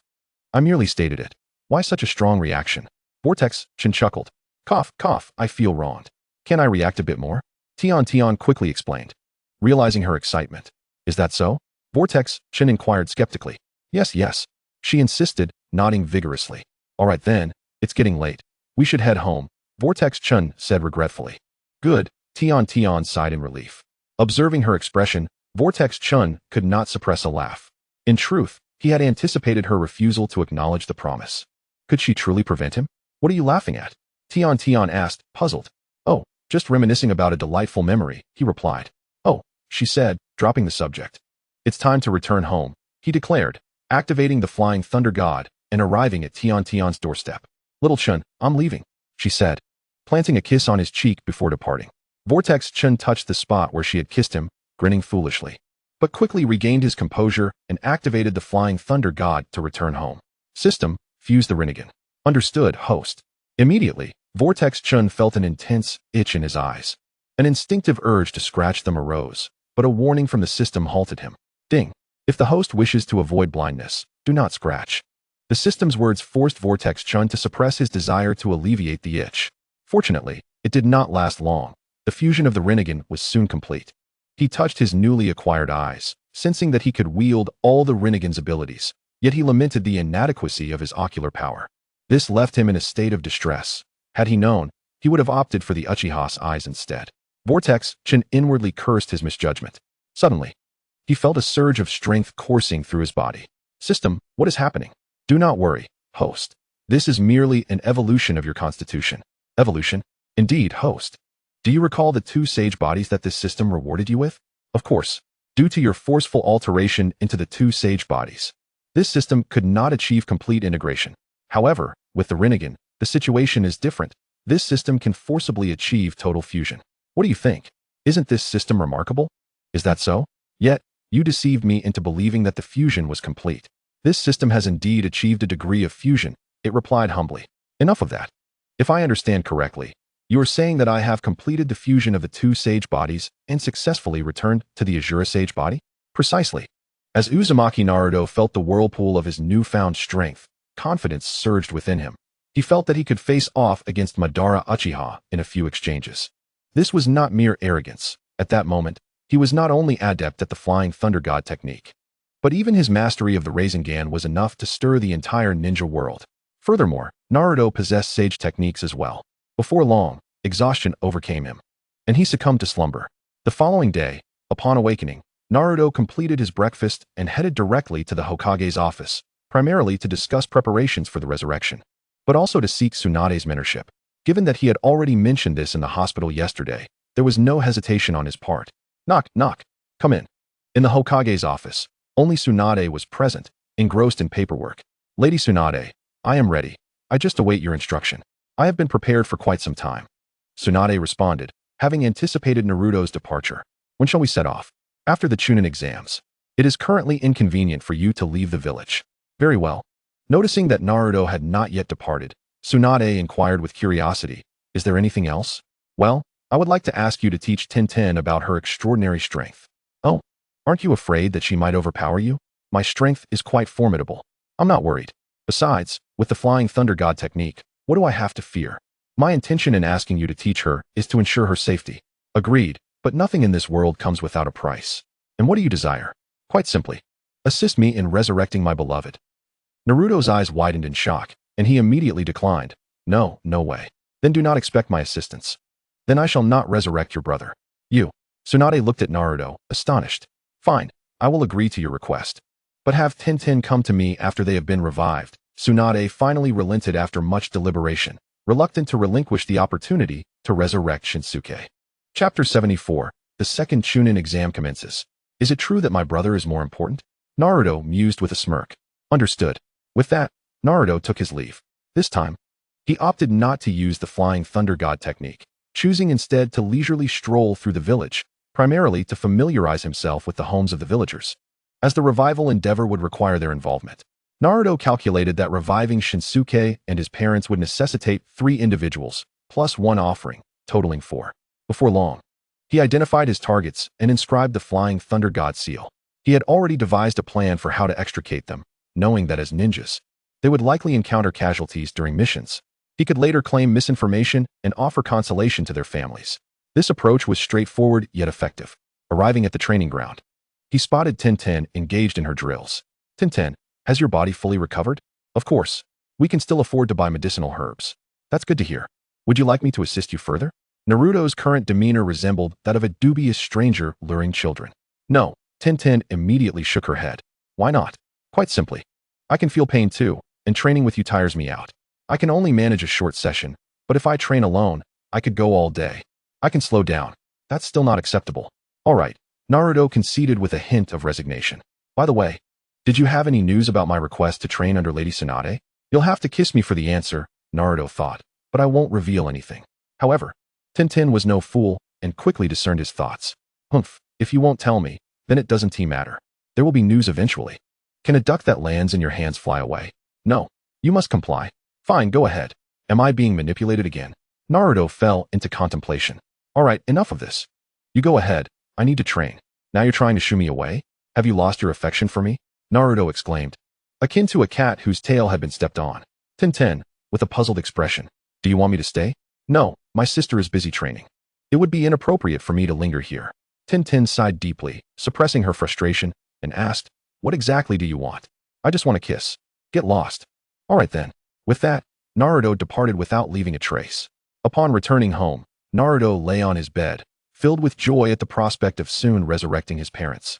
After all, they were his family in this lifetime. Time swiftly passed until the Chunin exams commenced. After finishing breakfast, Naruto sought out Konohamaru. "Brother Naruto, you've arrived," Konohamaru exclaimed. "Indeed. Today I will take you into the examination hall," Naruto replied with a smile. "What must I do?" Konohamaru queried, seemingly thrilled at the prospect of entering the exam. I'll let you know once we get inside," Naruto said before activating the Flying Thunder God technique, transporting Konohamaru into the examination room, which was currently devoid of any examiners, as Shikamaru and the others were still stationed at the entrance, ensuring security. "Where's this?" "The examination room." "Konohamaru, can you perform the transformation jutsu?" "Brother Naruto, do you underestimate me?" "Of course I can." With that, Konohamaru transformed into Naruto's likeness. "Excellent. You'll remain here in my guise for a while, understood?" "Why? To be frank, I brought you here because I recognize your potential and wish for you to serve as an examiner during the Chunin exams." "Me?" Konohamaru exclaimed with excitement. "Yes," Naruto said, somewhat perplexed by Konohamaru's enthusiasm. He had expected him to find it a bother. Unbeknownst to Naruto, Konohamaru's excitement stemmed from the acknowledgement he had received. "But why can't I use my own form?" Konohamaru inquired, puzzled. "Ahem, it's simply that you are still quite young. Imagine the chaos if someone recognized the worth of a child as small as you. It could lead to unfortunate consequences." Upon hearing this, Konohamaru felt deeply touched by Naruto's thoughtfulness. "You can rest assured, Brother Naruto, I will safeguard this honor. Remember, you are me now. You must conduct yourself according to my habits and not reveal any discrepancies, understood?" "But, Brother Naruto, I don't know your habits." "Then just sit there and remain silent. A serious demeanor will suffice." "Oh, very well. All right, I have matters to attend to. If anything arises, channel your chakra into the inner room," Naruto instructed, handing Konohamaru a kunai marked with the Flying Thunder God seal before departing. Shortly after Naruto left, Shikamaru entered and, upon seeing Konohamaru seated, remarked, "It's you, Konohamaru." Konohamaru remained silent. "There's no need to pretend. Naruto has already informed us." Upon hearing this, Konohamaru visibly relaxed. "Bring Naruto back. I have something to discuss." Though puzzled, Konohamaru complied, and soon Naruto reappeared. "What is it?" Naruto asked directly, addressing Shikamaru. Before long, the candidates began to enter. Each team of 3 was assigned to different examination rooms. As the candidates chattered animatedly, the screen at the front illuminated, revealing Shikamaru. "Greetings, everyone. I am Shikamaru, the chief examiner for the first round of the Chunin exams. Allow me to explain the rules for the first exam. The first round consists of a written examination, with each paper containing 3 questions. The first worth 30 points, the second 40, and the third 50. No one is permitted to answer any single question, and the collective score of the group must not reach 100 points. Otherwise, immediate disqualification ensues. Furthermore, any evident instances of cheating will result in the cancellation of the examination eligibility. Additionally, any form of private altercation during the exam is strictly prohibited, leading to the same consequence of disqualification. Do not doubt this. To ensure that every participant can focus on their answers, we have specifically invited the Red Demon, Uzumaki-chan. Upon this declaration, the camera shifts to Uzumaki-chan. "I advise you to abandon any thoughts of misconduct. Should I detect any clear indications of cheating, I will take action without hesitation." With that, Uzumaki-chan exuded a palpable aura of menace. A chill ran down the spines of the candidates. Is this the extent of the Red Demon's power? Even through the screen, the sense of dread was unmistakable, igniting a similar thought in the minds of the candidates, including Tian. Naturally, a ninja from a distant village held a contrarian perspective, that of the rain-hidden village. "Is this the Jinchūriki of the Nine-Tails? I must report this to Lord Angel upon my return." In the proctoring room. "Am I late?" Shikamaru merely nodded in acknowledgement. Shino took her seat without further comment, and the group silently observed the multitude of candidates. In the 3 examination halls, each contestant showcased their unique abilities. Niji and Hinata activated their Byakugan, peering at the walls. Yet, regrettably, the barriers rendered their vision ineffective. Shino dispatched his insects to probe for any crevice, but alas, the room was entirely sealed. Suddenly, an idea appeared to dawn on Niji. He ceased his answering and began to leisurely stroll around the examination room. After a thorough inspection, he confirmed his suspicions when no announcements were made. The other candidates, observing Niji's idleness without repercussions, realized the true purpose of this examination. It was designed to eliminate cheating and to utilize every resource at their disposal to convey information. However, the question remained, how would they relay such messages? This challenge posed no difficulty for Ino, hailing from the Yamanaka clan, renowned for their expertise in mental communication. While the others chattered amongst themselves, Ino had already conveyed the message to Choji and Sakura. Indeed, it was Sakura, as Shikamaru had already attained Chunin status. Naruto was training outside the village, and Sasuke had defected, thus forming a trio. In the proctoring room. Hey, are you going to ignore what they're saying? Shikamaru had not informed Temari of the rules, prompting her inquiry. No need. The purpose of this examination is exactly that. With Shikamaru's assurance, Temari ceased her questioning. Hinata, let us utilize the 8 trigrams air palm together, Niji suddenly suggested. All right, Hinata replied, albeit perplexed, and complied. 8 trigrams air palm too. Instantly, the examination room fell silent. Everyone, I have discerned how to pass this examination. What method? Came the inquiry. By striking the walls, our teammates will understand that we are answering the 40-point question. Then why are you sharing this with us? A ninja queried. The reason is simple. I desire for all of us to succeed in this examination. Leave this matter to me, a sand ninja interjected, asserting that they could not allow Konoha to dominate everything. Without waiting for Niji's approval, the sand ninja stepped forward and began to strike the walls. After several strikes, he added one more, totaling 5. What do you think you're doing? Another ninja exclaimed. I intend to ensure that a portion of the candidates fails, he arrogantly retorted, casting a challenging glance at Niji. It's fine. A few strikes will yield the same outcome, Niji replied nonchalantly. The other ninja's expression darkened. What did you say? If 5 strikes signal a combination of 50, 50, and 0, then similarly, 3 strikes convey the same. The ninja's face contorted in dismay. Why didn't you mention this sooner? In frustration, he struck the wall a few more times, but no matter how many times he did so, Niji would always adjust it to 5 strikes. Growing desperate, he brandished his kunai, seeking a duel. The rules clearly state that fighting is prohibited, Proctor. Is it not forbidden during the examination? Niji raised his voice, seemingly concerned that the sand ninja might contest.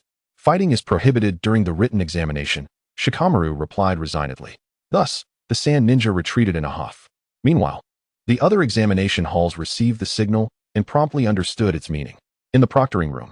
At this rate, there might be too many candidates passing the first round. What a hassle, Shikamaru remarked, grasping the microphone. We will now commence an additional question. In the event of an enemy pursuit, one member of your team must act as bait. Please write that person's name on the back of your exam paper. Groups with differing answers will be disqualified, and the designated bait within the group will also be eliminated. The candidates were left perplexed, unsure of what to write. In another examination hall, Sakura recalled Naruto and Kakashi's counsel. Those who do not cherish their comrades are worse than worthless. Suddenly enlightened, Sakura realized this was a prompt to submit blank papers. Quickly relaying this to Ino and Choji. Ino, Choji, let us not write anything. Why not? The Chunin exam requires 3 participants. The other 2 soon grasped the implication. It was evident that they were not alone in this realization. Many of those poised to pass were simply uncertain of whom to name. Before long, the examination concluded. All right, everyone, the exam is over. The second round will commence tomorrow, with results announced in the afternoon, Shikamaru declared. The candidates then exited the examination halls.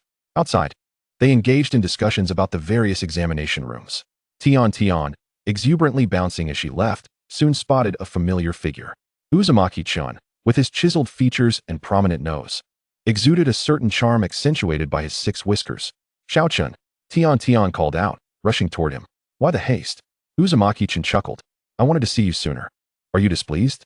Of course not, he replied, affectionately ruffling her hair. Then, unable to resist, he playfully tousled her 2 buns. Standing at 180 centimeters, he easily reached her height. Is it appropriate for you 2 to flaunt your affection so openly?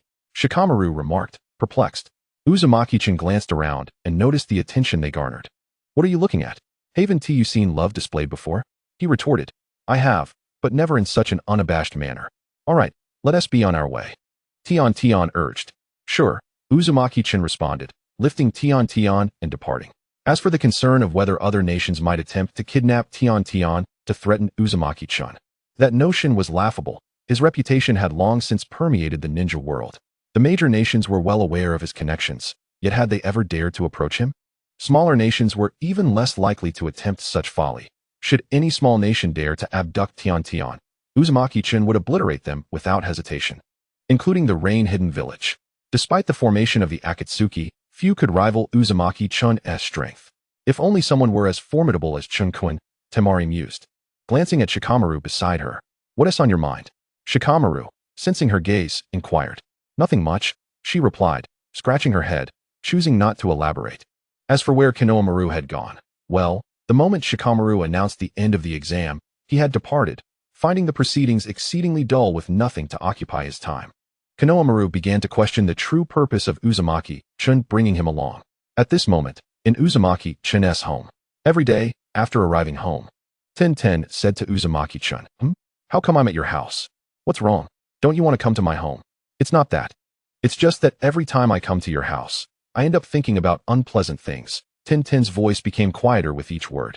Uzumaki-chun gently tapped Ten's head, as if to suggest that she should focus on the positive. Can you blame me? Ten responded. Who else should I blame, if not you? Or perhaps this home? All right, go wash your hands. Dinner is about to be served. But my parents are still at home waiting for me. You needn't worry about that. I've informed them, and they should be arriving shortly. Darling, you're so wonderful, Ten said, embracing Uzumaki-chun. There was a knock at the door. It must be my parents. I'll go answer it, Ten declared. Chapter 76, Before the Second Exam. After Ten finished speaking, she hurried to the door. Indeed. It was Tian-ba and Tian-ma. Mom and Dad, you're here, Ten exclaimed, welcoming them in with the demeanor of a gracious hostess, whereas Xiao-chun, both parents inquired simultaneously. Uncle and Aunt. I'm here, Uzumaki-chun poked his head out from the kitchen to respond. Aren't you concerned about your daughter at all? Ten playfully pouted. Why would we need to ask anything when you're right in front of us? Tian-ma replied directly. Your mother is correct, Tian-ba affirmed. Just as Ten was about to say something further, Uzumaki-chun interjected. All right, everyone, dinner is ready. I'm coming. Ten replied before heading off to wash her hands. Xiao-chun. Just let Ten handle this, Tian-ma suggested. It's no trouble. I have nothing else to do. Uzumaki-chun shook his head. Very well, Tian-ma conceded, offering no further objections. Xiao-chun, Tian-ba began. But Ten returned just in time to interrupt. What were you two discussing? Nothing much, Tian-ba responded, slightly exasperated. From the moment they entered, Tian-ba had been eager to chat with Uzumaki-chun, but Tian-ma and Uzumaki-chun had been engrossed in conversation, and just as he found a moment to interject, Ten arrived. Confused, Ten wondered where she had misstepped with her father. All right, let us eat, Uzumaki-chun declared. Indeed. How can one ponder such matters when a feast is before us? He added, digging in. By the way, Xiao-chun, I've always been curious. What is it about our Ten that caught your eye? Tian-ba asked with a grin. Dad, how can you say that? It's obviously her beauty, Ten boasted. I wasn't asking you, Tian-ba said sternly, then turned to Uzumaki-chun, his expression turning playful. After a moment of contemplation, Uzumaki-chun replied, To be honest, I'm not entirely sure. Perhaps Ten is right. It is her beauty that draws me. Or maybe it's just the result of time spent together. Regardless, Ten is the girl I wish to cherish. While I may not be able to offer her the best, I can ensure her happiness. Darling, Ten whispered softly, then leaned in to plant a kiss on Uzumaki-chun's cheek. As she felt the hand on her waist subtly retreat, Uzumaki-chun finally sighed in relief, still caught off guard by the kiss. It turned out that while Ten appeared to be focused on her meal, her hand had stealthily found its way to the soft flesh at Uzumaki-chun's waist. As if to say, if you don't speak well, be prepared for the consequences. Uzumaki-chun's heartfelt words and Ten's playful gesture left Tian-ba deep in thought, prompting him to say to Tian-ma, You are the one I wish to protect the most. But before he could finish, a loud slap echoed through the room. Tian-ba was taken aback, thinking, wait, this I isn't how the story is supposed to unfold. Shouldn't I be receiving a kiss at this moment? If you want to impress her, come up with your own words. Don't just borrow Xiao-chen's, Tian-ma chided. Oh, Tian-ba replied helplessly. Ten laughed heartily without a care, while Uzumaki-chun, though seemingly unperturbed, was struggling to contain his amusement.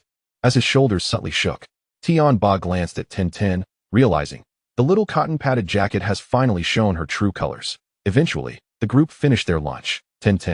Since Xiao-chun made the meal, you should wash the dishes, Tian-ma instructed. No need, Auntie, I can handle it, Uzumaki-chun insisted. No. Let her do it, Tian-ma countered. Why not?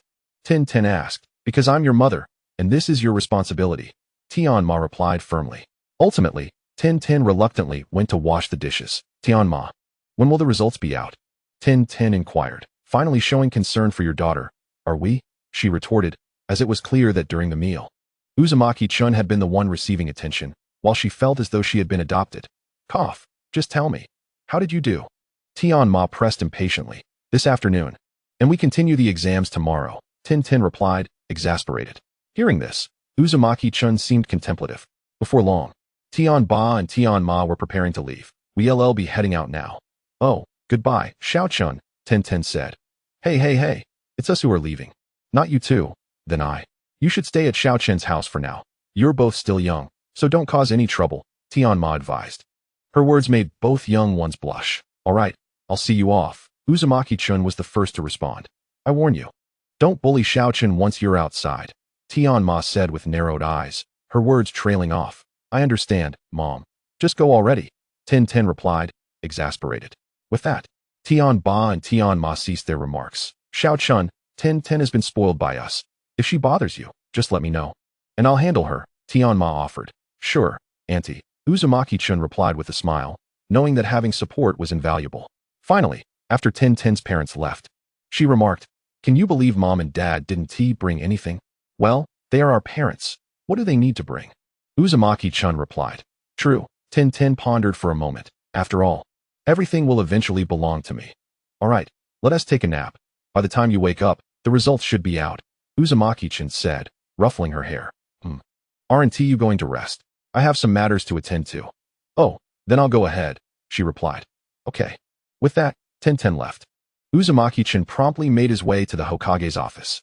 Inside, he found Tsunade and Shizune. Shizune had grown accustomed to leaving whenever Uzumaki-chan came to see Tsunade. Otherwise, she might have thought Tsunade had taken a liking to younger men. Lord Hokage, am I to play the role of a bodyguard throughout the entire Chunin exam?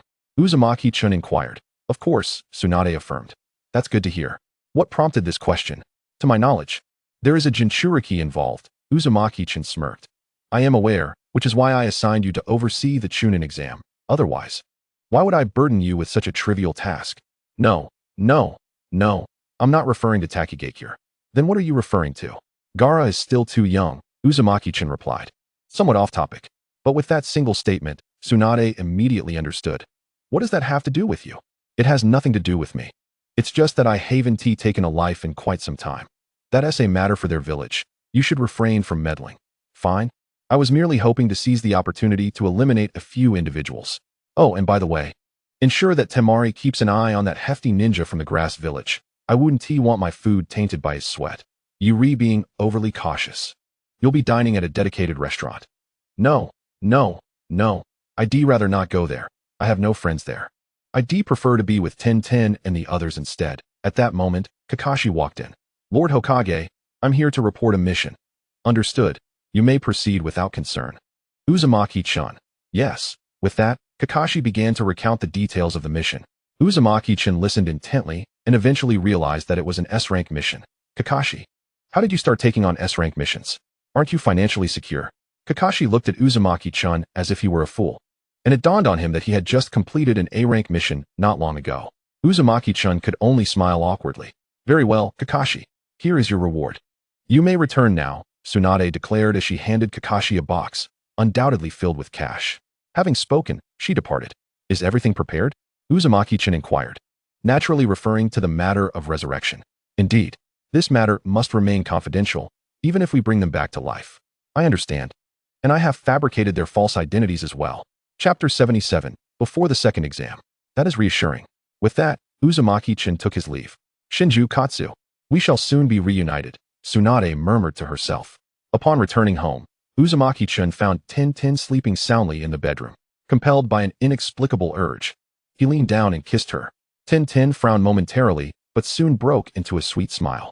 Tin, very soon, our family will be together again, Uzumaki-chan remarked before stepping outside. What did Xiao-chan mean by that? Is he suggesting I meet his parents? But didn't the fourth Hokage perish long ago? Tin pondered after he left. Indeed, Tin had not truly been asleep. Rather, she had drifted into a drowsy state when Uzumaki-chan's kiss roused her. As she contemplated, she inadvertently fell asleep. When Tin awoke, it was already evening. What time is it? She asked groggily. Almost 6 o'clock. Get up. My little ancestor, my arm is about to fall off, Uzumaki-chan replied. What are you doing here? Tin exclaimed as she quickly sat up. How can you ask such a question? This is my home, my bedroom. Am I not allowed to enter? I believe this is the second time I have explained it. He stated. Oh, Tin finally realized. All right, I will prepare dinner. You go check if you pass the exam, Uzumaki-chan instructed, though he was confident she would succeed. Oh, I remember. This time Tintin will encounter that little girl. Should I eliminate her? After all, they all end up dead in the end, Uzumaki-chan mused. Before long, Tintin returned. Xiao-chun, I passed, she exclaimed, her expression begging for praise. Indeed, you did wonderfully, Tintin, Uzumaki-chan said, peeking out from the kitchen. Praising her as one would a child. Hee. By the way, Xiao-chun, I almost forgot to ask, what did you mean when you whispered that our family would soon reunite? Uzumaki-chan's cooking momentarily halted. You heard that? Yes. It's a secret. You will know in a few days. All right, Tintin conceded, abandoning her inquiry. The two continued their casual conversation. Tintin, wash your hands. It's time for dinner. Finally, it's time to eat. I'm starving, she declared. Let's dig in. By the way, Tintin, are you confident about the second exam? Of course. That's good. The pair devoured their meal swiftly, with Tintin assigned the task of washing the dishes. After chatting for a while longer, they decided to retire for the night, as there was little to entertain them. They promptly washed up and went to bed. What are you doing? Tintin asked Uzumaki-chan. I'm going to sleep, he replied matter-of-factly. No, you can't get into bed. Why not? Think about it, Tintin said, eyeing him warily. Rest assured, I would never do such a thing. Besides, you are my girlfriend, he reassured her. No way, Tintin shook her head defiantly. So I can't sleep in my own bed. Why shouldn't you sleep on the floor instead? Could you bear that? Tintin replied playfully. I could. But would Xiao-chun be tricked? Will you please let me? Let you? How would that even work? Just compromise a little, sleep on the floor? Or the sofa will do, Tintin suggested with a twinkle in her eye. No, as I've said, I am the owner of this room. I will sleep wherever I choose. Before he could finish his sentence, she interjected, if you say no again, I'll have to resort to force. With that, Tintin relented and nodded. You cannot overstep. If you do, you will be treated like a puppy. All right, I won't overstep. Who knows who might cross the line? Uzumaki-chan thought to himself. Wait a minute, I recall there being more than one bedroom in this house, Tintin suddenly realized. How could that be? This is the only one. Impossible. I often come here to clean. With that, Tintin truly got up to search for another bedroom. Oh no. This means I won't be able to hold Tintin, Uzumaki-chan lamented silently. Upon returning from her search, Tintin, aware of Uzumaki-chan's thoughts, chuckled softly. Oh, it really is just this one, she declared loudly on purpose. Indeed, see? You should just sleep with me. Fine then. The two finally climbed into bed. And Tintin appeared quite nervous, as they had rarely shared a bed before. Most times, she had fallen asleep early. Uzumaki-chan, on the other hand, was quite at ease, having had previous girlfriends. This experience was rather commonplace for him. Why are you so nonchalant? Have you shared a bed with other girls? Tintin noticed his calm demeanor. Unjustly accused. We have indeed shared a bed before. Although you were asleep, he defended himself. Is that so? Of course. Tintin scrutinized Uzumaki-chan's face for any signs of deceit, but regrettably, she found nothing. All right. Disappointment was evident on her face. Chapter 78. The second exam begins. All right. Time to sleep. Tintin turned away. After a while, Tintin. Uzumaki-chan whispered softly. Are you asleep? Not receiving a response, he continued. Hee. Then I shan't be blamed. With that, he attempted to embrace Tintin, but as soon as his hand made contact, what are you doing? Tintin turned her head. You're not asleep? Then why didn't you say anything earlier? Humph. If I had answered, could I have caught you? Was it not agreed that whoever oversteps would be the puppy? Woof woof, Uzumaki-chan playfully barked in response. Tintin burst into laughter. Good, I have an exam tomorrow. Will you let me rest until I finish? She asked, stroking his head. Really? Of course, but we cannot take the final step. We are still too young. Fear not. I know my boundaries. So can I hold you while I sleep now? Tintin blushed as she replied. Kid, you may. A voice suddenly echoed from the ceiling space, belonging to Kushina. What is happening? Mom, how can you see this? I don't recall opening the portal. Uzumaki-chan exclaimed in a panic. Did you not know our family has a sleepwalking habit? So you mean to say you witnessed everything I did today? Not exactly. We only saw our in-laws. During the rest of the time, we were occupied elsewhere. Then, Mom, do you know when it began? Quite early, actually. I was puzzled when you first started sleepwalking. It wasn't until I saw you sleeping that I realized this sleepwalking was hereditary. Wait, I don't remember sleepwalking. And my room is always intact when I wake up. Don't dwell on it. For some reason, you always manage to fix everything before waking up, except this time. Wait a minute. What were you two doing in the ceiling space? What could you possibly be doing that you had no time to watch outside? No way, Dad. You're incredible. Kushina's face turned crimson, while Minato, unsure how to respond, simply scratched his head awkwardly. That doesn't make sense. I should have been able to hear sounds. Could it be that other spaces are silent? Ahem, Xiao-chun, you should go accompany 10-10 now. Let your mother have a moment to recover, Minato said, noticing Kushina's increasingly flushed face. All right, Uzumaki-chan responded, exiting and closing the portal behind him. Seeing 10-10 sleeping peacefully in his arms, a gentle smile graced his lips. Suddenly, he noticed his little brother seemed to be reacting, startling him into reciting a calming mantra. As he chanted, sleepiness enveloped him, and soon enough, Uzumaki-chan drifted off into slumber. The following day, Uzumaki-chan observed 10-10 still sleeping and chose not to disturb her, instead quietly admiring her for a while before rising to prepare breakfast. As the meal was nearing completion, Tian awakened. Hey, your timing is impeccable. Just as I finished cooking, you woke up, I remarked. Hee, it's not that your cooking is so fragrant that I was roused, she replied. All right, hurry up and wash up so we can eat, said Vortex-chun, rubbing his temples. Before long, Tian emerged. I began to eat. Sigh, she sighed. What's wrong? Vortex-chun inquired. It's nothing. Our household is the complete opposite of others. What do you mean? In other families, the woman cooks and wakes the man. Here, the man cooks and wakes you up. It's not that I can't cook, she retorted. Besides, your cooking is so delicious. It would be a shame not to make it. She asserted. Fine. I suppose I've resigned myself to your whims for life, I joked. Stop grinning like a fool and eat up after breakfast. We need to gather for the exam, Vortex-chun reminded her. Oh, QB, in a couple of days, I'll reunite you with Komi-ai, Vortex-chun addressed the Nine-Tails. That weakling? Indeed. Good. I'm tired of dealing with that stinky raccoon. Let's switch to another tailed beast, Nine-Tails responded. In truth, Vortex-chun was contemplating the comparative strength of the chain techniques from Sunagakure and the Vortex clan's adamant sealing, while also finding a training partner for Nine-Tails. I've finished eating. I'm off, I announced. Goodbye, Tian replied, before jumping out of the window, as if to escape something. Why the rush? Vortex-chun wondered aloud. But upon seeing the remnants on the dining table, he understood. She just doesn't want to wash the dishes, he sighed. Deciding to let it go for the day, given the impending exam. Lord Chun, the exam time is approaching. You should be heading to work. A shadowy figure from the umbu said, trembling slightly. That's something Tsunade would say, Vortex-chun surmised, knowing no one else dared to rush him like that. Yes. The umbu replied, relieved that Vortex-chun had deduced it. All right, I understand. Just let Tsunade know I'm tidying up the table, he replied nonchalantly. The umbu hesitated. Just tell her I'm cleaning up, and I'll handle the rest. Okay, the umbu said before departing. Tsunade, you expect me to clock in early? Not a chance. Vortex-chun muttered to himself. After finishing tidying up the table, he swept the floor and wiped the windows. You want me to hurry to work? I think not. Can you come find me? Just then, a knock sounded at the door. Coming, he called out. Upon opening it, he found the same umbu. Lord Chun, the exam is truly about to begin. Lady Tsunade has scolded you more times than I can count. All right, I'm on my way, Vortex-chun said, finally putting on his shoes and heading to the exam site. This time, I was the chief examiner, with Temari from Sunagakure overseeing the proceedings. Due to an excessive number of candidates passing the first round, this exam would eliminate a portion directly. The gathering point was the Sand Village's monitoring station in the Desert of Magic, where fighting was strictly prohibited. Upon my arrival, I heard Temari explaining the rules for the second round. The last 30 individuals to arrive will be eliminated. That is all. The crowd remained momentarily stunned. Tian. Niji called out, and the group, having collaborated for some time, quickly grasped his intention. The three of them dashed forward. Why are you all still standing there? I said, that is all.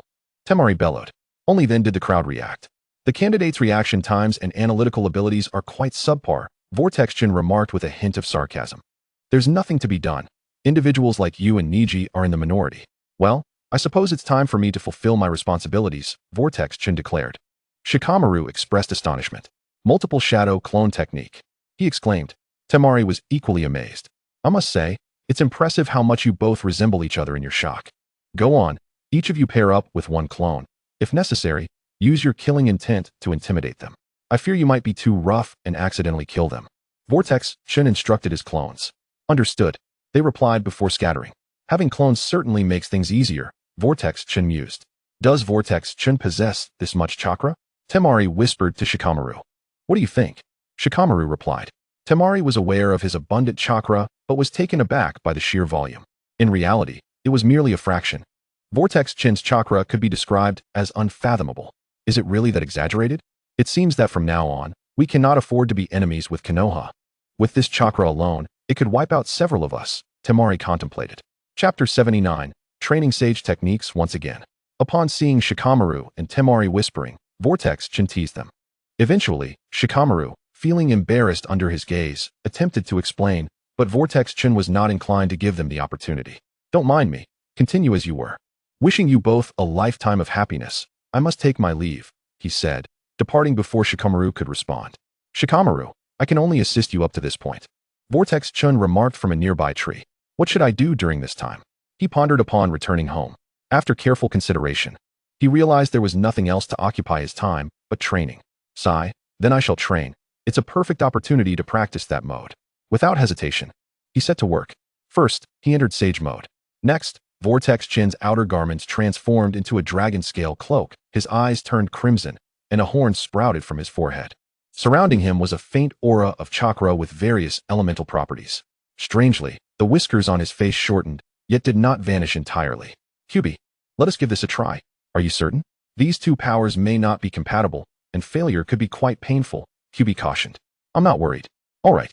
As Vortex Chin's face underwent another transformation, specifically his eyes, his once red eyes shifted to black slits, resembling those of a fox. Due to the original red color of Sage mode, the change in his pupils was less discernible.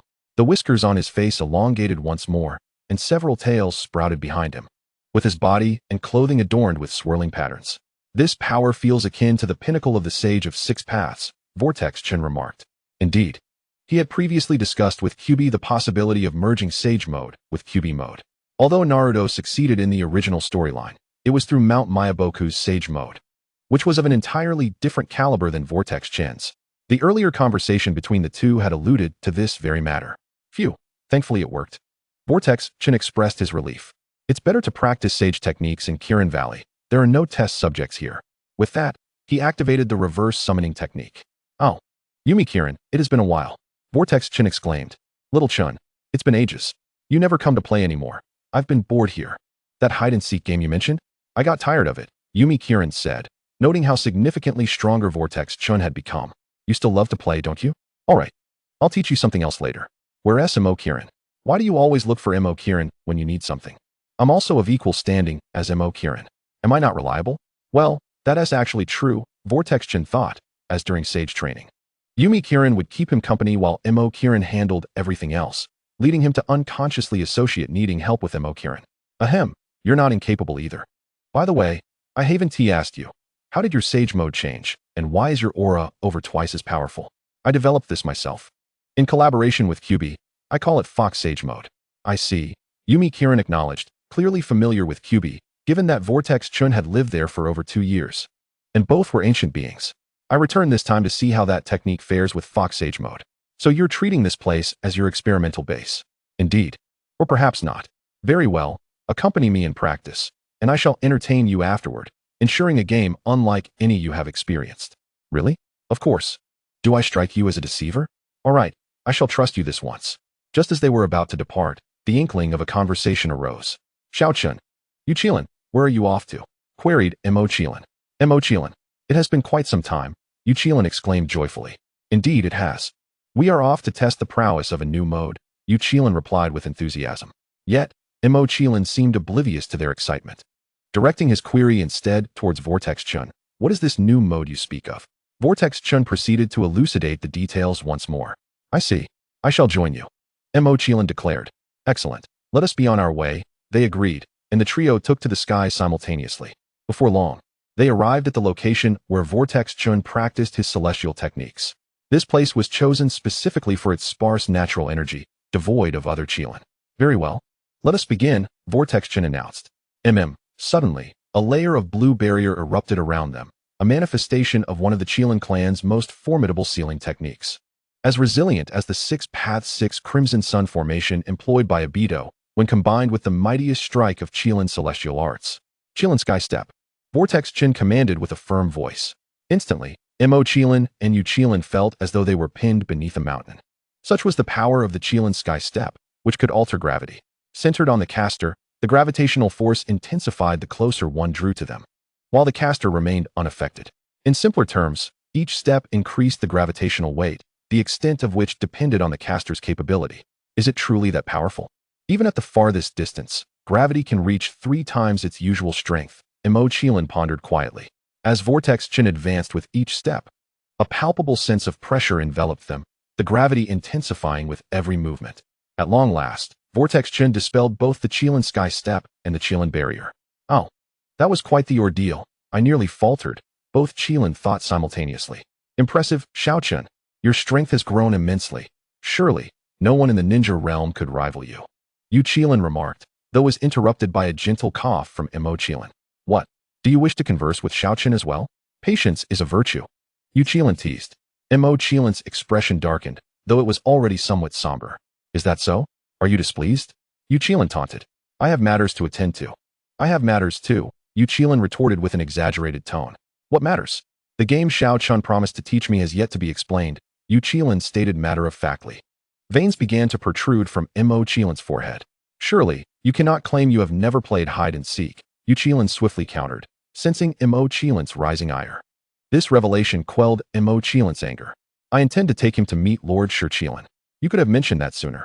Did you allow me the chance? Lord Chilin wishes to see me? Vortex Chin queried. Indeed. Then let us proceed. With that, the trio took to the skies once more. Upon landing, Vortex Chin deactivated his celestial fox mode. Lord Chilin, he addressed, Imo-Chilin, Yu Chilin, you two may withdraw for now. Understood, they complied, stepping back.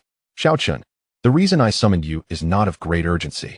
I merely wish to inquire whether you require my assistance in appealing to the Shinigami regarding the resurrection of the deceased, to plead for exemption from sacrifices. Vortex Chun was taken aback, staring incredulously at Lord Chilin. With all due respect, how did you come to know of my intentions to resurrect the dead? I am somewhat acquainted with that six-path sage. Given that your family is intertwined with the reincarnation of his son, I have taken the liberty of observing you. And I am aware of your plans to resurrect the deceased alongside your female Hokage, Lord Chilin explained. This revelation left Vortex Chun in a state of shock, for it implied that his life had been under the watchful gaze of the Six Paths sage. Do not fret, you are of the Chilin clan. He would not dare to monitor you too closely. With that assurance, Vortex Chun exhaled in relief. Now, in response to your inquiry, no, those sacrifices are better off perishing. Very well, you may return. Yes, Vortex Chun acquiesced before departing. Yu Chilin, I shall now teach you the game. Excellent. This game is called 123 Wooden Man. Vortex Chun explained the rules succinctly. All right, that sounds enjoyable. I truly wonder how your human minds function, Yu Chilin remarked. Chapter 80, Vortex Chun grazes. Imo-Chilin, would you care to join us? Vortex Chun inquired. Indeed, came the reply. Look, even Imo-Chilin, the typically taciturn one, wishes to partake. Yu Chilin exclaimed excitedly. Very well, it would be dull with just the 3 of us. Let us summon a few more Chilin. Sure, I will call for them. This is my forte, Yu Chilin declared confidently. Where shall we play? That is simple. There is not a corner of Chilin Valley I am unfamiliar with. Finding a suitable venue will be a breeze. So, as long as it pertains to play, you can manage? Not quite. I lack the knowledge of how to make the games enjoyable, or else I wouldn't need to seek your guidance. Very well. Then Imo-Chilin and I shall follow your lead. Indeed. All right, Imo-Chilin, let us depart. They soared into the sky once more. It must be said, when it comes to play, Yu Chilin is remarkably efficient, without a hint of hesitation. In no time, they had assembled their venue. Imo-Chilin, do you truly find enjoyment in this? Vortex Chun whispered. Indeed, or else what do you think he occupies his time with? Why does he not practice alongside you? In his own words, he wishes not to become a dullard like myself. Very well. Xiaochun, what are you all up to? Come to play? Yu Chilin called out. We're here. Let us play together. To be honest, you should lighten up a bit, Vortex Chun suggested. Indeed. And so, the Chilin and Vortex Chun spent a joyous afternoon in revelry. As night fell, Vortex Chun and the Chilin lay upon the ground. It is becoming late. We should retire. Vortex Chun mentioned. Will you return tomorrow? Yu Chilin inquired. No, Vortex Chun shook his head. Very well, Yu Chilin replied, disappointment evident in his tone. However, I have no intention of leaving, and barring unforeseen circumstances, I shall remain for the next few days, Vortex Chun stated with a smile. What would returning accomplish? Lying at home. There are no phones there. It is far more enjoyable here. Is that truly the case? Indeed it is. Then let us play together again tomorrow. With that, the Chilin departed, leaving only Mo Qilin and Vortex Chen behind. Mo Qilin, are you not returning?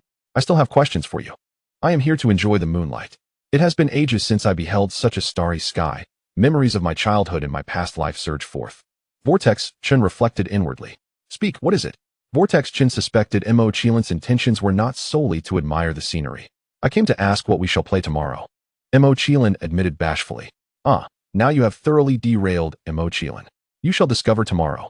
Very well, Mo Qilin conceded, sensing Vortex Chen's playful withholding of information. And then he took to the skies. In truth, Vortex Chen's coyness was not unfounded. He himself was uncertain of what the next day's entertainment would entail. What shall we do tomorrow? Vortex Chen mused, vexed by the lack of entertainment options in this place.